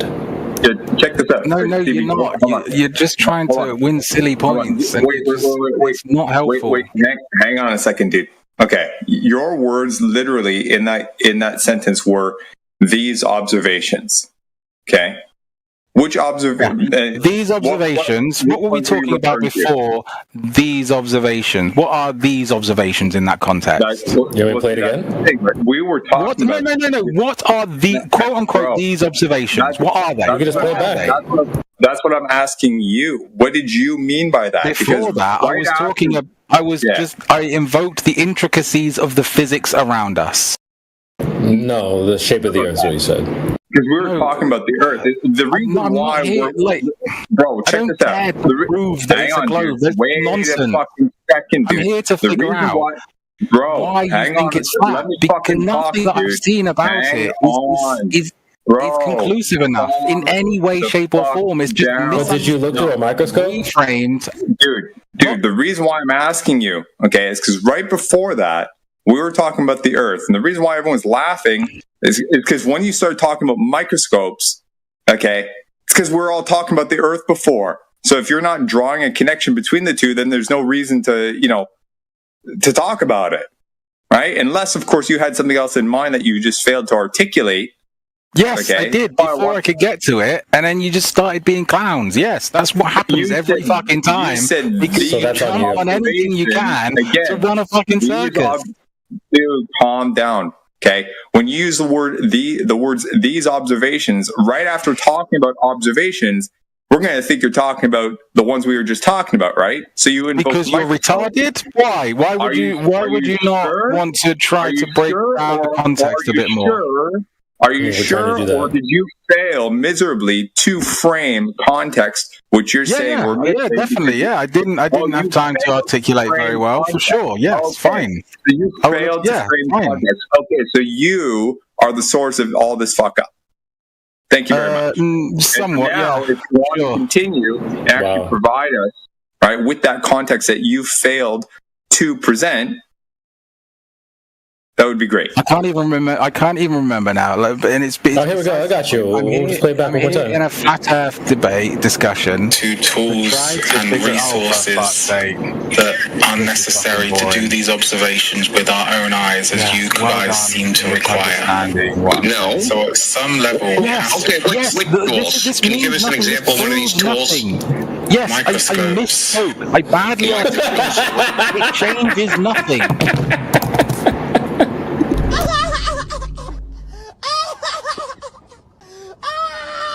I love this. Dude, I love this. Right? You're mad at what you said. I'm fine with that. I'm fine with that. I'm fine with that. All right. Well, go ahead. So, what do we do with our microscope again? I don't know. I was given an example of a tool. I want to hear. I just want to hear like what. That's not what the context was. No. I was an example of something we could use. To determine whether he literally asked you if we can use a microscope to determine the Earth was flat. You said yes. We could. We can start from that point, and we can. There's things we can do. I can't be bothered to articulate those at this point. How so? I'm here. Oh, wait, so how can we take you out of context if you don't even want to? That's crazy, bro. That's crazy. The problem is, if you can't even form a logical train of thought starting from microscopes, why did you bring it up in the first place? I don't. Yeah, and we weren't just naming random tools. Well, that's what you said in the chat. We were just naming random tools. No, we weren't. And I couldn't finish it. Yeah, well done. You got me. Not really. He asked you. Here we go. Here's the context one more time. Example of one of these tools. That's not the context. Microscopes. So we're going to determine the Earth is flat around from a microscope. So what about? I mean, that's crazy. What about them? Like, what train of thought would you follow to like? What train of thought would you follow to make them prove that you're the globe? The behaviors of tiny things, and then we scale them up, and we hypothesize about why they act differently. Okay, go ahead. For example, and then we make it bigger and bigger, and then go ahead. Tiny things. Yeah, go ahead. Can you demonstrate that? I'm not about to do a whole thesis here for you guys. Well, yeah, because when I look at the microscopic scale, it actually doesn't match anything. Your brain's throughout the universe. There's points. If you put an ether there, then everything is correct. Then what's an ether? What's an ether? So here we go. Things are you clown shoes looking at? You don't care. No, we can't be bothered to explain it to you. We can't be bothered. No, you think. No, here's the thing. Check this out, right? You know, this could have all been mitigated if you just said, I slipped up and meant to say telescopes. Because I didn't mean that's what you meant. I didn't mean to say telescopes. Telescopes is another example, yes. But no, that's it would have been a lot easier if you just said that. Because now you're in the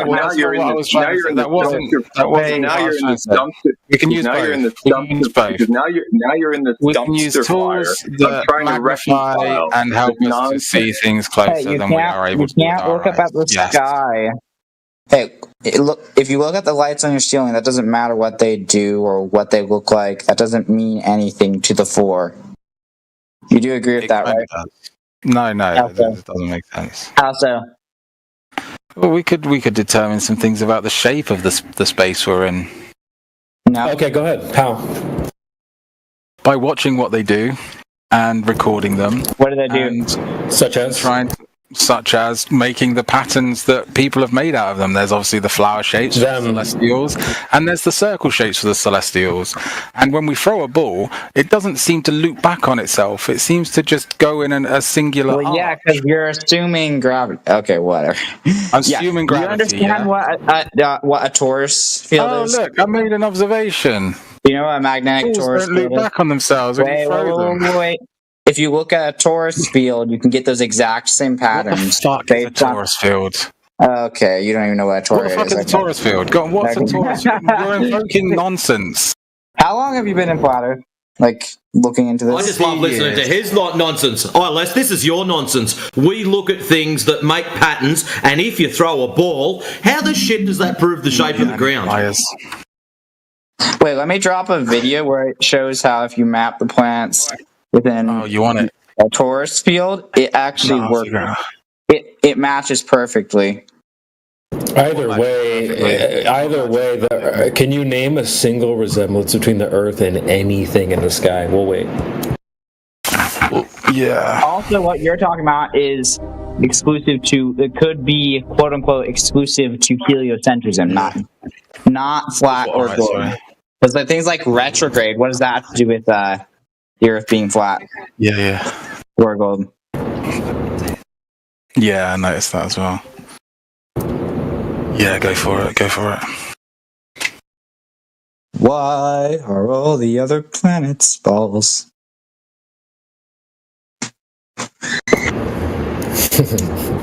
Oh, brilliant chat. It's been a good discussion. I'd just like to know how we linked all these patterns to throwing a ball to proving that makes the ground curve. Is the ball in the magnetic field? You should. The balls seem. There seems to be something about our reality, but like we call it. Yeah, physics. it's measured as flat. No. Also, we can get to that later. We can get to that later. But like, wait. Do you know what the neo? Hey, Salad, bro, Salad. I feel like you're not helping right now, dude. Like you're throwing a bunch of stuff out here that he's gonna try to tap dance away from. Like we're gonna hold. Well, I mean, what he said was he said that the things don't go backwards on themselves. And here they don't even need to go backwards because if you map the planets from a geocentric position with the planets going around the sun and then the sun moving around the Earth, you get the same retrograde.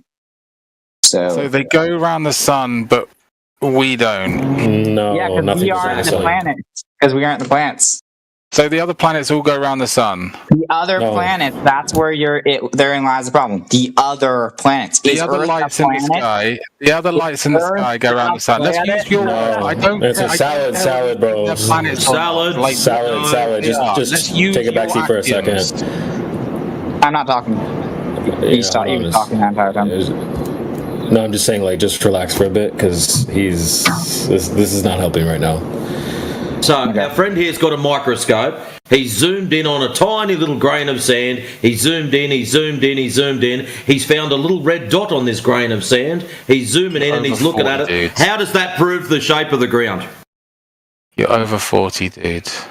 Pay attention. We're holding you accountable to the things you said. All right? No, time to back that shit up. I don't. Should I play it one more time? I know. Have you spiral out of control? Fine, it's fucking. All right, I'll play it again. I want to know what these lights are. These lights go around the sun, yeah? Let's figure it out. You want to tap this away from what you said. Got it. No. This all should interact. This all should. You told us that your microscope proves the shape of the ground. I'd like to know how. All of it stuff. Go inside. You're using a microscope to look at lights in the sky. No, that's not what's happening. You're conflating words I've said. No, because you're sidestepping. Get back to the microscope. I want to know how you believe that this proves the shape of the ground. I'm trying to understand that. Earlier on, you said, listen carefully. Earlier on, you said, dude, listen to me. I would like to listen. Earlier on, okay, thank you, whoever did that, thank you. Earlier on, you said this was taken out of context. I would like to know the context so we can put it together. How you're telling us microscope proves curvature. I get the question. Can I answer it? You don't have to keep talking, all right? I said microscopes, yes.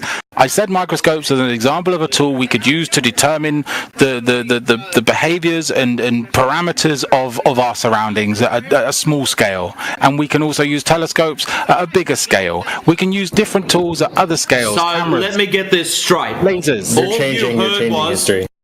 All you heard was the word tool, and you just thought you'd throw any random shit at it, hoping it'd stick and someone would just leave you alone. No. I said tool, and then somebody asked sounds like an example of listen, dude. Someone asked you for an example of a tool, and you just started rattling tools off. You heard the word tool. Yes, because I said it, and somebody asked me for an example after I said it of some tools. So how does your microscope prove the shape of the ground? Sorry, I gotta stop him. This is false. We played the clip multiple times now. The context was we're making observations to determine whether the Earth is flat. You need tools for that. Indio asks, okay, what tools then to determine the Earth is flat? He says microscopes. He's trying to retroactively change the context. Oh, no, I was just naming tools to determine things in general. That's not it, bro. We will play it again. I'll play it again if I have to. So how are you using your microscope to prove the shape of the ground? I don't know. Let's scrap that one. Just such a... Let's just scrap it. Okay, throw the flag down. All right, we're good. All right, you got sufficiently cooked on that one, so you can give it another try if you wish. But you definitely lost that last round. Fine. This is a game. Sure. Stay stupid. You're the last one. Complete the mission.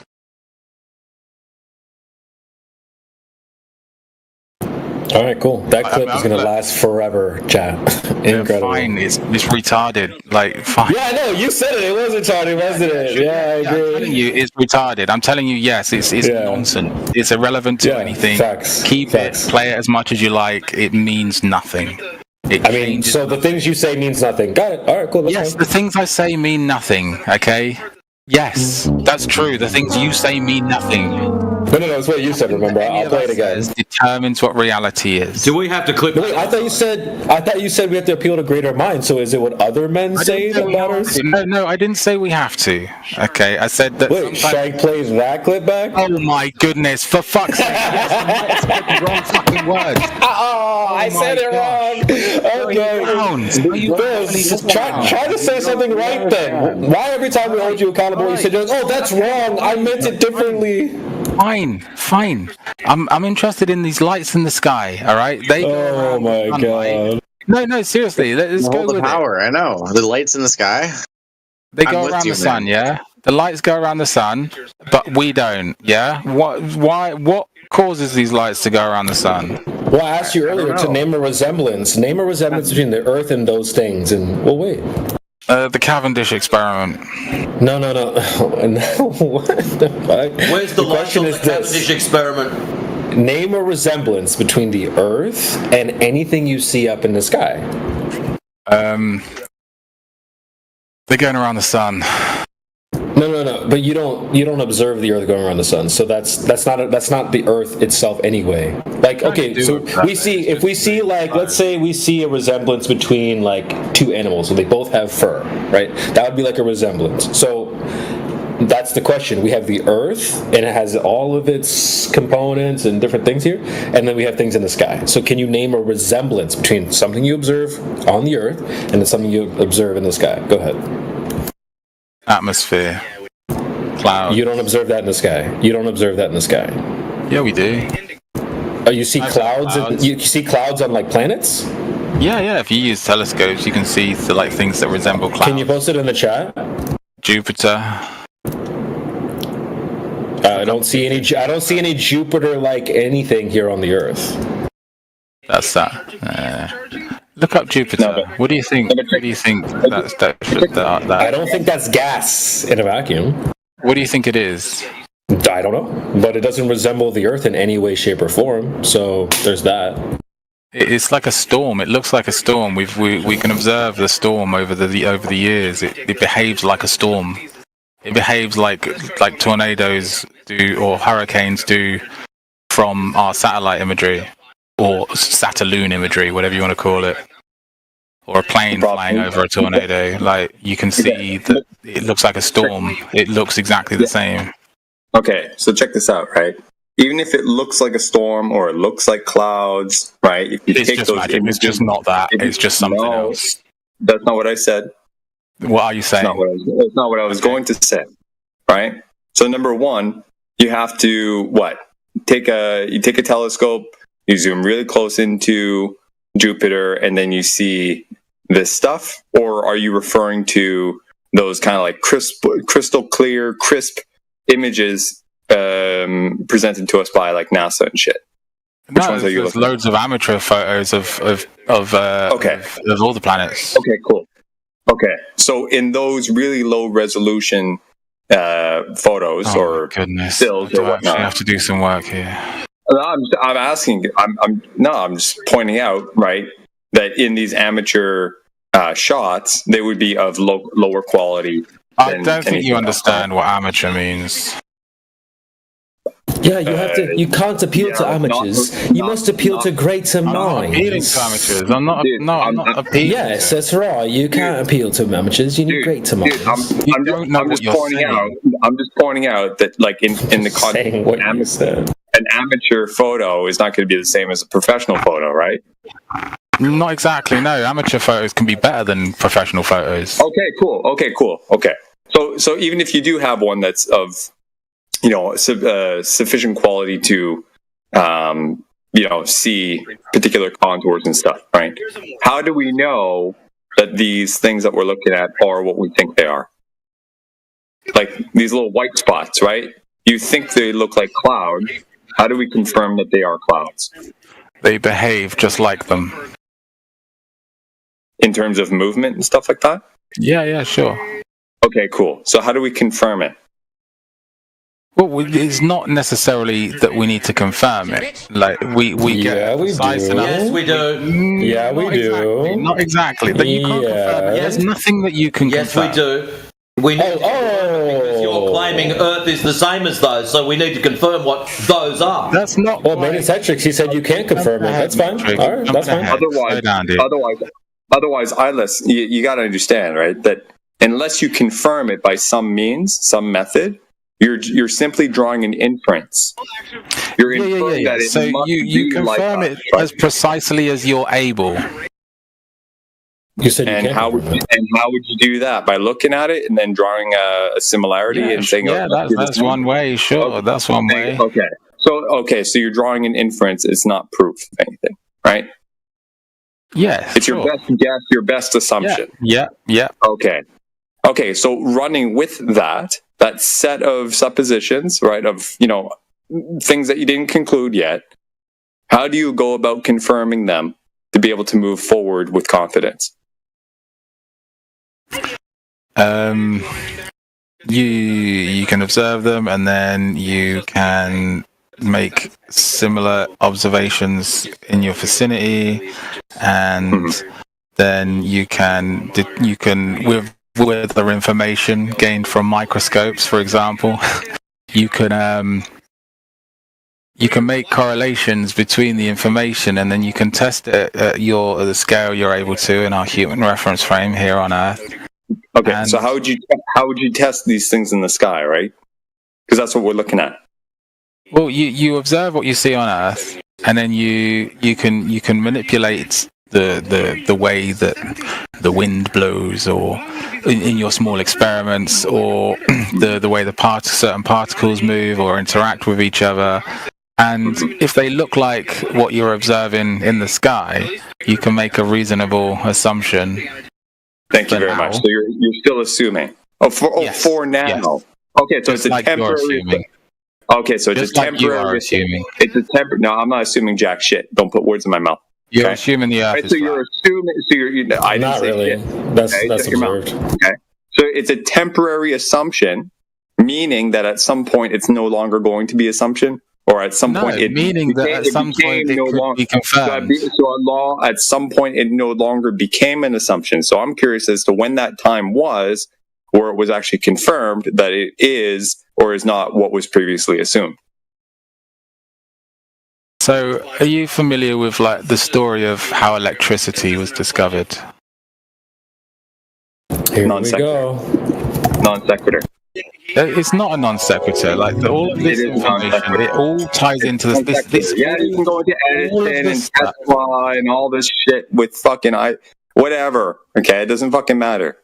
No, it kind of does, man, because if you can understand how this works conceptually, you're able to see these patterns throughout nature. You're able to see how everything you experience is tied into everything else you experience. The reason that a ball falls down is controlled by the same physics that control why the winds blow why they do, and okay, so water falls to a level. Do you mean to say that there was no period?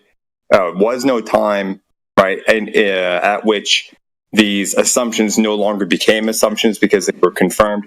It just stayed an assumption, and we're operating on. No, that's not quite. That's not quite right. What I was alluding to is the story of electricity. Briefly summarized, is electricity was obviously always available. The laws of it, the reason that electricity occurs, has always been around since either 6,000 years or 1 billion years. It doesn't matter, okay? It's always been there. But then humans figured out how they could harness it reliably, all right? Yep. And that didn't bring electricity into being. It just made it useful because we were able to harness it. We discovered it, right? So we did. Thank you very much. So we discovered it. We didn't invent it, right? So in this case, when did we discover, right? Confirm that this thing in the sky that we're calling Jupiter has clouds on it because they have these little milky white spots that we think look like our clouds, right? When did we go from assuming that these little milky white spots were clouds to confirm that they are indeed clouds? So I mean, it's taking a long time, dude. You got to do better than this, man. If you're willing to accept that they've sent a probe to Jupiter, then we could go with that. If you want to prove that. But the thing with that is you would still have to ask, when was it confirmed that it is something in the sky to send something to prior to sending it? Maybe we can start with there. When was that confirmed? Or did people invest billions of dollars on a hunch that there might be something out there? We can look at it. Or was it confirmed? Was it confirmed that there was something out there to send this thing to first? Yeah, I mean, yes, you can with your own eyes and a telescope in your back garden, if it's decent enough, you'll be able to observe that there is something there where Jupiter is.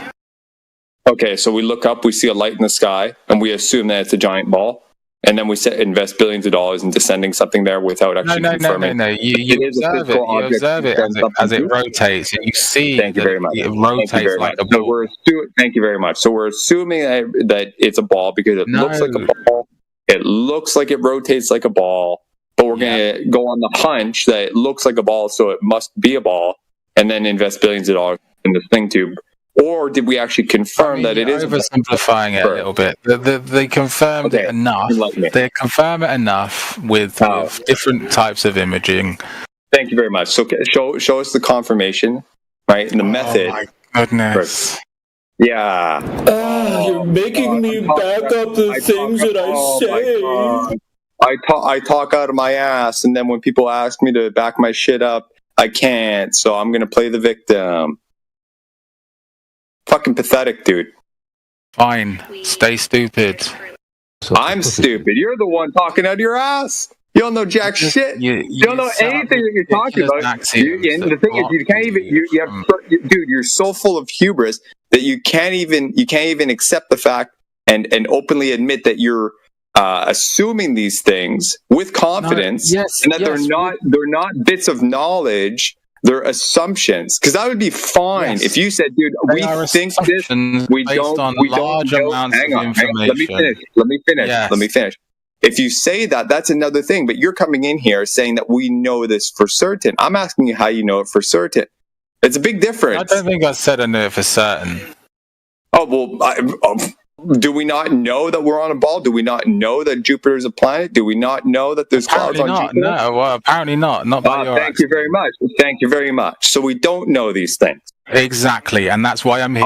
Thank you very much. So that's it. The only reason why we're here is because you're talking like as if you know it. So I'm asking you how you know it. No. You keep trying to frame it that way.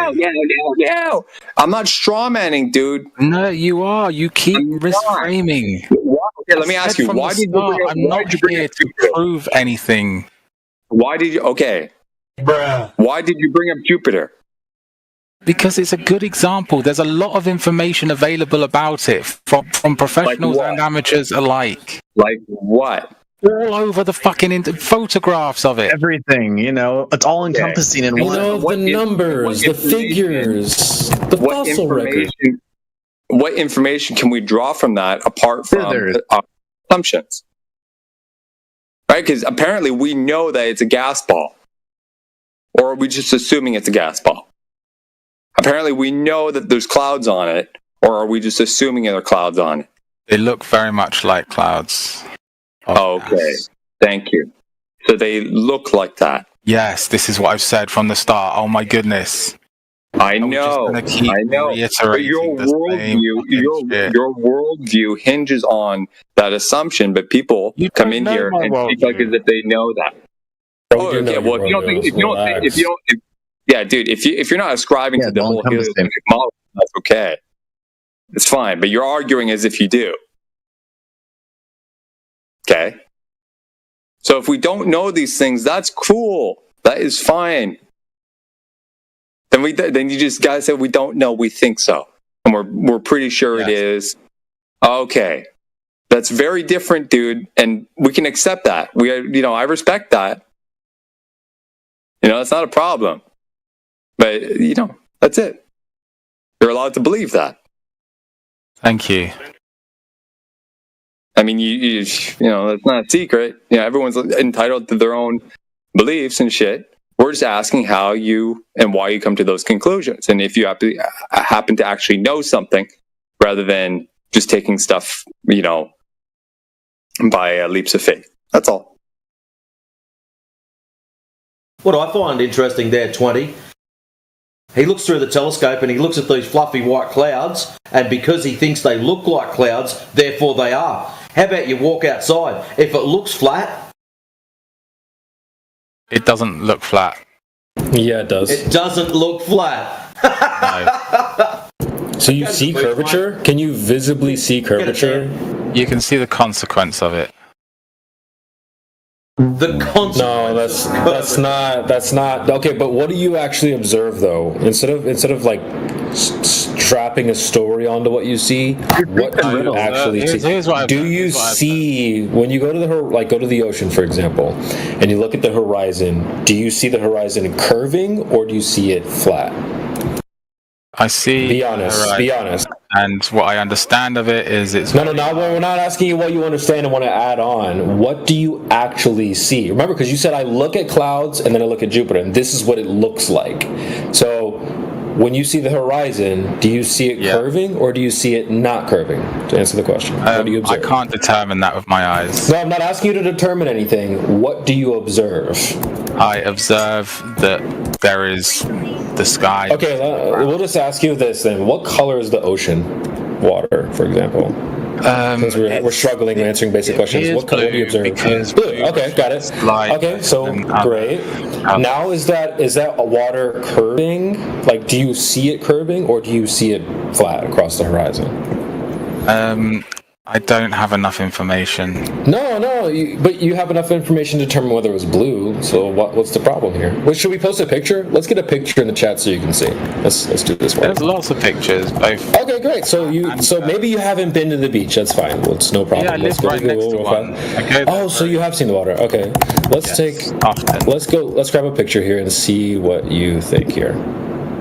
Because remember, you said you could just look at something and this is what it looks like. So what do you see here? There's a simplification of us. And now we're struggling. So look at the chat there. What do you see here?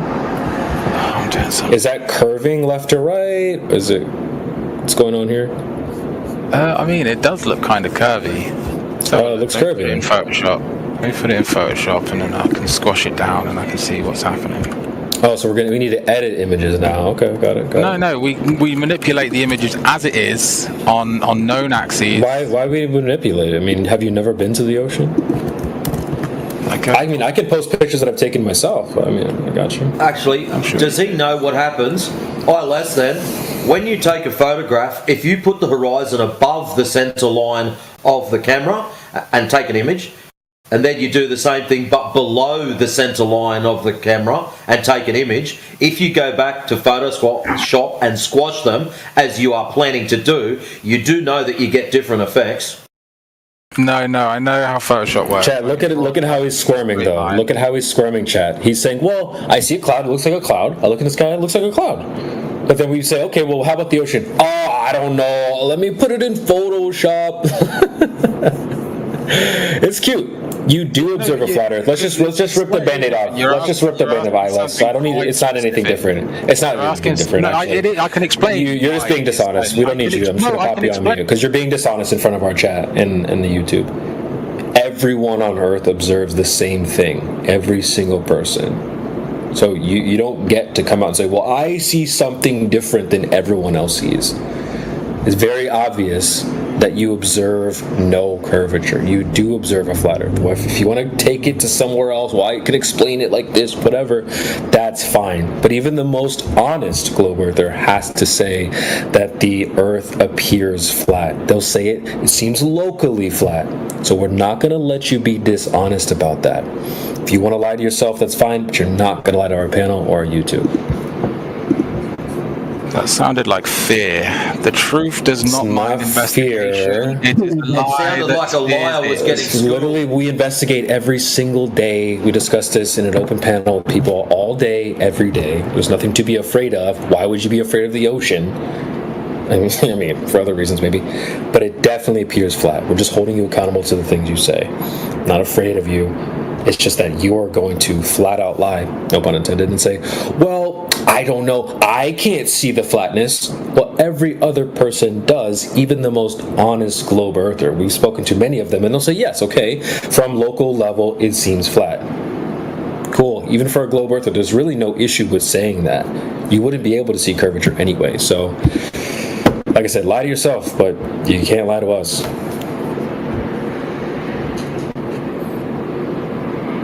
Sure, it looks pretty flat. There we go. Finally. Holy smokes, dude. Well, you see how you have to twist their arm to be honest about reality? So you do, this is what you observe. And you said earlier that, well, you just assume it. No, it's what you literally observe in reality. So if you're saying that I see clouds and this, whatever up there looks like a cloud, so therefore that's probably what it is. Well, that seems like your baseline for having a standard. Well, how come you don't apply that standard to the Earth when you see a flat horizon? Why? I do. You don't. You're saying that the horizon is actually, what did you say? It's like the result of curvature or something like that? The consequence. He sees the consequence.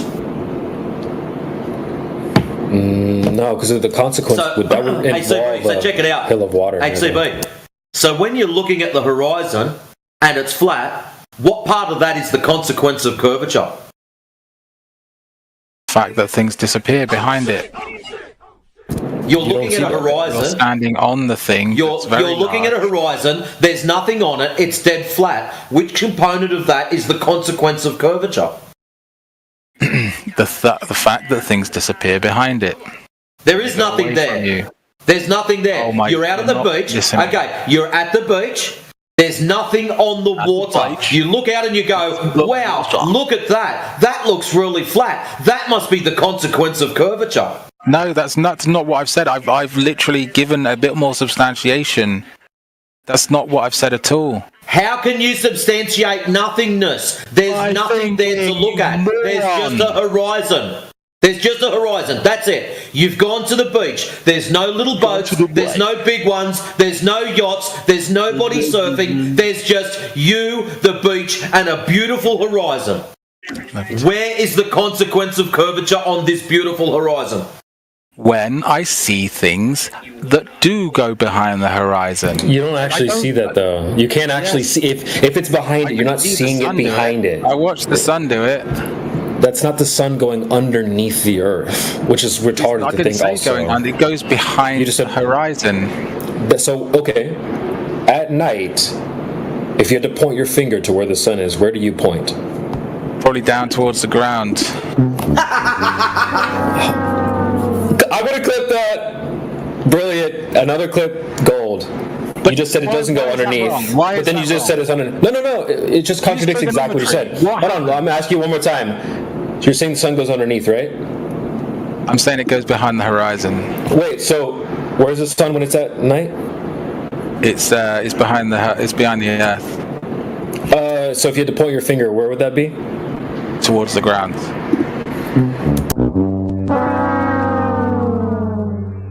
So the sun's going underneath then. The sun is sure. It's going below my standing position, sure. But that's only relative to the Earth itself. Gravitation. Incredible. Hopefully you can see what you're saying, because I think everyone else sees it at this point. So I'm in Canada to right be now, fair, right? And the sun's out. You're pointing down? You're pointing at the ground? Point. It would be towards the rise in the east, sets in the west. Oh yeah, Canada's in the west to me. So yeah, it's going to be below the ground. I mean, it really is pointless. It's under the ground. Say, oh, okay, he thinks it's going below the ground. Ha ha ha. I mean, that doesn't really help anything. So it's not in the actually sky. hilarious. So it is hilarious. So it's not in the sky then. Yeah, right? It's not in the sky. It's not really yes, it's in the sky. Oh, it's in the sky. It's in the sky under the ground. Yes. I mean, well, does it really? Maybe you should show why it's not true. I don't know. Say it's under the ground, though. I said it's below my standing position. Yeah, so under the ground. Not exactly, no. I don't really see why we need to just do okay, haha. Wait, should we just have you bring up like ether and toroidal fields again, or what's the next move here? No, I'm saying basically like, what's the point of just saying haha? It's more of just turning him off. Oh, we're not here to try to turn him on. Insane, bro.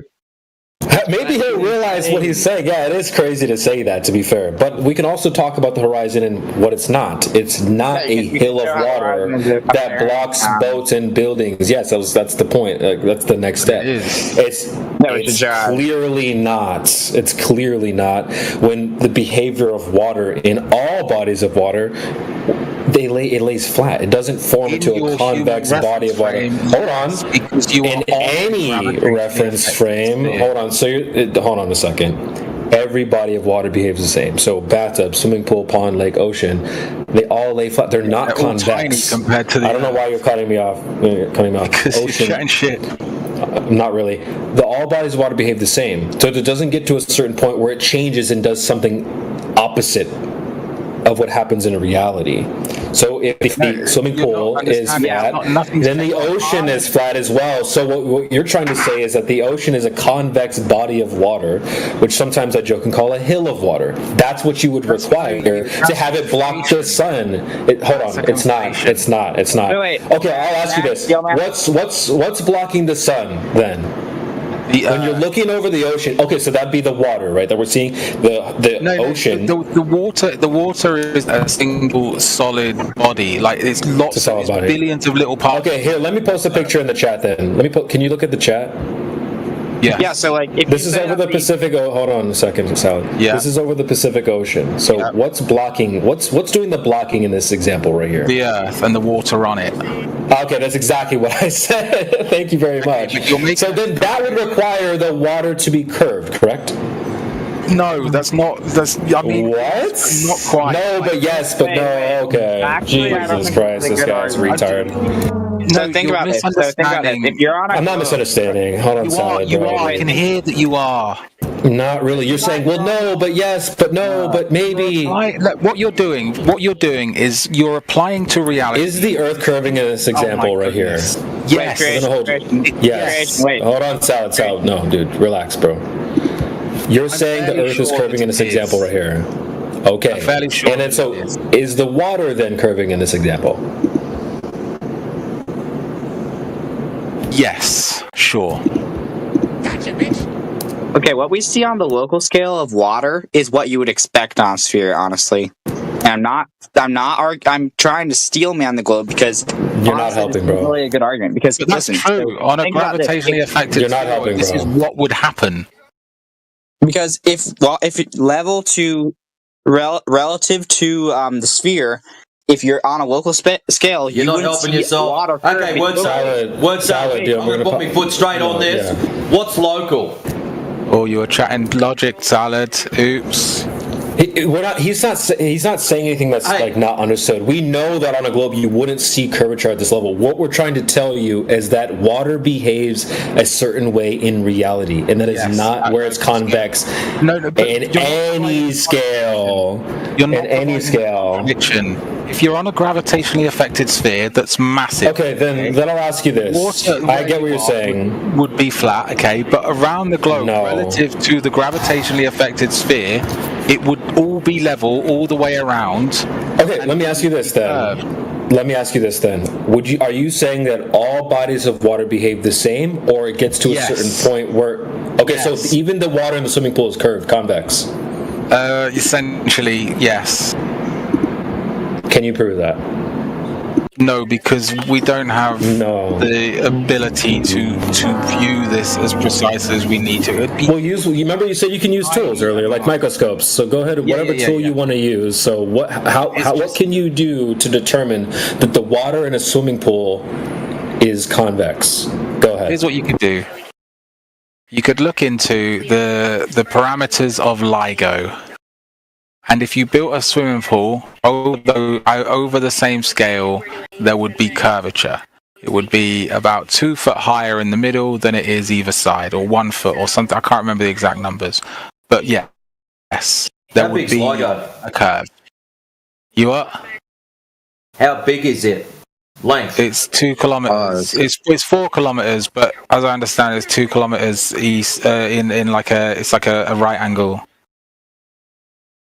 So, but it might be 4 kilometers along one. In the Black Swan image, there's over 10 miles of zero curvature, but yet in 4 kilometers, there's going to be 2 foot.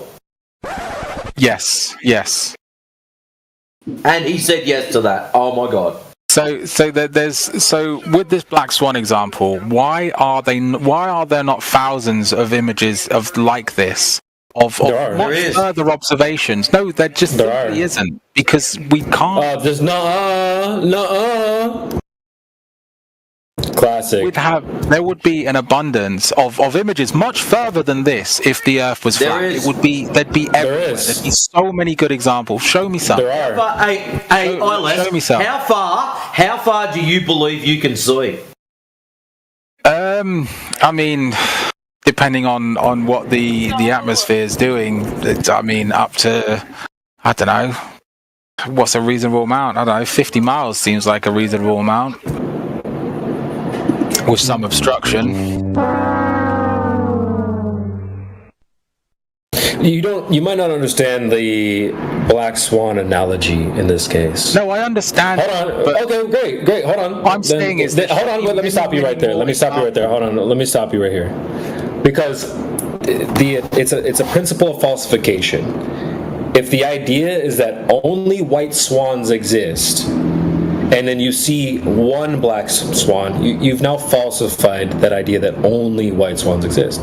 You're saying, well, no, there must be thousands of more. I need to see like 10,000 more blacks before I will agree. Like, that's not how this works. We do have more than just the black swan, but the idea alone, it's a principle of falsification. Look up a gentleman named Karl Popper. Hold on a second. It is simple. If you have only white swans as the claim on the table, and you see a black swan and another one, you don't need to say, oh, well, I need to see 10 more. It's literally the principle here on the table. No. That's why why do you think it's called the black swan?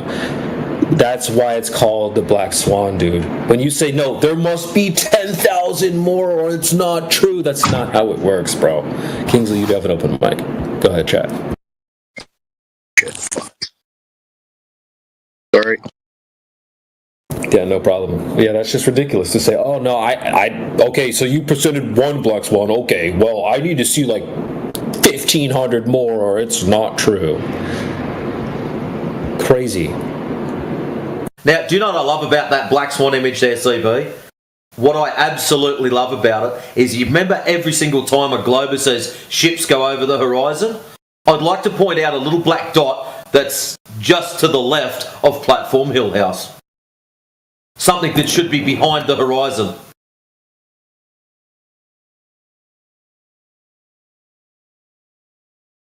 He's doing it again. Oh, I never said the words that I said. Do you want me to get the clips going again? Or he's going to start getting mad because, you're taking what I said out of context. Hey, you said it, bro, not me. Sorry. He said there must be 10,000 more. Okay? How many more do you need? 10,001? Nope, that's not enough. I need to see 10,002. Like this is just bad faith, dude. Has he seen any of the Jay Tolan media infrared stuff? Or does he just hand wave that and go, nah, it doesn't count because an amateur done it? Well, remember earlier he said like, oh, well, professional pictures could sometimes not be as good as amateur, but you don't understand what amateur means. All right, bro.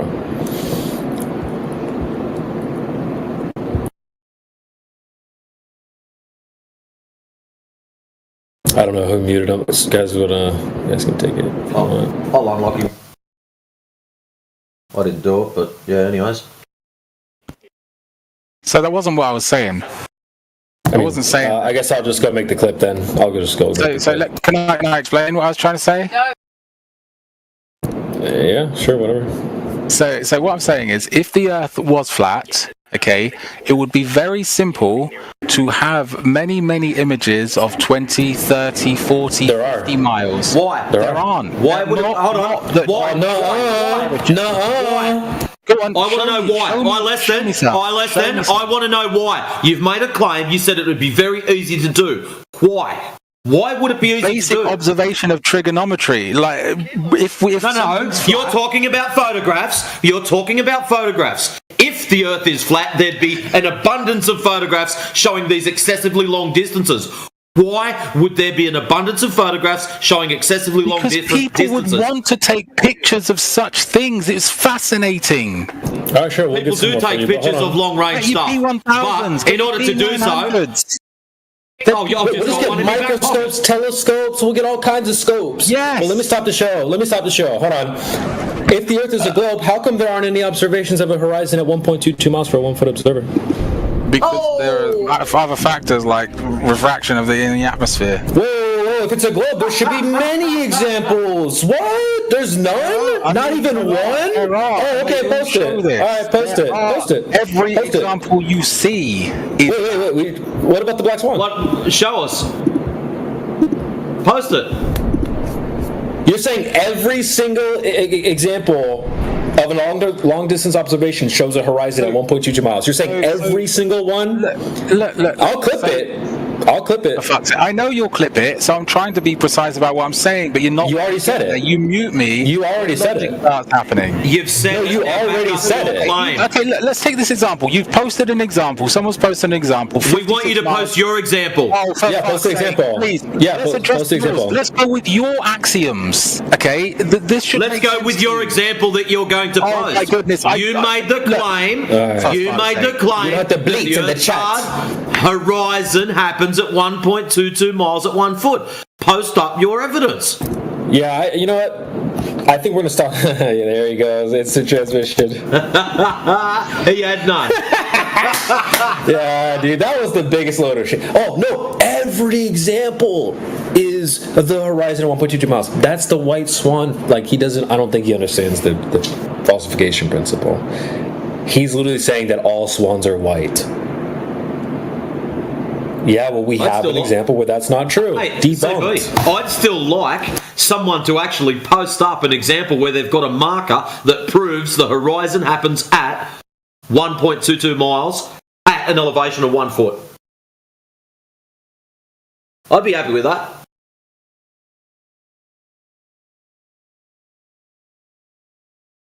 Let me just get I was going to make the clip now because I know he's going to already say, no.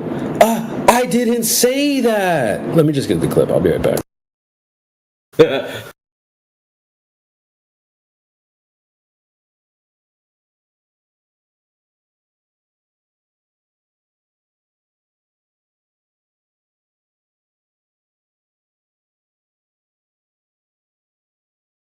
I don't know who made that one, but that is the one I like now.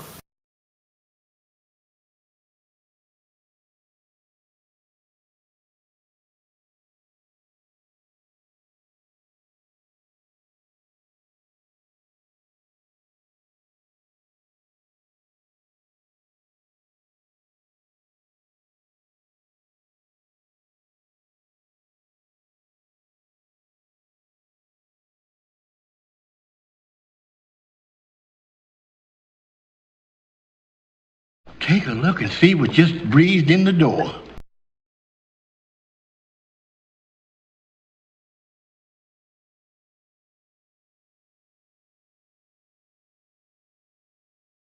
And he's forgetting that he did debunk his own refraction, because I did ask him, can you see what is behind the mountain? And he said no. He did said no, you have to go around. Oh, so I said to him, you did just debunk your refraction. So yeah. And the worst part, Miguel, as soon as he does find any image where the horizon is exactly at 1.22 miles, the whole lot of us are going to bombard him with Skyfreeze ships where the horizon is like only 5 yards away. I can see it coming already.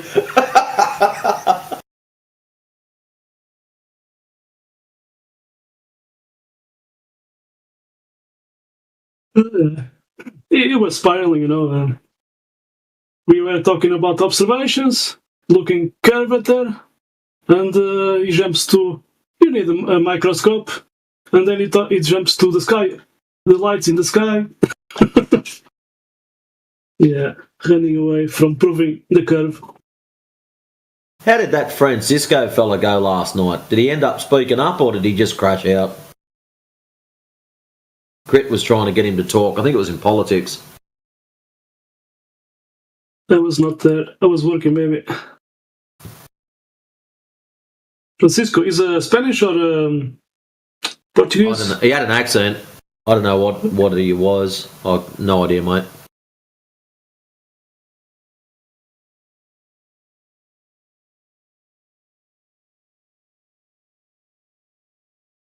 But he was having a bit of a sook. He wanted to go 1v1. They offered him to talk to Crit, and everyone else had mute up. No, I want to do it on another channel. All right. And that's when I left.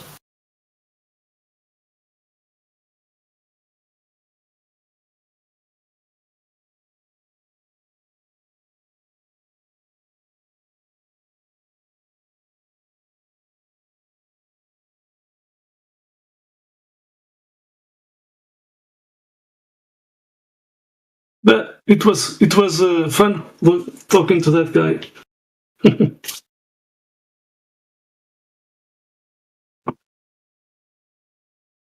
Christian Bale has a new clip from that guy.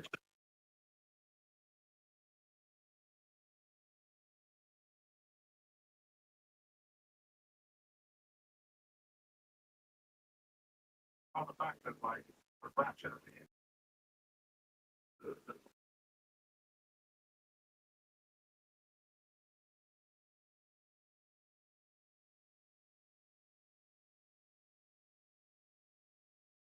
So the guy is saying, because we don't have a geometric horizon at 1.22 miles,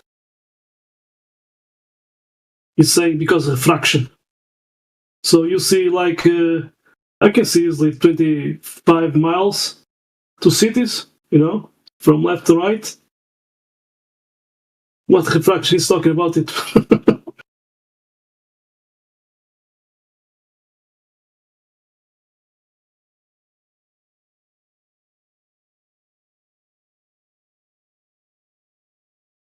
Actually, I can see. I have to know the distance to the other city because I can see, let's say, far away 3 cities doing like a triangle, and when I am looking through my binoculars, those buildings are perfect vertical and horizontal.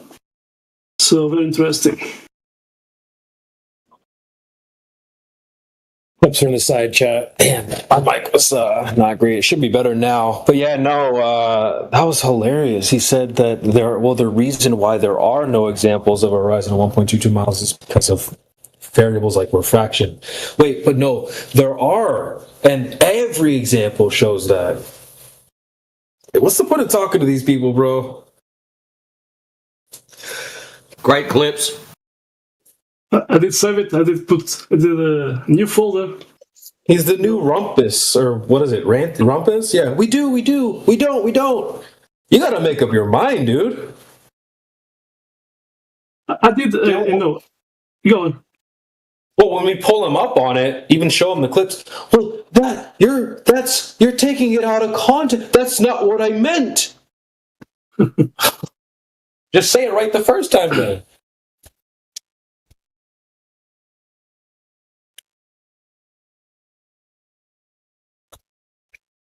Like 1 hour ago, I did ask him can you see what is behind the mountain?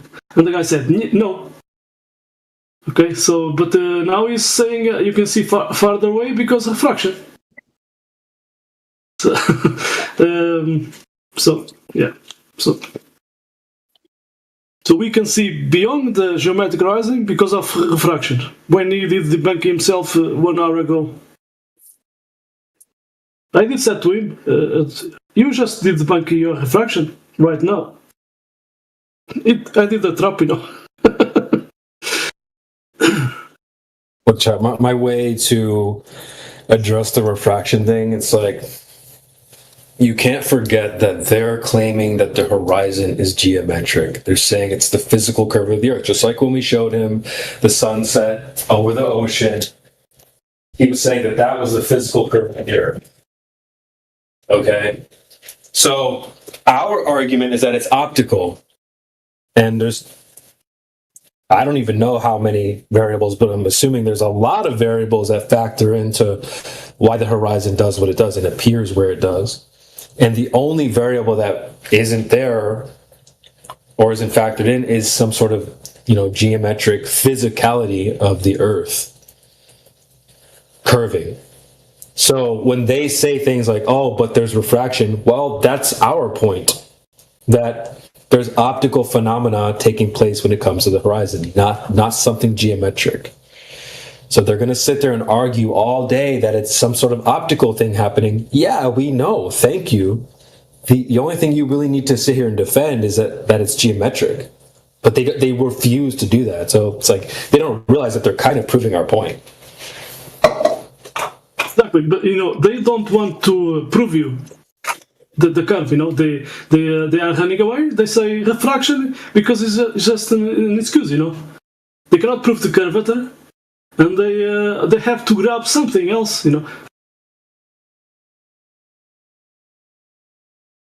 But when I ask, show me that refraction, making a ball appear flat, and do they have that? No. So they are talking about something, a fantasy, It's just a fantasy. So it's how you say? They are just running away because they cannot prove it, and. It's cognitive dissonance. They will defend. No, they don't. They have no proof. They will defend the fantasy. They always believe it.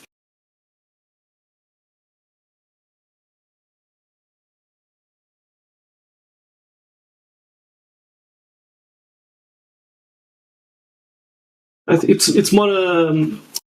In the end of the day, it's more, psychological.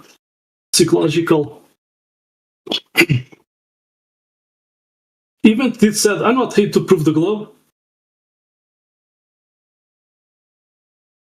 Okay, Yeah, I don't buy that. I never believe when they say that.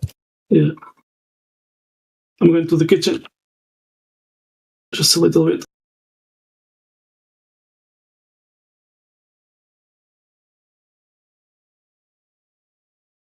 Yeah, I mean, be aware that they're usually capping when they say that.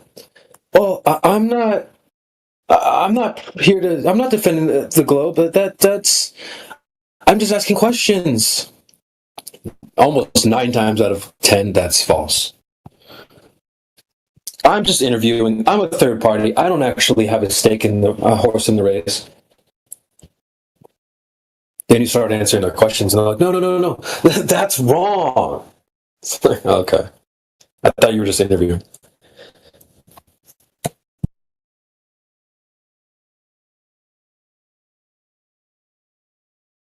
Yeah, very rarely is that the case.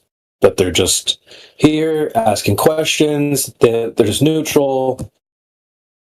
Extremely rare.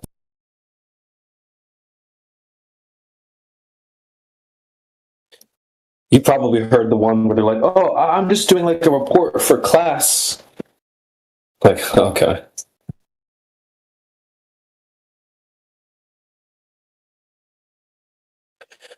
All right, well, that concludes a great roast session. There are clips in the chat.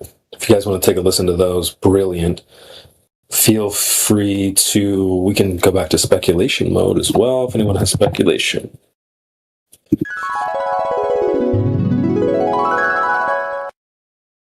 You can come back now, word salad. Yeah, I'm sorry, but I know, I get it. I know. It was doing my head too. You picked up on that as well. I mean, oh yeah, yeah, but like, what about the ether? And like the toroidal fields, and like there could be like planetary, like I don't know, but I've seen this before. I just don't think it's all that helpful. I've got no problem with him throwing all that shit out, but when you've got a full-blown, I just want to talk about everything and prove nothing anti-flat Earth clown in here, you don't. You just hit him directly. Yeah, It was making me twitch. Yeah, yeah. Well, it's like you do all the work getting them on the hook. Like you hook them, and they find some way to get them off the hook. Especially with guys like that, they have their tap dancing shoes on. And they're going to clickety clack around everything possible. But when you finally pull them up on something, you're drilling them on it, and then you say something, then they're gonna latch onto that and swing away from the drill as quickly as possible. So just be aware of that, man. I was trying to find my tap dancing sound effect earlier. Is that it? Nice. Yeah, crazy. The drill, it's just, or in this case, the what was it? The telescope? No, what was he using? The microscope. That's what it was. Exactly. That's what I was going to say. Is like he played the clip where he said, "You can use a microscope to determine the Earth is flat." And well, what about like planets? Oh well, yeah, I would know what planets are. No, dude, we're gonna drill you hard on you saying the microscopes is how you determine the Earth. No, we were just naming random tools. You're not understanding. No, we weren't naming random tools, bro. What are you talking about? I think he said that in the chat. I'll see if I can get a screenshot. He's like, no, you weren't understanding the context. We were just naming just tools. He left the server, guys. He left the entire server. What? He's wild out completely. Yeah, that's hilarious. He'll be back. You got way too many clips of him then. Yeah, he's cooked for life on that. Where is it? Well, you need tools for observation. Flat earthers think they can you could just like observe things without tools. No, I didn't say that. Oh, okay, here's the clip of you saying you need tools. Well, but it's like there's no way around this. There's a screenshot in the chat. So we're just naming random tools. He said, at that point in the discussion, yes. Wow. That's crazy. Oh my god!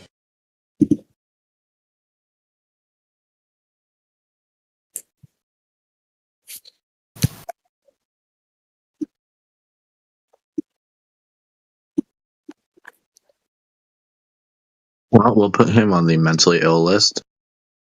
Yeah, I think he put himself there. Microscopes was one of the craziest things I've heard in a long time. There's a lot of them that do that, CB. You'll be describing something or halfway through a sentence, and they will grab one or two words out of that sentence and then reconstruct their own ideas from that. Have you noticed a few of them do that? Like, the context was, name a tool. So all of a sudden, all he heard was, name a tool. So he just started blurting out tools. Instead of taking 1 second or 2 seconds to take a breath, have a think about it, he just blurted out tools.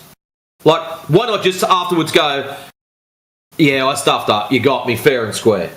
Instead of carrying on like a clown for 25 minutes and having you repeat the clip over and over and over again. I know. He could have just went off the first hand, oh, sorry, I meant telescopes, not microscopes. Like, that's it. 20 cups, exactly. Okay, you made a mistake, so what? Nobody's perfect. But yeah, I just think it's interesting. He could have just went, yeah, my bad, I was talking about telescopes. We look at things in the sky, and I think things in the sky are the same as the ground. Yeah, that would have pretty much wrapped it up right there. My bad, dude. I meant telescope, sorry. Like, you got me. But he tripled, quadrupled, double, quintupled down. Okay, fine. Just gonna mock you now. Yeah, here's a 20 on the Quinella, and I'm going for it. I just thought it was funny, like, he was playing with Clipback, and he's like, you're not, that's you, Like, he was, like, getting all stressed out by the clips. I was like, dude, this is you. This is what you're saying. Oh, no, you're twisting it. You're straw manning it, you're steel manning it, you're taking it out of context. It's like, nah, play. Really? Okay, let's listen again. No, you can't do that. Don't be mad at me. This is what you said, bro. Oh, shit. So glad we recorded this stuff. So, when I'm rich and famous, I'm going back to the west coast of the United States. You could probably come down too, CB, since I'm not far from your house. W. And I'm going to go to where they do the Black Swan. So I'm going to bring some equipment with me. One of them, a laser. Another one, an infrared camera. Another one, a standard camera.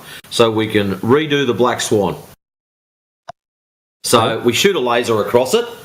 So everyone can go, but refraction. And then once all of this shit's all set up and we can see the laser shooting across, then we stand back and we take a photo of the whole setup. Or film it, even better. So when they cry refraction, we can question, well, is the ground refracting up or is the laser refracting down, conforming to a 8 inches per mile squared curvature? Because you can't have both of them. And when they say, oh, but refraction, we can go, you wouldn't believe it? Here's the infrared camera that was right beside it. Where's your refraction now? So all the excuses just get kicked to the curb and they'll have absolutely nothing.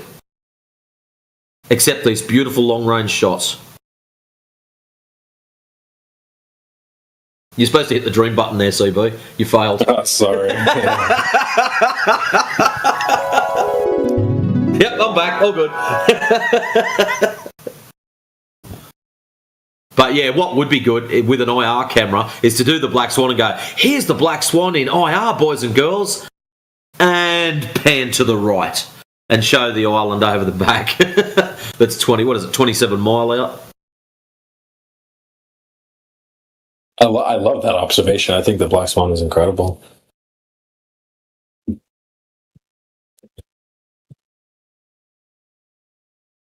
One of the comebacks to the Black Swan that I heard was, that dude actually went out and took 128 photos, and he just chose that one. He cherry-picked that one photo, which I find interesting because apparently he takes photos there all the time, like he lives nearby.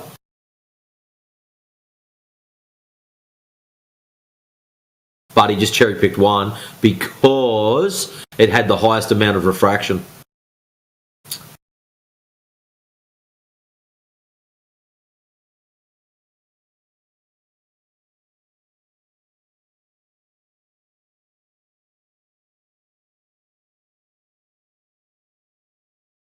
That's why I put it in side chat for you, that's why I like that shot there. Off the Finland test. And when they bark refraction, you can go, okay, is the ground refracting up? The laser refracting down? Which one is it? Or is it just perspective?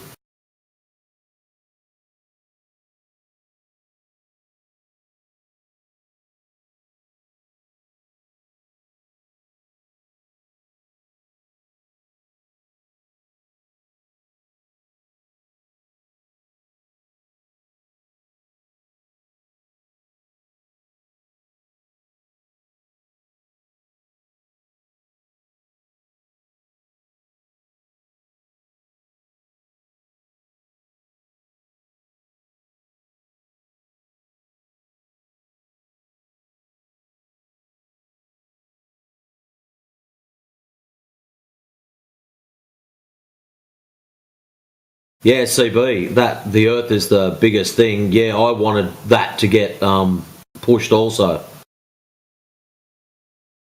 Yeah, I definitely wanted to discuss that. I noticed Indio sort of like was trying to talk about that as well.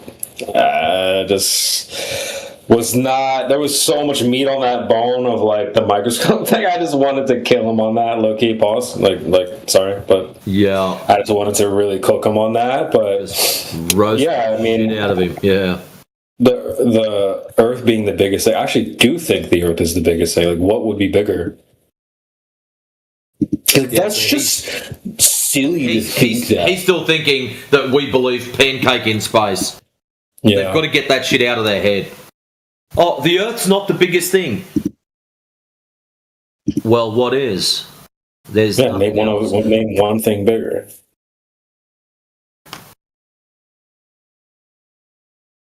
But Jupiter and Saturn and yeah. Excuse.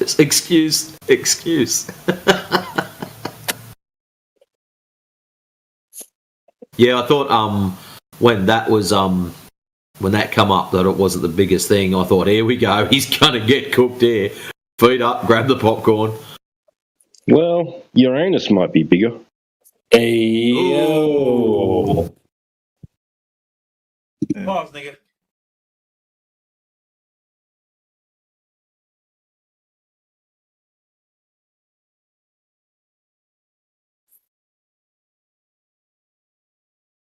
I'm sorry, that's how they pronounce it, isn't it?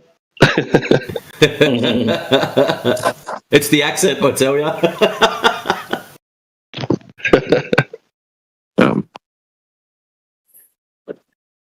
Welcome to our new person. Who was that? Kaylin.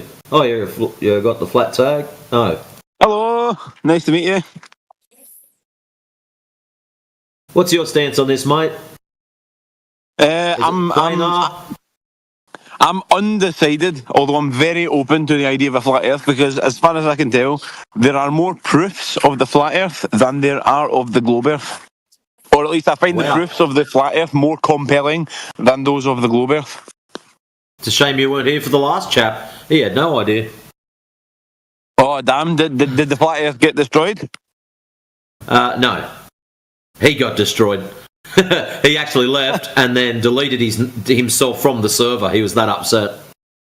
Is this a globe person then, I guess? Yes. See, this is why I love it, man. I love it. That's what I mean when I say that there seems to be more credible evidence for the flat Earth than there is for the globe Earth, and that's why I'm loving this whole debate because although I'm still undecided, I'm loving the proofs and the evidence from the flat side. No, good. That's what we like to hear.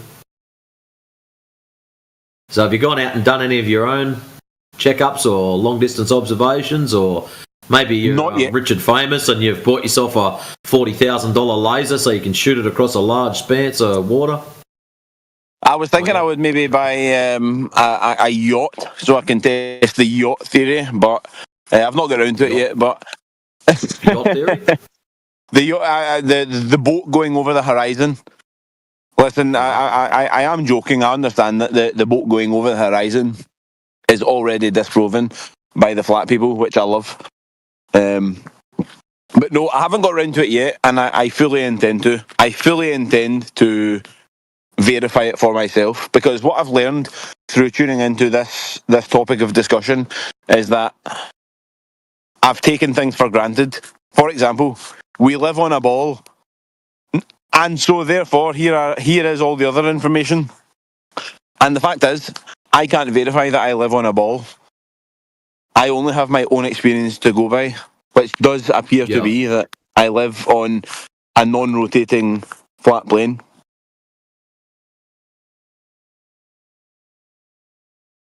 Well, our last chap believes in curvature because it's he doesn't see the curvature, but he sees the consequences of it. Which consequences might those be? Oh, ships going over the horizon. So when we questioned him and we put a bit of weight on him, you're looking at the beach. There's no ships, no surfers, no waves. One of those beautiful, clean days. There's absolutely nothing out there. You look out, you see a beautiful flat horizon. Where's the consequence of curvature? Or what is the consequence of curvature? Not observable. That's the correct answer. I love it. I love it as well. I think it's fantastic. So, no, I mean, by the way, on a good meltdown, so yeah. So there is one globe argument that I do think, I mean, until I verify it for myself, it does appear to be pretty compelling on its surface, and that is that if you are on, from the globe perspective, if you were on the southern side of the ball and you were to look up, then you would see a different sky rotating in a different direction than if you were on the north the old side. stars spinning the wrong way thing. Yes. Well, how about this? How about you can do this and verify it for yourself. All you have to do, my friend, tonight is walk outside and I want you to face north and have a look at which way the stars appear to be rotating. And then, my friend, after you've done that and you've established which way they appear to be going, turn around and face south and do exactly the same thing. See which way they appear to be rotating, and you will notice they appear to be going in the opposite direction. It's all based on yourself. It's observer-centric. That's all.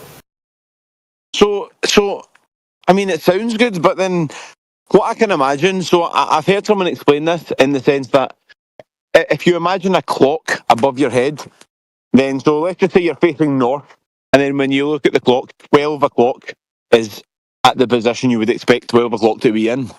12 o'clock is at the top. And then you turn around and then you face south, and then you're looking at 6 o'clock.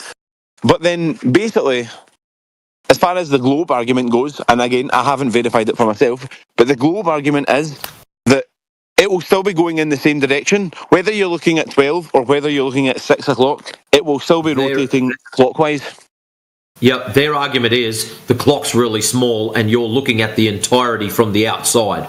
So if you're at the left-hand side, it's still going one way. You just move all the way around the other side and look at it, it's still going the same way. Where in actual fact, the clock is freaking massive and you're standing inside it, within it. So when you look at the middle of it, so imagine the hands are that big that you can't see the ends of it. So when you face towards where the centre should be, the clock will appear to be going in one direction, and when you spin around, the clock will appear to be what? See, I don't know, because if it's going clockwise, then if you look up, it doesn't really matter what way you face it, it will still be going clockwise if it was flat. Excellent. So when we look at the stars, they appear to go east to west. Yeah? Perhaps. I haven't heard that. I haven't verified it, but I'm willing to accept it for the sake of your argument. Yep. Well, when you go out tonight, and hopefully it's clear, you can have a look for yourself, mate. So by the way, I'm currently outside, and I do see stars, but of course, stars move very, very, very slowly, so I don't really see them moving. I'm sure if I sat here for a few hours and paid strong attention to it, then I would see it. But right now, I doubt I'll be out for hours. I will be going home before I see a star move, basically. Bit too fresh for that. Nah, that's fair enough, mate. Well, I gotta go. It's that time of the day. Apparently, some flat earthers have jobs, believe it or not. But anyways, guys. By the way, so I can tell from your accent. Well, I mean, your accent leads me to believe that you're from Australia. Is that correct? Correct. So what time is it for you in Australia right now? 21 minutes past 8 in the morning. Oh, it's so funny. It's so funny. So I'm in Scotland, as my accent might have betrayed. And let me see what time it is. Right now it is 20 minutes past 11 at night. So it's very dark over here in Scotland. Yeah. Anyways, mate, I gotta go. There's a couple others here that'll probably have a chat to you, and you get to listen to some Aussie accents floating through the mix. Holy shit, you're Mexican? Alrighty, lads, catches. Bye.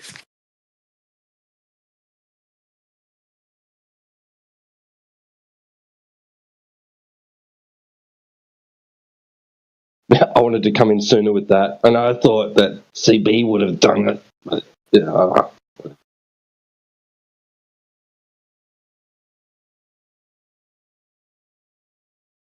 You're slipping today, slipping.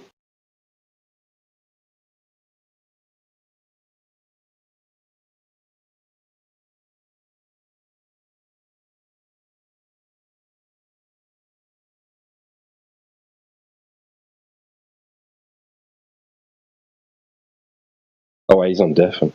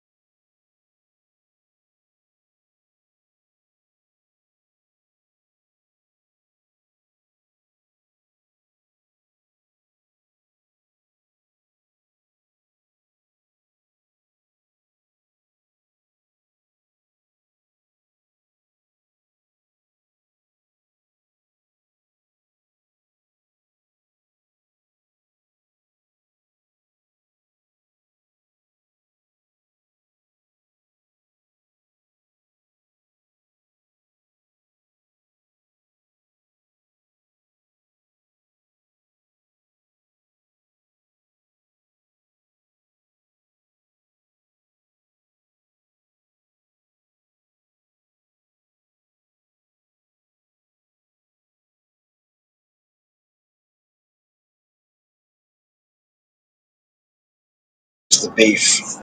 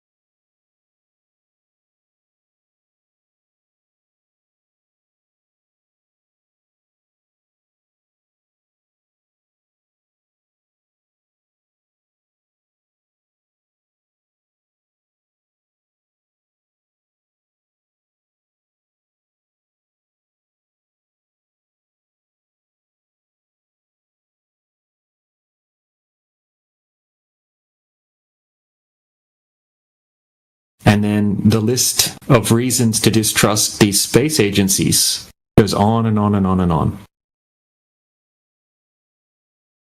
So yeah, all of that, we can't validate all of these space stories, but what we can validate is that there's no curvature.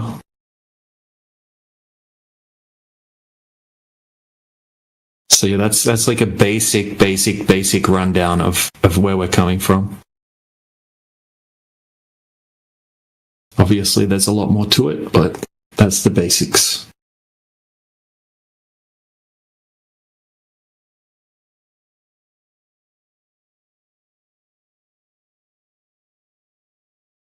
Yeah, so Joker, yeah, obviously the Earth has topography.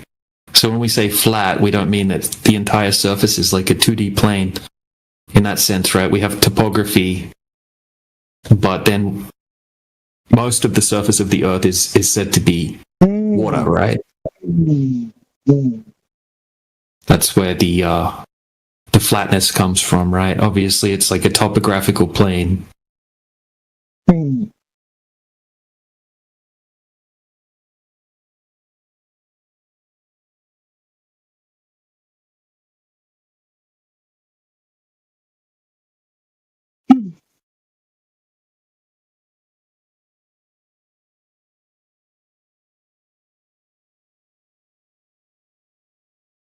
Everyone is silent. What happened?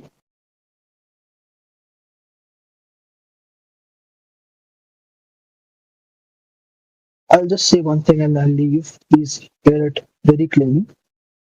Earth is spherical, not circular. Indeed, and that's why it is not flat. Yeah, you got any evidence? Yeah, I have. No, I didn't think so.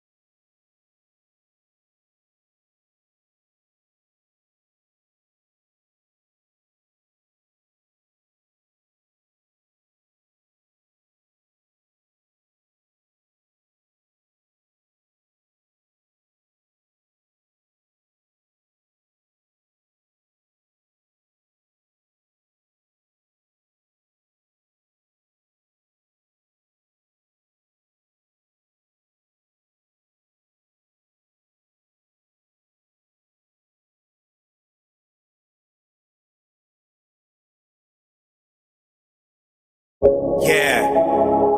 Are you tired of being lied to? Are you tired of being manipulated? Are you tired? Do you want your freedom back? Or are you worried about what people think about you? I'm in space station! A lot of my kids wanna kill themselves. Bill Gates, they don't need your help. The new normal's a prison cell and your jab won't go over well. Things like reducing childhood down and just shoot them right into the vein. Hold on. First off, Bill Gates, viruses are dead cell debris, and you telling me it ain't a felony to perform experiments on humanity? Hold on. Let me back up. I don't talk big or even act tough. If you ain't heard about the flat earth or the resistance, that's us. Neil Tyson, I don't like him, always lying. Pseudoscience, now they claim helicopters flying somewhere on a Martian island. Don't they just love NASA? Astronauts in swimming pools splashing. They get a huge bucket of cash, and we gotta survive on all their rations. Sorry, lost my composure. Tends to happen when I start exposing. Fields of passion just start exploding like the Challenger, but they're alive and going. NASA, what a moon mission tapes. Oh, you threw them all away? Getting 8K from Mars, but 5G towers are 1,000 feet away? Killing trolls every day. We are not out in space. We are not on a spinning ball as shown by Eric Dubé. And if you ain't on that level, better get up out my way. When you break up out that matrix, the truth is on display. If Earth is a sphere with a radius of 3959 miles, that means any horizon distance measurement is currently on trial and can be no more than 1.225 times the square root of the observer's height in feet. That's why the black swan killed the globe. And here's how we know, cause the horizon is beyond 9 miles from 1 foot, you clown shows. Glovers, annihilate them. Space is the second law violation of thermodynamics while you're waiting. Research entropy and educate them. Oh, and Newton's gravity was changed by Einstein. You'll be mad at me. Look up his theory of relativity and then you realize the globe's your enemy. Shout out to the Freak Alliance. Killing trolls every day. We are not out in space. We are not on a spinning ball as shown by Eric Dubé. And if you ain't on that level, better get up out my way. When you break up out that matrix, the truth is on display. It's on display. Truth is on display. The truth is on display. Earth is black, give me my mind back now. Earth is black, Earth is black, Earth is black, give me my mind back now. Earth is black, give me my mind back. Earth is black, Earth is black, Earth is black, give me my mind back.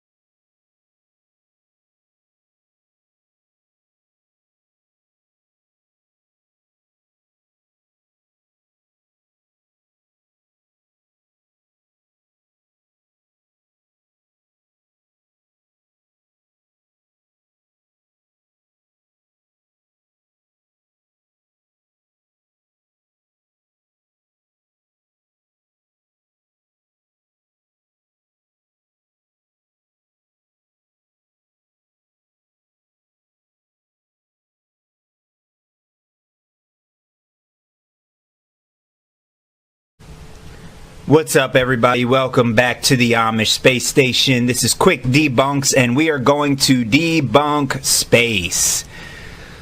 Space is a violation of natural law. Let me explain. It is impossible to have gas pressure or air pressure without a container.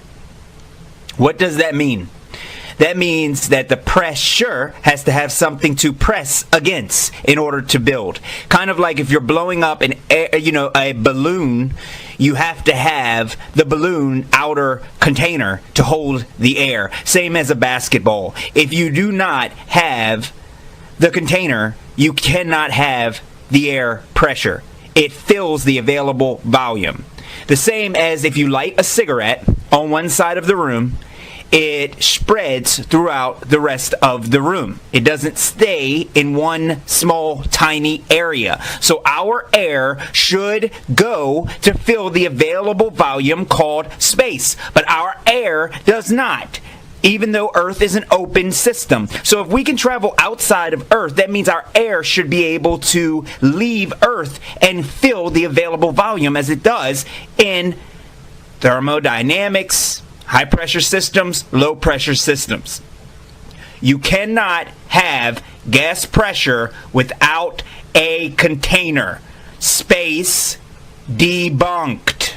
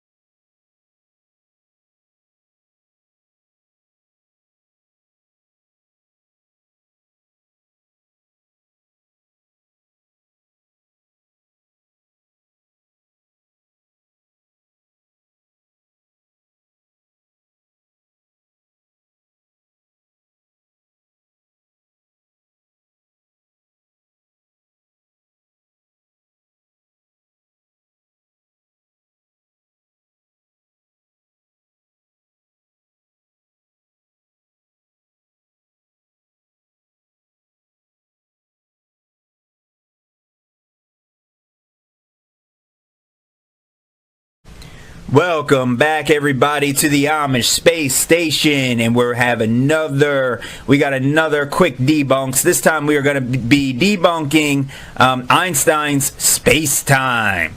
Now, let me give you the definition of conceptual. It means relating to or based on mental concepts. Philosophy deals with conceptual difficulties.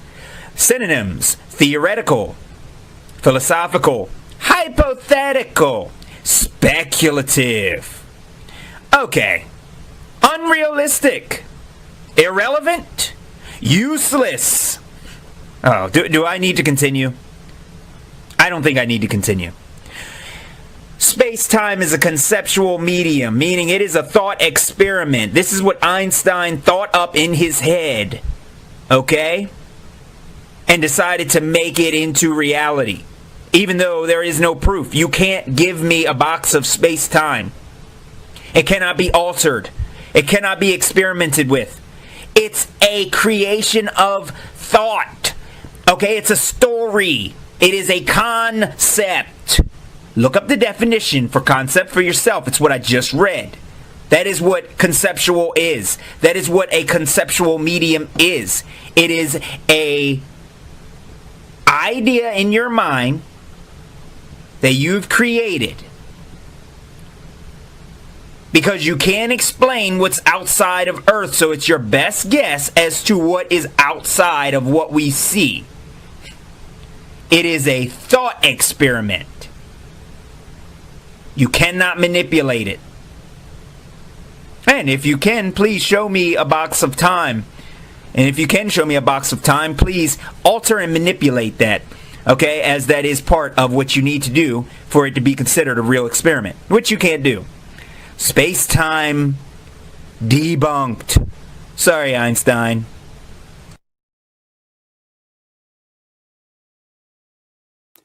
Alright, welcome to the Amish Space Station, and this one is going to be a little bit of fun. Today we are going to be debunking astrophysics, and it's going to be really easy, okay? It's right in the name. Anyway, the definition for it is the branch of astronomy. Oh God, didn't we already debunk astronomy? Okay, so it's a branch of that. Doesn't that automatically mean it's debunked? I think it does. But for your sake, let me continue. Concerned with the physical nature of the stars and celestial bodies and the application of the laws and theories of physics to the interpretation of the astronomical observations. Oh, God. So what it just said is it applies, right? Okay, you listening? It applies the laws and theories, right, of physics to what you see. It just sticks them on there. Just sticks them right on there, right? You don't have to prove it. We see a little thing that looks like a moon. Well, it's just like Earth, and it has a lot of gravity, and it does this and it does that because we see it. And we're gonna say that what happens here on Earth also happens on the semi-transparent moon. Yeah, we're just gonna do that. And you know, if the Amish station bullies come back up, Amish space station guys, you know what we're gonna do to them? Like, guys, come on. Like, come on. It just applies real laws and theories to the interpretation of observations. Like, it's just the way you interpret it. So that means if I see it differently than Neil deGrasse Tyson, that mine is just as valid as his. See, if he sees something and he calls it a Magellanic Cloud, and I see it and I say it's a dust of fart floating around, you see, it's up to interpretation. Do you guys see the problem here? It's not science. And you cannot run any tests. Astrophysics debunked. God.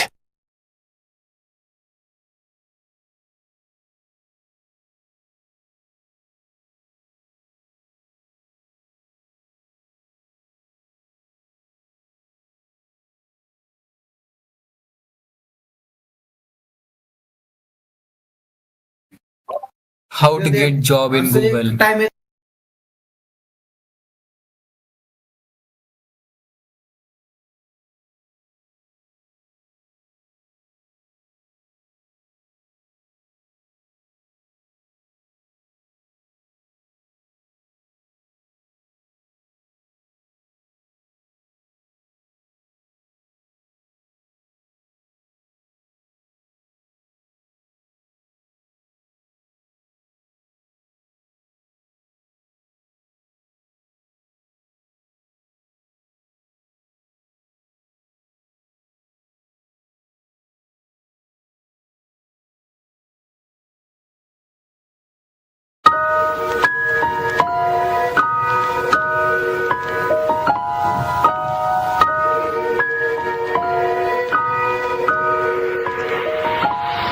I was told nothing exploded so long ago, and it's noted that as a child I believed that what they said, they could show it and prove to me without a doubt that they finally figured out our origins and who we are. That's what science was all about. But they lied about what science was, and they lied about what it does. The scientific method's clear about all of that kinds of stuff. Step one of that method: observe a natural phenomenon. Evolution debunked. Let's put an end to your insomnia. Darwin just made up stories, Freemasonry, homo orgies. He knew it was important for brainwashing and abortion. Make you think you a monkey. Now you feel like an animal eating on other corpses. Now you feel like a cannibal. Homo erectus, Neanderthal, it's all a method. Carefully constructed and intelligently deflected.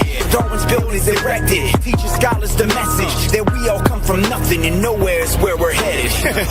Show me the definition of evolution. Any of the evidence ever been proven? Knuckle dragging Darwin constructed illusions to take your mind and rape your mind. Now all we need is a revolution, overthrowing authorities, prostitution, on the sleeping masses. But truth is a movement to free your mind and realize the lies your mind hides behind your blind eyes. You'll find a fine guy who tries to fly high like pies and white skies, but sighs and denies, then sides with Bill Nye. Come on, let's not be an idiot. Darwin's dead, that guy is illiterate. 8-man frauds were all illegitimate. Lucy Pill Found time to get rid of it while on trial. Hegel admitted it, forced his drawings, for he submitted them, pulled since birth, and paid for the privilege. You got duped, and now you're a simian. That is what you think you are. Magic dust within a star. Big Bang shot you from afar. Now you're driving in a car. Monkey with a typewriter. Tilting on a turning ball. Throwing poo against the wall. Yep, that's what you think. Your uncle was a monkey in the fucking missing link. Your gullibility's driven me to the brink. Macro revolution isn't even a thing. The snakes in the hood and you're getting hoodwinked. Believing bullshit must just be a kink. With 4 hay fingers stuck up in the pink and opposable thumbs getting lost in the stink. Show me the definition of evolution. Any other evidence ever been proven? Knuckle dragging Darwin constructed illusions to take your mind and rape your mind. Now all we need is a revolution, overthrowing authorities, prostitution.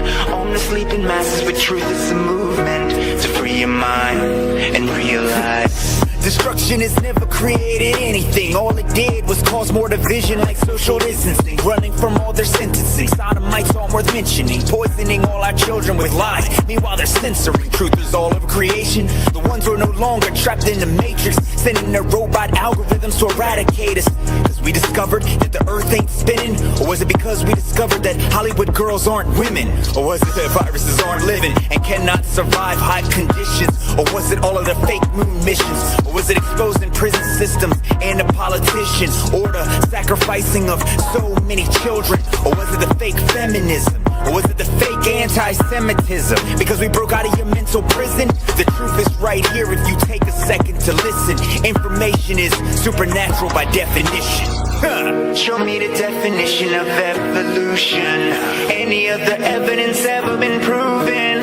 Knuckle dragging Darwin constructed illusions to take your mind and to rape your mind. Now all we need is a revolution, overthrowing authorities, prostitution. On the sleeping masses, but truth is a movement to free your mind, realize.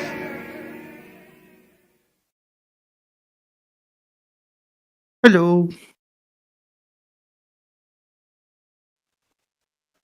What's up, Sheik? I'm good, and you? Yeah, hanging in, buddy. Good to see you. Nice.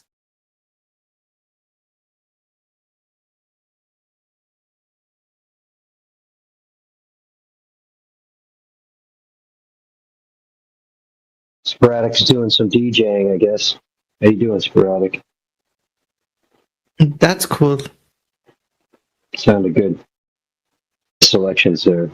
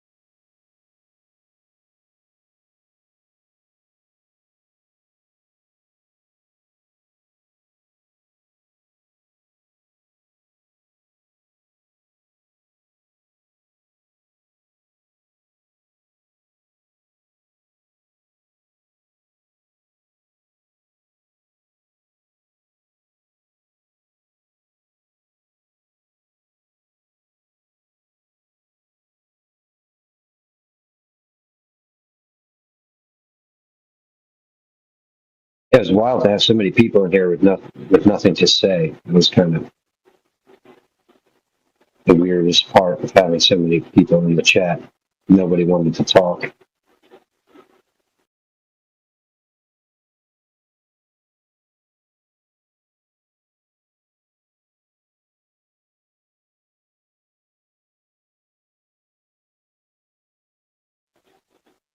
It appears the other guest. It's a Friday. I guess people are taking advantage of the weather.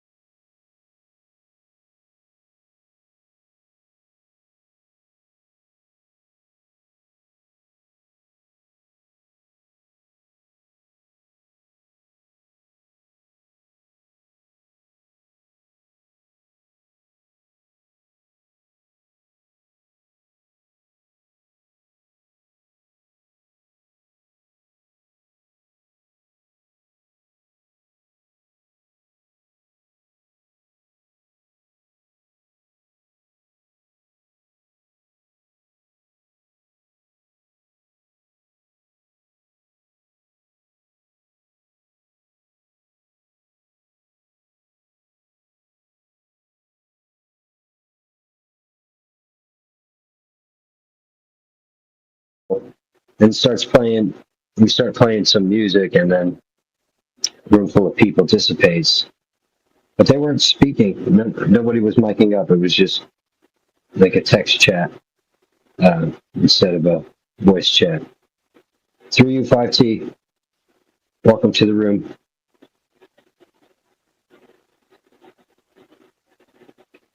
Good day to you.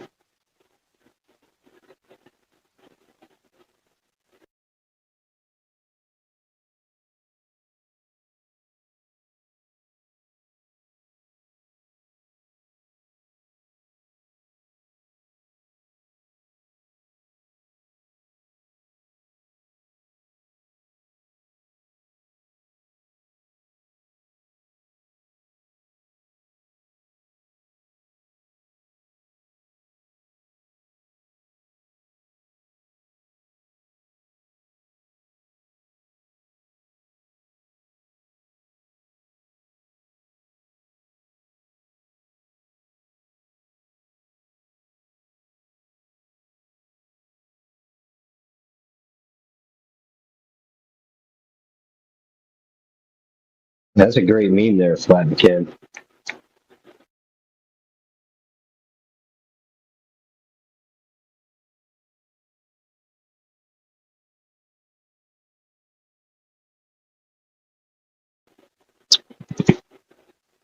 Between like sailing from one like port and let's say off of one of the coasts of like South America to like one of the ports of Africa, how would that differ, like compared to like distance wise, basically? I guess it was something to that nature, right, Kingley?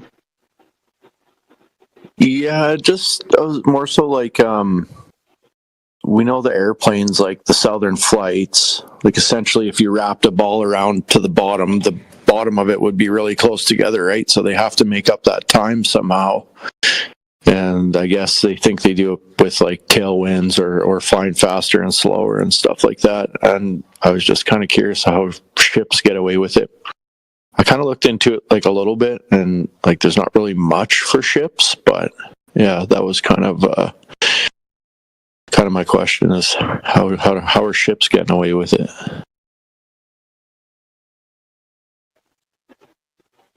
Yeah, I'm not sure if you can mic up sporadic. I know you got stuff going on, but yeah, my thought was like there's like flight corridors, right, where commercial flights have to stick to certain paths where they don't really fly over like vast expanses of open water. If my memory serves, like I've heard that before, but then like where like ships, they're just direct line of sailing, so kind of just go where you're going. I don't think there's the same traffic control with stuff like that, if I'm not mistaken. Oops, I'm here. You want to talk about maps and coordinate reference systems and distances and all that. I love talking about that. Right, so Kingsley, let me ask. So how do you know where the ships are? How do the people piloting the ships or airplanes know where they are? I think that's a very good fundamental question to ask. You know, I would assume they do it with the sky map, right? Yeah, whether they're using GPS or they're using an old-fashioned nautical map, they're using latitude and longitude. They're using a convention. They're using a coordinate reference system that has its origins in the ancient Greek days, going all the way back. We're talking like 2,500 years. Hang on a second. Oh crap. Did I leave my, never mind. Sorry, I'm getting in my car. Give me a minute. I'm going to switch to Bluetooth.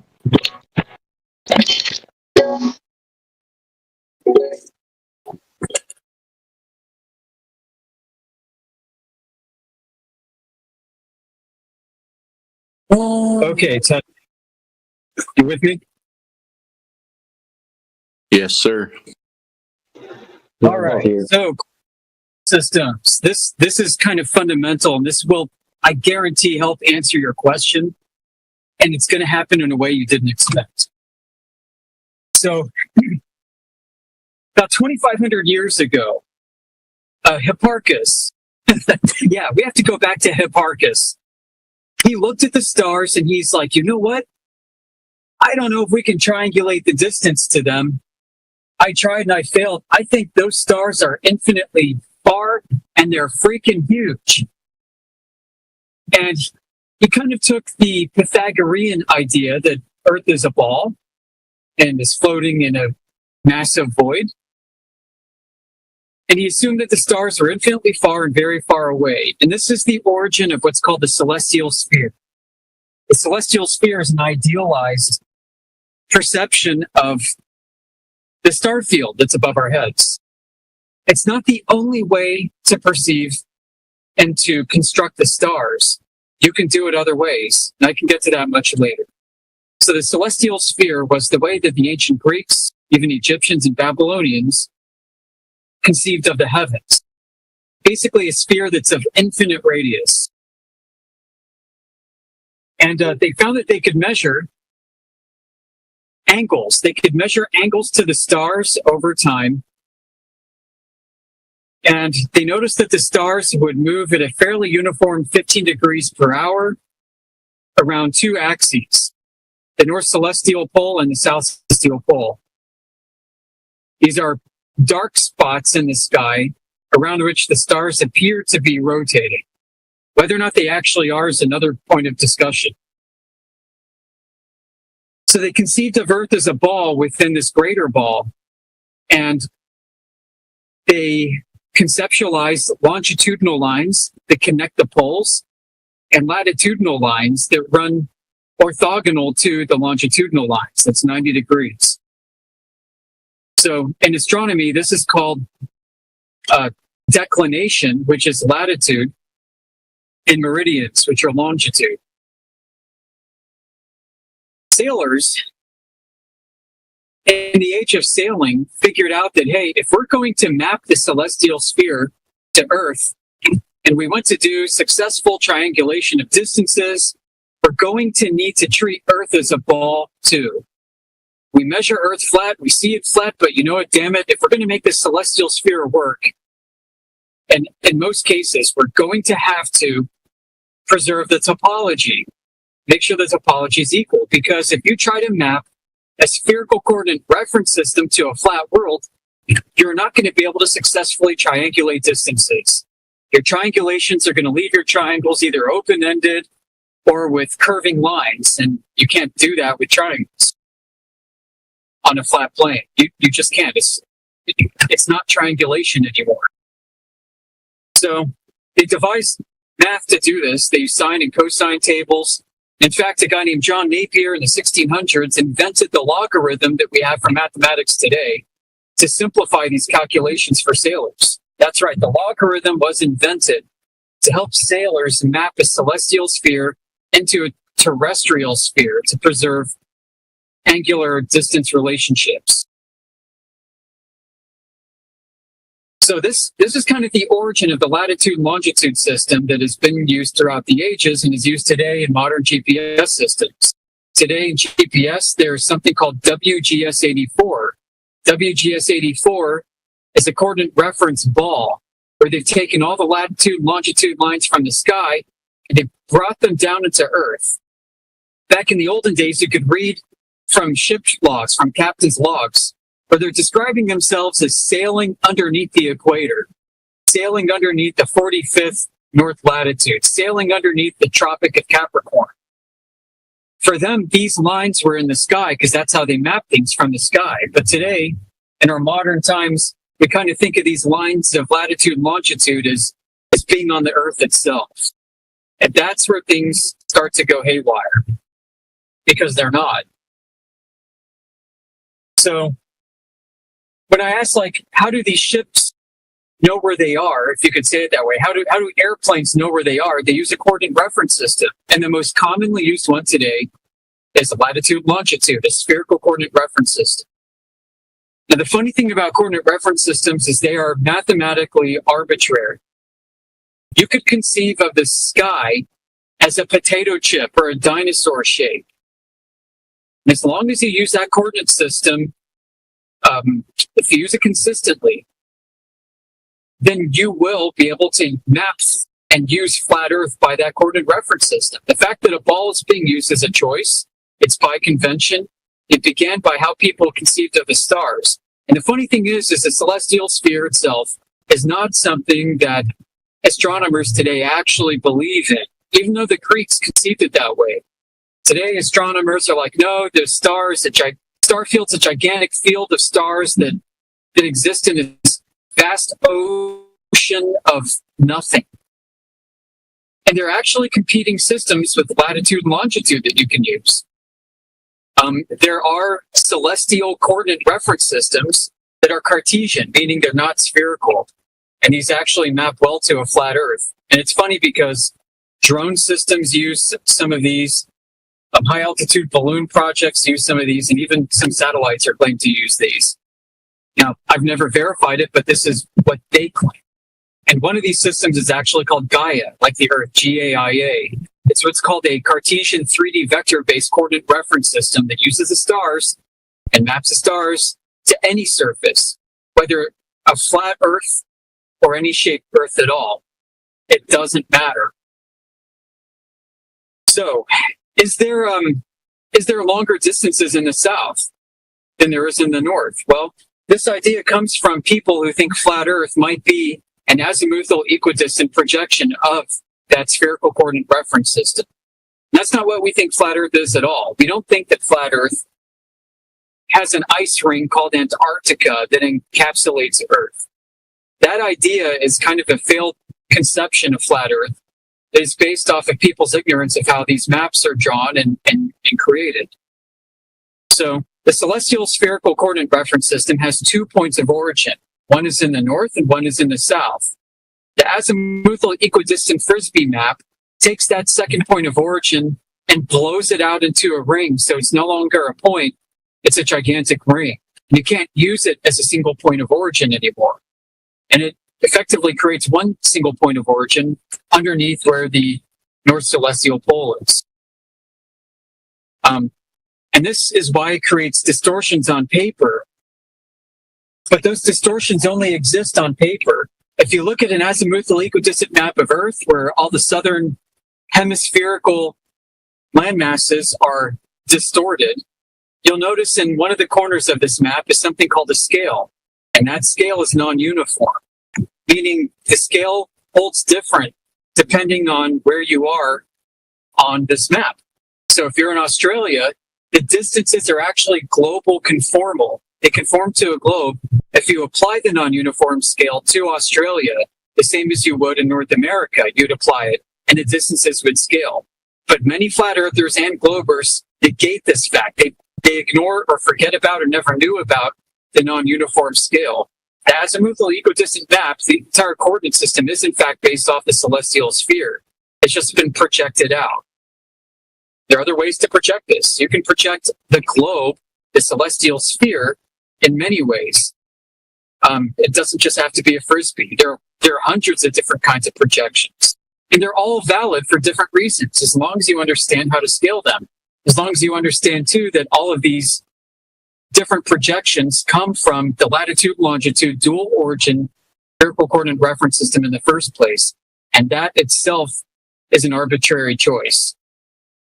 So what are those distances in the south? Nobody's actually measured those distances.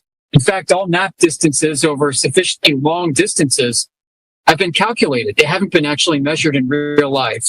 Nobody's actually measured the distance from, let's say, Los Angeles to New York. Those are all calculated map distances. Those are all calculated map distances. And people will use GPS to quote unquote verify the distance and say, look, therefore Earth is a globe, but GPS is also using the same coordinate reference system, is also calculating distances, not actually measuring them. If you're going to have to measure Los Angeles to New York and you want to validate the globe coordinate reference mapped calculated distances, you're going to have to use an external means of validation. You're going to have to move away from calculation and do actual measurements. I'd recommend planar geometry. I'd recommend using planar survey. And that's something that nobody's ever done in history.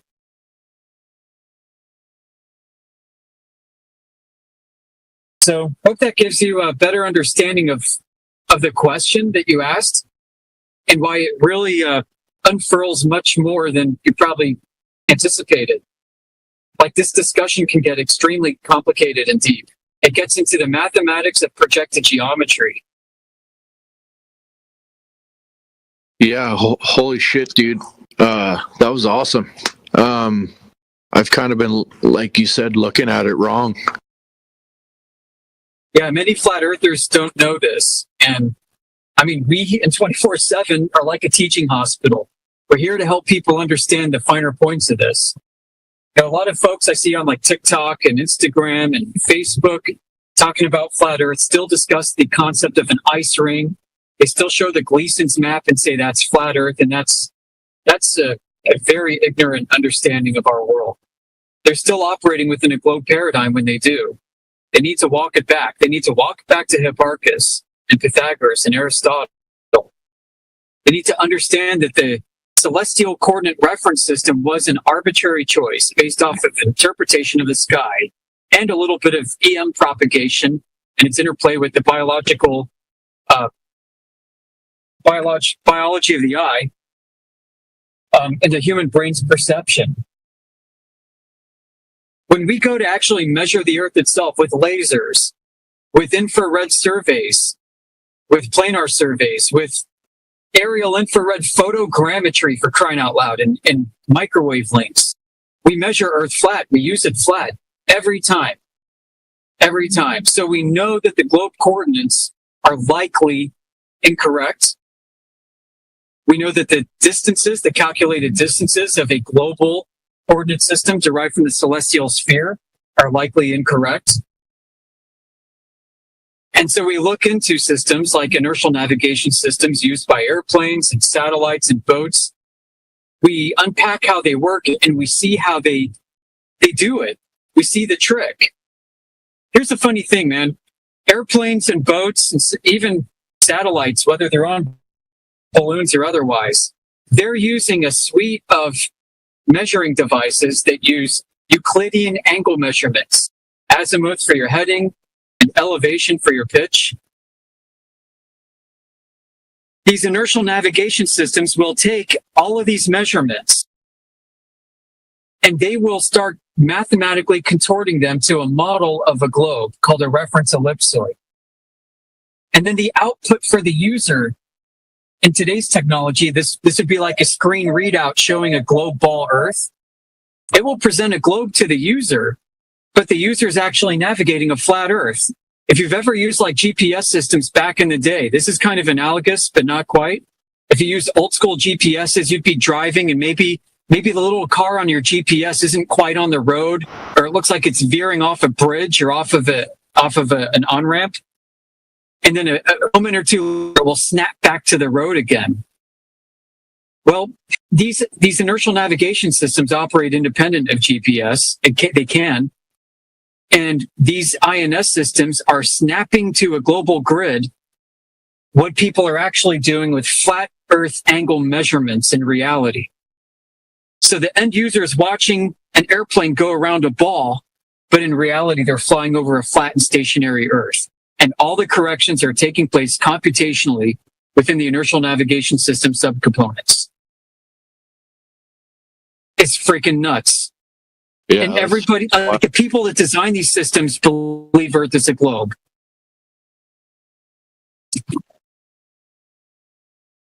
Yeah, that's insane. Yeah, so listen, people say, well, is everybody lying? Like, is NASA lying? Are all these people lying? I say, no, dude, I think it's actually worse than that. I think they're all delusional. Like, I think this is a big fucking delusion. I think everybody believes in the globe so much that they take all of these real world observations and they're shoehorning them into the globe concept. They're doing whatever they can. Like, if you look at the subcomponents of these inertial navigation systems, they are accepting Euclidean reality and applying multiple mathematical processes to transform them into geodesic curves in a non-Euclidean model. People have confused the map for reality, the map for the terrain. Some of these corrections include, first off, the transit rate. The transit rate is a calculation that's applied to the ship or the aircraft to account for curvature, the pitch correction of curvature around the Earth. It doesn't exist and is not being picked up by the avionics. Secondarily, there's a Coriolis correction, which is also not picked up by the avionics. It's applied to compensate for the perceived rotation of the Earth. Third is what's called Schuler tuning. In fact, a lot of this is packaged up into something called Schuler tuning, which is basically a fancy way to do error correction for the globe. So all these corrections are being corrected within a larger framework. There are other corrections that are being done. One is for like gravimetric corrections to correct for what's called deflection of the vertical. That's another topic I can get into later. But basically, they treat the globe Earth as an uneven distribution of mass. And so gravity is going to be stronger or weaker at different points, and your position relative to those stronger or weaker points is going to result in a shift of gravity pull here and there. So they actually model that in. They do all of this in order to present to the end user a ball Earth and a coordinate reference system that's spherical. But everything that the airplane is doing relies on a flat and stationary Earth. This is the extent of the delusion, man.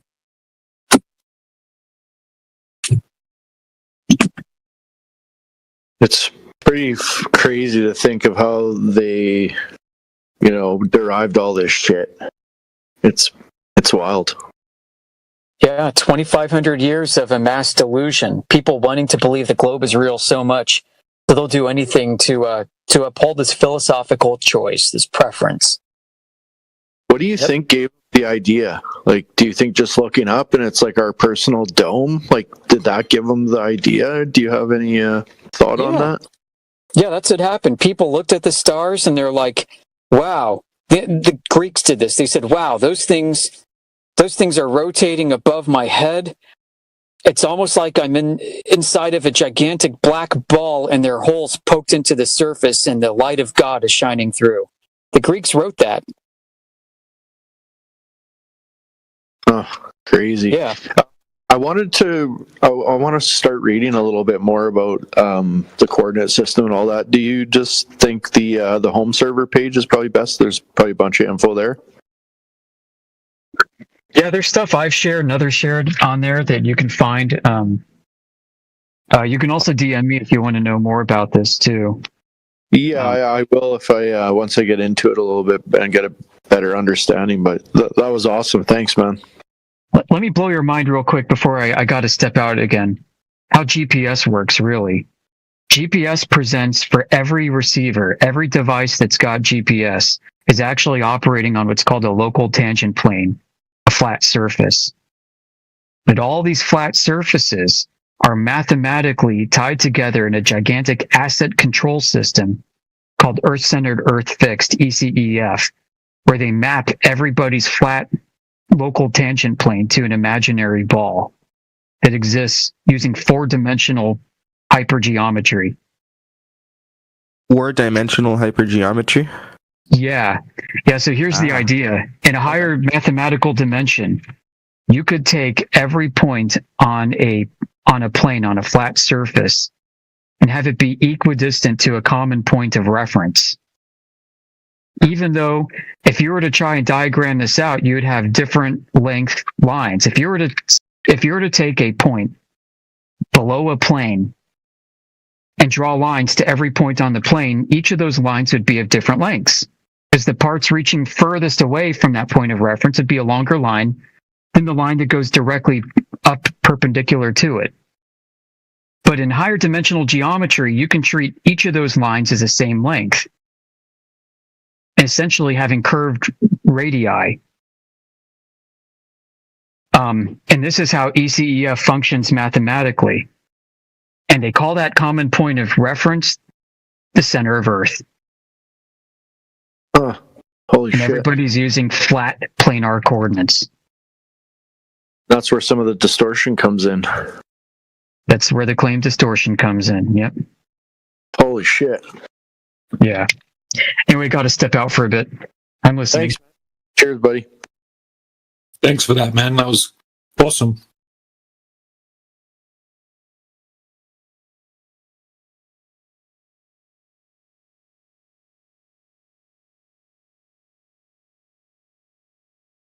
Hell yeah. I was telling John last night that I really enjoy listening to Spur.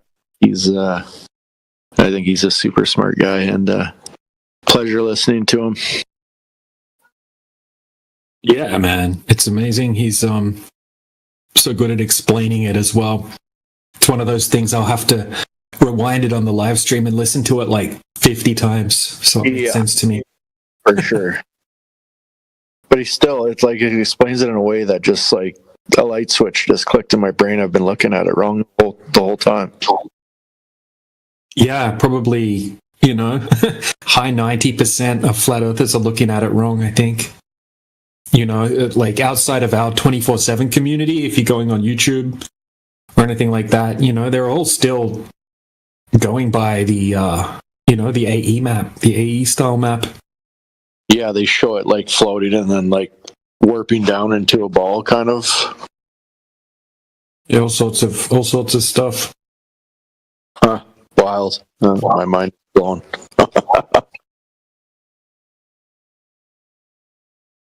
Like when you look at the AE map and you see Antarctica spread all around the edges, and then the flat earther, like Jaren or something like that, they'll try to put just a regular, like a sun and a moon onto that map and have it like spinning around.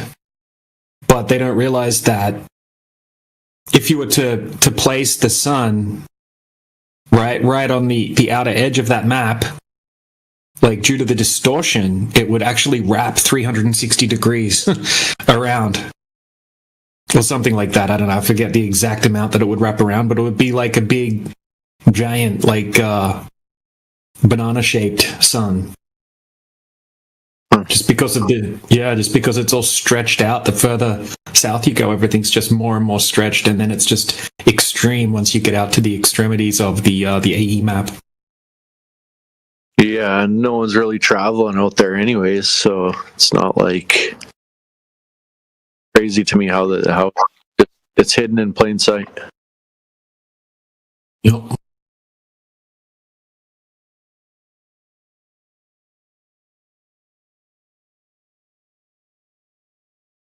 Yeah, Antarctica could well just be an island for all we know. Yeah, exactly. So where's the edge, guys? Edge. Yeah, like how long have you been here for, bro? Like a week. You've been here for long enough to know that we don't claim an edge. I know that. Yeah, no, but I'm just saying, like, so what? I mean, like, flat requires an edge, right? No, it doesn't. Hey, no, bro, that's not our claim. Don't straw man us, dude. A geometric edge, like in the sense of a topological manifold? Yeah, no, I'm just talking about an edge, like an edge. Yeah, sounds like you don't know what you're talking about, but I do. How? So are you just gonna like spout word salad and talk about like topological manifold? Yeah, Google it. Google this phrase. Edge. Google edge of a topological manifold. You don't know what the fuck you're talking about. You're literally just saying yes, I do. I actually spent about 10 minutes just talking about the mathematics of coordinate reference systems. I just spent 10 minutes talking about the mathematics of coordinate reference systems. You're not Eric Weinstein. Eratosthenes was a dumbass, if he even existed. You know why? Yeah, because he assumed parallel rays from an infinite body in space. Yeah, and no. He assumed also curvature that nobody measured. No, but once the you're claiming that it's like divergent, like it is parallel once it hits the atmosphere. Like you're claiming that light is divergent when it's not. They're not completely parallel, but they're practically parallel for the purposes of what his experiment was. Yes. But hold on, how can you say that when you rely on them being divergent to measure angles that are differentiated from each other? Divergent. We rely on them being parallel. No, you rely on them being divergent to measure different angles to the sun at the same time. Yeah, but when how do you have traveling through the atmosphere, how do you know that? How do we know that? Listen. Eratosthenes claims to have measured diverging angles. How can you say they're parallel when they're diverging? Did you say you claimed to measure diverging angles? Yeah. Okay. Right. So how can you say they're parallel, and how could he assume they're parallel? What would be necessary geometrically for that to happen? The answer is Earth curvature, which you have not measured. Eratosthenes didn't measure. We have measured it, and it's flat. Yeah, but you're just saying you've measured it and it's flat. If it's parallel, you require curvature, but they diverge, so it's flat. Yeah, but you understand scale, right? At scale. So at scale, what? Does diverge become parallel at scale? Can you prove that? No, I never said that. I'm not talking about divergence. I'm just talking about, you're talking about it's measurably fat. I'm saying it's measurably fat at our scale. Yeah. Oh, at our scale. Okay, so what scale is it not flat, and how do you prove it? What scale is it not flat? I mean, like, we've taken images from really far up and been able to see that it's not at that scale and that perspective, it's not flat. Yeah, how high up do you have to go? I don't know. I'm not a fucking physicist, right? Like I don't claim to know that. I don't claim to know the specifics. I just know you can go up and see. No, you don't know you can. You just said you don't know how. You don't know anything. Sorry, I didn't come here prepared. Because you got baseless claims. Why should I accept any baseless claim? Your claims are baseless. Your claims. How are they baseless? I can provide measurements. About the topological manifold of edges. Yeah, maybe Earth doesn't have an edge. What's a topological manifold? What's a topological manifold? Manifold is the surface of a shape or surface of an object. Okay. Yep, and it's got topology. So guess what? Earth has topology. The surface of a topological manifold. Two-dimensional manifold. The topology. Do you know that the surface of a sphere is two-dimensional? The surface of a sphere is two-dimensional? Is that what you just said? Yeah, the manifold of a sphere is two-dimensional because you can express your position on a sphere using two dimensions, x and y coordinates. Yeah, but does that make it two-dimensional in essence? X and y are two dimensions. Z would add a third, but you can use two dimensions to express your position on a sphere. A sphere has a surface that's two dimensions. Yeah, but you're talking about the manifold of a sphere. Guys. Yeah, you asked me about a sphere. You asked me about a manifold. I'm telling you that, that the surface of a sphere has a two-dimensional manifold. Do you know what makes a sphere a ball? Yeah, okay. Yeah, the third. Okay, keep going. You know what makes a sphere a ball? What makes a sphere a ball? The third dimension. Right, the answer is volume. Which is the third dimension. Yeah, which I told you before. I'm glad you're listening. See, you can learn anything from flat earthers. What else do you want to know? Yeah, no, but this is not true. Like, you're just saying that because the topological manifold of a sphere is 2D, that therefore makes it 2D. Like, that doesn't make any sense. So is a sphere an open or closed surface? Does it have an edge? Does it have an edge? Or is the whole thing an edge?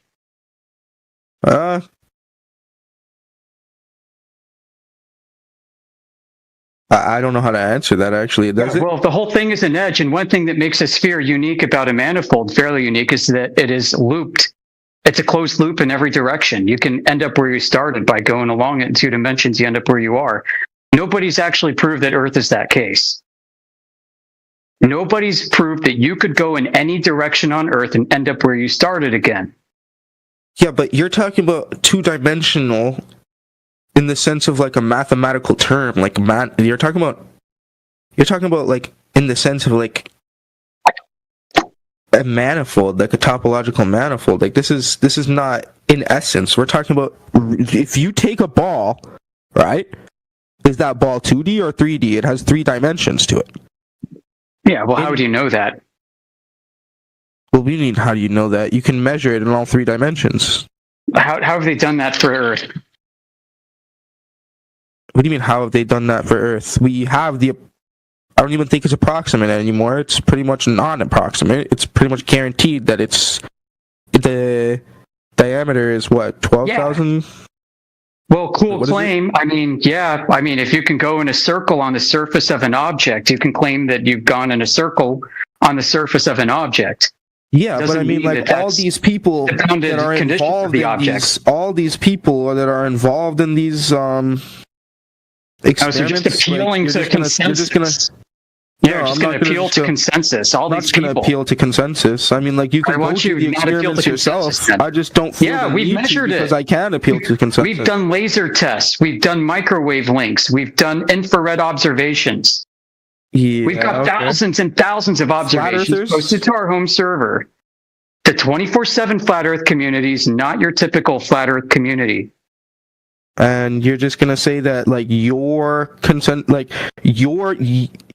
data overrides the overwhelming data that the rest of the world has? Like, our data is verifiable. But so is the rest of the data that's... really?